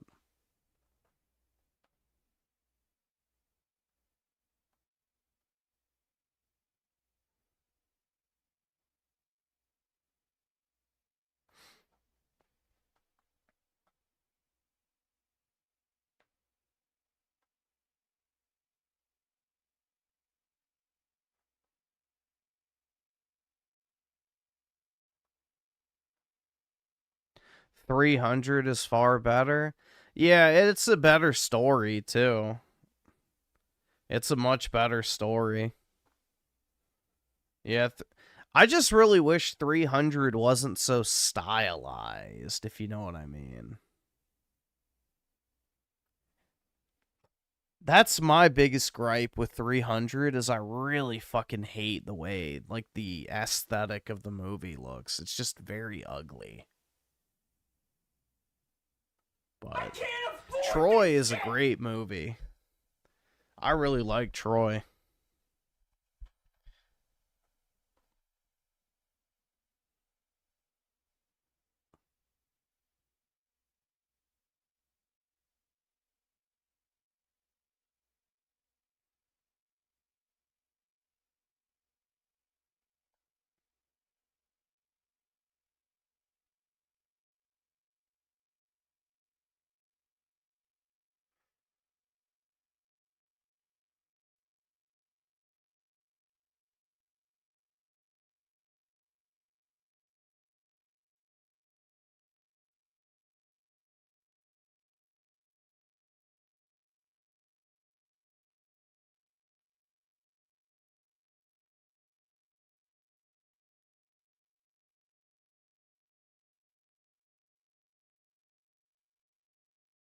The stylization is the point. Yeah, I don't care. I don't like it. I think it's ugly.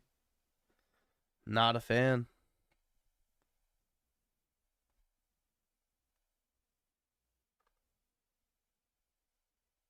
Not a fan. Troy has a far better aesthetic. Even that shitty Alexander movie I like better than 300 from a visual standpoint. Dude, that honestly is a shame. That Alexander movie, that actually could have been good, but they ruined it.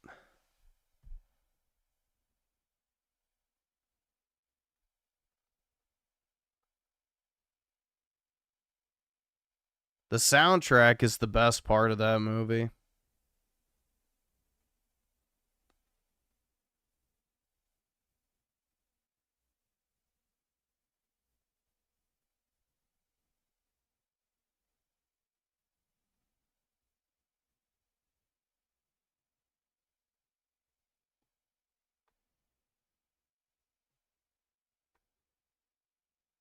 Well, yeah, the opening battle is like literally the best part of Alexander, or the parts when he's a kid. Those are like the best parts of the movie. So, you know, like when he tames Bucephalus and stuff like that, those are the coolest parts. And then, yeah, Gaugamela or whatever it's called at the beginning. That part was good.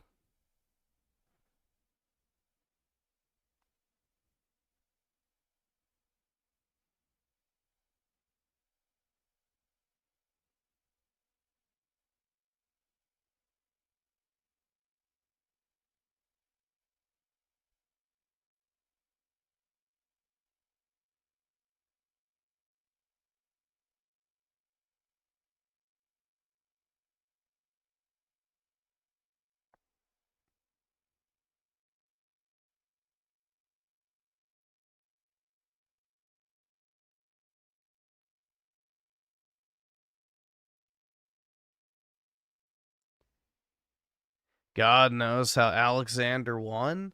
It's easy how Alexander won. You have to remember the Arabs and the Persians and throughout history, they've always had armies of slaves. The Greeks and the Macedonians, by extension, you know, were professional military, you know, servicemen. Like, they actually trained, and, you know, they were highly coordinated. They were skilled at combat. They had superior strategy. You know, the term Islamic horde comes from a very long history of Middle Eastern warfare, which is just body count.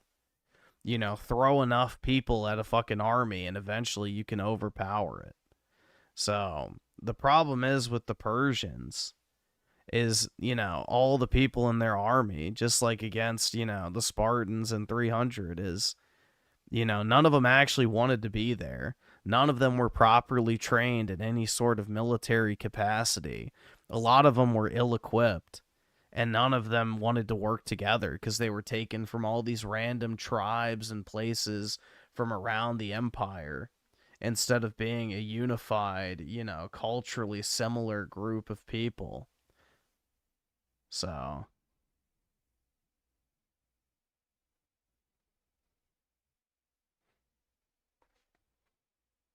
yeah, the Middle East is not really known for its military prowess. It's more so just throwing enough bodies at a problem until eventually you just overpower it with pure numbers.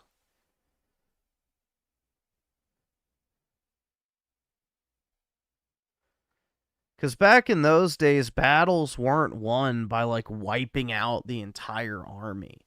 Very rarely did that ever happen. The battle was won when you started to detect the, like, tide of battle was turning. So all you really had to do was scare the enemy army, and a bunch of the people would start to flee and retreat. So that's what happened, mainly, is Alexander was able to, you know, basically scare the shit out of the fucking Persians. But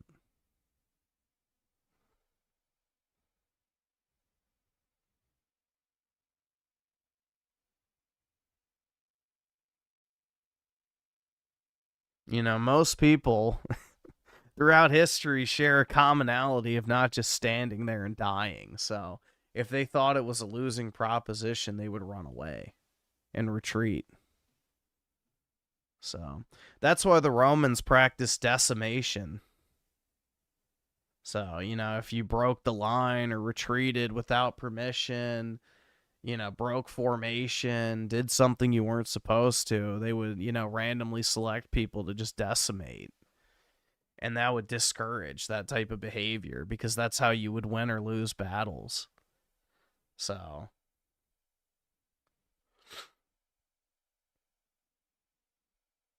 you know, very rarely was it like, oh yeah, 30,000 people versus 50,000 people, you know, one side doesn't win until all the rest are dead. Like, that was extremely uncommon.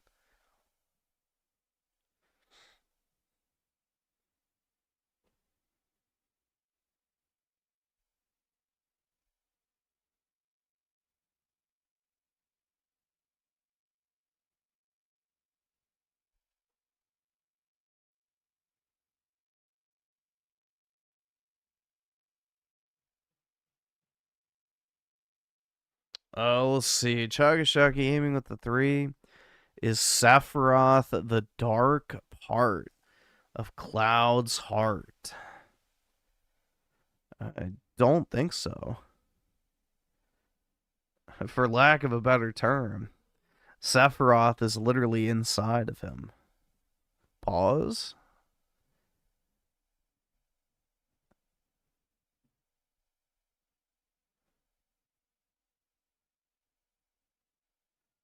The Eastern Roman Empire's boring, to be honest.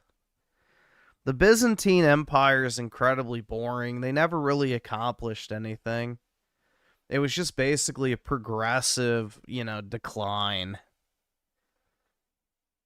You know, they outlasted the West, but that's also because the West, you know, is the one that did everything. The East kind of just, you know, sat there.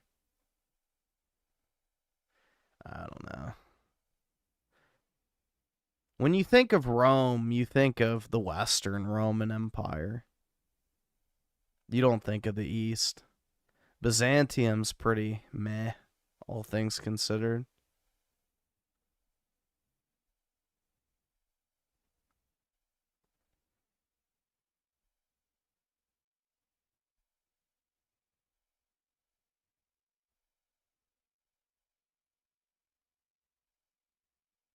The West lived, the East survived. That's a good way to put it, yeah, exactly. Exactly. Everyone dies, but not everyone truly lives.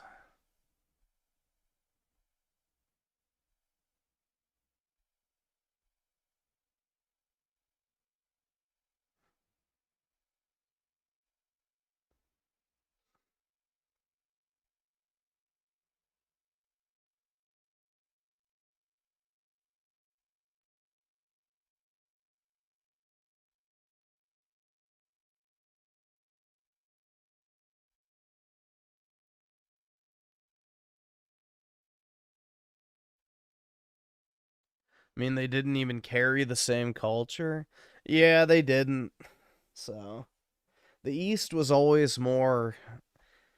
I mean, the Romans in the West always had a certain disdain for the East. You know, Western Romans, you know, always found, like, places like Egypt or the Middle East or, you know, Persia, places like that strange.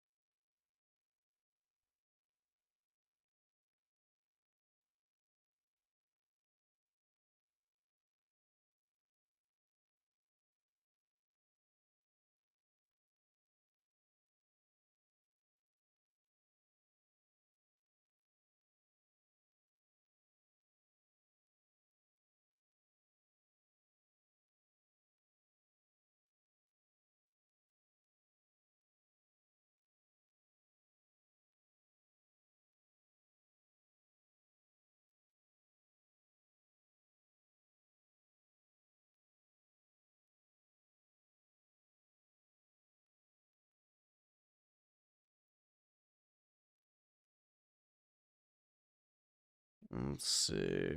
Hold on a second. Synth has Doomer Hour. Griffin has History Hour. Yeah, I actually like history stuff, so it's fun. I can't afford this shit! Do you think women think about history? Like, real talk, bro. Do you think women just ever sit around and ponder, you know, the fall of the Roman Empire? The great armies that clashed long ago? Of course not.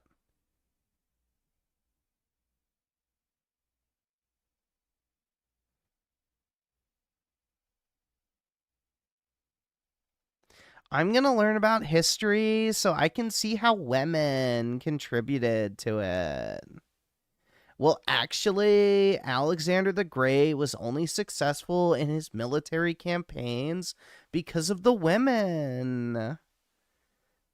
It was through this divine feminine energy that he was able to rally the troops in order to conquer most of the known world at the time. I can't afford this shit!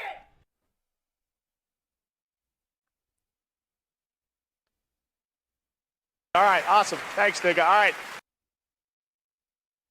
That's why women study history, is to put their own fucking headcanon into it.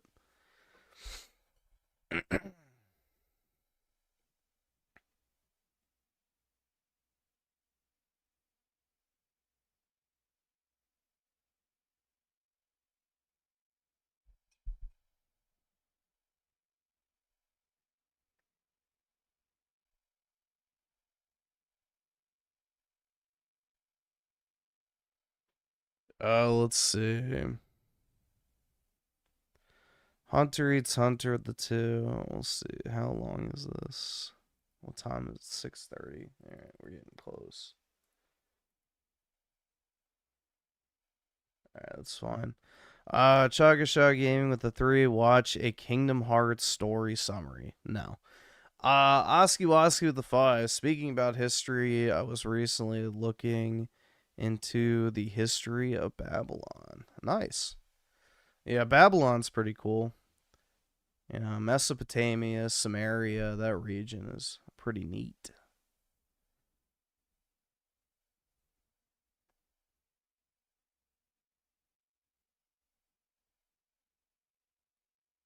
Oh, wait, I already searched it. Testing is a stage of grief that's often overlooked. Most are familiar with the stages of grief, usually knowing them as being denial, anger, bargaining, depression, and acceptance. But testing is the stage in between depression and acceptance. It is where one looks for solutions, where one works within the limitations to see what is still possible. It's not the illusion of limitlessness that accompanies denial, nor an attempt to take the easy way out, like bargaining, but truly throwing yourself at the wall repeatedly to find what options are realistic and doable. I believe that the challenge run is an analog to the testing stage of grief. A challenge run imposes a limitation on a video game, often one that seems impossible, like beating a platformer game without jumping, and then attempts to overcome the seemingly impossible challenge. And most of the time, the conclusion is that the challenge is indeed impossible. However, it is nevertheless impressive how often they come close to their goal. Even completing 75% of a platformer game without jumping is far beyond what seems possible. I think there's something inspiring and empowering about seeing possibilities we have never considered being discovered within the confines of rigid limitations. I myself have done several challenge runs of my favorite video game, Dark Souls. Now, I am by no means a pro or a speedrunner or anything. I rarely do crazy out-of-bounds glitches or things like that. But every time I replay Dark Souls, I impose a different limitation on myself and abide strictly by that rule. For example, I did a run where I didn't use any Estus flasks. Now, as I said, I'm not a pro that can beat Dark Souls without taking damage or anything, and I still allow myself to heal using humanities. But even this is a sandpaper fucking gaming, bro. Harsh limitation. Humanities don't refresh at bonfires like Estus flasks do, and are far more limited in quantity. They also have a slightly longer healing animation, so they are riskier to use in combat. Beating Dark Souls this way gave me a new appreciation for the game. The Estus flask once seemed like an essential part of the game, but if you play well enough, it's actually not so necessary. Another run I did, perhaps my personal favorite, was beating the entire game using only one bonfire, the one at Firelink Shrine. And holy, you think the runbacks in Dark Souls are bad enough already? Imagine my agony dying 3 times to the Bed of Chaos fight and having to walk all the way from Firelink Shrine to get another attempt. But honestly, aside from that painful moment, playing Dark Souls this way was actually a phenomenal experience. The world is so well designed and interconnected, it rarely felt like it took an excessive amount of time to get anywhere, excluding the Bed of Chaos of course. And because I couldn't rest at any other bonfires, I had to manage my Estus flasks and humanities wisely. Not to mention, the stakes for dying were much higher, which made each encounter much more intense. Completing the game this way was quite an enriching experience. Might be the most enjoyment I have ever gotten out of Dark Souls. I also did a run where I could only attack using throwing knives and fire bombs. That also made me play the game very differently and was quite fun. And surprisingly, I successfully completed all 3 of these challenges.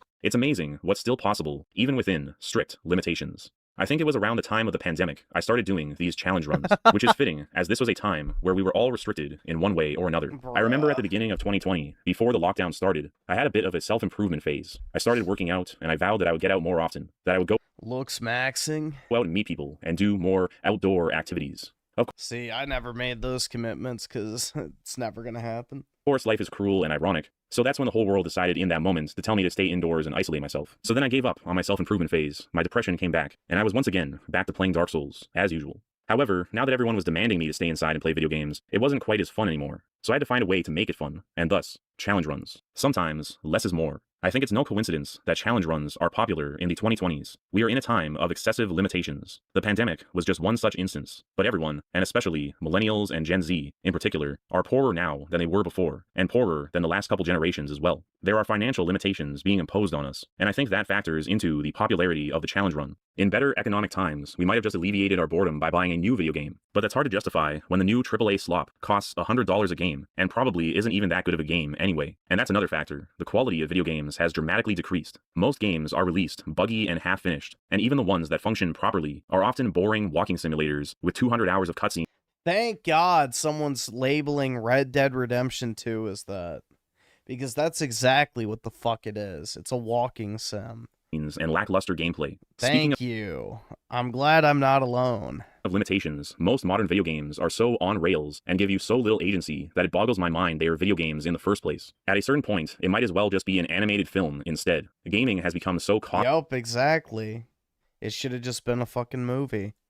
And boring that people would rather do challenge runs of LEGO Star Wars The Complete Saga, a simple children's game from 2007. Recently, I've been binge watching LEGO Star Wars challenge runs from time to time, and it's fascinating how much stuff you can pull off in that game, often employing very outside-the-box thinking. For some reason, they just don't make games like this anymore. It's as if it's physically impossible to recreate in every single way it's because look at the dev teams. Imaginable. They released a new LEGO Star Wars game in 2022. It sucks. And lo and behold, it's a boring walking simulator. The charm is gone. Yep, over-the-shoulder, third-person walking sim. And the mechanical depth is missing. It's as if the fabric of the universe won't allow us to have nice things anymore. I know that sounds a bit dramatic, but it's very bizarre to me that the bog-standard, average, decent video game from the early 2000s is somehow just impossible to recreate or surpass. It is always just a downgrade. They used to make it in a matter of months in some cases. Now we have to wait a decade plus. From the original. The Phantom Menace and Skywalker Saga is an hour and 3 minutes long with 14 minutes worth of cutscenes and about 26 minutes of walking around or running or flying from point A to point B where you aren't actually doing much outside of maybe like 2 puzzles in this entire time period. The remainder of the time was 23 minutes spent actually playing a mission. This means that 64% of my playtime is spent not even in a mission and either watching a cutscene or just running from point A to point B. And that means that 36% of it is in mission gameplay. 85% versus 36%. It's only been 20 years. That's not that long ago. How is it already a lost art? I think about games like Skyrim and Red Dead Redemption, and how impressive those games were when they came out. And despite the many flaws of those 2 games, I still feel like they have not been surpassed. They still feel like the height of gaming's achievement as a medium so far. And again, I could rant for hours about the problems with these titles. They are far from perfect, but honestly, what has even come close to these games in recent years? It's been well over a decade, and they still have yet to release an Elder Scrolls 6 or a GTA. Yep, 15 years and counting, man. A6. I genuinely feel like our cultural output has just ran out of steam, and we are incapable of creating things like this anymore. And that's also why... Dude, you said you like Troy. Ew, Achilles is gay? Yeah, whatever you say, bro. The gaming industry is so reliant on remakes. I find myself looking back on games like Skyrim or even LEGO Star Wars as if I'm looking at Stonehenge or the pyramids of Egypt, like I'm staring at some Gothic cathedral and wondering, why can't we make things like this anymore? I think it's very telling that people are choosing to play and watch videos of... We know the reason why. those older titles rather than what's currently coming out. The YouTube trends over the years are interesting to note as well. In the late 2000s and early 2010s, Let's Plays were popular, as well as angry video game reviews, and these types of videos were casual and not that serious. You could laugh along with PewDiePie as he's playing through Octodad. Don't worry about it. It's totally not TV. Don't make the TV, girl. Oh! You broke the TV! That's not even a TV. Okay, we're in the kitchen. Hey, babe. Morning, sleepyhead. Wow, you sound like a man. That's okay.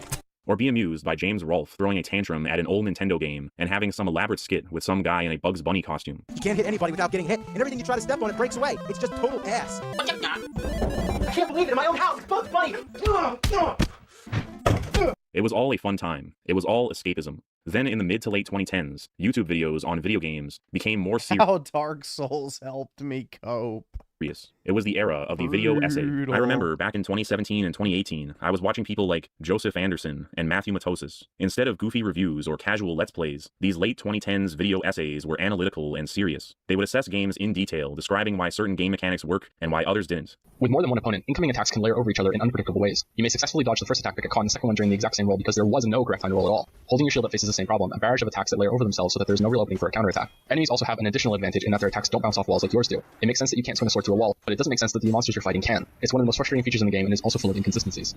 And maybe discuss the game's story or its themes. Demon's Souls' greatest strength is how it pulls you into its bleak, dangerous world so that you think about situations the way you would if you were actually there. This is something that the Souls games continue to do kind of well, but Demon's Souls still does it the best of them all because, excluding the innovative online features, almost everything else works in service of that larger goal. Phalanx, Leechmonger, Tower Knight, Fool's Idol, Old Hero, Maneaters, and Armor Spider all have quirks to their design or their arena that the player can exploit if they figure out. You don't outright win by doing so, but you gain a big advantage if you're willing to use your brain. On the other hand, dodging telegraphed attacks which come out in predefined combos is just exploiting your knowledge that the AI is acting within the constraints of a computer game. This has the opposite effect. It widens the gap between the character and the player.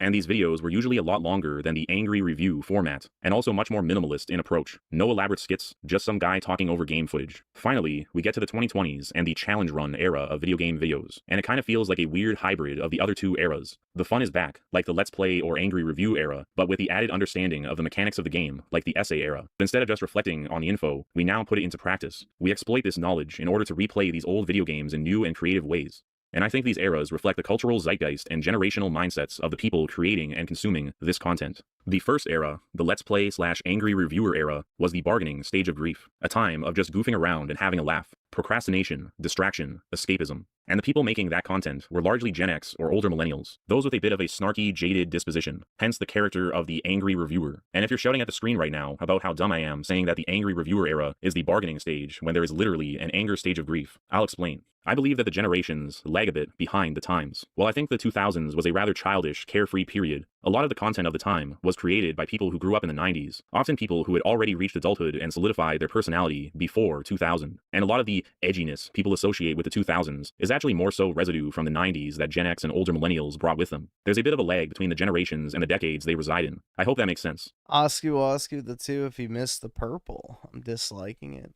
Yeah, he was like missing all the studs. It was irritating. I just know if I don't address that, I'll get a comment or two saying, hey genius, wouldn't the angry reviewer be the anger stage of grief? Duh. Likewise, the second era, the video essay era, is like the depression stage of grief, reflective and sober, a bit of a downer compared to the former fun era. However, the people who made these videos were often millennials who had a bit more of a bargaining outlook. The bargaining stage of grief often involves a lot of what ifs and what could have beens. So these video essays often involve a lot of hypothetical reimaginings of these video games, envisioning a theoretical version of a game with all its flaws removed and some other features enhanced. These millennial essayists hold out hope that if only the gaming industry could address these complaints, they could create the perfect video game, or at least a game that's much better than the ones that currently exist. Into the 2020s, the third era, the challenge run era, as I said, it is the testing stage of grief, a time of experimentation. However, these videos are often created by Zoomers who have a disposition of depression, so they are heavily inspired by their nostalgia, of looking back into the past with reverence. Often their whole channel will revolve around one game or one subset type of game from their youth, such as BD1P, who covers the LEGO games. I'm going to try my hand at beating LEGO Star Wars The Complete Saga without ever jumping.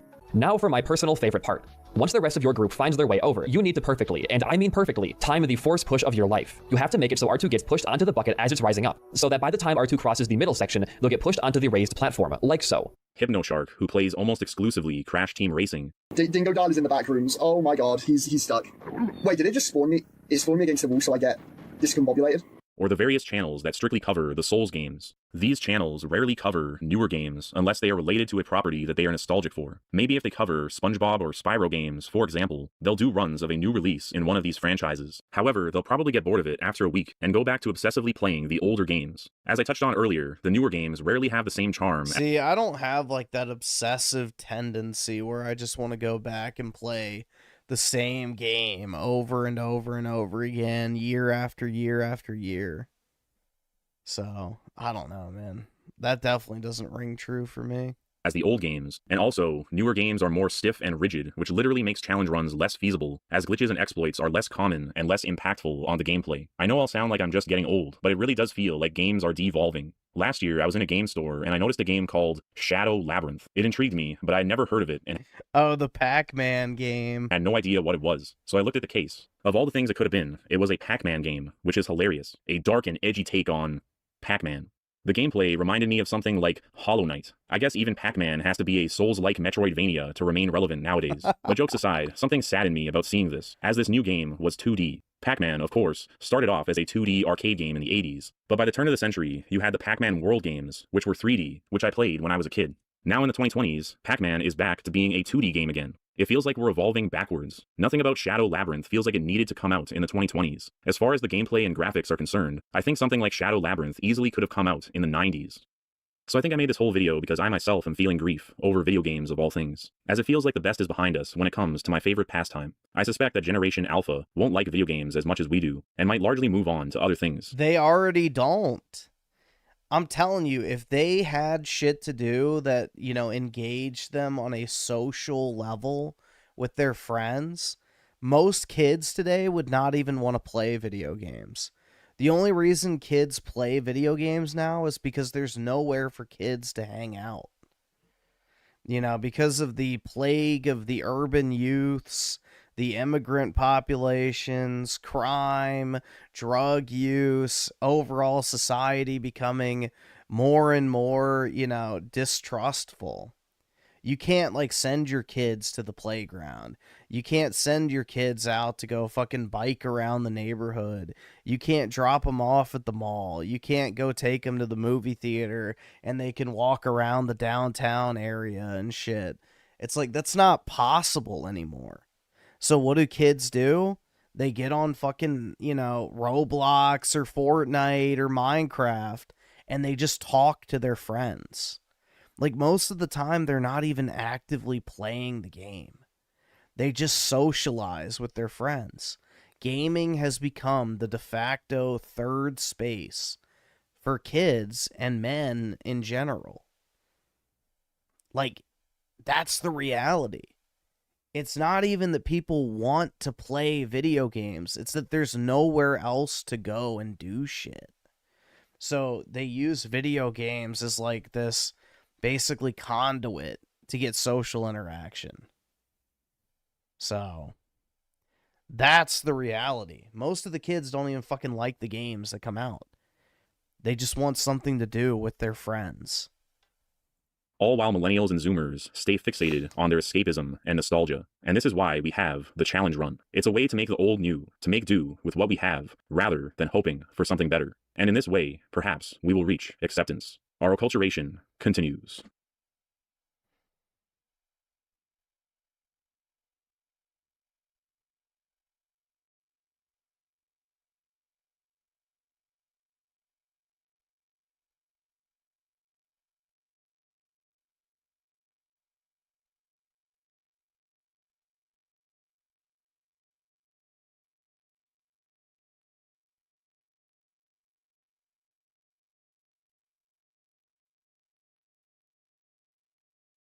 Griffin wants to do something with his friends. Oh shit, that's right. Exactly. I don't have any.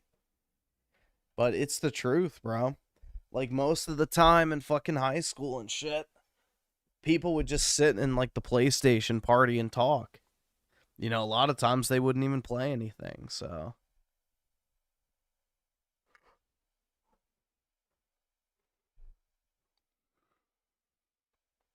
Bill Hur with the 5. Did you see mildly annoyed Alejandro has been crashing out?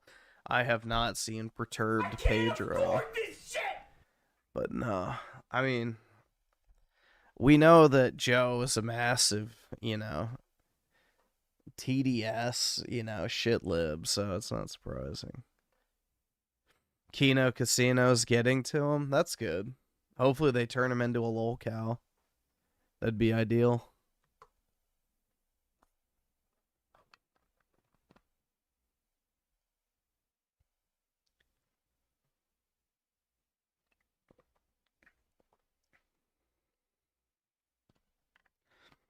I get it, though. I used to be able to go out and do shit, go places without my parents. Now you can't. I wouldn't let mine. Exactly.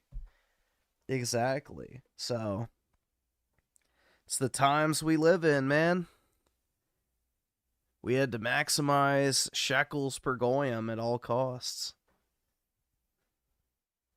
And this is the world we've created. Woohoo. Hope it was worth it.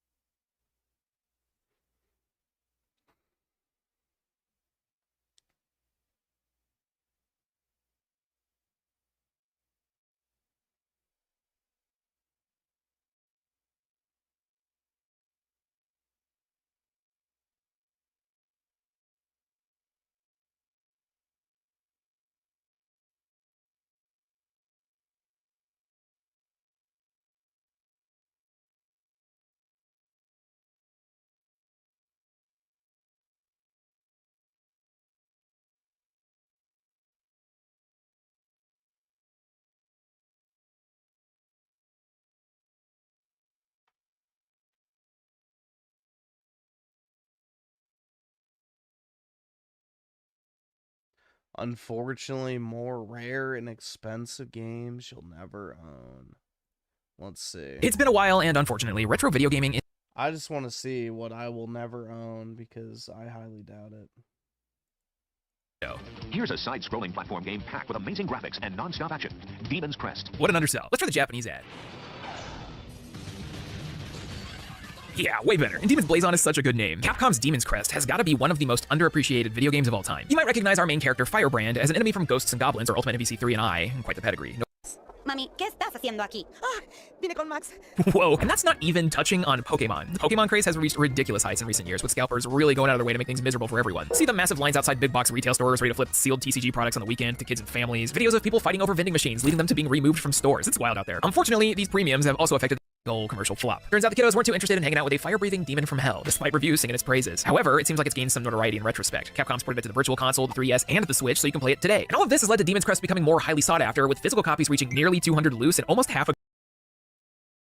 Why would you never be able to own that? $177 is not that crazy. grand box, which is crazy for a game that used to go for $10. Truthfully, it seems like anything with the words Nintendo on it's going to become a resale. Are y'all sure you aren't just nostalgia biased? Crime in the US has been bad since the 80s? Well, yeah, that's because immigration has been bad since the 60s. But we don't need to get into that.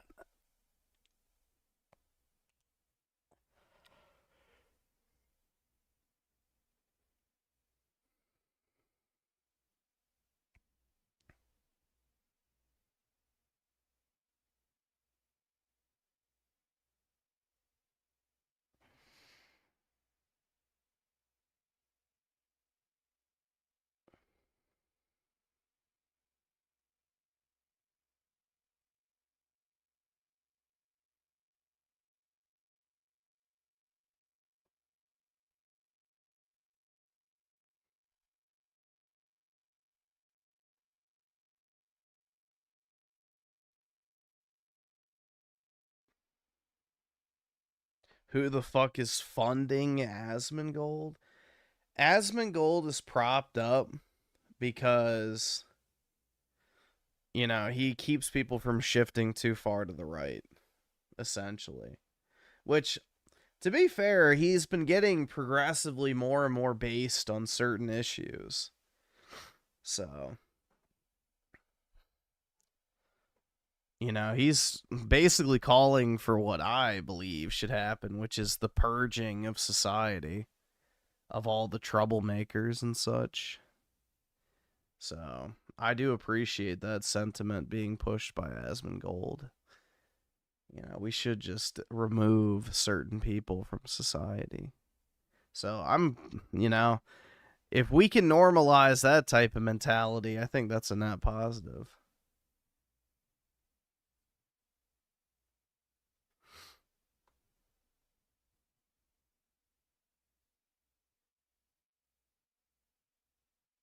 Time is it? It's almost 7. Oh, what's this? Chronicle with the 3 Steam Machine review. Are there any even out? We can watch a short one.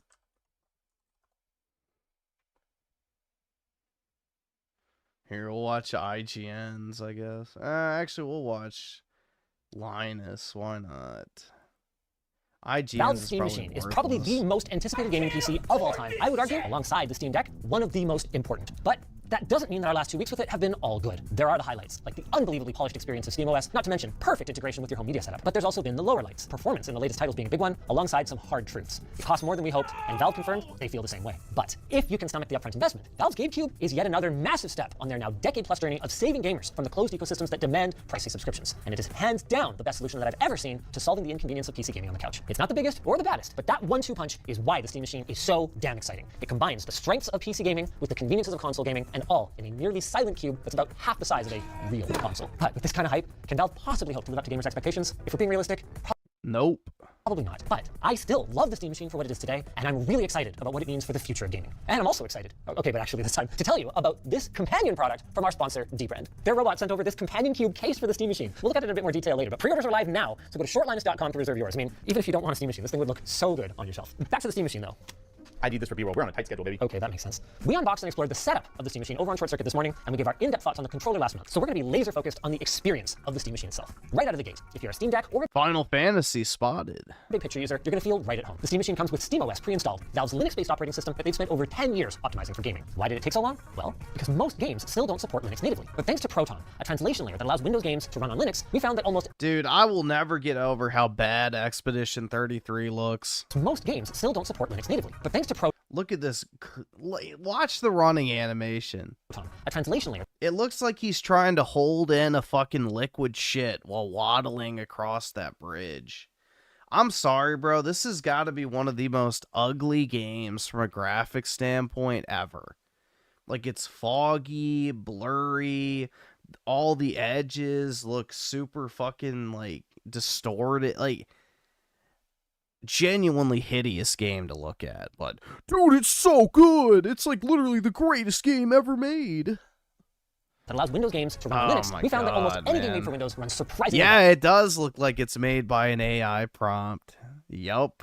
On SteamOS. No command line, no driver conflicts, just press the button and play your game. It's been one of the Steam Deck's greatest strengths, and that remains true here. And even if somehow you don't like SteamOS, well, great news. Valve takes a very open approach to their hardware. Or should I say, your hardware, you know? The way it should be. So the Steam Machine allows you to install any OS you want, even Windows. It's just that if you did so, you would lose out on some of its best features, like a personal favorite of mine, the ability to suspend your software and resume at the push of a button, just like a console. Seriously. Thank you, Valve. Okay. We did find that there were some times that resuming a game would take a little longer than we'd like, but most of the time it was really quick. I'm talking like 5 seconds, which is a huge edge over booting up your PC, loading your launcher, and starting a game. We did notice that sometimes the SteamOS UI would become laggy while a game is suspended, but realistically, we're dealing with pre-release software here, and with how much Valve has refined SteamOS on the deck over the last few years, which is much less powerful hardware, I can say confidently that they're going to get that sorted. The other big one for me is HDMI CEC. It doesn't have the best marketing behind it, and it doesn't have a sexy name. In fact, most people don't even really think about CEC, because when it's working properly, you literally aren't supposed to even notice it. But it is hugely important to the living room experience, especially if you have multiple devices. CEC, if you're not familiar, is a protocol that's built into the HDMI standard that allows your various media devices to communicate with and even control each other without running any additional cables. The most common uses for it are allowing your soundbar volume to be controlled by your TV remote, or having your Android media box and AV receiver power each other on and off in sync. Now, most PCs straight up do not support it. This is both a hardware and a software problem, and there's no hint of a solution on the horizon. So achieving any kind of seamless operation involves like janky IR receiver boxes and or complicated home theater automations. Well, Valve hated that, so they built their own software and custom motherboard for the Steam Machine that, from our experience, just plain works. You press the Steam controller button, it turns on everything, selects the right inputs, and bingo bango bongo, seconds later you are gaming exactly where you left off. But there's more to a good gaming machine than just living room integration, as Microsoft so painfully learned. Go to Internet Explorer. Oh, nice. And the Steam Machine's raw gaming hotspot leaves a fair bit to be desired, unfortunately. To be clear, it's not terrible. Valve chose a semi-custom 6-core Zen 4 CPU with 16 gigs of DDR5 memory rated to 5,600 megatransfers per second. I don't have any of these pre-order. I'm not getting a Steam Machine. Like, it just seems like a waste of money to me. At that point, I'd rather just upgrade my old computer. Like shit.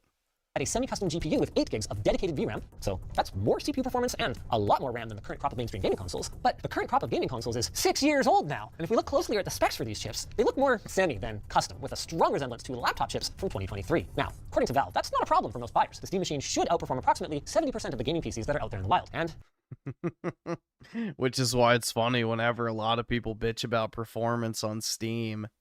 You realize that, you know, a lot of computers and so-called PC Master Race members are gaming on literal fucking laptops.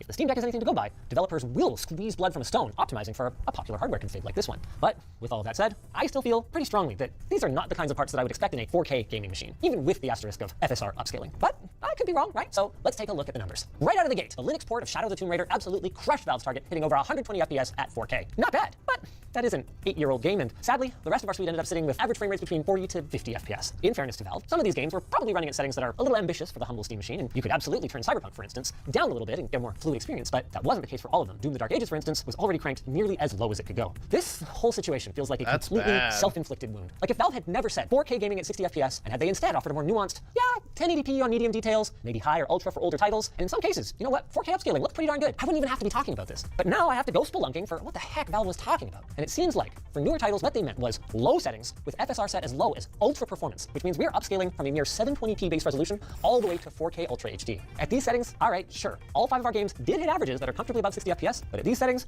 all 5 of our games also looked pretty ugly. And there's more bad news. Even with 28 ray tracing cores, RT is pretty much a non-starter on this thing. This is true both for games where it's an option, like Cyberpunk, where we saw an average of 15 FPS at 1080p Ultra, and especially true for games that force its usage, like Indiana Jones or Doom the Dark Ages, where only one configuration we tested managed to consistently stay above 60 FPS. And that was the handheld one, right? Yep. Yikes. To be clear, it's not the end of the world today, but whether you love ray tracing or hate it, there will be more titles in the future that will require hardware support for it, and the Steam Machine just plain doesn't have the horses. Once again, I'd love to be proven wrong here. Valve did contact us hours before recording this to say they are aiming to patch it, but guys, it's a 7600M GPU. There is no path that I can trace that will lead to acceptable performance on this hardware, especially in light of your unqualified claims of 4K 60 FPS, which still wouldn't be a huge problem if it wasn't for the big white elephant here, the PlayStation 5. On paper, the Steam Machine and the PS5 trade blows, but in real life, I'm sorry Valve, but it just doesn't quite seem to work out that way. Now, I do have a disclaimer here. The PS5 doesn't support any kind of frame time analysis, so any numbers we give you guys are going to be kind of rough and tumble ad hoc. We explain the methodology, by the way, of both this test and the rest in our accompanying labs article. We'll have that link down below. But anyway, in God of War Ragnarok, the base PS5, which upscales from 1440p to 4K, was chilling around 75 to 78 FPS. Meanwhile, in the same scene, the Steam Machine, with mostly medium settings and FSR set to quality, landed in the 60 to 63 range.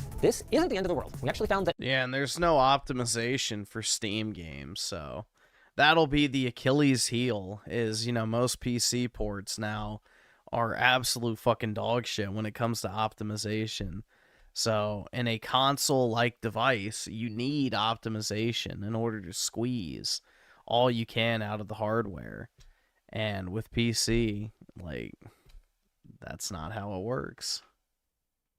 Upscaling is hampering our performance more than we expected, and at 1440p native, we were able to break 70 FPS, even with our details turned up, but what it isn't is a win. With that said, choosing the right games and enabling variable refresh rate is going to help to mitigate some choppiness, and you can absolutely have a really solid gaming experience on this box. Also, as these things go out in the wild, I do expect Valve's Verified for Steam Machine program to incentivize developers to optimize for this hardware specifically. It's just that you got to keep your expectations in check. It's not magically going to get way faster. Coming back to good news though, the Steam Machine's download speeds are solid. We saw close to full gigabit speeds over a wire, and a little less than half of that via Wi-Fi 6E. That's partially probably thanks to Valve's 4 dedicated antennas in this box, 2 for Wi-Fi, 1 for Bluetooth, and 1 for Steam controllers. And we also saw an average power drop of just 175 watts under heavy load, with a mere 66 watts for later games. That contributes to a cool, quiet experience with the Steam Machine, landing right in line with the PS5 for acoustics and averaging just 68 and 66 degrees across our CPU and GPU respectively. Good job, Valve. And good job making this such a repairable and serviceable machine. Not only can the Steam Machine be easily opened up, including the ability to upgrade both the RAM and SSD, but Valve has once again partnered with iFixit to make guides and replacement parts available. Absolutely. SNK Nostalgia with the 2 video game crash 2027 needs to happen. It looks like we're on pace for it, so we shall see. Things are not looking very good with, you know, the gaming industry as a whole, that's for sure. Amazing. Maybe consider an LTT precision screwdriver if you ever need to make any upgrades or repairs. It's got all the bits you need and a convenient magnetic parts tray that's included in the lid, lttstore.com. Another highlight is Valve's open approach to peripherals. I mean, can you imagine Nintendo just allowing any old thing to be plugged into their precious gaming machine? Meanwhile, in Valve land, the Steam Machine played nicely with every mouse, keyboard, or headset that we plugged into it, including random Bluetooth accessories. One thing of note is that some of our audio accessories were a little quieter than usual on the Steam Machine, even with the volume maxed, but again, this feels like one of those, don't worry, Valve's gonna fix that things. Bringing us finally to something Valve couldn't fix, the detail you've all been waiting for. You can order your Steam Machine today, and it will cost $1,050 US for the 512 gig storage version and $1,350 for the 2 terabyte. No! Then, if you want a Steam controller bundled in, that's another $69 on top of that. Woof. I think we better talk about this. Is that reasonable? It is reasonable in this current market conditions, but it is... You sound like you're being held hostage. I mean, Valve was held hostage by the parts makers. So reasonable, yes, but like, is it too high? Yes. And that's a tough thing. I think it's fair to say that both of those things are true. Yes. Based on the costs that Valve is seeing, and also based on other options that are available in the market, it can be both reasonably priced and still too high. I was really hoping that this was going to bring PC gaming to the mainstream living room, that I could pitch all my friends and be like, oh, get a Steam machine, it's so cool. But this is a premium price, even though I wouldn't say it's a premium product. And in fairness to Valve, they did telegraph this. They were explicit when I came down there for the reveal that it was not going to be subsidized by the 30% cut that they're going to take on games, because they have no guarantee that people are actually going to run SteamOS on this or buy any games. And the PS5 is such a giant, even bigger elephant in the room than I even said before. The fact that you can still, even at the increased price, buy a PS5 for $600 US or a PS5 Pro, which is a much more powerful machine, for $900. And then you'd still have money left over for your first year of PS Plus. And both of those PS5s include a controller too, so that's going to cover almost another year. With that said, if you're keeping it for a long time, and let's talk TCO, that's a term that not everybody's familiar with outside of like business or the data center. It's total cost of ownership. It often gets said that on the PC side, pricing of games is a huge boon compared to consoles, but you actually opened my eyes to the PlayStation Store having a lot of deals. There was a few weeks ago where there wasn't a sale going on and people freaked out. So I think there's sort of a myth around Steam sales being way better than console, but I think we balanced out. That being said, you can play online games for free. Steam sales are no longer even good. Like the Steam summer sale and Christmas sale and whatever, like they suck nowadays. The deals don't even exist anymore. Right. On a Steam machine and on a PlayStation, you're going to be spending $110 a year. That is brutal. A lot of money. That's a game and a half. Another big benefit, though, I mean, we touched on this, but accessory support. Nintendo's not the only one that keeps things locked down with respect to plugging things into their consoles. I mean, for years, entire brands that make gaming headsets, their only reason for existing at all was that they managed to get the license to produce compatible Xbox gaming headsets. Shout out Turtle Beach. They were awful audio quality, like, had no reason for existing other than licensing. Even controllers, we're living through a renaissance in the PC space, but to find something good for the PlayStation 5 that has back paddles for less than $200, so impossible. Yeah, we're actually, shout out David's upcoming video, we're doing a modding video on the stock DualSense to add paddles to it. It's pretty freaking cool. I don't even know if I care about bringing this up, but there is one thing the PS5 does that the Steam machine, for now, doesn't, and that's VR. Yeah, I'm not a big VR guy. I don't think most PlayStation gamers are right now. No, they have like, what, 12 games? I don't think there will ever be another PSVR. No. I mean, the other white elephant in the room is the custom PC you build in a white case. Literally tomorrow, we have a video coming out where we build a PC for the price of the Steam machine to compare performance. I think we're going to see better value. I think we're going to see better upgradability and serviceability. We're going to see better performance. We're going to have to talk about it tomorrow. I know I shouldn't be that surprised, but the performance really was a downer for me. I think if they hadn't made the 4K 60 promise, it would be a little less painful. Or if they had left the door open for Steam Machine Pro. Like if I knew there was going to be something based on a 9070 coming, that would be the legitimate 4K machine, then I think we'd be having a really different conversation. Or eGPU support, maybe some way to upgrade more than just the RAM and SSD. Okay, we've spent a lot of time harping on the price, but what would be the right price? What's the no hesitation I'd buy one tomorrow price? Me, or I recommend to people? You recommend. Yeah, $800 I think is reasonable. It's slightly worse performance than a console, but it has so much more openness and features that I think balances out that value. Yeah, I mean, we barely even touched on the fact that you can use it as a full-fledged desktop PC. Like, they have done a lot of work, not just on the big picture gaming aspect of SteamOS. I'm actually planning to, once we get the real Steam machine back from labs, throw it in my backpack and use it as my daily driver machine for a month. Oh, that'd be fun. Yeah, so I'll have to do everything, gaming and work on it. And it's actually portable enough that you just could. Portable. Portable. You want to hear something that's really sad? I do. I asked them specifically, what was the original price point in mind for the Steam machine? And they're like, I can't give you that. All right, awesome. Thanks, nigga. All right. That tells you what we were targeting for, and that's about a $200 price increase. So we would have hit our price if it wasn't. The RAM apocalypse. Do you think it's still going to sell anyway? It'll sell a certain amount to the Valve diehards. I think that there's enough people out there that are like, I believe in this, I want to support this. I don't think it's going to cross into the mainstream, even to the level of the Steam Deck. I think the Steam Deck's greatest strength was that it was a really slick console-like experience for a really aggressive price, and this is not an aggressive price. This is an enthusiast price. I hate the words you're saying, but I think I accept them. For now, if RAM pricing were to normalize, I suspect mostly good guy Valve would make adjustments to the pricing. I can just also understand their perspective that they can't just operate this thing at a loss. Do you think scalpers are still going to jump all over this thing? Yeah. And I hope they get stuck with it forever. One thing I would never hope they get stuck with is a sponsor like Dbrand. They've done everything to me, from wasting my time to making me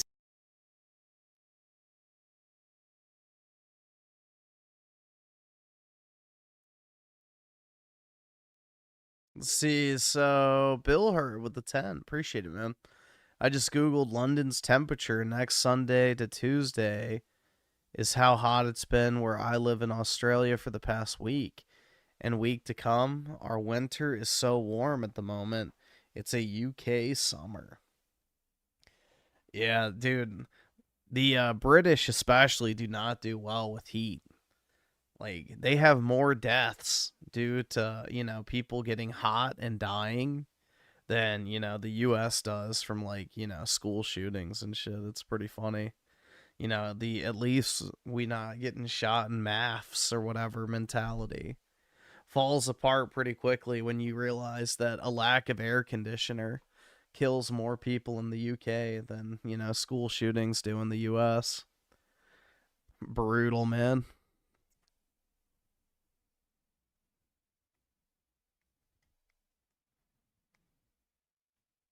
But yeah, I guess it's whatever you're used to, right?